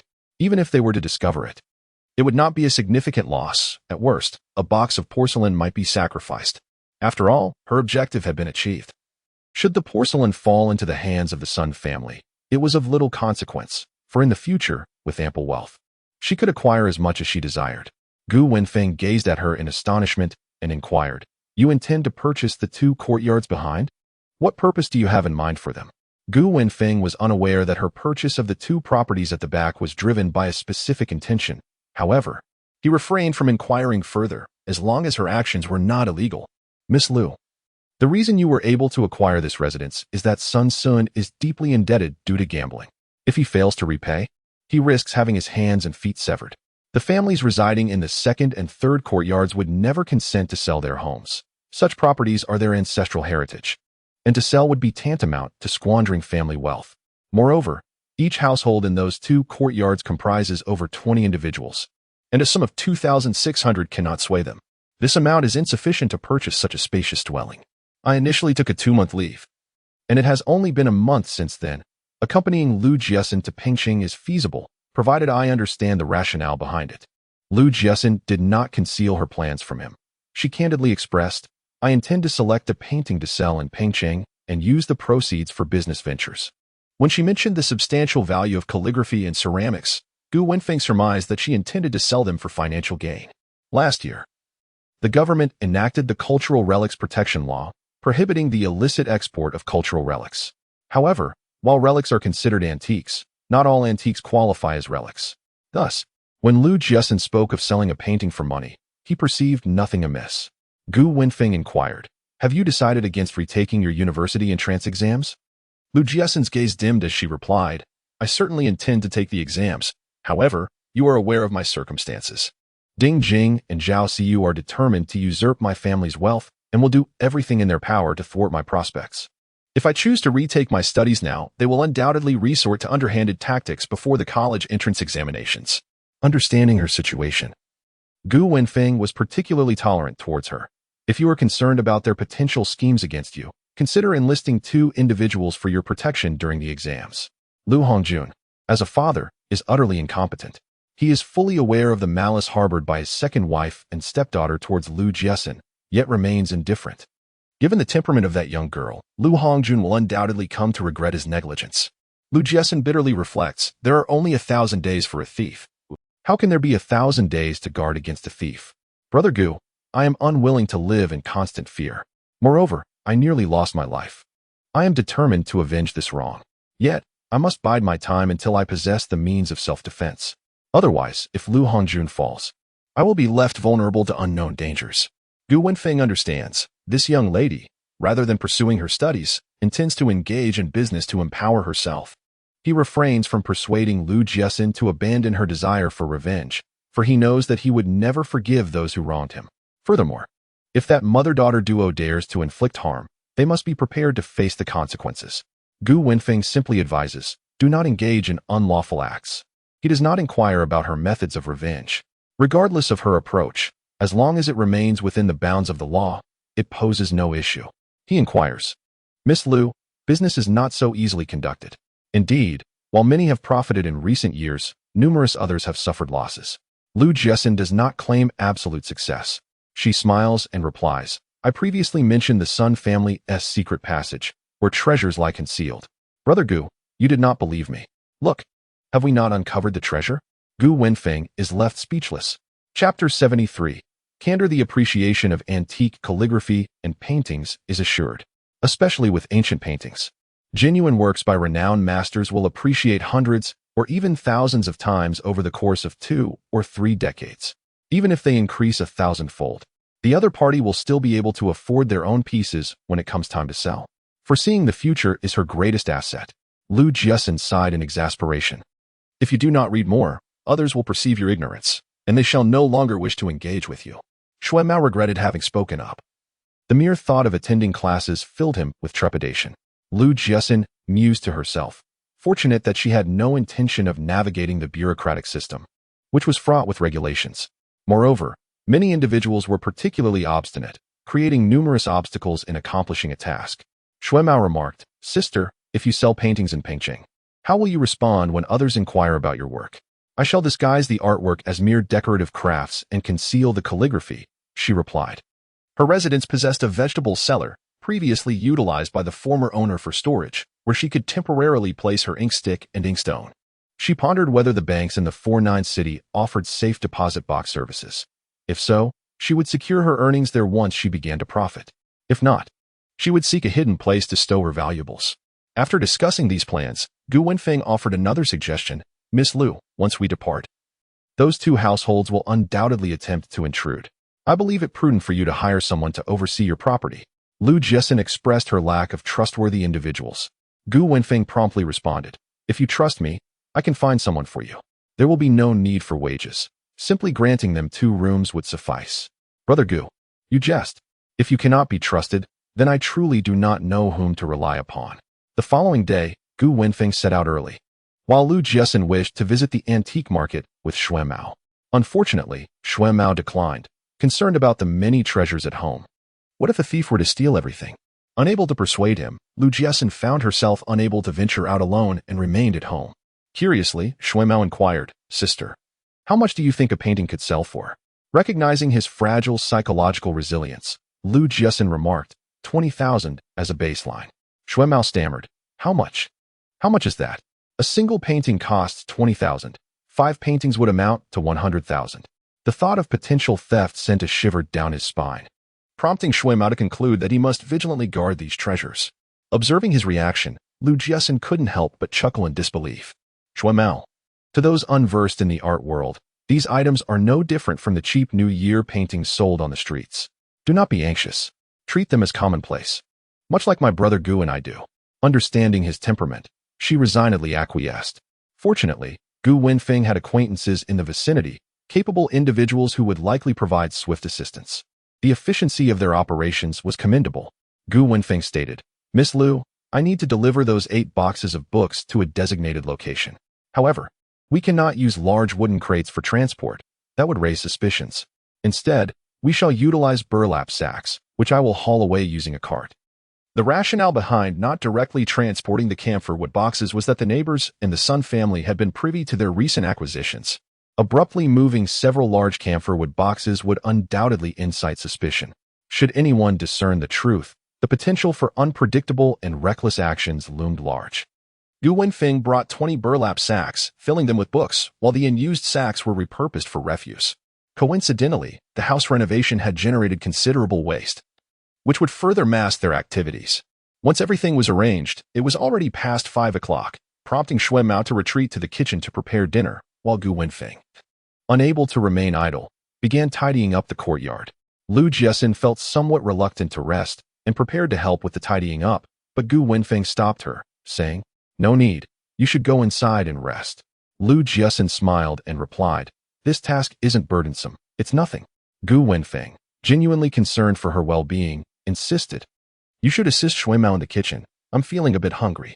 Lu Jiaxin too felt a pang of hunger and turned to help in the kitchen. After dinner, Gu Wenfeng moved the firewood into the woodshed, all of which was suitable for burning. The intricately carved wooden pieces were washed and stored inside the house. Once Shuimao tidied up the kitchen, he also joined in cleaning the yard. Lu Jiaxin marveled at the industriousness of people nowadays, contrasting it with her own inclination to remain seated. Chapter 74. Perspectives on Marriage and Relationships, observing the two men laboring sweatily. Lu Jiaxin went inside to fetch a vibrant green watermelon, washed it, and sliced it open. With a swift cut, the crimson flesh and glossy black seeds were revealed. She called the two over to enjoy the watermelon and took a piece for herself while waiting for them to wash their hands. The flesh was tender and juicy, sweet yet not cloying, refreshing and thirst-quenching. Shuimao took a smaller piece, and after tasting it, he exclaimed, "Sister, this watermelon is truly sweet." Seeing his delight, Lu Jiaxin chuckled and said, "There are 3 more watermelons. You can take them with you tomorrow and enjoy them on the way." Shuimao readily accepted her offer. Setting aside the watermelon rind, Lu Jiaxin turned to Gu Wenfeng and inquired, "Brother Gu, where is Sun Sun's family currently residing? Is his wife and child enduring hardships?" Shuimao, somewhat puzzled, asked, "Sister, why are you inquiring about them?" Lu Jiaxin responded, "If they are indeed struggling, I would like to lend a helping hand to his wife and child. Had it not been for me, his wife and children would still be residing here rather than relocating to rent elsewhere." After Sun Sun's demise in the previous life, his wife, Lu Xiaoya, did not remarry. To her knowledge, Lu Xiaoya managed to raise only 3 children. However, now there are 6 children, with 3 having either been given away or having tragically passed away. In her past life, Lu Xiaoya was able to nurture 3 children because of the security this house provided. With the house now lost and funds depleted, she can no longer support even 3 children. She cannot allow her presence to disrupt the original trajectory of their lives, for that would weigh heavily on her conscience. Gu Wenfeng remarked, "I've been preoccupied with matters concerning the house these past few days. I shall inquire further tomorrow." Lu Jiaxin felt quite reassured by Gu Wenfeng's capabilities. Ordinary individuals would not engage in such actions, yet this does not apply to Uncle Lu and his wife. These two, both foolish and greedy, are capable of the most bizarre antics. Were it not for Lu Jiajia's sake, she would not have entertained them at all. Upon hearing this, Shuimao's eyes glinted with a fierce determination. "Sister, rest assured, if they truly take residence in our home, I shall ensure they are expelled." At the age of 11, he was cast out, and his survival hinged on his fierce resolve. Whoever dared to seize his possessions would face his wrath. Lu Jiaxin cautioned, "Simply intimidate them. Do not act with genuine malice. Although Uncle Lu and his wife are not commendable, we must not overstep, considering 5th brother." "I understand," he replied. The next day, shortly after 7, a truck arrived punctually at the entrance. Gu Wenfeng and Shuimao carried fruits, while Lu Jiaxin bore the luggage. Upon stepping outside, she discovered that, apart from the driver, there were 2 burly men accompanying the train. Clearly, this cargo was of significant value. Otherwise, there would be no need for an escort. In recent years, security had deteriorated, making long-distance travel perilous. With 2 strong men accompanying Shuimao, she felt a sense of reassurance. As 6 crates of fruit were loaded onto the train, it was about to depart. Shuimao, with a hint of reluctance, advised, "Sister, please take care of your safety on the road. The weather is getting colder. Don't catch a chill." Lu Jiaxin replied with a smile, "Worry not. Over there, they are still wearing short sleeves, so I want to be cold." She urged him, "Now, hurry and get on the train. I'm not a 3-year-old. I can take care of myself." Prompted by her insistence, Shuimao boarded the train, but as soon as he sat down, he leaned out to tell Lu Jiaxin, "Sister, remember to call me when you arrive." "Rest assured, I will inform you of my safe arrival at the first opportunity," she assured him. Gu Wenfeng believed that with such determination to study, even if he had to repeat the year, he would undoubtedly gain admission to university, and perhaps a prestigious one at that. After Lu Jiaxin closed the door, she inquired, "How are Sun Sun's wife and children faring?" "Not well," Gu Wenfeng replied candidly. Sun Sun had sold his house due to over 1,000 in gambling debts. Failure to repay would result in the amputation of his hands and feet. To safeguard himself, he was compelled to sell his property. However, after settling his debts, he found himself with very little left. Upon hearing his account, Lu Jiaxin learned that Sun Sun had only given his wife a mere 100 yuan, and that amount had been obtained only after a considerable uproar from her. Lu Jiaxin pondered. It was evident that in his previous life, Sun Sun must have also accrued a substantial debt. How had he managed to evade the consequences? However, soon Lu Jiaxin realized that it was likely due to the intensified crackdown that those who operated illegal casinos were apprehended, allowing that scoundrel to evade capture. At this juncture, he could not help but add a few more words. Miss Lu, when it comes to marriage, one must be vigilant. Marrying the wrong person can lead to a life of suffering. Sun Sun's wife is a case in point, having married the wrong man. Her existence now resembles that of one steeped in bitterness. With 6 children to consider, she cannot sever ties with Sun Sun. Lu Jiaxin chuckled softly, responding, Brother Gu. Some individuals are adept at masquerading. They present one face to the world and another in private, making it challenging to discern their true selves before marriage. Nevertheless, it matters not. Should I discover that the virtues of my partner post-marriage are mere facades, I shall act promptly to mitigate my losses. No one can guarantee that happiness will follow marriage. This does not necessarily stem from poor character or bad habits on their part. It may simply be a matter of incompatible temperaments or differing worldviews. This is no great concern. If we find ourselves ill-suited, divorce is the remedy. Gu Wenfeng stared in disbelief for a moment before replying. If there are no children, it is indeed wise to act decisively. However, if children are involved, one must tread carefully. Lu Jiaxin had heard such sentiments numerous times. Why must one tread carefully? If I am unhappy, surely the children will sense it. A child raised in a loveless home cannot find joy. If the child stays with their father, are you not concerned they might endure mistreatment from a stepmother? Should the father remarry, numerous conflicts may arise. It is not to say that a stepmother is inherently malevolent, but blended families often grapple with many complexities. If balance is not achieved, it is the child who suffers the most. Lu Jiaxin stated without hesitation, I possess my own home and the ability to earn a living. If we divorce, the child will undoubtedly stay with me. A woman who is economically independent has little to fear from the dissolution of a marriage. The true tragedy lies with those who depend on their partners for financial support. Wishing to separate yet unable to sustain themselves and their children is the most lamentable plight. Gu Wenfeng chuckled and replied, with your capabilities, you can certainly provide a comfortable life for your child. I spoke out of turn. Chapter 75. Sun Sun's arrest. Gu Wenfeng acknowledged. Sun Sun's gambling addiction has escalated. It won't be long before he squanders all his money, at which point he will undoubtedly resort to selling his children. He paused before continuing. His wife cannot support 6 children, even if Sun Sun refrains from selling them. Survival will compel her to part with the younger ones.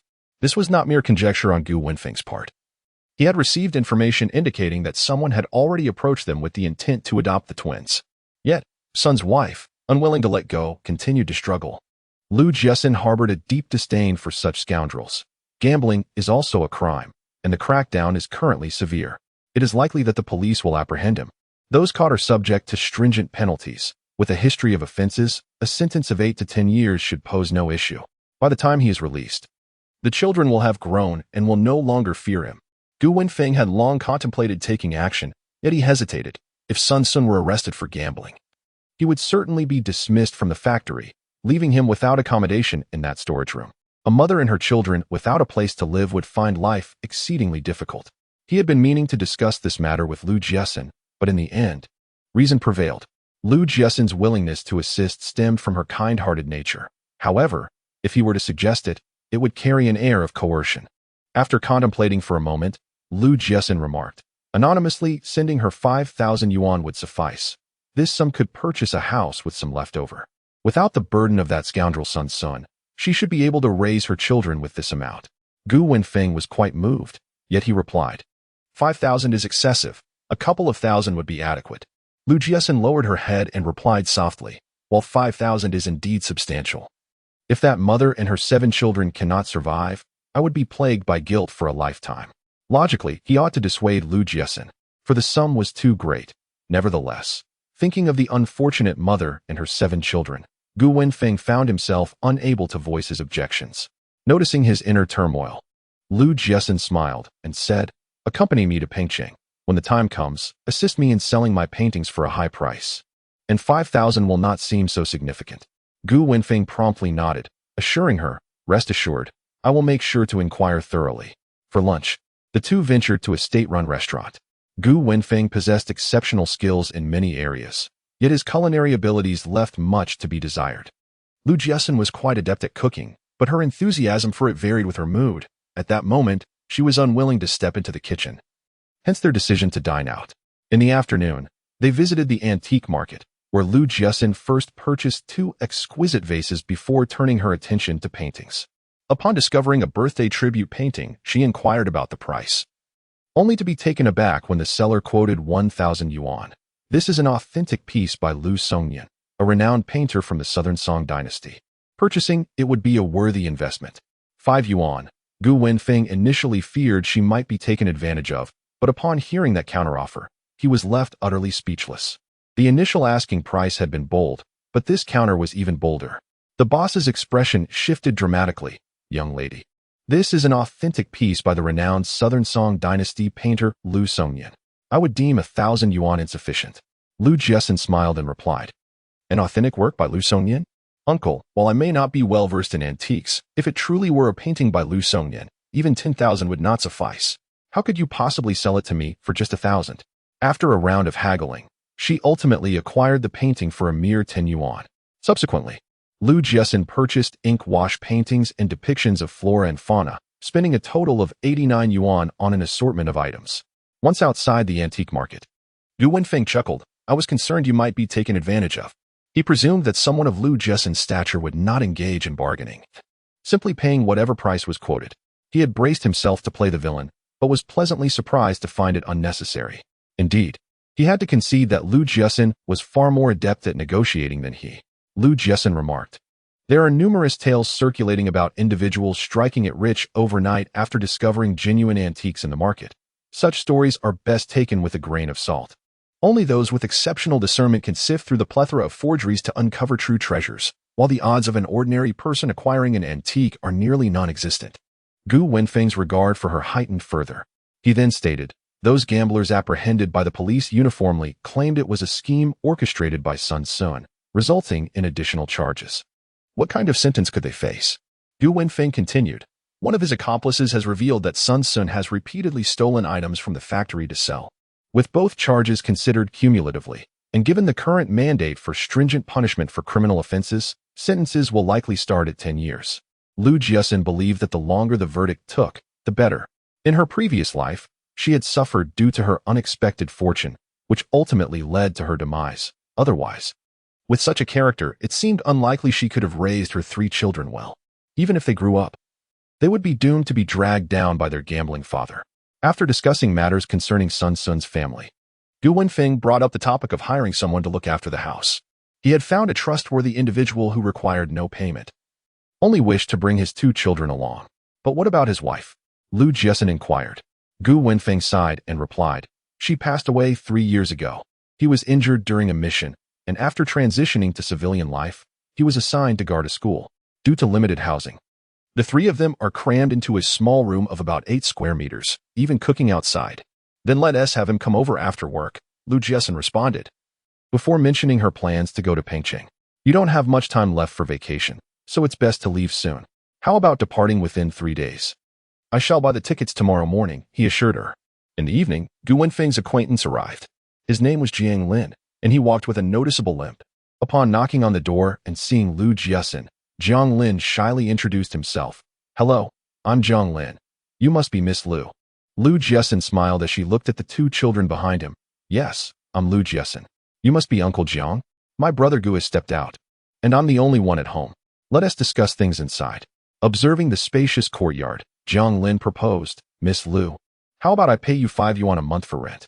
Lu Jiaxin perceived him to be a genuinely honest man. You need not worry. Simply ensure the house is secure, preventing anyone from entering and pilfering my belongings. To divert attention, she displayed the paintings and porcelain she had purchased. She specifically invited Jiang Lin to watch over her home, primarily to guard against the Sun family discovering the secret passage. Upon hearing this, Jiang Lin's eldest son confidently declared, Sister, rest assured, should anyone dare to intrude and steal, I shall break their legs. Lu Jiaxin had faith that Gu Wenfeng would not introduce any dubious characters into her life. She handed a key to Jiang Lin, saying, We shall depart in 2 days. You may move in then. She was untroubled by the prospect of Jiang Lin and his 2 sons occupying her house. If they behaved themselves, They could reside there until her assigned personnel arrived.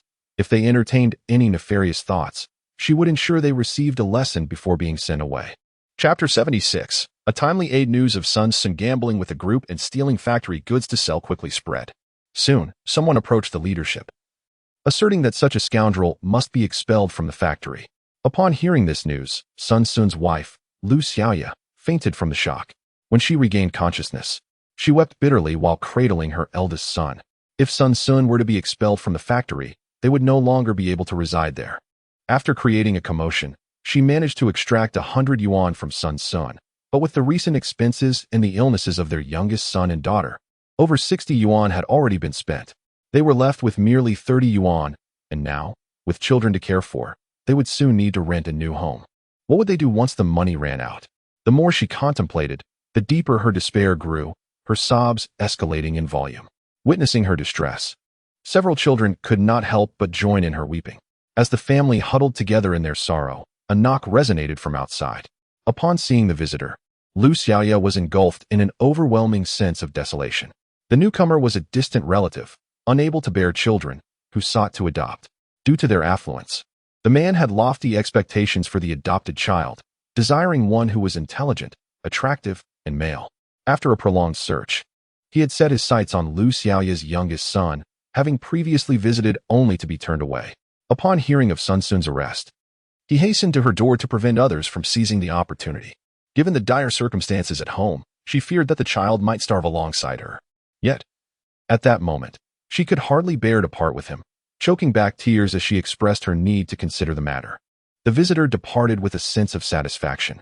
In the evening, someone informed Lu Xiaoya that the factory had convened and decided to dismiss Sun Sun. The notice would be posted in the morning, and she would inevitably be required to vacate her residence, prompting her to prepare accordingly. Lu Xiaoya, however, was taking life one day at a time, with no plans for the future. Were it not for her attachment to her children, she might have contemplated a fatal escape. After bidding farewell to the visitor, she sat in a daze on the stool, lost in thought, until the sound of her youngest daughter's cries jolted her back to reality, prompting her to wipe her tears and begin preparing dinner. After the meal, the 4 older children dutifully went to bed, while she had to soothe the 2 youngest. Once all the children had fallen asleep, she rummaged through her dowry box for a handkerchief. Today, she had spent 5 yuan on grain, leaving her with 33 yuan. With 7 mouths to feed at home, this meager sum would last, at most, a month. Must we truly send away the 5th and 6th? They are like flesh torn from her own body. How can she bear to part with them? As these thoughts consumed her, tears began to cascade down her cheeks once more. Suddenly, her eldest son, Sun Dong, climbed down from the bed and sat beside her, grasping her hand and reassuring her. "Mother, do not worry. I will work alongside you to provide for our younger siblings." Lu Xiaoya embraced him, stifling her sobs for fear of awakening the other children, allowing only silent tears to fall. At that moment, a series of knocks echoed from outside. Knock, knock, knock. Lu Xiaoya wiped her tears and called out, "Who is it? What brings someone to knock at this hour?" There was no response from outside, yet the knocking persisted. Sun Dong picked up a kitchen knife and approached the door. Their family resided in a deserted storeroom next to a warehouse, an exceedingly secluded location. Who would willingly inhabit such a place if not for dire circumstances? Lu Xiaoya, diligent and capable, had cleared the clutter from the room upon moving in and tidied the area outside. Consequently, those in need of housing had set their sights on this space. Lu Xiaoya grasped his arm, saying, "Do not be afraid. If there are truly ill-intentioned individuals, shout loudly, do you understand? No matter how remote. We are still within the factory's grounds, where there are night shifts and patrols. If you call out, help will arrive swiftly." To their astonishment, when the door swung open, no one stood there. Instead, 2 large bags lay at their feet. Sun Dong stared in disbelief. "Mother, what is this?" Lu Xiaoya, quick to react, urged, "Do not speak. We must carry these inside." They lifted the 2 hefty bags into the room, and Lu Xiaoya hurriedly shut and locked the door. As the candle flickered to life, Lu Xiaoya commenced untying the strings on the bags. One bag contained flour, while the other held rice. Nestled within the rice bag was a small blue cloth pouch. Upon seeing the flour and rice, tears welled up once more in Lu Xiaoya's eyes. She could only wonder which benevolent soul had bestowed such provisions upon her. However, such fine grains were too precious for her to consume. She resolved to exchange them for coarse grains the following day. She planned to scavenge for discarded vegetable leaves at the market or forage for wild greens, which, when combined with the coarse grains, could sustain her family for 2 or 3 months. Sun Dong opened the blue pouch and discovered a newspaper atop a stack of cash. He exclaimed, "Mother, come quickly and see." Upon witnessing the substantial amount of money, Lu Xiaoya was left speechless. This. The mother and son collected themselves and counted, revealing a total of 500 bills, amounting to 5,000 yuan. In her lifetime, Lu Xiaoya had never encountered such a sum before. Sun Dong, his voice trembling, inquired, "Mother, with this money, can we avoid sending away our younger siblings?" He was acutely aware of their dwindling finances, knowing that once the last of their meager savings were exhausted, they would face starvation. Many had come to inquire about the fate of their younger siblings, and he felt an immense sorrow, understanding that to send them away was a desperate measure for survival. With this newfound wealth, she could nurture all 6 of her children. Lu Xiaoya picked up the newspaper, but being illiterate, she handed it to Sun Dong. "What does it say?" Having dropped out of school in the 4th grade, Sun Dong was still capable of reading the paper, though he found himself puzzled by the headline. Lu Xiaoya inquired, "Dongzi, what does this newspaper say?"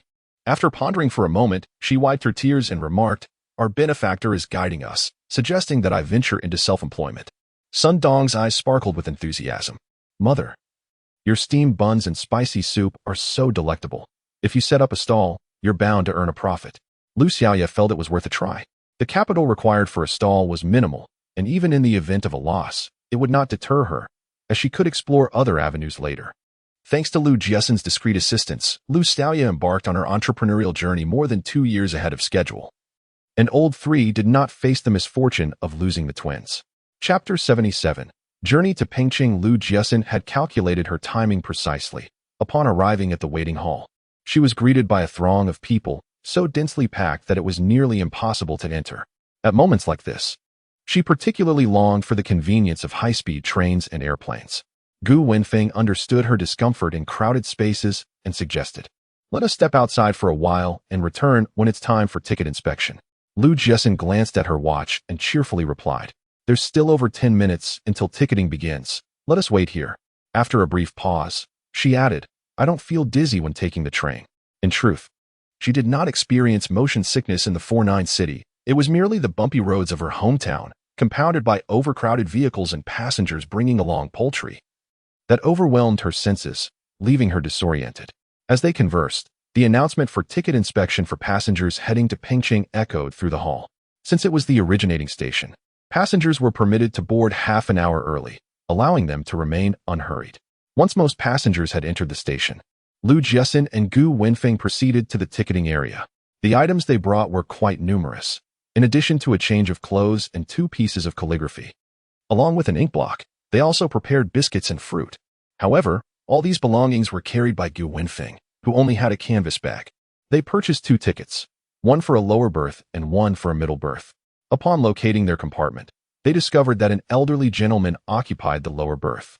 The old man, somewhat embarrassed, said, "Young man, I have a ticket for the upper berth, but at my age, climbing up and down is truly inconvenient. Rest assured, I won't take advantage of you. If you are willing to swap with me, I will not only cover the fare difference, but also offer an additional 10 yuan as compensation." Upon observing the man's snow-white hair and deeply wrinkled face, which suggested he was well over 60, Lu Jiaxin immediately relinquished the lower berth without hesitation. She declined the compensation but accepted the fare difference. Having risen early that day, she felt quite fatigued and climbed to the upper berth, exchanging a few words with Gu Wenfeng before drifting into slumber. By the time the train commenced its journey, she was already lost in dreams. Meanwhile, Shuemao finally returned home after enduring over 30 hours of travel, leaving him quite sore. The driver was exceptionally kind, dropping him off at Guangming Road and even assisting with carrying his numerous belongings into the house. Grateful for the assistance, Shuemao offered the driver and accompanying staff a generous amount of fruit and expressed his thanks profusely. Once the driver departed, he promptly locked the door and, following Lu Jiaxin's instructions, placed the calligraphy into the compartment of her wardrobe, while the ink stick and inkstone were stored in the vegetable cellar. With everything in its proper place, Shuemao felt a sense of relief wash over him, and after a refreshing shower, he retired to bed for the night. A resounding knock echoed through the air, startling Shuemao from his slumber. Upon hearing Lu Jiajia's voice outside, He yawned and approached the door. This was a matter he had previously discussed with Lu Jiaxin. With a calm demeanor, Shuemao expressed, "My greatest aspiration has always been to own a home. My sister, in her quest to help me realize this dream, has purchased a residence for me in the ancient capital. However, the house is in disrepair and requires someone to oversee its restoration." Lu Jiajia, taken aback, struggled to find the right words. "Shuemao, you must understand that Jiaxin still relies on her father for support. If my uncle were to discover this, he might cease to provide her with financial assistance." Feigning helplessness, Shuemao replied, "My sister insists that having a home in the ancient capital signifies having roots. I vehemently opposed the idea, yet she was resolute in her decision to purchase it. You know her temperament. Once she makes up her mind, no one can sway her." Frustrated and anxious, Lu Jiajia exclaimed, "If your uncle stops providing for you, and you've exhausted your funds, how will you sustain yourselves?" Surprisingly, Shuemao remained untroubled. "Rest assured, even if my uncle withdraws his support, we are capable of supporting ourselves." Lu Jiajia furrowed his brow. "I am aware that Jiaxin has some savings remaining after the house purchase and that you can earn money from your food stall. However, she has developed a habit of spending extravagantly. What will happen when she gets married? What family would be willing to accept a daughter-in-law who spends money so freely?" Shuemao bristled at this notion. "While my sister may indulge a bit, she never squanders her resources. She spends wisely. Moreover, she is quite adept at earning money and does not rely on a man's financial support." Seeing Shuemao wholeheartedly defend Lu Jiaxin, Lu Jiajia felt a sense of exhaustion. After Shuemao let out a soft exclamation, he couldn't help but stifle a yawn. Lu Jiajia inquired, "Why are you so tired? Did someone disturb your sleep on the train?" Previously, Lu Jiaxin had mentioned to him that she did not suffer from motion sickness on trains, but did on buses. Jiaxin was not the type to willingly endure discomfort. Taking a rideshare was not in her nature. What business did she have in Pengcheng? Lu Jiaxin had already devised an explanation, and Shuemao recited it as she instructed. Sister went to the antique market to purchase a painting, believing it to be authentic. Though it is undervalued in the ancient capital, she heard that Pengcheng has many affluent individuals from the port city who might be inclined to buy such a painting. In this world, opportunities do not simply fall from the sky. It was foolish of the eldest brother to claim that she had become sensible and prudent in her dealings, only for her to act recklessly. Shuemao remarked, "Brother Jia, those wealthy individuals are not fools. They will certainly verify the authenticity before making a purchase. Although they believe the item is genuine, having it appraised by an expert provides additional assurance. If it weren't for Lu Jiaxin's insistence on making a profit to secure her living for the next 5 years, I would have opposed the sale of the painting." Lu Jiajia, however, was not receptive to his words and hurriedly departed. Chapter 78. The angry Lu Jiajia first sought out Lu Jiaguang to inform him of Lu Jiaxin's plans for Pengcheng. Eldest brother, Jiaxin has lost her reason in her quest for money. Lu Jiaguang was initially taken aback, but his steady disposition allowed him to contemplate for a moment before responding. "Perhaps that painting is indeed a genuine article." Lu Jiajia was astonished. "Eldest brother, how can you entertain such an absurd notion?" Lu Jiaguang believed that Lu Jiaxin was acting with a sense of propriety. If she were not confident, she would not venture to Pengcheng. After all, she was not foolish enough to take the shopkeeper's words at face value. Furthermore, such matters typically require expert appraisal before any transaction occurs. Given that Lu Jiaxin could not repeat her studies due to health reasons, as long as her safety was assured, he would not interfere with her aspirations. As children grow, they often develop a rebellious spirit. The more one intervenes, the more they tend to resist. Lu Jiajia, perplexed, inquired, "Elder brother, are you not concerned that Xian might be deceived?"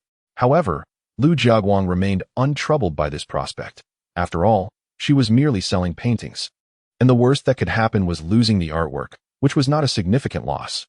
"By the way, how much did Xian pay for that painting?" he asked. Upon hearing the answer, Lu Jiaguang was even more reassured regarding any potential loss.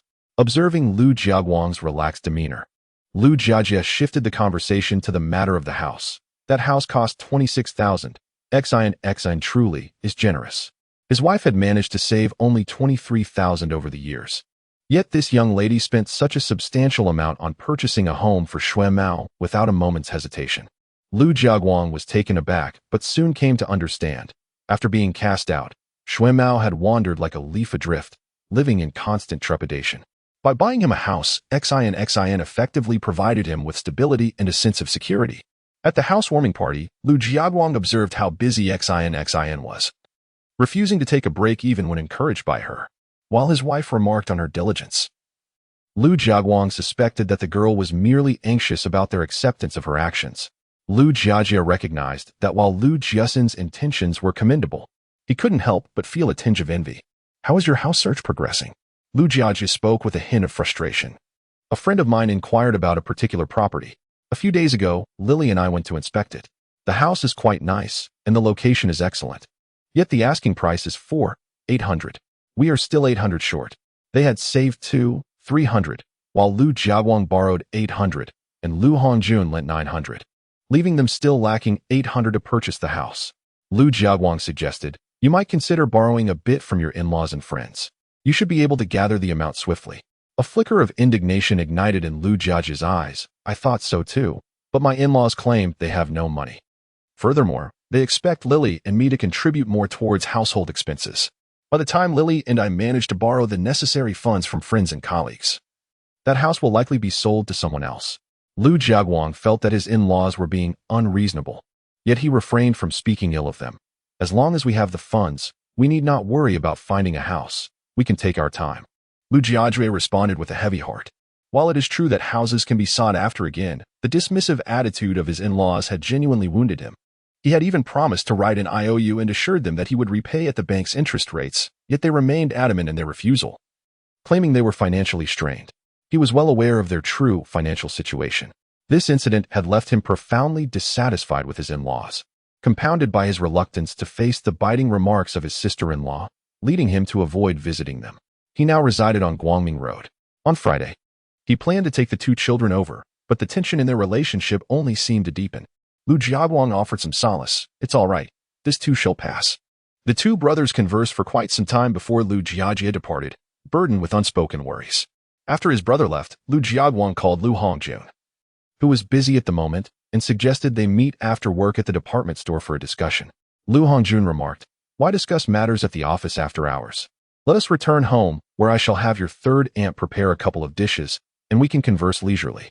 Lu Jiaguang had no desire to encounter Ding Jing at all. He replied, "Uncle, I recall that the restaurant adjacent to the department store has private booths. Shall we dine there instead?" Lu Hongjun understood perfectly well that his nephew was reluctant to return home. Upon reflection, ever since their family member had moved out, neither of his nephews had visited, leaving the house considerably desolate. Upon hearing the expenditure of 88, Lu Jiajie felt a mix of amusement and exasperation. "If it were an authentic piece, would they truly sell it to you for 88? He retorted, leaving Lu Jiajie at a loss for words. He had initially anticipated that the quantity would merely be 20 or 30 jin, but upon seeing 6 baskets, he was rendered speechless. "What on earth do you intend to do with so much? You couldn't possibly finish it by the new year." It was clear that consumption would be impossible. He planned to take some to the market the following day to sell, as fruits were scarce and commanded a good price. Upon arriving at the residential complex, Lu Jiajie was greeted by the sound of his daughter's cries. Rushing upstairs, he discovered a chubby boy atop his daughter, tugging at her pigtails while she lay motionless. Witnessing this scene, Lu Jiajie felt a surge of anger. He swiftly pulled the boy away and scooped up his daughter. The chubby boy fell to the ground, wailing loudly, prompting Ma Mu to emerge from the kitchen. Upon seeing the boy in such distress, she was filled with concern. "Debeo, what has happened?" she asked. "Uncle hit me. Uncle hit me." The maternal figure, furious, scolded, "Lu Jiajie, how can you, a grown man, have the audacity to lay hands on a child?" As Xiao Feng'er wept, she exclaimed, "Grandmother, it was not father who struck cousin. He is the one who hit me and tugged at my hair. Father merely pulled him away." Ma's mother, along with Xiao Feng'er, scolded her, accusing her of lying at such a tender age. Lu Jiajie, infuriated, retorted sharply, "Mother-in-law, did you not hear the loud cries of Xiao Feng? Yet when the chubby boy cried, you rushed out to support him. Why this disparity in treatment for your own grandchildren? It is not that you did not hear. Rather, you have chosen to regard Xiao Feng'er as merely a plaything for the chubby boy, indifferent to her cries." Ma's mother, her face flushed with anger, shot back, "Lu Jiajie, how dare you speak to me in such a manner? Do you not respect your elder?" Lu Jiajie scoffed, "I am aware that our presence here offends your sensibilities. Rest assured, we shall depart soon. If you truly possess any courage, you would demand we leave today." Chapter 79. Departing from the Ma household after the implementation of family planning policies, Ma's father and mother began to regret marrying their daughter to Lu Jiaxin. Had they opted for a son-in-law to join their family, they would not have faced the prospect of their lineage ceasing. Now, with their eldest daughter expressing a desire for her younger son to adopt the Ma surname and carry on their family legacy, the couple's affections shifted toward her and their future grandson. However, as the child had not yet changed his surname, they had not pressed for their departure. Nevertheless, the son-in-law had relented, stating that if Ma Lily and Lu Jiaxin moved out, they could come live with them, and he would allow the chubby boy to take their surname. No longer willing to endure such indignities, Lu Jiaxin stood his ground as Ma's mother sought to expel them. Very well, I shall leave at once. Ma Lily, taken aback, inquired, Jiaxin, what are you doing? Lu Jiaxin recounted the recent events, concluding with the statement, over the past few months, your eldest sister has ridiculed me for relying on others, insinuating that I wish to claim your family's property. I have endured all this. However, after witnessing Xiao Feng'er being so mistreated today, and your mother not only failing to protect her but also slandering her as a liar, I cannot bear to remain here any longer, even if it means taking the children to sleep on the streets. Xiao Feng'er, frightened, began to cry again. Daddy, I do not want to sleep on the streets. There are bad people out there who will take Feng'er away and break her arms and legs to make her a little beggar. Daddy, I do not want to be a little beggar. Ma Lili was taken aback. Feng'er, who told you such things? Upon discovering it was the little chubby boy who had said it, Ma Lili stormed out to confront Ma Mu. Suppressing his anger, Lu Jiaxin picked up his daughter and comforted her. We will not sleep on the streets. For now, let us go stay with your aunt for a few days. Chang, in tears, clung to Lu Jiaxin, pleading not to be left behind. Lu Jiaxin gently patted his son's head. Do not worry. Daddy will never abandon you. If we must leave, we will do so together. While Ma Lili was embroiled in an argument with Ma Mu, she noticed Lu Jiaxin striding ahead, one hand dragging a suitcase and the other clutching a bag, with Chang holding his sister's hand and following closely behind. Lu Jiaxin, his expression darkened, addressed Lili. If you are reluctant to leave, then stay. I cannot continue living here with the children. If we stay any longer, I shudder to think of what might become of them. Upon learning that Ma Dejia had suggested changing the little chubby boy's surname to Ma, and witnessing the shift in Mamu and Mamu's attitude, he resolved to seek out a rental.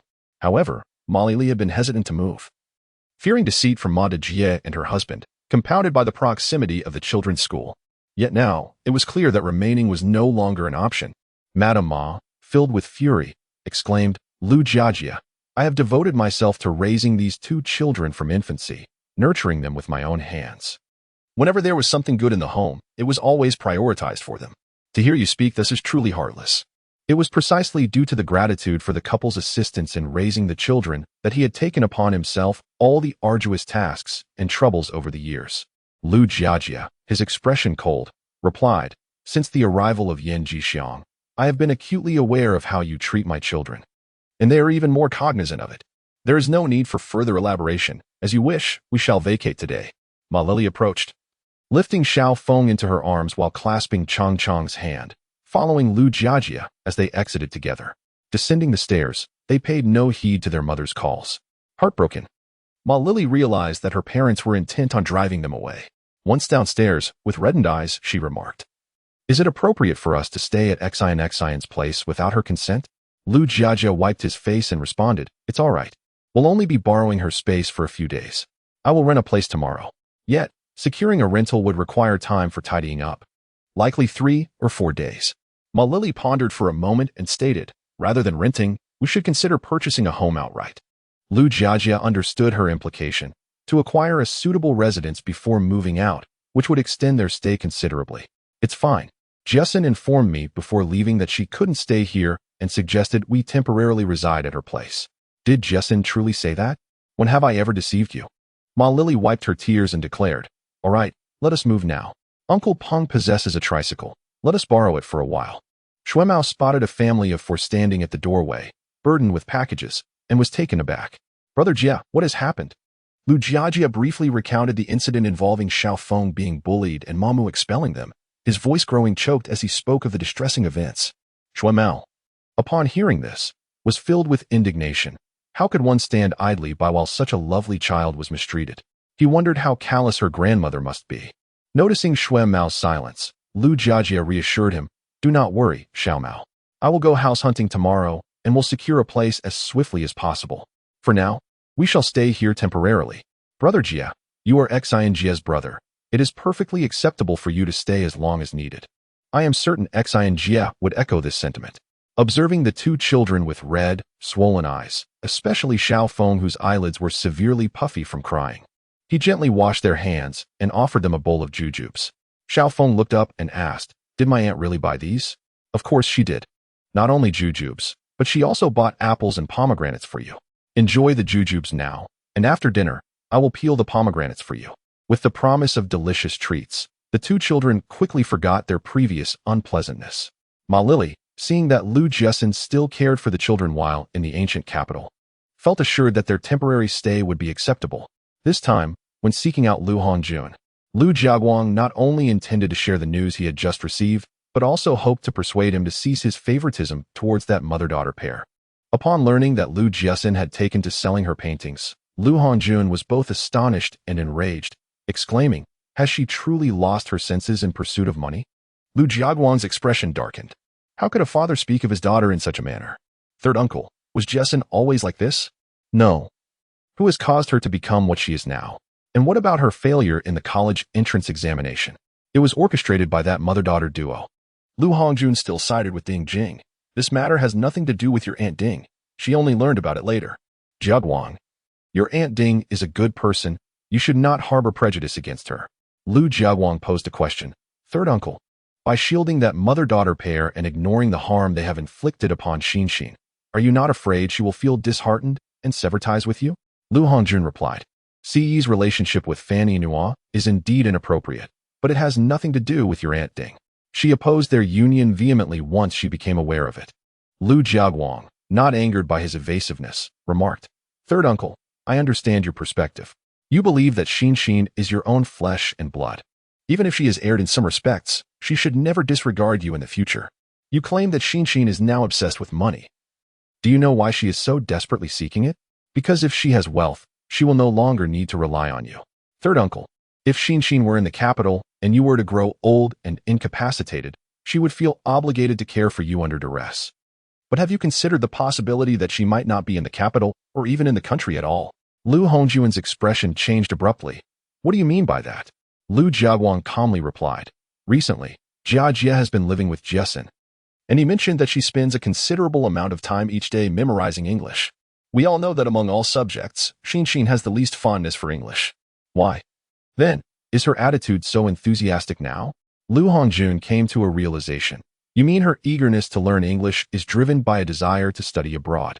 But traveling abroad is not that simple. Lu Jiaguang, noticing that he was still clinging to old notions regarding his sister, remarked, Third uncle, there are two paths for studying abroad.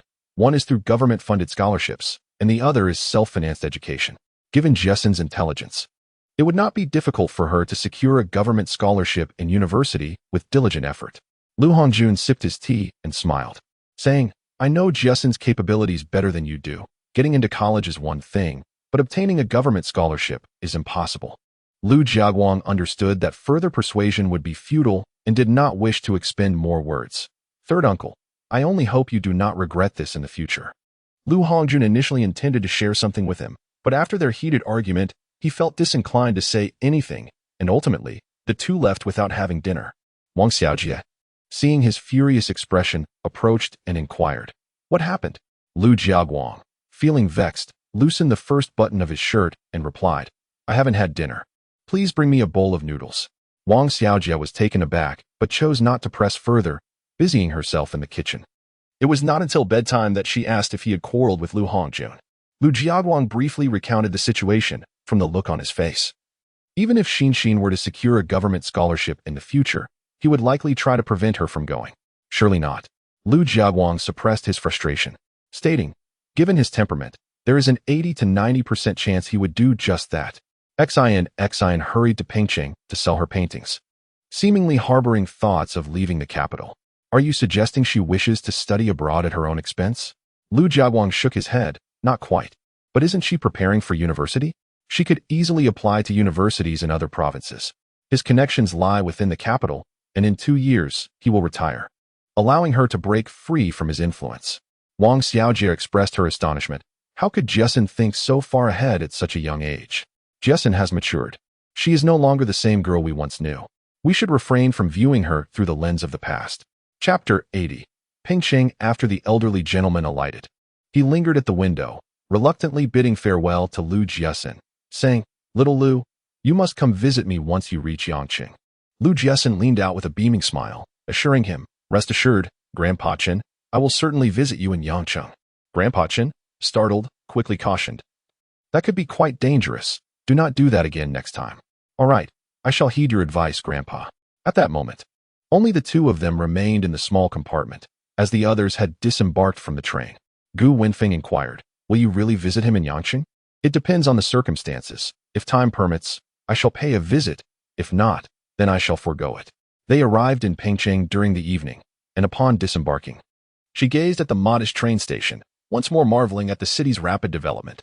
Who could have imagined that a small town would transform into an internationally renowned metropolis, rivaling the likes of the capital and the magical city in just over 2 decades?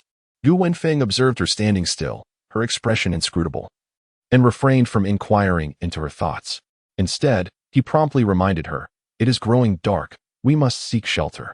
Upon exiting the train station, Lu Jiaxin noticed an elderly man and a child resting beneath a tree, taking respite from the heat. She contemplated that once she earned some money, her first purchase would be a camera. She yearned to capture all that she witnessed, for in 30 or 40 years, these photographs would become invaluable treasures. Gu Wenfeng approached the elder taking refuge in the shade and asked, "Sir, could you kindly direct us to the guest house?" The old man regarded him in silence. Lu Jiaxin stepped forward and inquired in Cantonese. The elder, with a warm smile, gestured to the right, stating that further ahead there was a fork in the road. A left turn not far from there would lead them to the guest house. Gu Wenfeng gazed at her in astonishment and could not help but ask, "When did you learn to speak Cantonese?"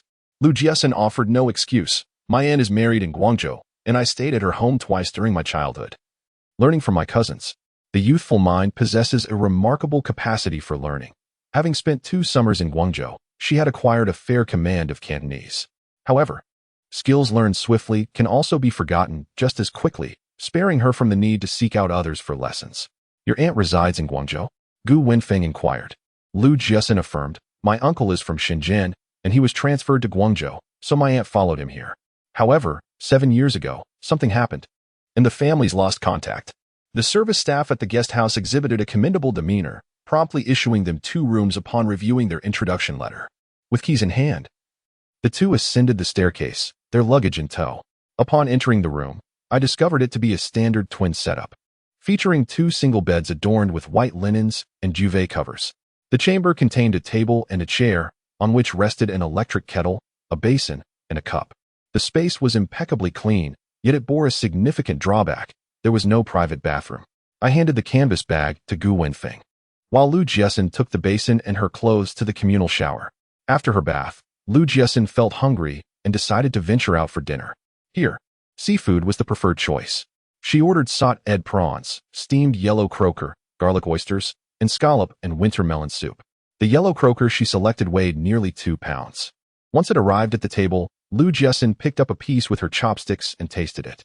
Being freshly caught and wild, the flesh was tender and flavorful. Observing her delighted demeanor, Gu Wenfeng inferred her fondness for seafood. However, just as he prepared to eat, Lu Jiaxin sighed. Puzzled, he inquired, "What's wrong? Is there an issue with the fish?" Lu Jiaxin set down her chopsticks, ladled some soup into her bowl, and replied, "The fish is delightful. It's just that I've been reminded of certain matters that weigh heavily on my mind." She reflected on the alarming reality that due to environmental changes and excessive fishing, many fish species are on the brink of extinction. To add to this, in 4 decades, those creatures on the island will be discharging nuclear waste into the ocean, causing unquantifiable harm to marine life. Gu Wenfeng assumed her thoughts were occupied with past grievances involving Ding Jing. Thus he consoled her, "There's no need to dwell on the past. You should look towards the future."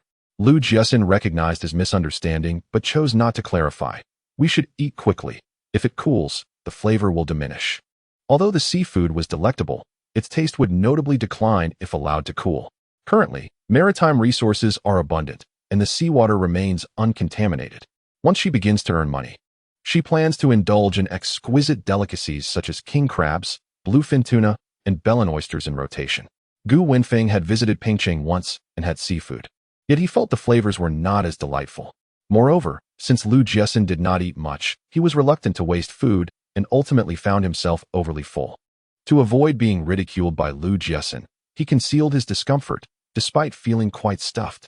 There was no need to seek assistance. One could easily acquire information from experts simply by spending money. However, due to her age being a disadvantage, this matter would have to be handled by Gu Wenfeng. Without hesitation, he agreed. Very well, I shall go tomorrow. From a distance, he spotted the guest house and suddenly inquired, Miss Lu, how much do you intend to sell this painting for? In the ancient capital, paintings by renowned artists typically ranged from 10 to 20,000, and in Pingcheng, it would surely be worth more. We shall determine the price later, Lu Jiaxin replied.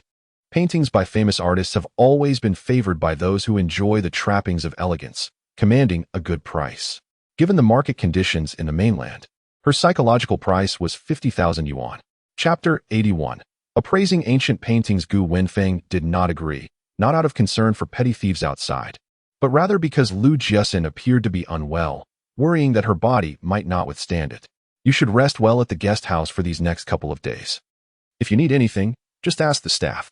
The previous night, a man and woman next door had suddenly erupted into a fierce argument in the middle of the night. The staff had intervened and warned them to quiet down, but after about half an hour, the quarrel resumed, only settling around 4 in the morning. By that time, Lu Jiaxin could no longer find any semblance of sleep. At her age, with ample energy, one would not expect her to appear so haggard after a sleepless night. Gu Wenfeng believed that her expenditures were excessively extravagant. A single painting could fetch tens of thousands, a sum that an ordinary person might not exhaust in a decade. However, he understood that advising her would be futile, and thus remarked, health is of paramount importance. One can always earn money. He continued, Miss Lu, I have learned that a newly arrived teacher at the museum, surnamed Zhang, possesses profound knowledge in calligraphy and painting.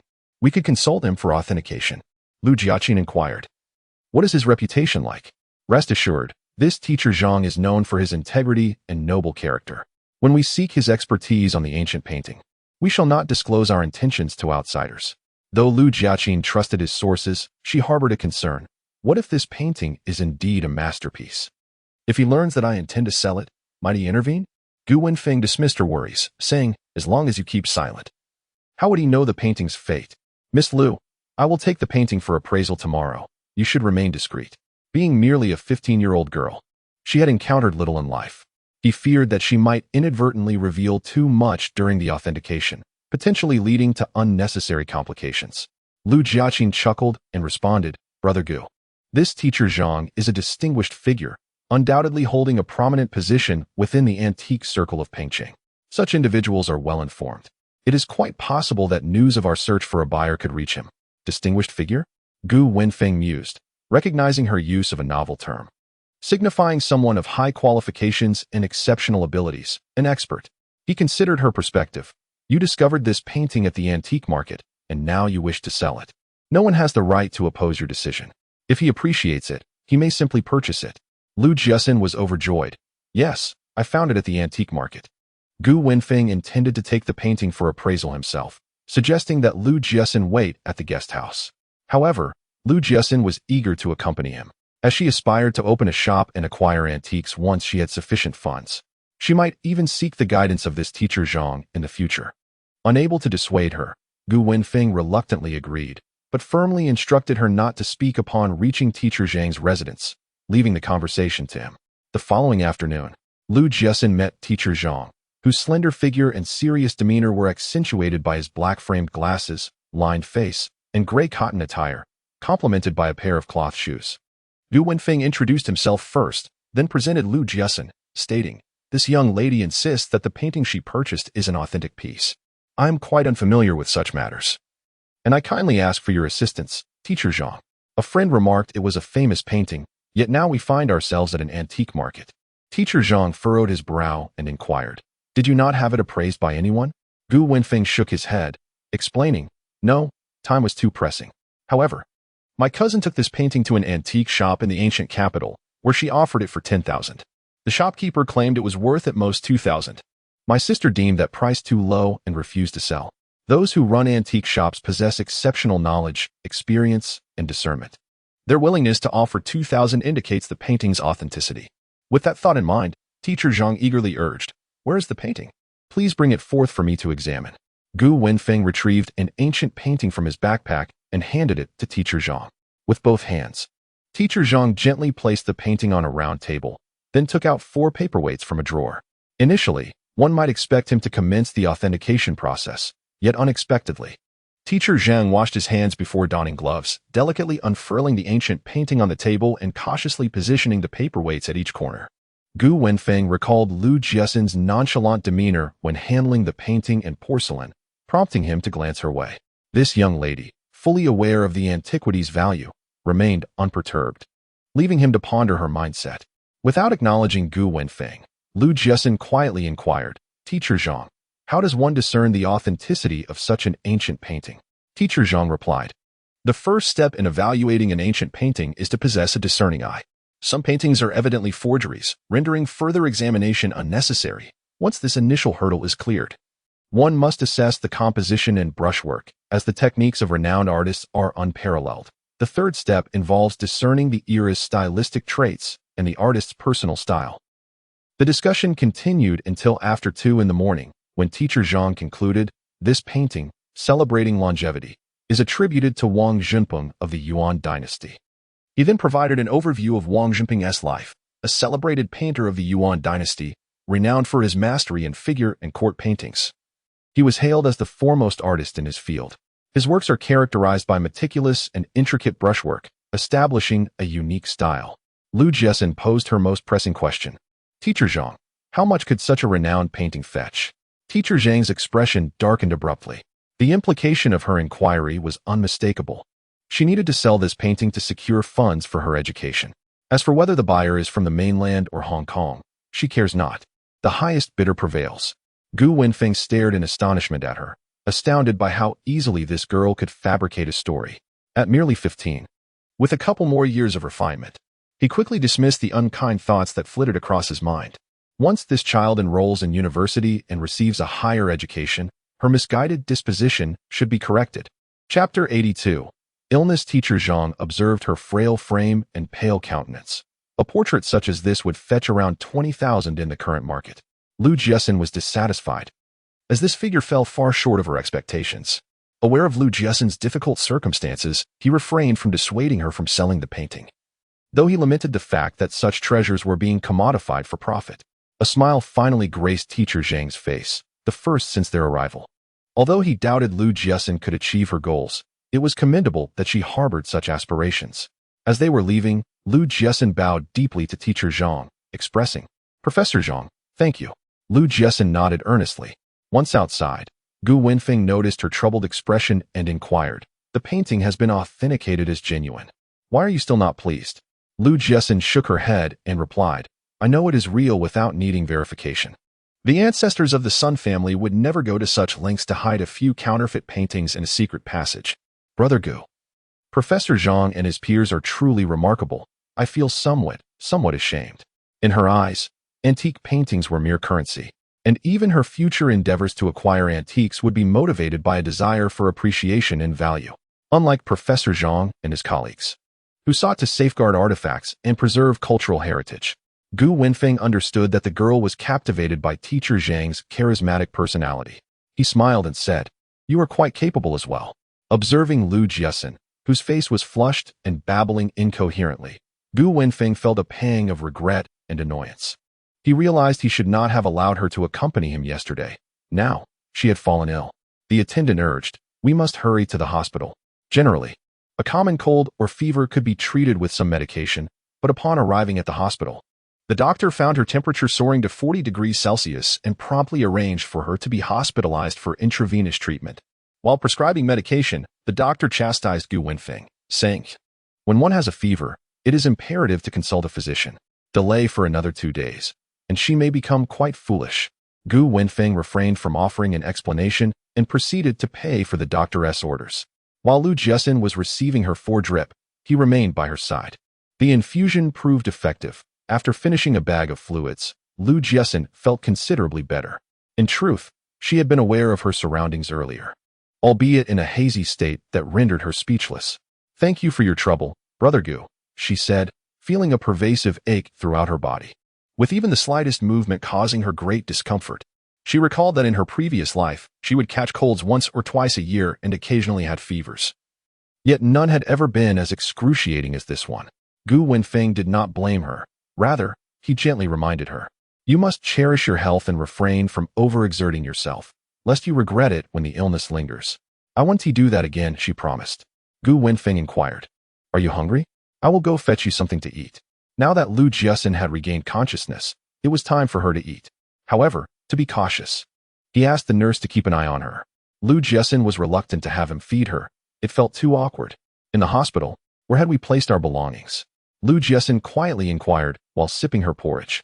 If something were to be lost, it would feel like a piece of her flesh was being severed. Gu Wenfeng reassured her, "Rest assured, everything is safely stored in my room." Leaning against the headboard, Lu Jiaxin expressed her concerns. "Brother Gu, is our stuff secure at the guest house?" "Do not worry. The guest house is well managed. They won't allow anyone to stay without an introduction letter. We appear quite ordinary, so thieves are unlikely to target us. However, if it troubles you, I can retrieve our belongings this afternoon." Seizing the opportunity, Lu Jiaxin suggested, "It may take some time to find a buyer. Brother Gu, let us rent a place. Even if it costs a bit more, as long as the transportation is convenient and the safety is assured." Gu Wenfeng hesitated for a moment before responding. "Miss Lu, perhaps you should reconsider venturing into business. You lack experience and no one is there to support you. It would be difficult to earn a profit. Save the money from selling your paintings. It will be useful until you graduate from university. Waterproof and warm clothing is not hard to create, but fashionable? Are you certain your leather shoes will be aesthetically pleasing?" Of course. Chapter 83. Upholding the legacy. Lu Jiaxin initially believed that one bout of fever was her limit. Yet she underestimated her body's resilience. That very night, she fell ill again. For 3 consecutive days, she felt fine during the day, only to succumb to high fevers at night. After 3 days of this torment, Lu Jiaxin felt utterly exhausted. She had promised her elder brother to call him every 3 days to assure him of her well-being. "I must call him today, otherwise he will worry." "I will make the call." But Lu Jiaxin shook her head. "No, you must not. If you call, my brother will certainly think something has gone awry. I will go and handle it myself, honestly informing him that I am unwell." Gu Wenfeng raised no objections. Even if he were to make a phone call, he would truthfully convey Lu Jiaxin's condition. Only Lu Jiaguang from the Lu family truly cares for this girl. Upon answering the call, Lu Jiaguang, hearing her hoarse voice, grew increasingly concerned and asked, "Are you ill?" "Yes," she replied. "There is quite a significant temperature difference between the ancient capital and Pengcheng, and I caught a cold without realizing it. However, I have already visited the hospital and obtained medication. I shall recover swiftly." With a smile, Lu Jiaxin continued, "Brother, I had the Xian Shou Tuai purchased in the ancient capital appraised by an expert, and it is indeed the authentic work of the renowned Yuan dynasty painter Wang Jinping. Once I am well, I must seek out a buyer." "What did you say? The painting you bought is genuinely a masterpiece?" Lu Jiaguang inquired incredulously. Although he had expressed skepticism in front of Lu Hongjun, he secretly believed she had been deceived. He could hardly fathom that a painting she casually acquired in the market could actually be genuine. Lu Jiaxin mentioned the name of Professor Zhang, saying, "Brother, it should not be mistaken." After a moment of contemplation, Lu Jiaguang responded, "Jiaxin, although I have not delved into antiques, I have heard in casual conversations with friends that the antique market is bustling and the prices of items in antique shops are soaring.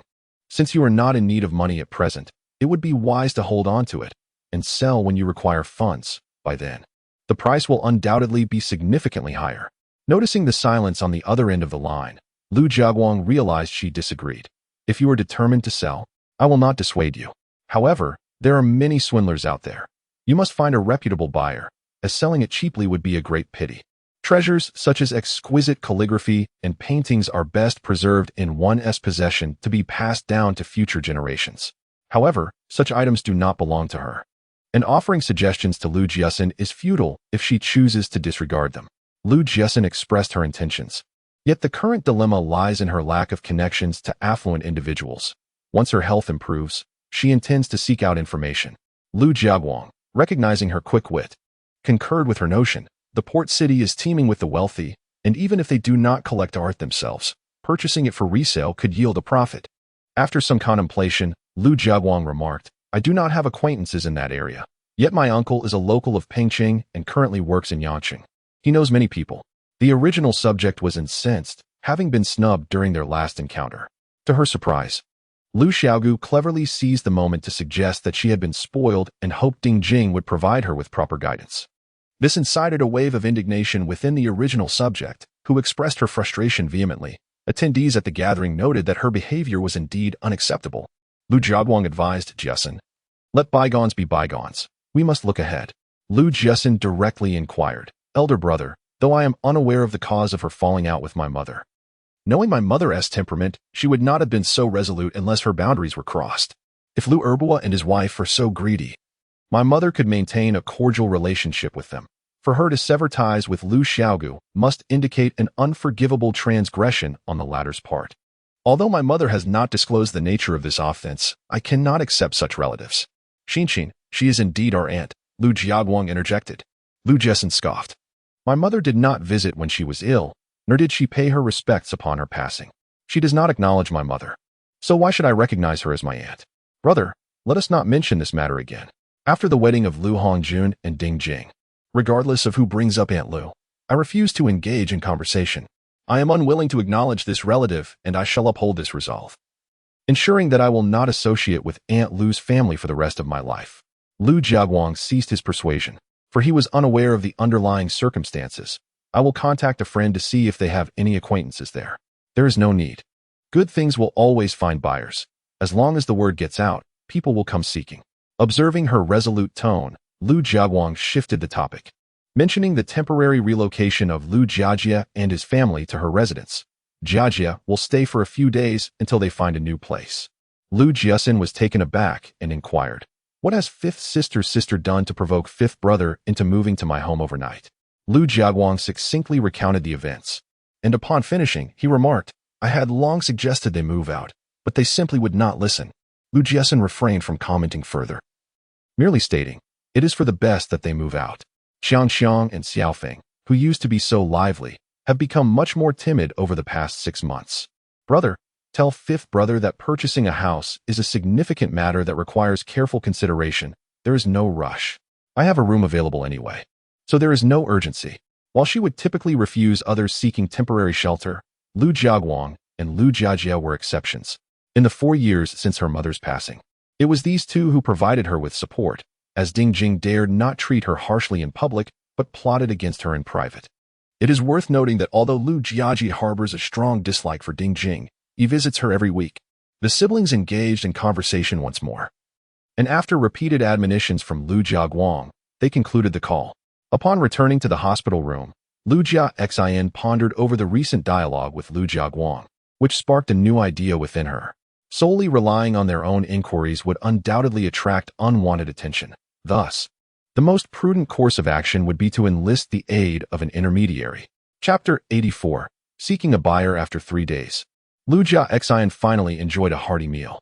That evening, she did not experience a fever, and the doctor issued her discharge certificate the following day. Her 4-day hospital stay cost 31 yuan, a sum equivalent to an ordinary person's half-month salary.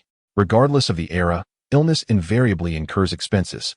Throughout her hospitalization, Gu Wenfeng remained by Lu Jiaxin's side, vigilant against any sudden developments, and refrained from leaving except to procure meals. With her discharge, he intended to assist Lu Jiaxin in finding a rental. However, Lu Jiaxin had already changed her mind. No more renting. They would head to Yangcheng. It was only after her conversation with Lu Jiaguang that she realized the potential of Yangcheng. While Pengcheng was indeed a special economic zone, Yangcheng was the true nexus of affluence. Particularly notable was the recently completed 5-star hotel that opened its doors at the beginning of this year, a veritable gathering place for the wealthy. Gu Wenfeng was somewhat perplexed by her sudden change of heart. He remarked, Miss Lu, I do not know anyone in Yangcheng. Once we arrive there, we will have to rely solely on ourselves for information. Lu Jiaxin clarified, previously, I was mistaken. We ought to seek an intermediary to facilitate the sale of the painting. The genuine affluent individuals are likely congregated in Yangcheng, not Pengcheng. Influenced by her past perceptions, She had assumed that Pengcheng was home to a plethora of wealthy individuals, neglecting to consider that this area had only been designated as a special economic zone for 3 years, rather than being a first-tier metropolis developed over the course of 4 decades. In a moment of reflection, Gu Wenfeng questioned, "We do not know anyone in Yanqing, and the intermediary we inquired about may not be trustworthy." Lu Jiaxin, however, expressed her lack of urgency regarding the matter, saying, "Have you heard of the Swan Hotel? Let us first stay there for a few days and take our time to devise other plans. Where do you think we can find buyers?" Gu Wenfeng inquired. "I do not know. We shall see once we arrive," she replied. Unable to resist her determination, Gu Wenfeng accompanied her to the train station. He had no choice. While Lu Jiaxin experienced no issues traveling by train, she would become quite ill in a car. Upon their arrival in Yanqing, they proceeded directly to the Swan Hotel, a place she had previously visited on 2 occasions and was thus quite familiar with. As they entered the hotel lobby, they were greeted by the picturesque landscape that lingered in her memory: lush greenery, the gentle murmur of flowing water, and a waterfall cascading from the rocks. Gu Wenfeng was struck with awe the moment he stepped into the hotel. Had he not known beforehand that it was indeed a hotel, he might have mistaken it for a park, though, truth be told, not even a park could rival its beauty. Lu Jiaxin approached the front desk to complete their check-in and noticed that Gu Wenfeng was still entranced by the enchanting scenery. With a smile, she said, "Let us go. Our room is on the 3rd floor." "The 3rd floor? How many floors does this hotel have in total?" he asked. Lu Jiaxin chuckled. "This hotel boasts a total of 28 floors. The 3rd floor is practically the ground level. I am feeling a bit tired, so if you wish to continue your exploration, I shall head upstairs." The hotel, situated near a shipping lane, was restricted in height to under 100 meters. Otherwise, it could have been even taller and more spacious. She had overheard a staff member mentioning that the hotel contained over 800 rooms, yet even with such a considerable number, there were times when rooms became scarce due to significant events or other circumstances. Gu Wenfeng could not possibly allow her to ascend the stairs alone. He was still reeling from the shock and was unaware of when Lu Jiaxin had completed the necessary formalities.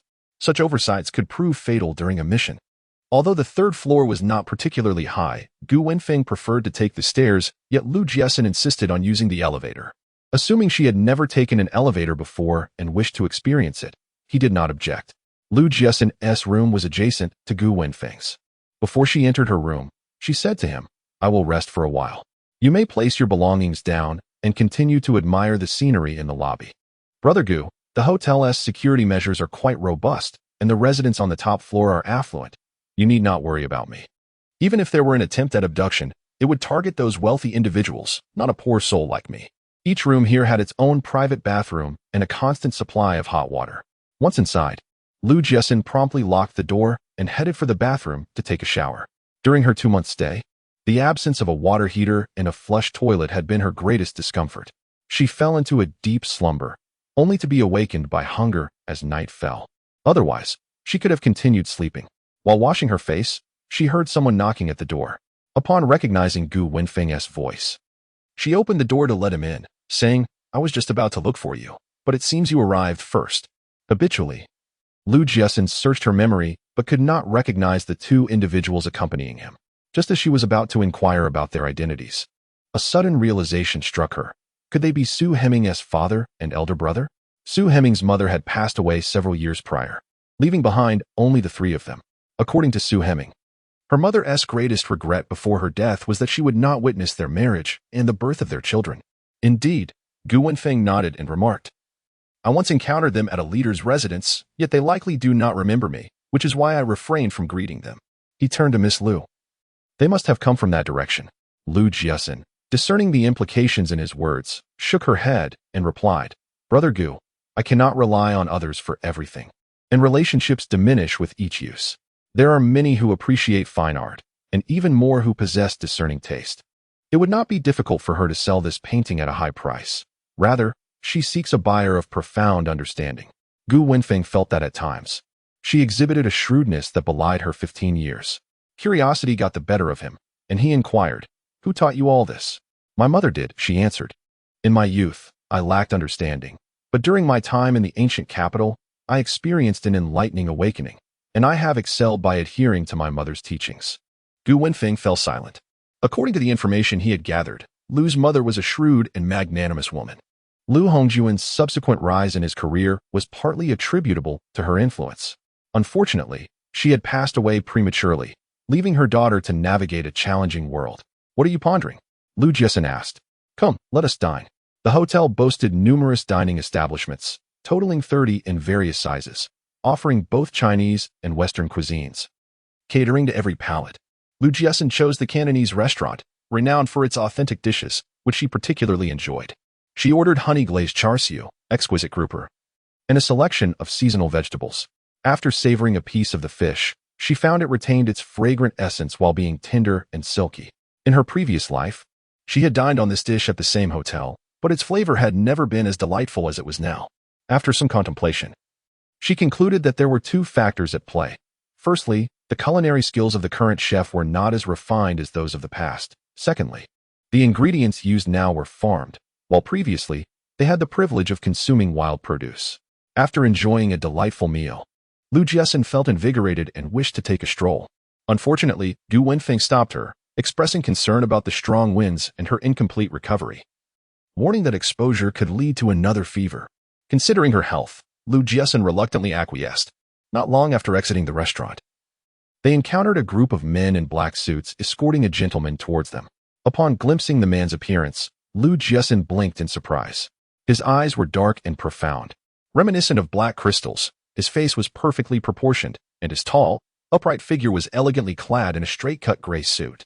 Such a man would undoubtedly command attention wherever he went. Gu Wenfeng waved his hand in front of her face, chuckling. "Stop staring. He's already left. The hardest paths yield no results, yet fortune comes effortlessly," he added. He then paused, drawing her aside to a corner, and spoke earnestly. "Miss Lu, that young gentleman is clearly of high status. He is simply not suitable for you." He mistakenly assumed she was infatuated with the handsome stranger. Amused yet exasperated, Lu Jiaxin replied, "Brother Gu, I am merely 15, with 3 years until adulthood. Who doesn't admire handsome men? However, admiration does not imply any intention to pursue them. My only goal is to earn money for college. I have no interest in anything else." Gu Wenfeng, noting her sincerity, felt a touch of embarrassment and remarked, "The way you looked at him earlier led me to believe you were taken with him." Lu Jiaxin smiled and remarked, "What a handsome man. It's a rare opportunity not to steal a few glances." Having misinterpreted the situation from the outset, Lu Jiaxin decided to inquire about the identity of the young gentleman, believing she might sell her wares to him. She felt like a fragile porcelain doll in the eyes of Gu Wenfeng. Ascending the stairs, Gu Wenfeng followed Lu Jiaxin into the room. After securely closing the door, he lowered his voice and asked, "Miss Lu, are you considering selling the painting to that young man from earlier?" Lu Jiaxin nodded, saying, "The gentleman we just saw was impeccably dressed and adorned with fine accessories. Such individuals typically have a generous disposition." However, Gu Wenfeng harbored doubts, thinking that the young man was unlikely to purchase it, and even if he did, he would not pay a premium. He believed that a person of that ilk generally lacked interest in ancestral treasures. Lu Jiaxin replied thoughtfully, "Children raised in Hong Kong, influenced by Western culture, might regard some of our ancestral heritage as trivial, but this certainly does not extend to antiques and artworks. Brother Gu, in times of chaos, gold flourishes. In prosperous eras, antiques hold greater value. Wealthy individuals understand this principle far better than we do. What makes you think he would pay a high price for your painting?" Gu Wenfeng inquired. Lu Jiaxin countered with a question of her own. "Brother Gu, what do you believe a person of high status with substantial wealth seeks?" Gu Wenfeng hesitated. "What do you think it is?" "Longevity. Throughout history, emperors have been the most fervent in their pursuit of eternal life. Our painting carries a profound symbolism, making it the perfect gift to present to elders at home." Gu Wenfeng could not help but inquire, "Is this also what your mother taught you?" Lu Jiaxin replied with a smile, "No, I gleaned this from my readings. And it is precisely why my mother insists that I must attend university. She believes that extensive reading broadens one's mind and perspective, ensuring that one will not be easily bullied in the future." Gu Wenfeng wholeheartedly concurred with her sentiment. Not only will you be safeguarded from bullying, but acquiring knowledge will also enable you to become a valuable individual, contributing to the nation.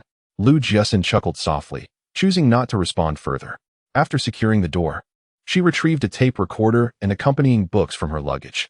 Her actions were not mere pretenses. She delved into her studies earnestly. Proficient in French, She could communicate effortlessly with others. Her English was adequate for conversation as well, yet she struggled with specialized topics or rapid speech. Thus, she had devoted herself diligently to her studies over the past few months. After a 15-minute respite, Jiaxin resumed her mathematics exercises. Having primarily focused on the humanities, she found mathematics to be her greatest challenge. She felt no apprehension regarding her Chinese, politics, history, or geography. Her sole concern lay with mathematics. In her previous life, her mathematical skills had been lacking, and despite her considerable efforts, she only managed to score a mere 109 points in the college entrance examination. With over a decade devoid of academic engagement, she could hardly recall any of the material. However, to achieve favorable results and gain admission to university, her math skills must be significantly improved. Pondering this, she felt a twinge of confusion in her past life. It seemed there were no affluent tycoons in Hong Kong with the surname Ye. Perhaps her ignorance had led her to overlook them.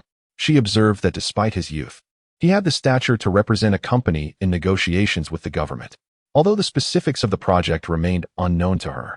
The scale of cooperation with the government must be substantial, thereby demonstrating Ye Zhan's remarkable capabilities.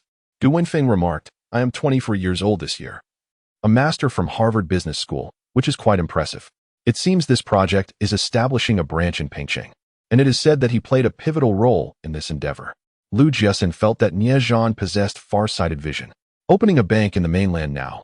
As long as they do not withdraw their investment midway, they are bound to reap substantial profits, she mused. Gu Wenfeng continued, "Miss Liu, someone from the Nye family has previously been kidnapped, which is why they always travel accompanied by numerous bodyguards. We must exercise caution in our dealings with him to avoid misunderstandings." Jiaxin smiled and replied, "There is no need to engage with him directly. Establishing a connection with his secretary will suffice. We are here to sell paintings and forge friendships. Would there be any issues discussing matters directly with the secretary? Rest assured, a secretary of a young master receives a handsome salary and would not jeopardize their reputation over a mere painting." Chapter 86. Secretary Wang. The Swan Hotel is situated on a stretch of marshland, directly facing a bustling wharf. After enjoying a sumptuous breakfast, Jiaxin stepped outside and was greeted by the sight of numerous wooden boats docked on the river, while the opposite wharf was teeming with activity. Vendors were selling breakfast items, fruits, and seafood vegetables, creating a lively atmosphere. Curiously, Jiaxin inquired, "Brother Gu, why are these boats not venturing out to sea?" "They remain docked at the wharf." Gu Wenfeng explained, "Fishermen rely on catching fish for their livelihood. Not going out to sea translates to no income, and without money, their families may face hunger. It appears a typhoon is making landfall, which is why they dare not set sail. It is too perilous. Miss Liu, do you intend to head to the wharf across the way?" Jiaxin shook her head and replied, "I just ate too much. A stroll will help with digestion." Gu Wenfeng was somewhat perplexed, for the scenery here paled in comparison to the beauty of the hotel. Little did he know, in Jiaxin's eyes, the azure sky and emerald sea were incomparable to any artificial landscape. After walking for more than 10 minutes, with hardly anyone around, Jiaxin inquired, "Brother Gu, who do you intend to approach as the intermediary?" Gu Wenfeng hesitated for a moment before responding. "Manager Chen from the hotel is the cousin of my comrade's brother-in-law. It was he who informed me about comrade Ye Zhan's background." Jiaxin felt that his connections were indeed extensive. It was a pity he was reluctant to venture into business, for otherwise, he could have become a valuable partner. "Brother Gu, for my sake, you have accrued so many favors. I am at a loss as to how I might repay you." Jiaxin fell silent, which was tantamount to a rejection. Gu Wenfeng understood that mere words would not sway her decision, so he shifted the conversation. "Manager Chun has agreed to help us convey a message. If this secretary shows no interest in our painting, we shall need to seek another target." Jiaxin smiled and said, "Rest assured, he will certainly be interested. In his position as Ye Zhan's secretary, he will naturally be inclined to alleviate his burdens. Given the elder Nie's advanced age, his family will surely celebrate his birthday. In such matters, the younger generation must express their respect. As the head of the Nye family, the elder will undoubtedly be the object of much thoughtful preparation for gifts." Gu Wenfeng was unaware of the source of her confidence. "I hope you are correct," he replied, feeling that any time would suffice. Having reached a consensus, Jiaxin ascended the stairs to retrieve her bag before stepping outside. As she walked along the immaculate and orderly street, She gazed at the aging houses with a sense of nostalgia. In a few years, these structures would vanish, replaced by towering edifices. Lu Jiaxin understood that. According to contemporary perspectives, the grievances of the elders bore no relevance to the younger generation. The discord between her mother and her aunt was a matter confined to their sisterly relationship. Nonetheless, the original self ought to extend respect to her aunt. Reflecting on this, she recounted briefly the actions of her aunt. She disregarded my mother, thus I consider her no longer my aunt. Gu Wenfeng was taken aback to learn that Lu's aunt had conspired with Ding Jing to undermine her. He could only wonder what thoughts occupied her mind. For it was no surprise that the young lady had ceased all contact. With a smile, Lu Jiaxin inquired, Gugu, I have yet to hear you mention your family. Gu Wenfeng had not intentionally concealed this from her. He merely deemed it unnecessary. However, upon Lu Jiaxin's prompting, he shared that he had married 3 years prior and welcomed a pair of twin sons the previous year. Observing his serious demeanor, Lu Jiaxin stifled a smile and remarked, with such a stern demeanor, lacking gentleness and consideration, what could your wife possibly see in you? Gu Wenfeng earnestly replied, flattery cannot sustain one's life. The essence of a man lies in his responsibility and accountability. Miss Lu, when you seek a partner in the future, let it be someone akin to myself. Unable to contain her laughter, Lu Jiaxin exclaimed, Gugu, I never realized you were so self-admiring. Gu Wenfeng believed he was not self-absorbed, but rather that responsibility and accountability constituted the fundamental attributes of a man. Without these qualities, one was unworthy of the title. After Lu Jiaxin smiled, she nodded and said, Brother Gu, I believe you are only partially correct. In seeking a partner, one must possess both responsibility and the ability to sweet-talk and bring joy to others. Otherwise, I shall not marry. By the way, in the future, you may simply call me by my name. Refrain from addressing me as Miss Lu, as it sounds rather awkward. As they conversed, they strolled and, feeling hungry, casually entered a roadside eatery. To their surprise, the rice rolls at this establishment were exceptionally tender and delightfully chewy. Lu Jiaxin wiped her mouth and remarked, no wonder those gourmets claim that true culinary expertise lies among the common folk. I have sampled rice rolls countless times. Yet this is the first time I have encountered the most authentic version. Is there rice roll available in the 49 city? Lu Jiaxin's response was swift. I have visited Pengcheng for brief stays thrice before, indulging daily in wonton noodles, rice rolls, bowl rice porridge, and shrimp dumplings. It's precisely due to such delectable offerings that I gained 6 pounds during my mere half-month stay. That is what you yourself have stated. A gentleman's word is as binding as a chariot. Manager Chen cautioned, be sure not to venture out tonight, or Secretary Wang may perceive you as lacking integrity and refrain from purchasing your paintings. Gu Wenfeng promptly assured that he would remain in the room. At 8:50, Lu Jiaxin brought her artwork to Gu Wenfeng's room, and at 8:59, Manager Chen arrived with Secretary Wang. Upon seeing the visitor, Lu Jiaxin was somewhat taken aback. Having anticipated a male, only to discover a woman instead. This secretary was clad in a refined white suit, exuding an air of shrewdness and competence.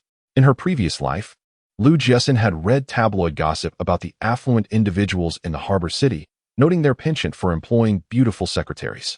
The Secretary General before me was not particularly striking. Her face bore a few minor freckles, yet her figure was undeniably alluring, with delightful curves that captivated the eye. Chapter 87. Niezhan Secretary Wang extended her hand towards Lu Jiaxin, speaking in Mandarin tinged with a Cantonese accent. Hello, Miss Lu. I am Wang Yaden, the Chief Secretary to Mr. Nye. After rising to shake her hand, Lu Jiaxin introduced herself. I am Lu Jiaxin, daughter of Lu Hongjun, the General Manager of the 49 City Department Store. Wang did not anticipate such a self-introduction, but it suited her purpose perfectly. Miss Lu, I have heard from Manager Chun that you possess a renowned ancient painting. Might I have the pleasure of viewing it? Considering she was indeed there to sell the artwork, it was reasonable for the buyer to request a look. Lu Jiaxin carefully retrieved the painting. Unfolding it with great care, she explained, we had it authenticated by Professor Zhang from Pengcheng. It is a work by Wang Jinping, the foremost painter of border painting from the Yuan dynasty. What? Lu Jiaxin smiled and elaborated. Border painting is a distinctive genre in Chinese art that employs a measuring tool and guiding lines during its creation, hence the name. As the painting unfurled, Secretary Wang saw an elderly man depicted, holding a cane in his left hand and a large peach in his right, riding a longhorned deer, with a crane flying overhead. Perceiving that she might not be well versed in Chinese history, Lu Jiaxin pointed to the bearded old man in the painting. stating, "This is the Southern Pole Immortal, a deity from our ancient Chinese mythology, known for being the longest-lived among gods and presiding over longevity and fortune." Upon hearing this, Wang's eyes sparkled with interest.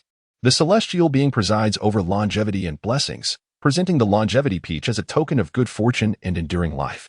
Mr. Nye, a traditionalist at heart, has a penchant for antiquated customs. With the esteemed gentleman's 60th birthday approaching next year, this gift from the proprietor is truly fitting. Jiaxin noticed a fleeting glimmer of delight in her eyes, though it was swiftly concealed. Wang Yaden inquired, "Miss Lu, may I ask how much you intend to sell this painting for?" 100,000 green coins, replied Jiaxin. Given the national shortage of foreign currency, there is a pressing need to devise various means to generate foreign exchange. If the transaction were to be conducted in green coins, she would enjoy considerable convenience when purchasing raw materials for processing later on. Manager Chen's eyes nearly bulged in disbelief. 100,000 green coins. This young lady certainly dares to set such a price. To his knowledge, the most expensive painting sold domestically fetched only a little over 20,000 green coins. Du Wenfeng remained unfazed, for selling is merely a matter of asking exorbitantly and negotiating down. Reflecting on the antique market, where items priced at 1,000 can be haggled down to 10, Wang Yaden observed their reactions and smiled, saying, "Miss Lu, I genuinely wish to purchase. However, your exorbitant demand makes it impossible for us to negotiate." Jiaxin countered, "What do you consider a reasonable offer?" Secretary Wang boldly stated a mere 10,000 green coins, 1/10 of Jiaxin's asking price. Jiaxin fell silent, rolling up the painting. 10,000 green coins, at the current exchange rate, equates to only 20,000 renminbi, substantial for an average individual, yet she would never part with it. Such an amount is better preserved for a future sale decades hence. Manager Chen, astute as ever, recognized Secretary Wang's intent to leave upon hearing the offer, understanding that she still harbored a desire to purchase. He approached and grasped Jiaxin's arm, inquiring, "Miss Lu, what is your psychological price?" Jiaxin replied, 100,000 green coins, not a penny less. If young Master Nye is uninterested, I shall seek other buyers. I am confident I will encounter someone who appreciates its value." This price was beyond Secretary Wang's means. She had come to understand the consumption levels in the mainland over the past few days, and for the locals, 100,000 green coins represented an astronomical sum.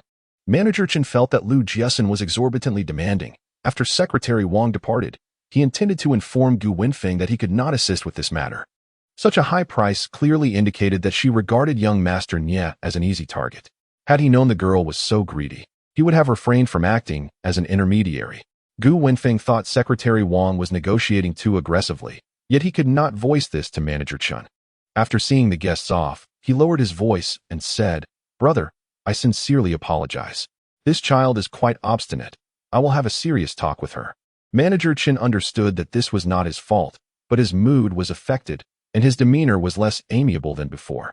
Jiaxin leaned back in her chair and softly remarked, 100,000 green coins is indeed a lofty price, but this is merely my opening offer, and I am open to negotiation. However, to reduce it to 10,000 is clearly an indication that they underestimate my youth and ignorance of antique valuations. One must not yield to such individuals, otherwise they will dictate the price. With a yawn, Jiaxin added, "I am tired. Let us discuss this matter further tomorrow." Secretary Wang shook her head. Although she hailed from the harbor city, she had attended school in Britain during her secondary education and was not well versed in the traditional culture of the flowering nation. Prior to her arrival, she had diligently studied various topics, primarily focusing on folklore and legal statutes. Niejean removed his glasses and remarked, "This young lady must have inquired about the Nye family's circumstances and is aware of my grandfather's preferences. However, the price is excessively steep. It could be acquired for 50,000 green coins." Secretary Wang believed that 50,000 green coins was exorbitant, suggesting a maximum of 20,000. Niejean chuckled softly, stating, 50,000 green coins translates to just over 300,000 Hong Kong dollars. If it is indeed the authentic work of the foremost painter from the Yuan dynasty as she claims, then it would be a worthy investment. A friend of mine recently purchased a Qing dynasty painting for over 600,000. In comparison, 300,000 is not extravagant. Of course. Secretary Wang understood his implication and nodded in agreement. The following day, as Jiaxin was engaged in her morning routine, Gu Wenfeng knocked and entered. He promptly shut the door behind him, his face alight with excitement as he said, "Manager Chen just came to see me. He mentioned that Secretary Wang wishes to discuss matters with us further. When would be a suitable time?" After breakfast, Lu Jiaxin replied, "In this vast world, nothing is more important than a meal. It would be unwise to conduct business on an empty stomach." As she spoke, she picked up a jar of baique ling from the table, unscrewed the lid, and applied a small amount to her face.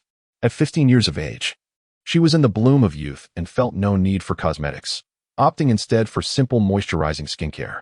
Curious about her calm demeanor, Gu Wenfeng asked, "What makes you so certain that young Master Nye would be willing to pay such a high price for our painting?" In Chapter 88, Manager Chen approached Gu Wenfeng, informing him that no one in Pengqing dared to price antiques as high as they had. They were the first to do so. Gu Wenfeng sought to understand the confidence behind Lu Jiaxin's lofty pricing. Gu Wenfeng expressed his perplexity, stating, "These are merely feudal superstitions. Young Master Nye has grown up abroad and should not subscribe to such beliefs." Lu Jiaxin chuckled, replying, "Whether Nye believes or not is inconsequential. What matters is that old Master Nye does. In a prominent family like the Nyes, there are undoubtedly intrigues and power struggles at play. If other members of the Nye family were to learn of this matter, they might seize the opportunity to sow discord in front of old Master Nye. What do you think would ensue?" She continued, "Antiques are not devoid of value. Rather, they simply do not fetch a good price in the domestic market. Numerous factors contribute to this situation, one being a lack of understanding and another being the sluggish domestic economy. If we were to take our painting to Hong Kong, it could easily sell for 500,000 or 600,000 at an auction house. Therefore, this transaction does not constitute a loss for Nye. Currently, the renminbi holds value, with an exchange rate of approximately 2:1 against the greenback. Meanwhile, the Hong Kong dollar has depreciated significantly since last year, now standing at around 6:1 against the greenback." Gu Wenfeng's expression was somewhat complex. He had gathered information about Nie's background, but had not contemplated it deeply. In contrast, Lu Jiaxin had extracted ample insights from the situation, leveraging this knowledge to set a high price. Indeed, as she had speculated, Nye was genuinely willing to pay a premium for their painting. Initially, he believed that Lu Jiaxin would inevitably incur losses in her business endeavors, thinking that a stumble would impart a lesson. Yet, it now appeared that Lu Jiaxin was judiciously calculating her steps. While her business may not yield exorbitant profits, it certainly would not result in losses. Upon arriving at the restaurant, Lu Jiaxin ordered several of her favorite dishes. The prices here were quite extravagant, and each time Gu Wenfeng witnessed her payment, he felt a pang of regret, leading him to exercise considerable restraint while dining. With thoughts of imminent wealth, she relinquished her restraint and indulged in a hearty meal. Secretary Wang, aware of Lu Jiaxin's difficult disposition, spoke candidly, "Miss Lu, our boss has stated a maximum of 50,000 green coins. If you agree, we will engage an expert for authentication." In truth, she considered 50,000 green coins to be rather excessive, yet given that the chairman's 60th birthday was approaching, this painting held auspicious significance, and it would likely please him as a gift. While there was no issue with purchasing antiques at a premium, acquiring a counterfeit at such a price would lead to external doubts regarding the chairman's capabilities and discernment. It was not a matter of mistrusting Secretary Wang, but rather ensuring absolute certainty in this affair. After investing considerable time and effort, she was keen to avoid any last-minute mishaps. Secretary Wang assured her that an expert would be found within 2 days, and continued, "Miss Lu, as long as it is a valuable item, my boss will certainly be interested." Desiring to secure additional capital, Lu Jiaxin promptly retrieved a canvas bag from the cabinet and carefully unwrapped the tightly bound ink. She first removed the outer layer of cloth, then tore away the second layer of newspaper, and finally, with scissors, she cut through the third layer of oil paper. As the oil paper was severed, a delightful fragrance wafted through the air. Secretary Wang gazed in astonishment at the ink on the table, just as her boss had anticipated. This young lady possessed something remarkable. Lu Jiaxin unveiled the oil paper, elucidated the ink's significance, and then showcased the 5-clawed golden dragon carved at the base of the ink. Items adorned with a 5-clawed golden dragon are exclusively reserved for the emperor. Secretary Wang grasped the implication. "Are you suggesting that this ink was used by the emperor?"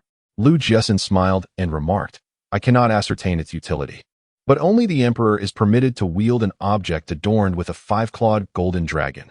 Others who attempt to do so may meet with dire consequences." Secretary Wang nodded slightly, inquiring, "Why does it emit a fragrance?" Is it harmful to the body? Lu Jiaxin elucidated. During the ink-making process, precious medicinal herbs were incorporated, resulting in this delightful scent. This exquisite craftsmanship has regrettably been lost to time. Far from being detrimental, this fragrance is, in fact, beneficial to one's health. In ancient times, to conspire against the emperor was akin to treason, punishable by extermination of one's entire lineage. Secretary Wang then asked, Miss Lu, may I inquire about the price of this item?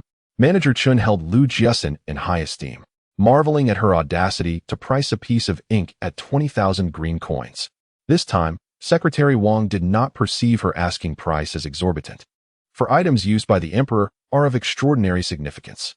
Is there a particular reason one cannot find an appraiser in Jiaxin? Lu Jiaxin bowed her head and softly replied, the ancient painting was acquired by me from the antique market, but the ink was procured by my mother for me to practice calligraphy. Initially, I found the ink so beautiful that I could not bear to use it and chose to store it away. However, now in urgent need of funds, I have no choice but to part with it. Gu Wenfeng was astounded by her storytelling prowess. Secretary Wang understood that she sought to conceal the ink's origin to avoid being labeled a spendthrift. Nevertheless, negotiation was imperative, 10,000 green coins. Should the owner decline, they may keep it for their collection, as it will surely appreciate in value. Lu Jiaxin stood her ground, asserting 20,000 green coins. If you deem it too steep, then so be it. Secretary Wang expressed that the price was excessively high and needed to consult the boss. Jiaxin, upon acquiring the inkstone, scrutinized it closely. Noticing the 5-clawed golden dragon on its back, he chuckled and remarked, I didn't expect this young lady to possess such remarkable treasures. Secretary Wang replied, the young girl claims that this inkstone was exchanged by her mother for some items intended for her practice in calligraphy, while that painting of immortals was unearthed at the antique market last month. Do you believe that? Jiaxin chuckled lightly. While one might occasionally find a hidden gem at those street stalls in the antique market, the odds are akin to winning the lottery, extremely slim. It is rather improbable for Lu Jiaxin and her mother to have discovered 2 antiques. Such fortune is rare. Jiaxin himself was skeptical, but the fact that Lu Jiaxin dared to approach him suggested that these items were likely obtained through legitimate means. Chapter 89. A further transaction gently caressing the 5-clawed golden dragon on the inkstone. Jiaxin stated with a smile, there is no need for an appraisal. Once the expert evaluates the painting, we will transfer the funds to her. What if it turns out to be a forgery, boss? Jiaxin, quite fond of the inkstone and intending to keep it for himself, replied, the fragrance it emits is invigorating. It cannot be counterfeit. Therefore, the ink must be infused with numerous beneficial herbs. Such ancient craftsmanship has long been lost. Modern artisans cannot replicate it. The asking price for this inkstone is 20,000 green coins. It is worth that amount. Upon hearing that Jiaxin had promptly agreed to purchase the ancient inkstone for 20,000 without negotiation, Gu Wenfeng felt that money was coming too easily. No wonder Lu Jiaxin was so determined to seek treasures. However, considering that Lu Jiaxin was fully aware of the inkstone and ink slab's true value yet still chose to donate, it was indeed a rarity. Lu Jiaxin understood his thoughts and smiled as she said, this ink is the finest among its kind, which is why it is offered to the emperor. The others, at most, sell for 200 to 300 now. In truth, she had set an exorbitant price for this ink, with a psychological benchmark of 5,000 green coins. To her surprise, Jiaxin, being affluent, did not haggle. Gu Wenfeng was taken aback. Is there really such a vast difference? Lu Jiaxin chuckled. The ink and inkstones we have found are in impeccable condition, which justifies their high value. Those that are chipped or damaged can barely fetch 10 coins. Enough to buy a canvas bag. This indeed illustrates a stark contrast. Thus, it is perilous for the uninitiated to dabble in such matters, as they could face ruin. Gu Wenfeng inquired about the earlier matter, regarding the ancient ink. Why did you not ask Secretary Wang to keep it confidential as well? Lu Jiaxin shook her head and replied, having lingered in the ancient capital for so long, and then coming to Yangcheng, I must have an explanation. My family is already aware that I acquired an ancient painting in the ancient capital to sell here. Are you not concerned about attracting attention? Lu Jiaxin also desired to amass wealth discreetly, yet she understood the improbability of such. Even if Secretary Wang and Manager Chen do not divulge the matter of the ancient painting, it cannot remain concealed. After we interacted with Secretary Wang, we came into a substantial sum of money. The source of such wealth is easily conjectured. Gu Wenfeng, visibly troubled, remarked, a sum of this magnitude poses a risk if the information leaks. 70,000 green coins equate to over 100,000 yuan. Currently, Yangcheng is rife with dangers. Should anyone learn of our wealth, it could lead to dire consequences. Initially, Jiaxin had contemplated conducting business using green coins, but after wandering around these past few days, she realized her naivety. Even with Gu Wenfeng's prowess, carrying such money on one's person could very well lead to dire consequences. Once we secure the funds, we shall proceed to Yueshio District, where you will open a savings account at the bank to deposit the money. We can withdraw it when the need arises. The adage rings true: men die for wealth, birds perish for food. She has no desire to contend with a wave of petty thieves or even armed robbers. Although Gu Wenfeng is formidable, he must account for the presence of firearms.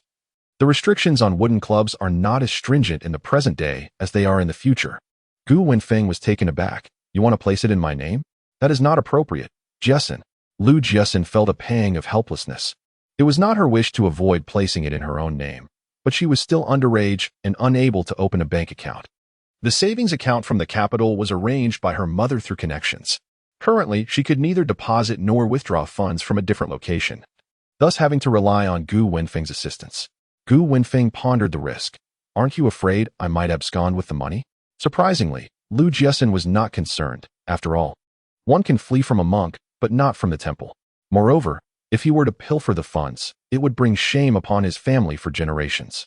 The possessions originally intended for him could fetch far more than 70,000 green coins if sold. Gu Wenfeng, however, was merely jesting. He would not genuinely abscond with the money, as donating those items to the public would hold greater significance. Miss Liu, I can temporarily deposit the money in my account. But who will safeguard it once I depart?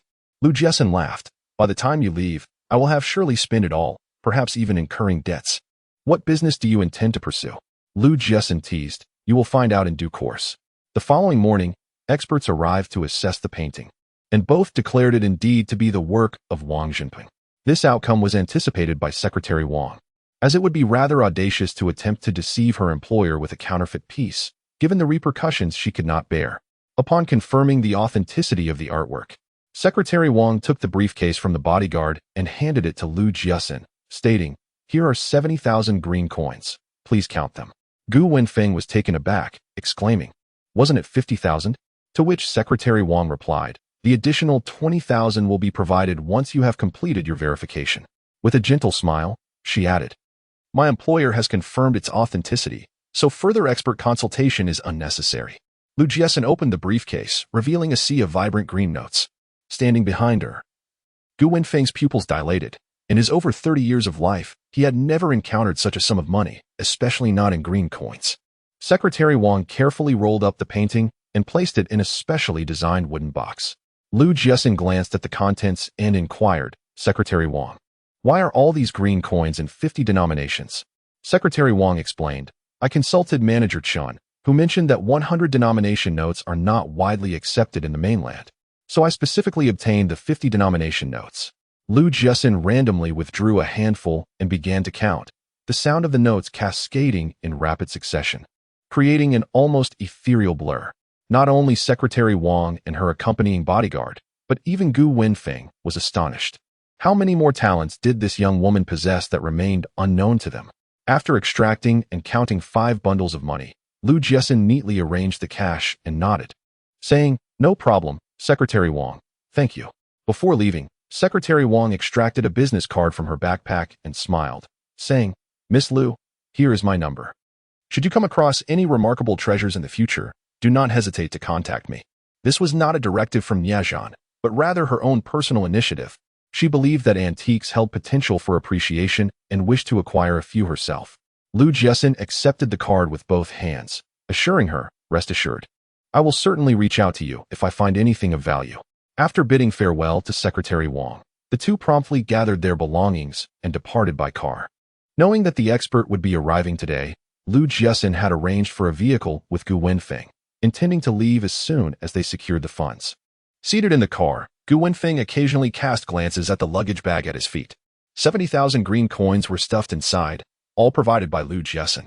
Noticing his anxiety, Jiaxin initiated a conversation, asking, "Brother Gu, what is your wish?" Without hesitation, Gu Wenfeng replied, "I hope our country grows strong, no longer to be bullied by foreign powers." The term foreign powers felt distinctly historical. Jiaxin nodded in agreement, stating, with the current policies being relaxed, the economy will develop rapidly and the nation will indeed become stronger. At that time, no country will dare to bully us indiscriminately. Her words resonated with conviction, uplifting Gu Wenfeng's spirits. Jiaxin, what is your wish? He inquired. After a moment's hesitation, Jiaxin decided to speak candidly. I wish to live like a carefree rice bug, eating and sleeping without a care in the world. Gu Wenfeng chuckled, remarking that her current demeanor was quite contrary to that of a rice bug. Unbeknownst to the vehicle, it collided with an object, jostling Jiaxin slightly. However, her spirits remained buoyant, undeterred by such trivial matters. I must earn a living. My father, enchanted by that vixen, will no longer provide me with funds. For now, I merely need to earn enough for the next 5 years' expenses. Once I graduate and secure a lifetime's worth of income, I shall blissfully embrace the life of a sloth. In Chapter 90, A Dog's Eye Sees No Gentleman, the driver, amused by Jiaxin's aspiration to become a sloth, inquired with a smile, My dear, how much do you believe is sufficient for a lifetime's expenses? Jiaxin pondered and concluded that 1 million should suffice. With such funds, she could invest in property, and when the time came for redevelopment, she could become a landlord. However, she refrained from divulging this to the driver and casually mentioned a sum of 100,000. The driver chuckled, remarking, with prices rising annually, being a 10,000-aire may soon become commonplace. 100,000 won't last long. He nodded, affirming, education is essential. It is through learning that one can achieve success. Jiaxin requested the driver to take them to the Bank of China. Among the existing banks, the Bank of China, as a specialist in foreign exchange and international trade, manages the nation's foreign currency and conducts international trade settlements. As the bank clerk observed Gu Wenfeng's patched attire and heard his request to open an account, he dismissed him without even glancing at his household registration or work certificate, stating, You do not meet the requirements. You cannot open an account. Jiaxin, incensed by his demeanor, queried, What are the requirements for opening an account? The clerk replied slowly, Only local residents are eligible. From their accents, it was evident that these two individuals were not locals.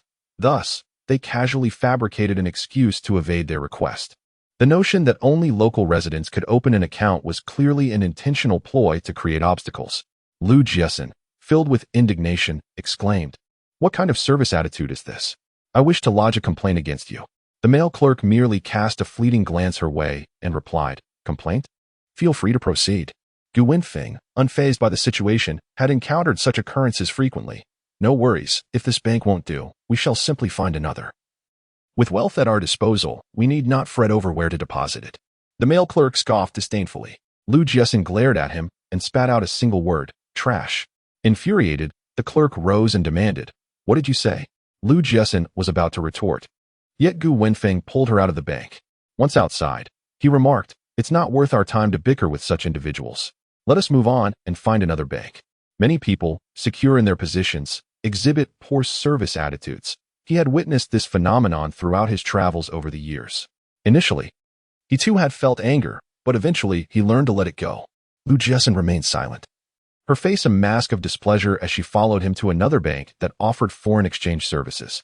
The staff at this newly chosen bank exhibited a commendable service attitude. After reviewing Gu Wenfeng's identification and work certificate, they confirmed everything was in order and proceeded with the transaction. The staff handed the completed passbook to Gu Wenfeng, smilingly advising him to keep it safe. However, Gu Wenfeng did not accept the passbook. Instead, he bent down to retrieve the luggage bag he had placed at his feet and placed it on the counter, stating, We are here to deposit money. The staff, taken aback yet still beaming, inquired, May I ask how much would you like to deposit? Gu Wenfeng unzipped the bag, revealing the green currency within, 70,000 green coins, which he counted meticulously. This was a bank, and neither Gu Wenfeng nor Jiaxin felt apprehensive as they entered a small private room. A staff member served each of them a cup of hot water, saying, Please wait a moment. Our supervisor will be here shortly. Jiaxin felt a flicker of confusion. Why did a supervisor need to be involved in a simple deposit? Was it possible they suspected the legitimacy of their funds? However, the staff member's beaming smile reassured her that this was unlikely. Before long, a lean middle-aged man approached. Upon the staff member's introduction, Jiaxin learned that his surname was He, and he served as the supervisor of the bank's business department. Supervisor he warmly invited them to take a seat, inquiring, "Comrade Gu, may I ask what you intend to do with this sum?" Gu Wenfeng glanced at Lu Jiaxin, as he was only aware that she was planning to embark on a business venture, but the specifics eluded him. Supervisor he noted his expression of surprise.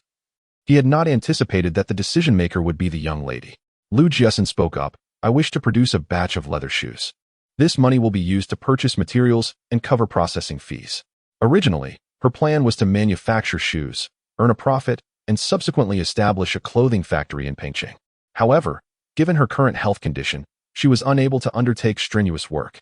Thus, she intended to focus solely on selling this initial batch of shoes and postpone her future plans until her health improved. Supervisor he responded enthusiastically, "I happen to have a client who owns a leather processing factory. If you need leather and cotton fleece, I can make an introduction." Understanding that nothing comes without a cost, Lu Jiaxin inquired, "What are the conditions?" Upon noticing that Gu Wenfeng remained silent, Supervisor he deliberated briefly before deciding to be straightforward. "All you need to do is exchange this sum into Huabi at our bank." "Young lady, I shall not conceal the fact that we have foreign exchange tasks to fulfill. Assist me in accomplishing this task, and I shall ensure you receive the most favorable price from our clients." The urgency exhibited by the bank personnel suggests that the external market may prove even more advantageous. Furthermore, with the fluctuations in exchange rates, it is entirely possible that a later exchange could yield a greater sum. Supervisor he was not disheartened, for the money deposited in their bank was secure. "Young lady, be forthright. Let me know when you are available. I will contact him later and accompany you to his factory tomorrow," Lu Jiaxin replied. "Supervisor he, you still have work commitments. We cannot impose on your professional duties. Instead, please provide us with an address. We shall visit first and then dine together. If the manufacturer you recommend proves reliable, we can enjoy a meal together and request your assistance in securing a favorable price." However, should they fail to meet her expectations, she wished not to squander this favor. Supervisor he, perceptive of her insinuation, marveled at the astuteness of someone so young. "Of course, that is not a problem. I will make the restaurant reservation for that day." During the process, Supervisor he inquired about the source of their substantial amount of green coins. Upon learning that it was earned from Jiaxin, he could not help but feel envious. Today's exchange rate for green coins stands at 1 to 1, meaning Lu Jiaxin's 70,000 green coins could be exchanged for 147,000 Huabi. As Lu Jiaxin gazed at the figures on her bankbook, she felt a surge of relief. Her initial capital had finally been secured, and it had not come easily. Upon receiving the bankbook, she smiled and remarked, "Manager he, we initially went to the Bank of China, but their staff looked down upon us. Otherwise, I would have deposited the money there." She said this deliberately, intending for the leadership at the Bank of China to realize that this teller had caused them to lose a foreign currency deposit. Manager he silently appreciated this teller. Otherwise, her targets for the month would be in jeopardy. "Comrade Gu, where are you staying? I can have someone escort you there." Gu Wenfeng politely declined. Chapter 91. Gatherings. The two of them took a taxi to Gaoxiu Street, which was not far apart, arriving in just over 10 minutes. However, upon seeing the crowd inside, Lu Jiaxin hesitated. Gu Wenfeng suggested, "Jiaxin, let us first drop off our luggage at the guest house before returning." Lu Jiaxin preferred not to stay at the guest house, stating, "Brother Gu, let us rent a place instead. It would be much more convenient." Gu Wenfeng disagreed with renting, believing it to be unsafe. "There are many thieves nowadays. What if a thief sneaks into our home while we're out on business?" "Jiaxin, we still have a painting. The Xianshou too had sold for 50,000 green coins. And even if the antique painting couldn't fetch that much, it should still be worth 2 or 3,000 Chinese yuan. Renting might be economical, but staying at the guest house was safer." Lu Jiaxin explained that renting was not about saving money, but rather about convenience. "My health cannot endure strain, and I cannot adapt to the food here. I plan to have my fifth brother and Xuan Mao come over. Renting would allow us enough space to cook for ourselves." She intended to live until 80 and could no longer afford to overexert herself. Therefore, for this business venture, she only planned to grasp the overall direction, leaving the rest to Lu Jiajia. As for Xuan Mao, he assists with errands while simultaneously broadening his horizons. Gu Wenfeng remarked, "Your fifth brother has a job. Wouldn't it be inappropriate to ask him for help?" However, Lu Jiaxin was unconcerned by this issue and replied, "What is inappropriate about it? He is merely idling away his time at the shoe factory. It would be better for him to take a leave of absence and assist me." Lu Jiajia was currently in need of funds, so having him help would allow for a larger and more splendid house if the budget permitted. Considering Lu Jiaxin's generous offer of 1/3 of her antiques, he would simply donate his share if he chose not to accept. Gu Wenfeng chose not to comment further. If she was so magnanimous, he would certainly not be stingy with Lu Jiajia. Gu Wenfeng stated, "Very well. Let us first rest at a hotel and search for a house tomorrow." Ding, ding, ding. Just as Lu Jiaguang was about to head out, the phone rang. Upon answering, he heard a cheerful voice, which softened his expression. "What is the reason for such joy?" Lu Jiaxin replied excitedly, "Eldest brother, my painting has sold." Guess how much it fetched? The excitement in her voice suggested it was no trivial sum. After pondering, Lu Jiaguang guessed 50,000, to which she responded, "Not quite." He hesitated before suggesting, "Could it be 100,000? Lu Jiaxin burst into laughter. "It's 50,000 green coins, which translates to over 100,000 yuan. Lu Jiaguang's hand trembled slightly as he held the receiver, but he soon regained his composure, suspecting that this could potentially be a scam. Xin. The other party may very well be a fraud. Do not sell that painting. Lu Jiaxin believed he was rather vigilant and smiled as he said, "Elder brother, rest assured. I have sold my paintings to the grandson of a wealthy tycoon in Hong Kong, and the money is already secured. It has been deposited in the bank. So there are no issues." Lu Jiaxin had long contemplated this matter. "Elder brother, I will first complete all the shoes, and then I will take the samples to find buyers. I am confident that once the buyers see our samples, they will eagerly come to Yangqing to collect their orders. If they are willing to come to Yangqing for pickup, it surely means our products are in high demand." Lu Jiaguang felt that she was perhaps overly optimistic and doused her enthusiasm with a dose of reality. Xin, what if the shoes do not sell? We could end up losing all the money." Lu Jiaxin was not at all concerned. "As long as the shoes I produce meet my standards, there is no way they won't sell. Elder brother, fifth brother has been working at the shoe factory for 6 years. He understands the market better than we do." Lu Jiaguang paused for a moment before responding. "Your fifth brother now has a family. He cannot keep taking leave, or he risks losing his job." Lu Jiaxin was naturally aware of this. "Elder brother, tell fifth brother that I will pay him 500 a month, plus 5% of the net profit as a bonus." Lu Jiaxin's monthly salary was over 80, amounting to around 1,000 a year. With 3 months until the new year, working for her until then would be equivalent to earning a year and a half salary, not including the promised bonuses. All right. Lu Jiaguang thought carefully and instructed Lu Jiaxin to call back the next afternoon at 5. If Lu Jiaojie agreed, they could discuss it further. If not, he would provide her with a response. Molly Lee was washing clothes in the yard when she noticed him entering and promptly stood up to greet him, saying, "Elder brother, you have arrived. Please come in and sit down." Chong Chong and Xiao Feng, both holding small windmills, cheerfully called out to their uncle. Upon seeing the radiant smiles on their faces, Lu Jiaguang felt that they should have moved out earlier. Initially, she had harbored concerns about relocating. The distance from the school made it inconvenient for dropping off and picking up the children, and the burden of washing and cooking fell entirely on her shoulders. However, after moving in, she discovered that it was not as daunting as she had imagined. Whenever her husband did not work the night shift, he would take the children to school in the mornings, and he also helped with cooking, cleaning, and caring for the kids. Lu Jiaguang conveyed her thoughts. "The wages at the shoe factory are low, and the benefits are not particularly good. Jiajie has complained to me more than once that the money is insufficient. Sister-in-law, I suggest we allow Jiajie to give it a try." Taking 3 months off was out of the question. The factory would never approve that. However, he proposed a year of unpaid leave, which would allow him to earn a year's salary while also gaining valuable experience. Molly Lee was taken aback, her eyes nearly popping out in astonishment. After a moment, she asked, "Elder brother, please wait a moment while I gather my thoughts." After a lengthy pause, Molly Lee finally spoke. "Elder brother, did you just say that Xin found a painting in the ancient capital that is a masterpiece, and it was sold to a wealthy young man in the port city for 100,000? She could hardly believe her ears. It sold for 50,000 green coins, which is over 100,000 in Huabi. Even if this were coming from Lu Jiaguang, I still find it hard to fathom. 100,000. And Jiaxin earned it so effortlessly. Chapter 92.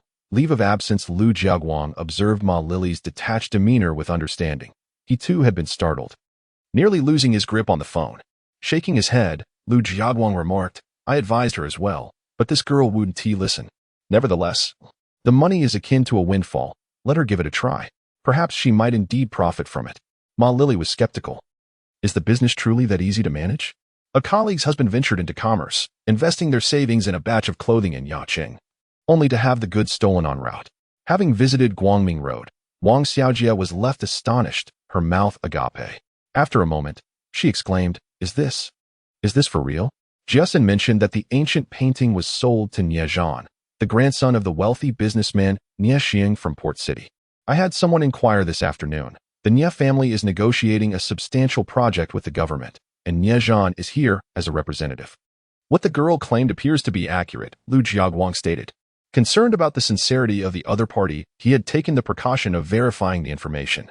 And once confirmed, he felt at ease. 100,000 yuan, a sum they would never earn in a lifetime. Yet the buyer had effortlessly purchased a painting.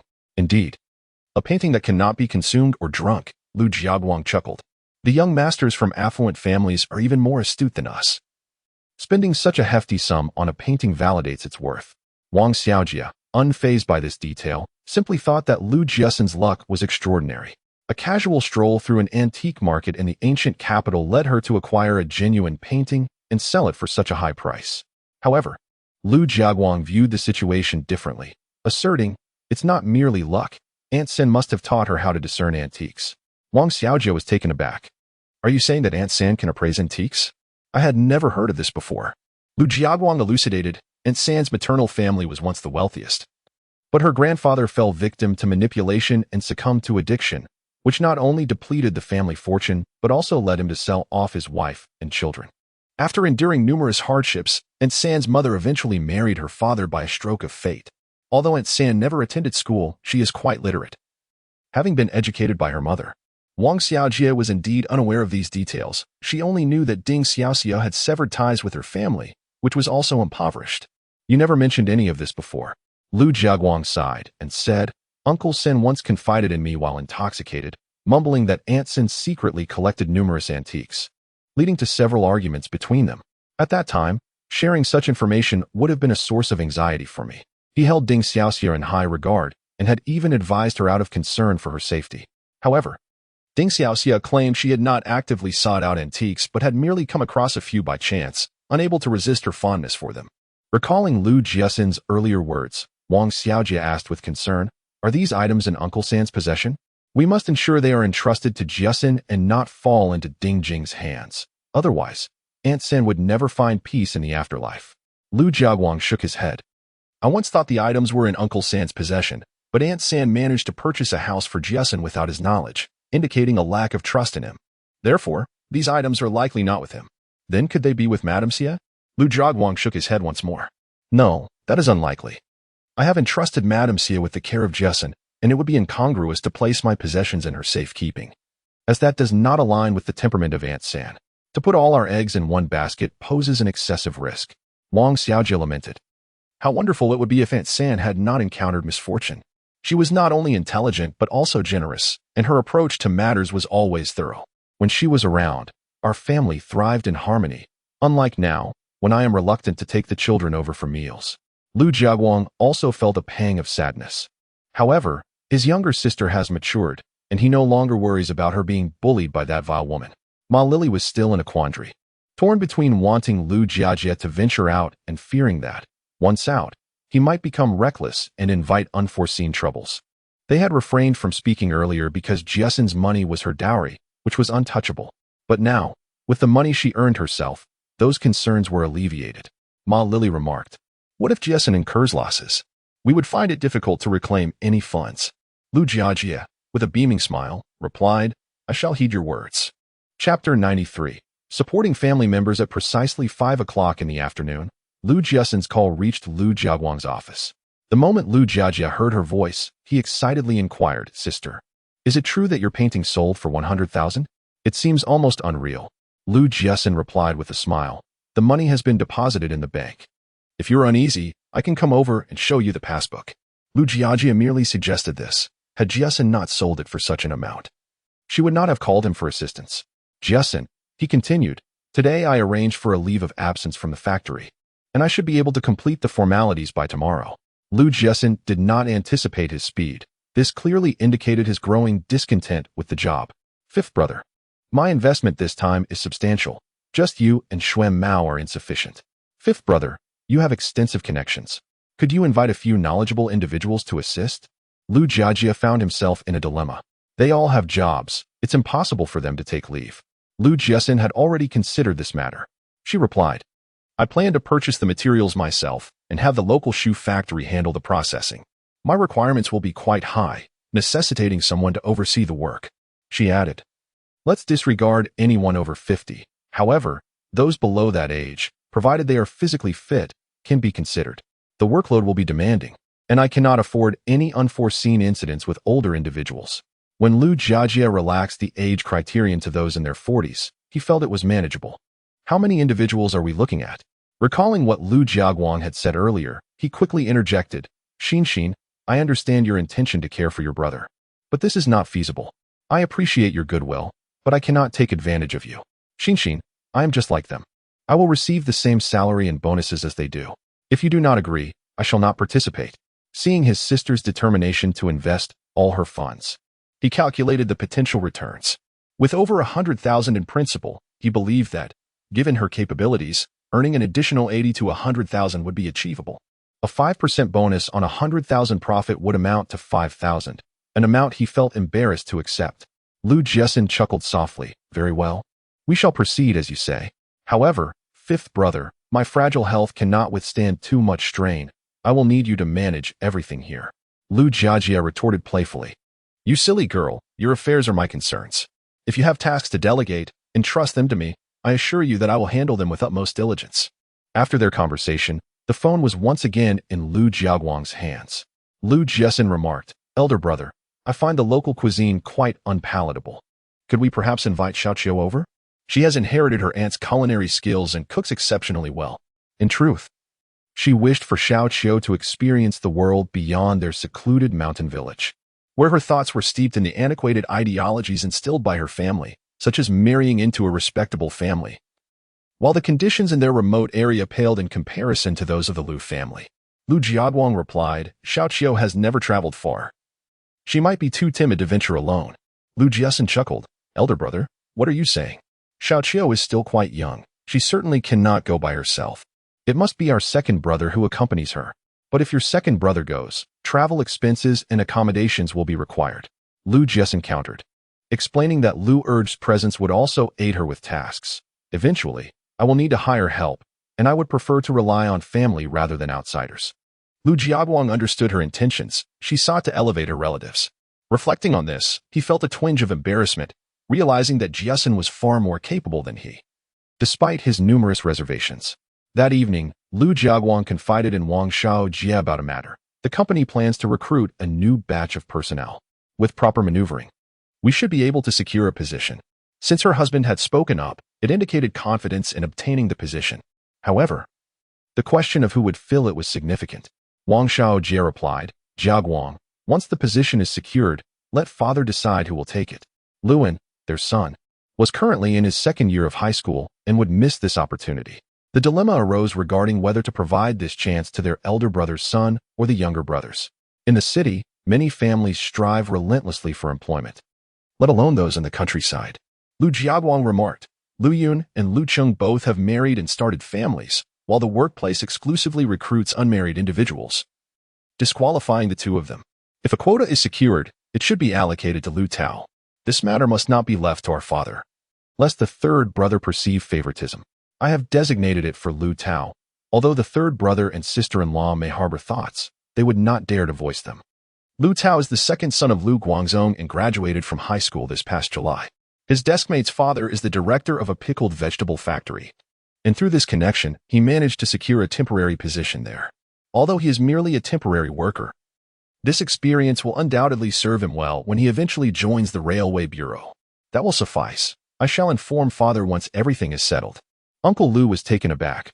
What does a young child know about business? Isn't your third uncle going to intervene? Lu Jiaguang paused before responding. Jiaxin requested that I keep her matters from the third uncle. He still believes she is in the ancient capital. Rest assured, father. Jiajie will be going over in a couple of days. Jiajie has worked at the shoe factory for 7 years. If there were any issues, he would certainly intervene. Only then did Uncle Lu feel somewhat reassured. Xiaoqiu can't accomplish much. Let Lu Anshan accompany your second brother. Lu Jiaguang naturally declined. Father. Xiao can provide companionship and conversation for Xin, as well as assist with laundry and cooking, tasks that Lu Shan cannot undertake. Reflecting on his late spouse's previous words, Uncle Lu suddenly comprehended. Jiaguang, is it that Jiaxin wishes for Xiao to go? Indeed. The news sent shockwaves through the Lu family. Both Lu Shan and Lu Cheng expressed their desire to accompany the trip, asserting that even if they couldn't profit, the exposure to the world beyond would be beneficial. Uncle Lu, observing his third son and daughter-in-law, remarked, Jiaxin is in need of someone to handle laundry and cooking. She thought of having Xiao, who is idling at home, assist her. Concerned for Xiao's safety at such a tender age, he proposed that her second brother escort her. Little did the Lu family patriarch realize that he would be benefiting from his daughter's endeavors. Lu San's wife, somewhat discontented, interjected, Father, Xiao is frail and incapable of managing much work. Allow either me or Xiao Cheng's wife to go. We could accomplish the tasks of two. Fearing that Uncle Lu might reconsider, Xiao anxiously tugged at Aunt Lu's arm. With a stern expression, Uncle Lu retorted, third son's wife. I have just stated that Jiaxin specifically requested Xiao's assistance. Aunt Lu interjected, explaining, the cost of hiring someone for laundry and cooking in Yangcheng is quite modest. The intention behind sending Jiazong with Xiao is undoubtedly to alleviate Jiaxin's solitude while she is there. With that, Lu San's wife fell silent. Chapter 94. The Contract Trap. Meanwhile, Lu Jiaxin was not idle. She first accompanied Gu Wenfeng on a leisurely stroll along Gaudi Street, then sought information regarding leather prices. Once they grasped the situation, the two proceeded to the leather factory that supervisor he had recommended. This factory dealt in both synthetic and natural leather, offering a variety of options including sheepskin, cowhide, horsehide, and pigskin. Lu Jiaxin planned to produce 3 tiers of leather shoes, utilizing synthetic leather, cowhide, and sheepskin. The factory had a plentiful supply of synthetic leather, but the quantities of sheepskin, cowhide, and horsehide were limited, necessitating advance orders. Lu Jiaxin had already calculated the quantity of leather required. However, she sought out a shoe manufacturing factory where materials could be delivered in batches, thus eliminating the necessity for a one-time purchase. Upon inquiring about the prices of the leather, she discovered that the factory owner, Sun Weiyang, offered a rate slightly below the market average. Dissatisfied with this price, Lu Jiaxin asserted, Mr. Sun, I will require a substantial amount of leather in the future. If you could provide a preferential rate, I would be inclined to procure from you again. After a round of haggling, Lu Jiaxin ultimately proposed a price that was 10% lower than Sun's initial offer. She added, we haven't brought cash today, Mr. Sunday tomorrow, let us visit the bank. Once the contract is signed, I shall withdraw the funds for you. Given the local security concerns, she was reluctant to carry a large sum of cash. Gu Wenfeng was quite capable in a fight, able to contend with 3 or 4 adult men without difficulty. However, what if they were confronted by a dozen? Moreover, should he engage with the assailants, he would be unable to safeguard himself. The thought of being taken hostage or kidnapped filled her with dread, and she valued her life too much to take such risks. Sun Weiyang, aware of her substantial savings at the bank, had no objections. As they exited the factory, Gu Wenfeng expressed his concern. Why did you hastily settle on a price? He added, Manager, he assured us he would negotiate a better deal. Lu Jiaxin smiled and replied, it is unnecessary. Mr. Sun's quoted price is already below market value, and I have negotiated an additional 10% discount.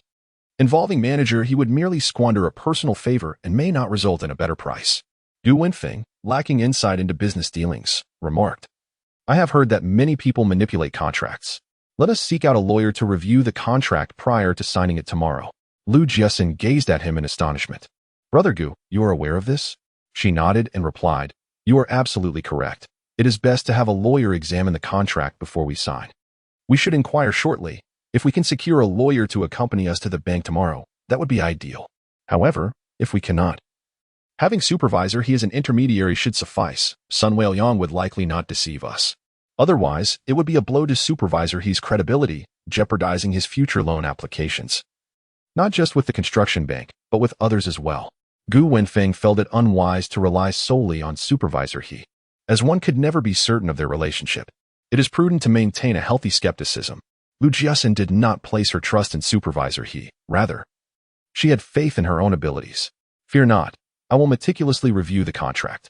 If it puts your mind at ease, you may assist in the scrutiny tomorrow.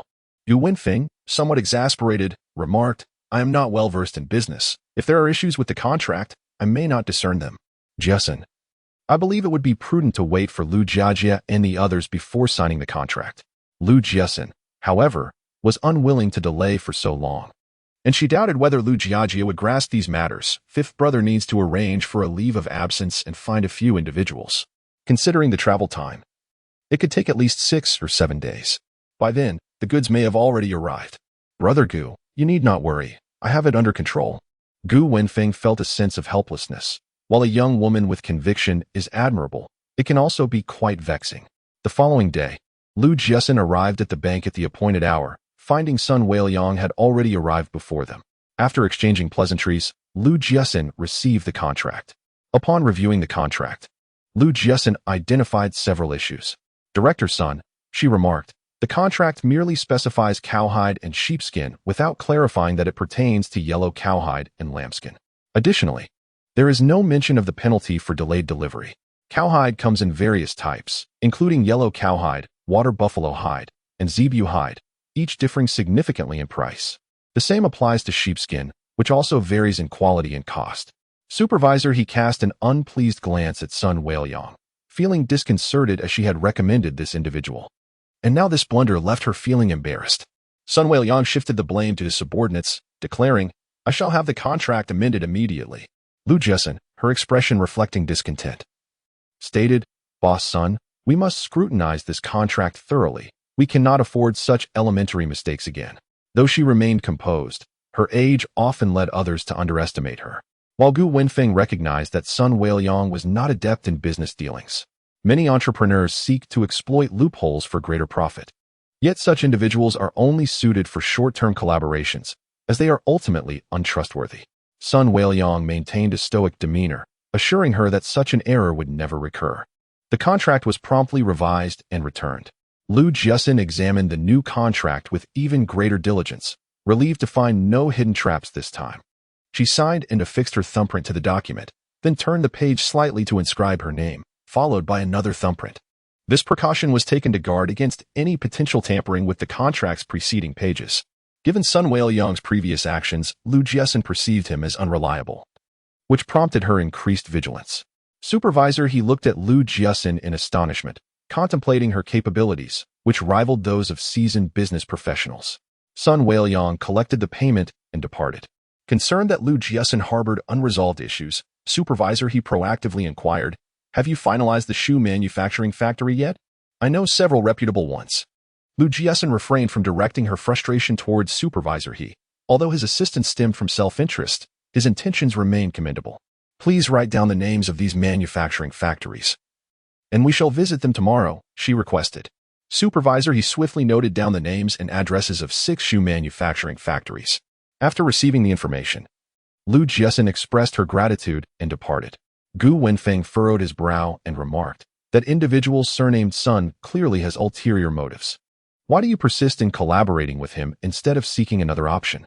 He suggested that upon discovering any discrepancies in the contract, they should cease their partnership with that individual. Lu Jiaxin countered, you cannot guarantee that our own findings would surpass Sun Weiliang's offerings. Given the previous incident, I trust that this batch will not be compromised. Knowing that I am knowledgeable in this field, he would not dare to deceive me. By the time we receive the goods, Fifth Brother and his associates will surely be present, so we need not fear receiving subpar or counterfeit products. Chapter 95. Renting a house with the leather settled. The next task was to find a shoe manufacturing factory.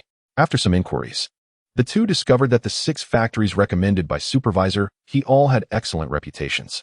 Lu Jiaxin and Gu Wenfeng first visited the highest-rated one, named Xuanshuan. To their surprise, the factory manager stated that they only accepted orders from Port City and did not handle orders from the mainland. Gu Wenfeng frowned and asked, why do you refuse orders from the mainland? Manager Song explained, by accepting orders from Port City, we can earn foreign exchange and contribute to the nation. The slogan resounded loudly, yet Lu Jiaxin understood that everything hinged on profit. By selling the products, they could earn foreign exchange, and the government would provide subsidies. Gu Wenfeng remarked, we can pay in green coins. Director Song, somewhat skeptical, replied, if you pay in green coins, I will certainly accept your order. But a deposit of 30% is required up front. Lu Jiaxin indicated that they needed to deliberate further before departing from Xuanshuan Shoe Factory. Gu Wenfeng, perplexed, stepped outside the factory to inquire about the reason. Their leather shoes have an impeccable reputation, and their scale is substantial. Jiaxin, we possess green coins. We can meet his demands. Jiaxin felt that he was not cut out for business. Although we did not immediately exchange them for huabi, withdrawing the funds is impossible. Why? The money is ours. They have no authority over its use. With a smile, Jiaxin added, once the green coins enter the bank, do you truly believe they will let go of the meat at their lips? Do not be anxious. Let us enlist Supervisor He to assist in negotiating. They ought to comply. Gu Wenfeng could not refrain from expressing his frustration. Asking them to make shoes is already a profitable venture for them. And now it feels as though we are the ones seeking their favor. This statement held a kernel of truth. A well-skilled and trustworthy processing factory would not lack for business in this era. If one wishes to cut in line, they must possess a certain level of capability. Jiaxin smiled and stated, there is no shame in bowing one's head for profit. They also visited 5 other factories. 2 were family-run workshops that were too small. And in another, the owner was absent, leaving a relative in charge. The other party observed their ordinary attire and bluntly remarked that their factory was overwhelmed with orders and could not take on additional work. When Director Song made this statement, he did so with a polite demeanor, though his face betrayed a palpable impatience. As they departed, another individual from the processing plant arrived. This man was clad in a flamboyant shirt and bell-bottom trousers, adorned with a large gold chain, and sported a pager at his waist, exuding an air of ostentation. Jiaxin, noticing the man who had previously ignored them, witnessed the transformation in his demeanor as he encountered the flamboyant gentleman.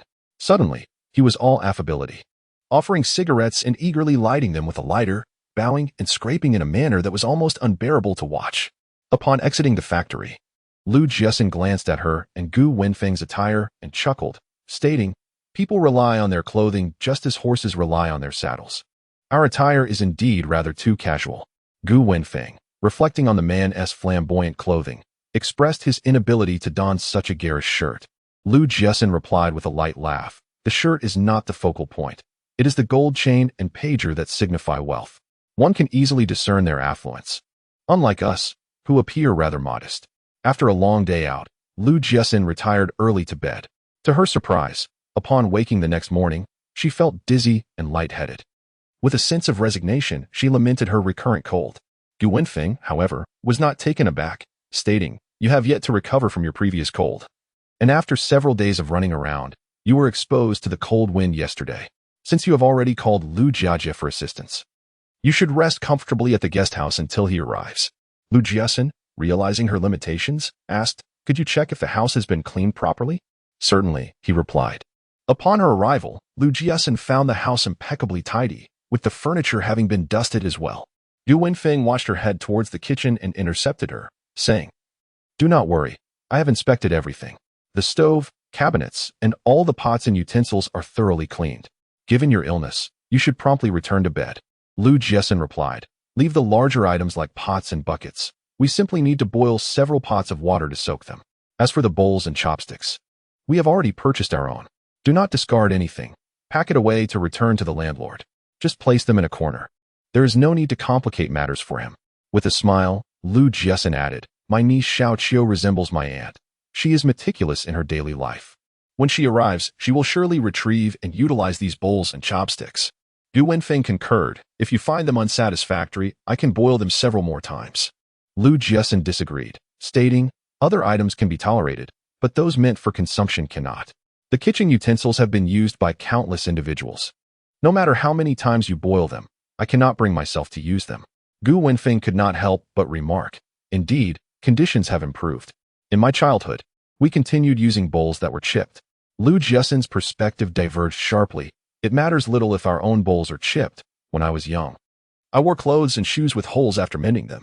However, bowls and chopsticks are different. They carry the residue of other saliva and are thus unclean. Gu Wenfeng fell silent.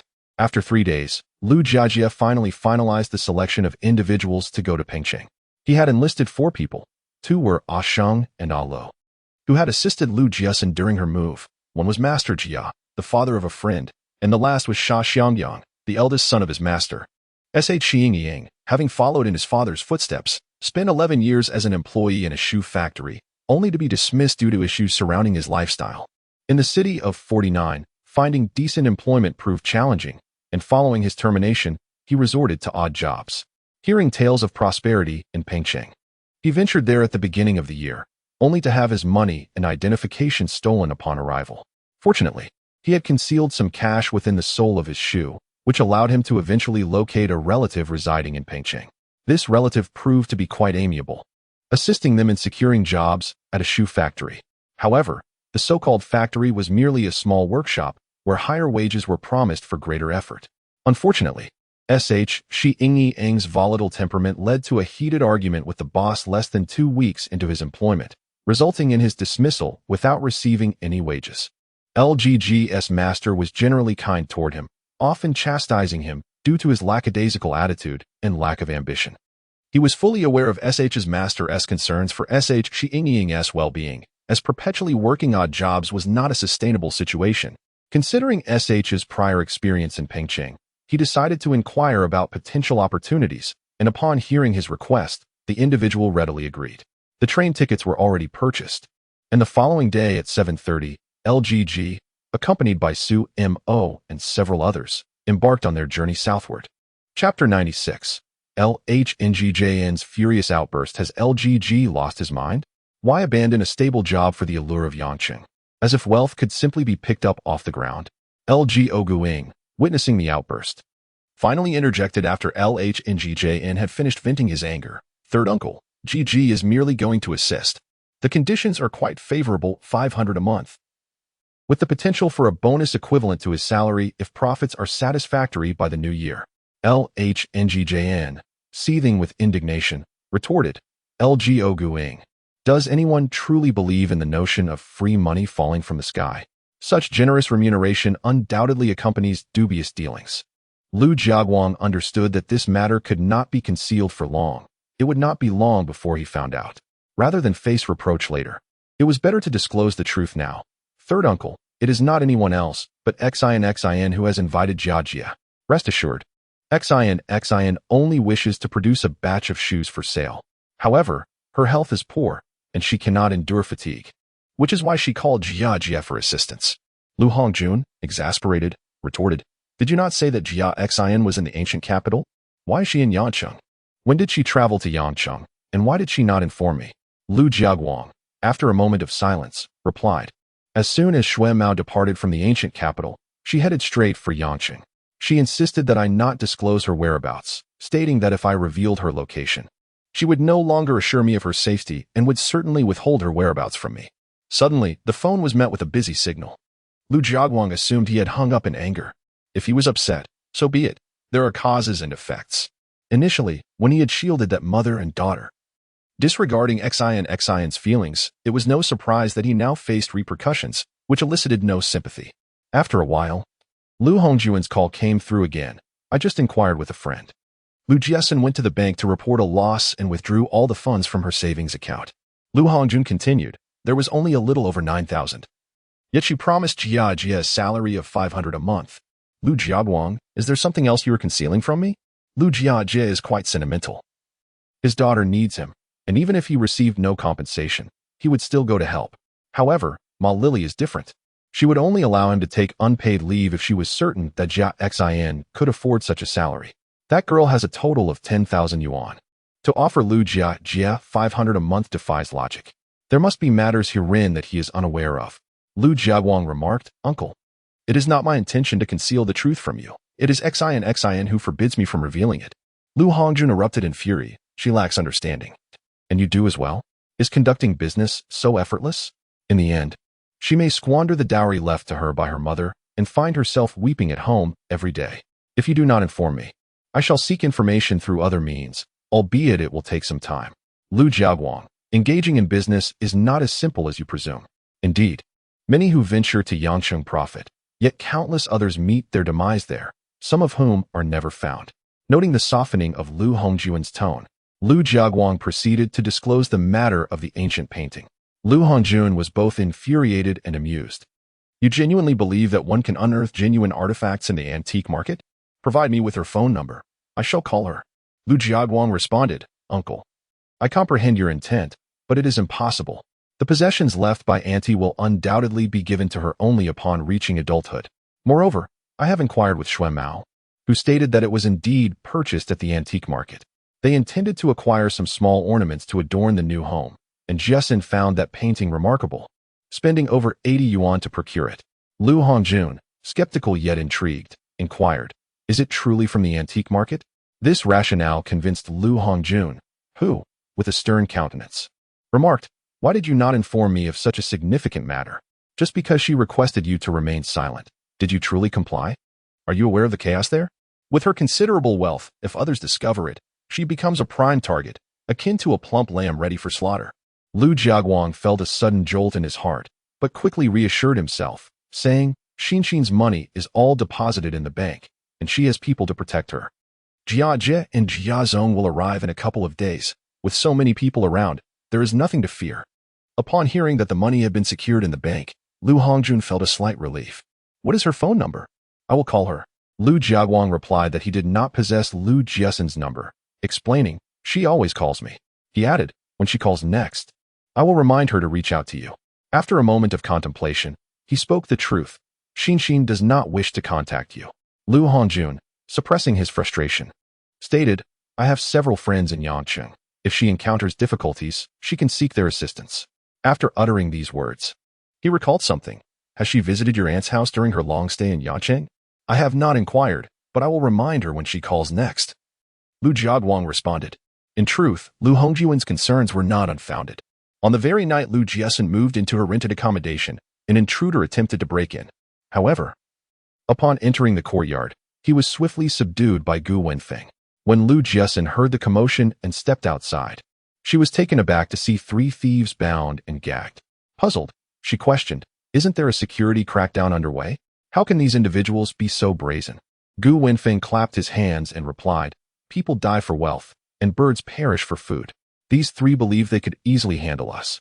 Once they made their move, they planned to hide, making it difficult for the police to apprehend them. In areas with high population mobility, capturing criminals becomes increasingly challenging.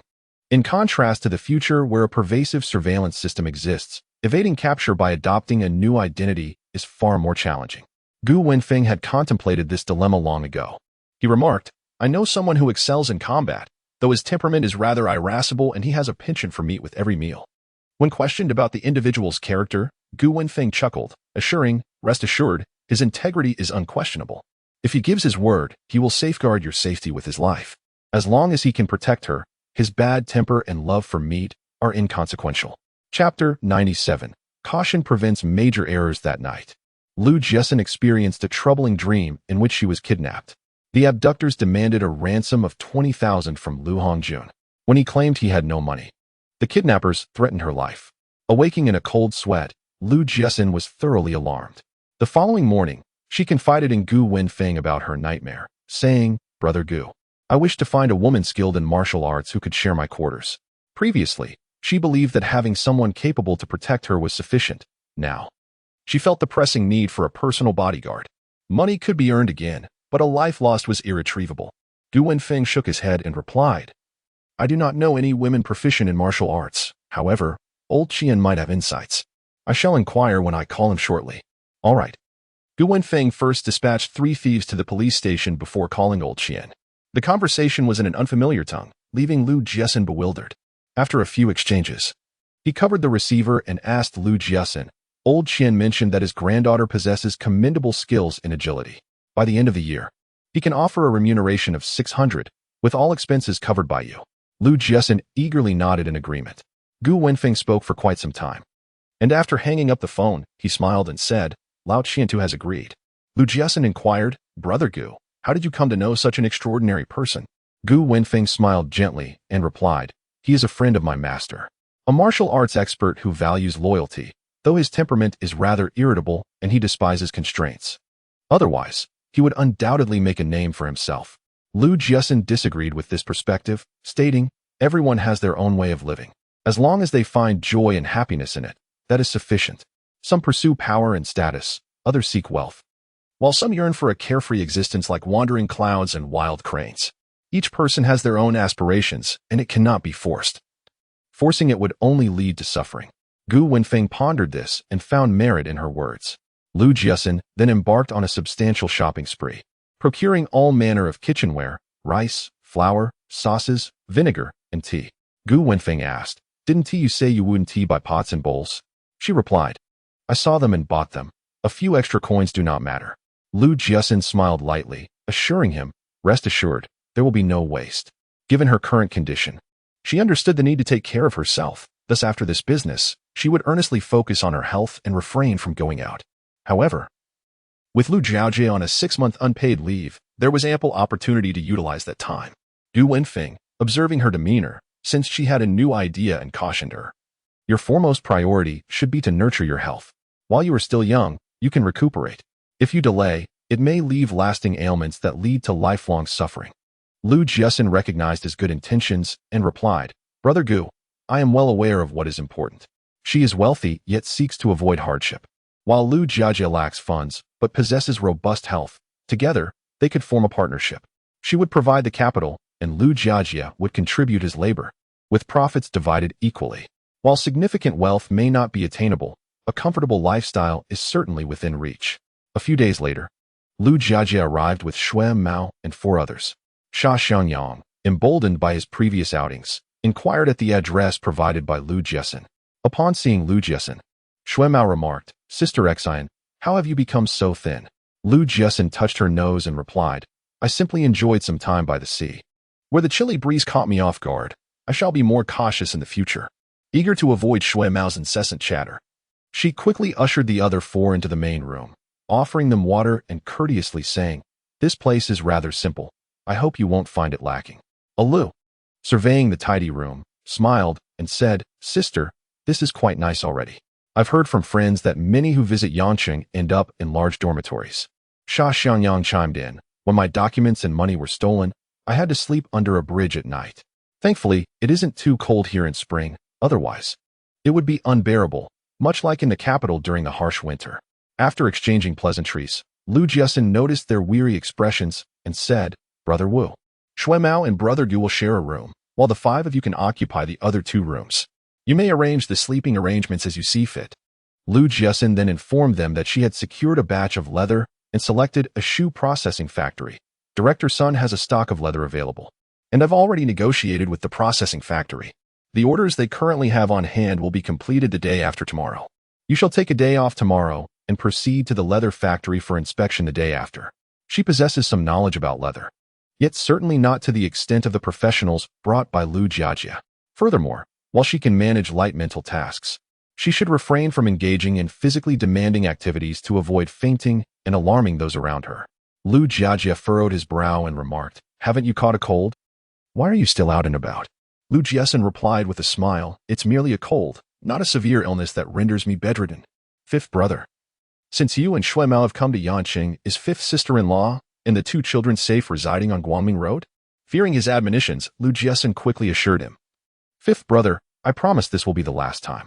After a brief acknowledgement, Lu Jiajie inquired, "Once the shoes are completed, who do you intend to sell them to?"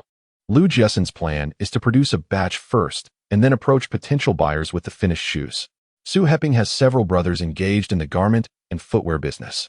I shall request his assistance in making connections. It should not pose any difficulties. Xin, on what basis do you believe others will desire your shoes? Lu Jiaxin presented him with the blueprints of the 6 shoe designs she had created.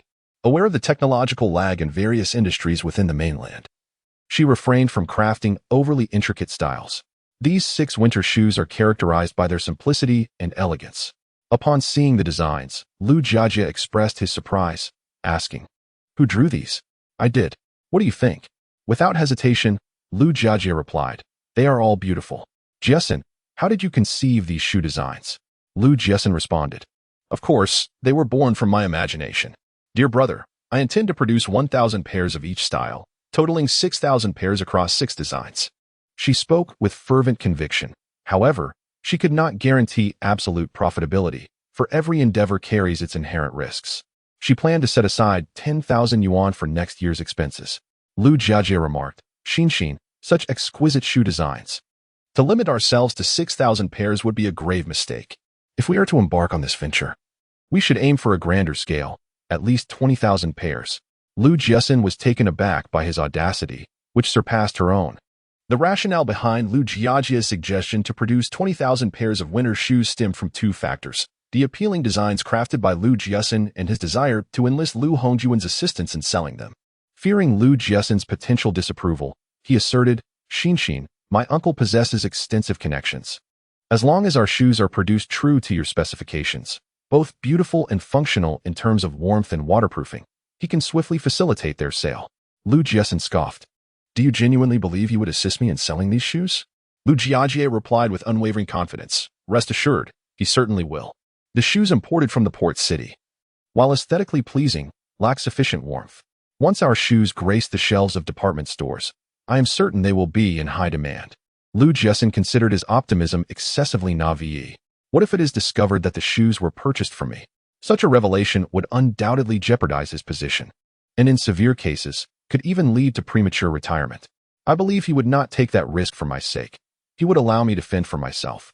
The procurement process for department stores follows specific protocols, and transactions are conducted publicly. Purchases from private individuals are not compliant with regulations. Lu Jiajia pondered over the issue and remarked, "Xin, I shall now contact Uncle San to discuss this matter and devise a suitable solution." Lu Jiaxin waved her hand dismissively and replied, "Once these shoes are produced to meet my standards, selling them will not pose a problem. If you approach him, even if he is willing to assist, he will likely use this opportunity to manipulate me." Ignoring her counsel, Lu Jiajia stepped out to call Lu Hongjun while she was engrossed in her book. He spoke at length, "Uncle, here is the plan. Once we finalize the contract with the factory, I will send you a few pairs of samples. If you find the shoes unsatisfactory, we can discuss it further then." The two relatives conversed for quite some time, and Lu Jiajia felt a pang in his heart when it came time to pay for the call. Upon returning to their rented accommodation, he informed Lu Jiaxin, "Uncle suggested that I register a company. He also mentioned that if our shoes are indeed as remarkable as you claim, he would assist in selling them." Lu Jiaxin remained silent. Lu Jiajia continued, "The department store sales have plummeted over the past 2 years, placing considerable pressure on Uncle. If our leather shoes perform well in the department store, it would alleviate some of that burden." Lu Jiaxin had long seen through Lu Hongjuan's character. She let out a light laugh and inquired, "He cannot be so accommodating. What conditions did he propose?" Lu Jiaxin was indifferent about whose name the company would be registered under, as it was merely a shell entity. Moreover, without proper channels, she had contemplated collaborating with individuals from the port city, thus establishing a foreign enterprise to benefit from numerous favorable policies. Although later generations have criticized this, it is undeniable that these favorable policies have attracted a multitude of merchants from the Hong Kong and Macau regions, as well as foreign investors, facilitating the rapid development of Pengcheng. Lu Jiaxin inquired, "Did he mention under whose name the company is registered?" Uncle San assured her that he would handle the matter and that there was no need for them to worry. Lu Jiaxin calmly asked, "Apart from that, are there any other requirements?" Uncle San replied that he would manage the affairs here and would seek assistance from her uncle if any troubles arose. "And what about me?" Lu Jiaxin scoffed, "What a clever tactic to undermine me." Lu Jiajia defended Lu Hongjun, saying, "Jiaxin, Uncle San is also concerned about your health. Look, you've fallen ill twice since you arrived." He did not perceive any issue with Lu Hongjuan's arrangements, as the intentions were ultimately for his sister's well-being. Given her understanding of Lu Hongjun, she believed the second possibility to be more plausible. With her palm turned upward, she requested money from him, knowing that only then could Lu Hongjun maintain his pretense of authority over his father. Lu Jiajia thought she was overthinking. "Xin, Uncle San considers you his most cherished child, and he will surely leave his fortune to you. How could he possibly take your money?" Upon hearing this, Lu Jiaxin regretted having called him for assistance, though the thought quickly dissipated. Her health was too frail. She could not manage without Lu Jiajia's help. Lu Jiaxin remarked, "He used to say I was the most important person in his life, claiming that anyone who dared to touch a hair on my head would face his wrath. But what is the situation now?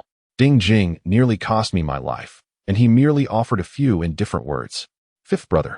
Ding Jing has captivated him to such an extent that he cares little for the life or death of his own daughter, effortlessly securing his wealth. When he speaks of leaving his fortune to me, I do not believe a word of it.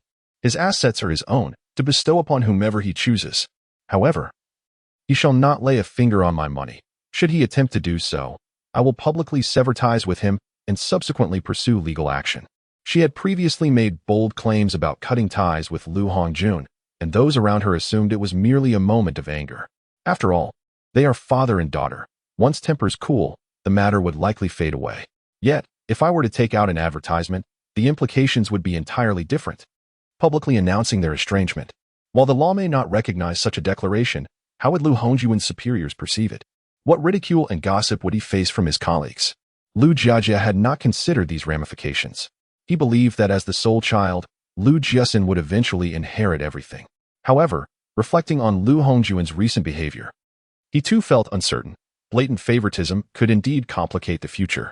After some contemplation, Lu Jiajie remarked, Xin, a company must still be established. If you do not trust your third uncle, I shall put it in my name. If that job disappears, I can always set up a stall with Shuemao. Shuemao had been selling snacks at a stall for over 10 days, specializing in delicious jianbing guozi. His delectable creations became a favorite not only among elementary school students, but also attracted parents and local residents. He inquired about the earnings, discovering that he could make over 10 yuan a day, totaling 300 to 400 yuan a month, which far exceeded his previous employment income. Shuemao observed as Lu Jiajie departed. Then he knocked and entered, speaking in a voice as faint as a mosquito's. Sister, the painting is hidden within your bookshelf. Chapter 99. Convergence. Due to her physical condition, Lu Jiaxin was unable to engage in strenuous activities. Thus, she specifically summoned Lu Jiajie for assistance. Upon his arrival, he took charge of matters concerning the shoe manufacturing factory and the search for new leather. It must be acknowledged that Lu Jiajie is indeed a talented individual. Within merely 3 days, he successfully accomplished these tasks, and even the processing factory agreed to produce their shoes. Moreover, he established a camaraderie with Sun Wei Liang, a social skill that Lu Jiaxin greatly admired. She entrusted him with these responsibilities, only making an appearance during the contract signing. 5 days later, 3 shoe processing factories commenced operations. Lu Jiaxin addressed him. Fifth brother, we need to rent a large warehouse. The shoes we produce will need to be stored there. Initially puzzled, Lu Jiajie soon grasped her intention. Are you considering stockpiling 6,000 pairs of shoes to release them all at once? Lu Jiaxin regarded him as a shrewd businessman. Precisely. Our shoes are all new designs of superior quality, and they will undoubtedly be well received upon release. Once other manufacturers observe our success, they will surely attempt to imitate us. An oversupply will diminish their value, leading to significant price reductions. Previously, Lu Jiajie had questioned why she intended to produce only 6,000 pairs. Now he understood the rationale. Stockpiling would indeed require substantial investment, but producing while selling would alleviate financial strain. Your idea is commendable, yet it carries risks. Should our shoe designs be leaked and others replicate them, we would find ourselves at a disadvantage. Lu Jiaxin remarked, when I signed the contract with them. There was a stipulation that the shoe designs must not be leaked from the factory. Should they breach this agreement, they would be liable for our losses. She was aware that this contract could not completely eliminate the risk, yet the existence of such constraints would prompt the factory leadership to take it seriously. Given the current difficulty in securing work, employees are quite protective of their jobs. Lu Jiajie felt that this still lacked sufficient security. Observing his anxiety, Lu Jiaxin reassured him. Fifth brother, there is no cause for concern. Even if the shoe designs were to inadvertently leak, it would require encountering someone with discerning taste who possesses the audacity to mass-produce them, as well as access to channels in major cities like Beijing and Shanghai. Otherwise, it wouldn't affect our sales. Influenced by previous years, many individuals remain rather conservative. More precisely, most people now prefer stability and are hesitant to innovate, as they cannot bear the consequences of failure. After reflecting on her words, Lu Jiajie found himself in agreement, feeling somewhat reassured. A few days later, the shoe samples were completed. Lu Jiajie approached Lu Jiaxin and said, Xin, I calculated the costs, and producing 10,000 pairs of leather shoes is entirely feasible. Noticing Lu Jiaxin's silence, he continued, let us select the finest leather and insist that the factory adhere to our processes, using the designs you created. The resulting shoes will not only boast excellent quality but also innovative styles. In the capital, even if we price these leather shoes at over 100, there will be plenty of eager buyers. Initially lacking confidence, I now have no doubts after seeing the shoes today. If we estimate a profit of 50 per pair, producing an additional 4,000 pairs could yield an extra 200,000. Even if the final price of the produced shoes does not reach exorbitant heights, earning an additional 30 to 50,000 is certainly feasible. The idea is commendable, and Lu Jiaxin did not oppose it. Producing 10,000 pairs is acceptable, but financial constraints will be a concern. This is not a problem. We can first seek buyers. Upon viewing the samples, they will likely provide a deposit, Lu Jiaxin asserted. The quality is sufficiently comparable, otherwise, we would not dare to proceed in this manner.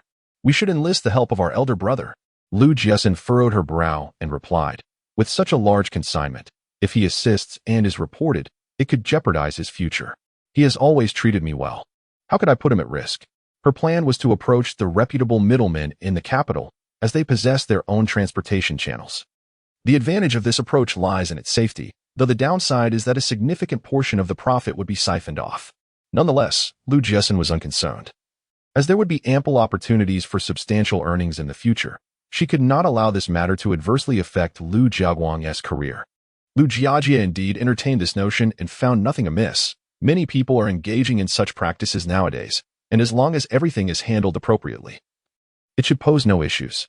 However, Lu Jiaxin felt differently. What if we encountered unexpected trouble and the entire shipment was confiscated? Transferring the risk to the buyer by having them collect the goods was not something she desired. Fifth brother, I do not wish to take such risks. Lu Jiaxin paused. Xin, if we wholesale to others and they come to collect the goods themselves, the price of each pair of shoes will barely exceed 50. We would end up earning significantly less. Lu Jiaxin nodded. Indeed, we would sacrifice a considerable amount, but this method is the safest. Fifth brother, you need not persuade me further. I will not change my mind. Otherwise, I fear I might earn money but have no life to enjoy it. Lu Jiaxin inquired. Did you plan from the outset to wholesale all the shoes to others, thus opting not to register a company or seek Uncle San's assistance? Indeed, Lu Jiaxin had contemplated such a course. Prior to her recovery, she intended merely to open a few shops to earn some pocket money. Wary of undertaking anything as substantial as this venture, Lu Jiaxin hesitated before asking, Jiaxin, you cannot possibly intend to sever ties with Uncle San, can you? Lu Jiaxin, disinclined to reiterate the same sentiment, replied, I will no longer allow him the opportunity to suppress me. In light of her previous admiration for Lu Hongjun, she had granted him 2 chances, yet ultimately, he chose his second wife. As adults, one must accept the consequences of their choices. Lu Jiaxin sighed inwardly. In the afternoon, Lu Jiazong and Xiao Qiu arrived. Upon seeing Lu Jiaxin, Xiao Qiu dashed over, embracing her with exuberance. Auntie, you are truly wonderful. My brothers at home are so envious knowing I am coming to Yang City. If you hadn't specifically invited me, I would never have had such an opportunity. Lu Jiaxin patted her back and chuckled. This is not a vacation for you. You are here to wash clothes, cook, and clean. There is much work to be done, so don't complain of fatigue later. Xiao Qiu released her and cheerfully declared that washing and cooking were the easiest tasks, and that being here was a delight. Chapter 100. Finding buyers. Following his arrival with Lu Jiaxin, Xue Mao prepared their meals thrice daily. Now that Xiao Qiu had come, he joined Lu Jiaxin in their outings. Lu Jiaxin was responsible for procurement and maintaining communication with several leather factories and processing plants. He brought along 4 individuals, a Sheng, a Lu, and Sha Xiangyang, who were assigned to 3 different shoe processing factories, primarily to monitor progress and ensure quality. Meanwhile, Master Jia was tasked with inspecting raw materials. Possessing over 30 years of experience in the shoe industry, he could easily discern the quality of leather and cotton by mere observation, and could identify genuine leather with a simple touch. Subsequently, the acceptance of finished shoes would also fall under his purview. While the work was not physically demanding, it required individuals of considerable experience and upright character. As for Lu Jiazong, after renting the warehouse, he moved in and would henceforth be responsible for its security. Lu Jiaxin presented 6 styles of shoes, among which he particularly favored a pair of pointed-toe, chunky-heeled, cowhide winter boots with double-row buckles and side zippers. These shoes were not only simple and elegant, but also fashionable, sure to attract the admiration of young women. Excitedly, he remarked to Xian, these shoes are truly exquisite. No less impressive than the batch we procured from the department store last year. Indeed, the shoes were not just aesthetically pleasing, their quality was exceptional. Due to the high standards required, the processing fees were approximately 15% higher than those of competitors. Lu Jiaxin meticulously inspected all 6 pairs of shoes and, upon confirming their quality, proceeded to the telephone bureau to call Su Heming. After a brief wait, she received a phone number. Jotting it down, she realized it was from Pengcheng. A thought crossed her mind, prompting her to inquire of the accompanying Gu Wenfeng. I recall you mentioning that you saw Sue Hemming's father and elder brother at the Swan Hotel. They were also staying there. Yes, what about it? He responded. She dialed the number, and it was quickly connected. Jiaxin stated, I am looking for Sue Hemming.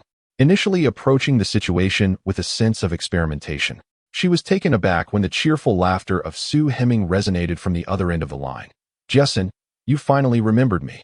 As their conversation unfolded, Jiaxin discovered that Sue Hemming had been summoned shortly after her departure to the ancient capital.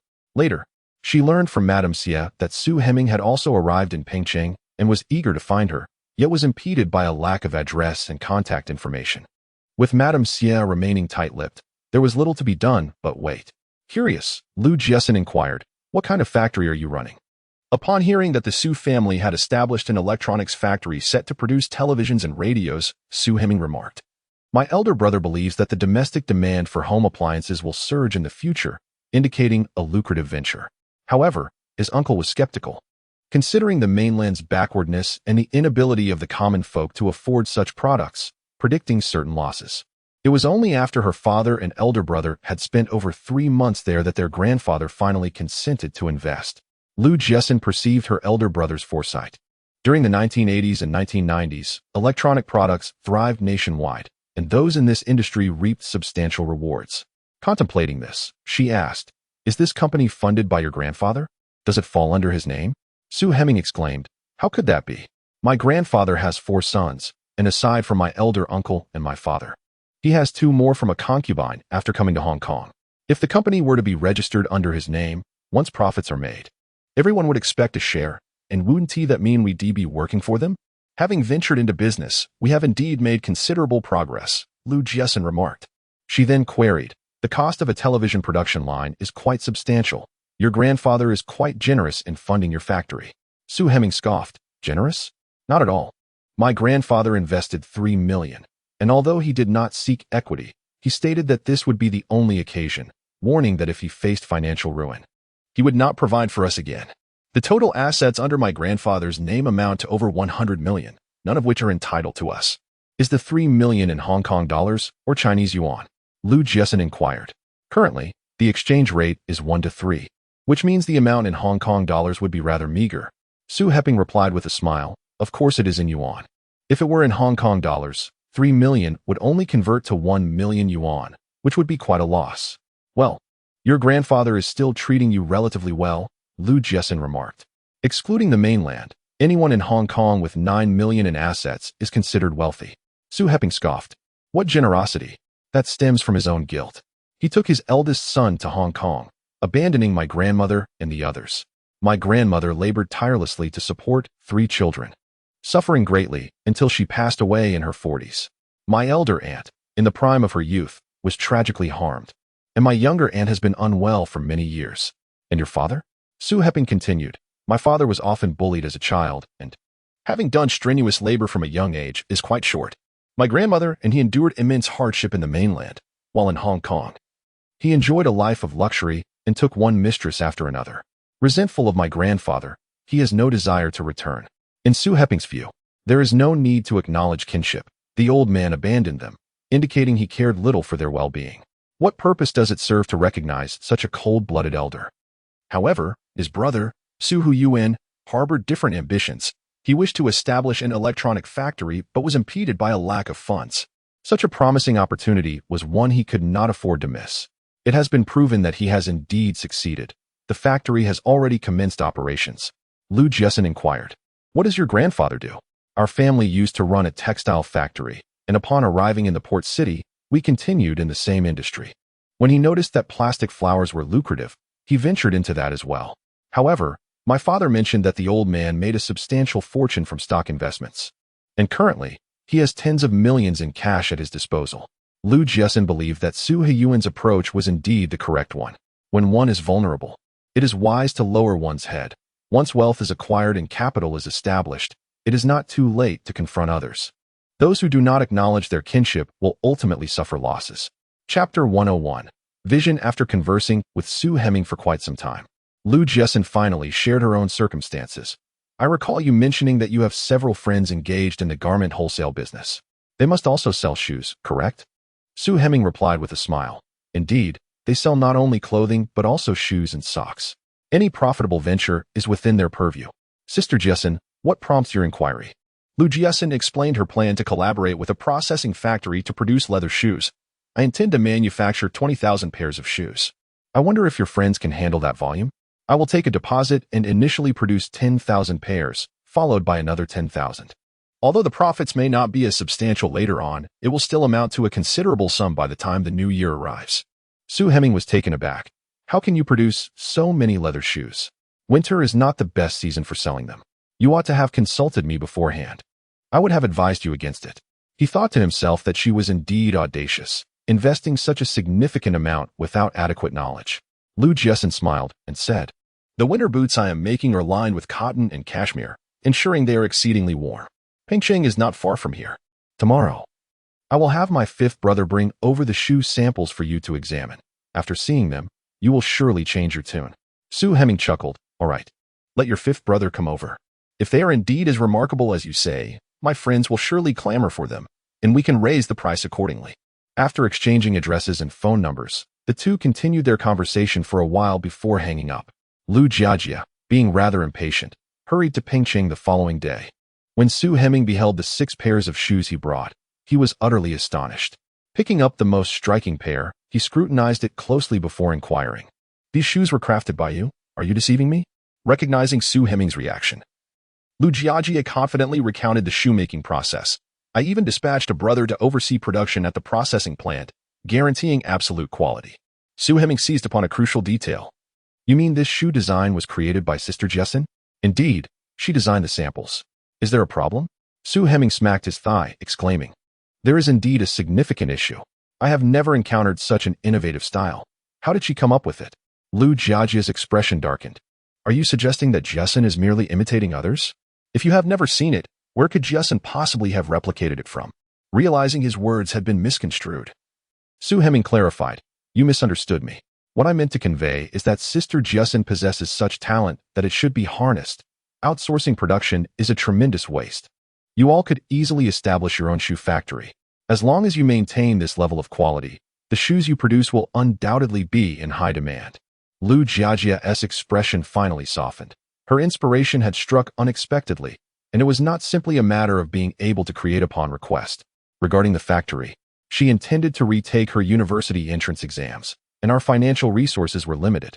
Su Heming refrained from discussing this matter further, recognizing that without the primary party's involvement, any additional words would be superfluous. He made a brief phone call, conversing succinctly before hanging up.